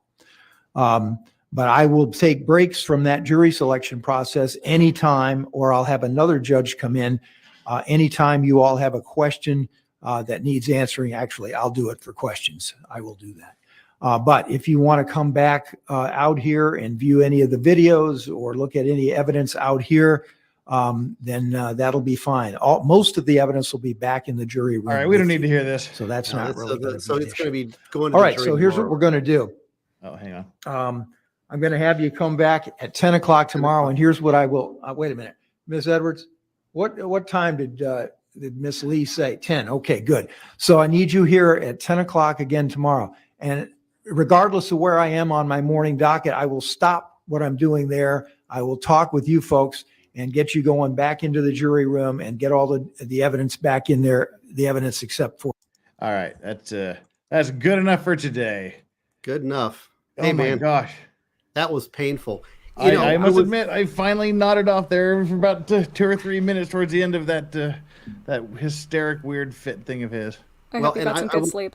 The criticisms of the prosecution team is not that they're cheating. It's that they're absolutely obnoxious. It's stylistic. And it's so unlikable. Yeah. You know, these are people that they're so impressed with their own moral judgments and their own positions that they can't listen to another side if it killed them. You know, it's like, it's really a problem. See, these are the people that we have empowered to exert the death penalty. You know, you want an argument? This is the guy that you want to have the power of life and death over our citizenry. That's terrifying. Yeah. And this is I'm telling you, this is not really crazy unusual prosecutor attitude. This is very kind of mainline. They're very impressed with themselves. They know what everything, and they're right, you're wrong, and we're going to win, and the evidence is this, and they're going to pound on it, and 50-50 could win. I mean, you know, ultimately the jury could come back and say, we don't like what's going on. We may not like him. We may like the guy later, but we don't like him chasing after him with a gun. So, yeah, but the performance for both of them was just horrendous. Second guy was horrible. That was painful. The weird, creepy Monty Burns looking smiley things you would pull out. Anyway, we do have a pile of super chats here, and then we'll get a couple last words, and then I'll pull the plug, and then shower and go to work. Yay! I think it's gonna be one of these go to work an hour early and just kind of sleep in the car for an hour. You're awesome. John Gordon, sometimes you just got to take. We read that already. But hey, you get a 2 for today because I'm tired. Let's see. We got what's with the prosecutor's head tilts from Serenity Witch. A first-year theater student is better than this, says John Gordon. Magician Sapphire, why is he snapping his head back and forth like a black woman? And Nancy Jennings, I'm seeing a theme here. Mama Linda did the correct thing by getting a lawyer. Your thoughts? Mama Linda did the correct thing by getting a lawyer. That's my thoughts. I'm assuming neither of you have any particular objection to that. The amateur iconoclast, it must be in Bizarro World. In my universe, Jimmy McGill became a corrupt defense attorney named Saul Goodman instead of a corrupt prosecutor. Nick Naylor, Saul Badman. There we go. And Flux, this dude is a joke on coke. he could, yeah. Anyway, Tourette's Majestic, DV is understandable if you piss off the abuser. That was yeah. That made me so furious. I don't know if you saw my face, but that I just stopped. Yeah. I was furious and I stopped listening. Like, I mean, he literally said he called her a bitch.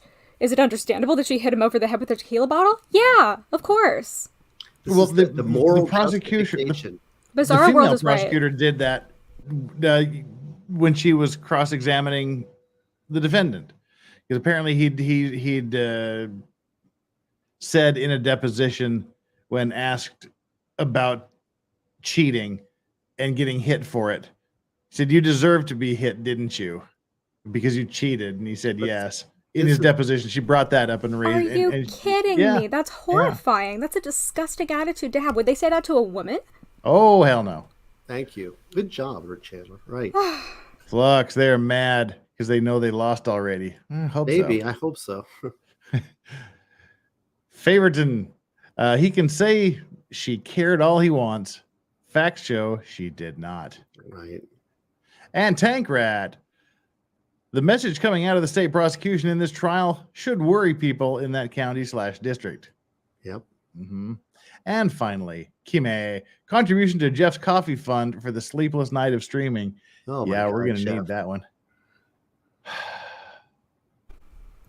Well, we were supposed to have been well into deliberations at this point, but they argued until lunch about jury instructions. Yay. Well, we got through that one. Steve, comments? I want to wish you a good night. Well, I don't want to night stay for any you. longer than you need, because I feel like you have suffered, and I It think is 6:30 a.m. here. somewhere. I know. Well, SteveGosney.com. He's got books. He's written an article on everything. You definitely want to go to SteveGosney.com. You've got some Rumble things coming up, and YouTube and Rumbly things coming up. All kinds of stuff. What's your next thing coming up? I don't know. I've got interviews. Go to my Rumble channel and check out. I got some interviews and all kinds of stuff. Buy books and watch interviews. What can I say? Subscribe to me on YouTube, because I'm like 50 subscriptions away from 1,000. So subscribe Steve me to Gosney. YouTube. Get over there. Get over there to Steve Gosney on YouTube. Subscribe. You will not regret it. He's like way smart. I would also like to tell people to subscribe to Steve Gosney on YouTube and to pre-order his book, Death Penalty Debates. Is it still a pre-order or is it an order now? It's going to be coming in. It will be in today. It'll be in this week. So it'll be shipped out this weekend. So yeah, Chandler Remington, an editor of Death Penalty Debates. I got to read the whole thing. I loved it. It's fantastic. I actually really do truly think it's your best work. And I want you to know, if I ever said anything mean about you grifting, I apologize, because you're wonderful. And I think you should totally grift yourself. You just grift yourself a lot, but I know. you should grift. I'm working on it. Speaking of grift, Chandler, I got to wrap this up. And I respect you.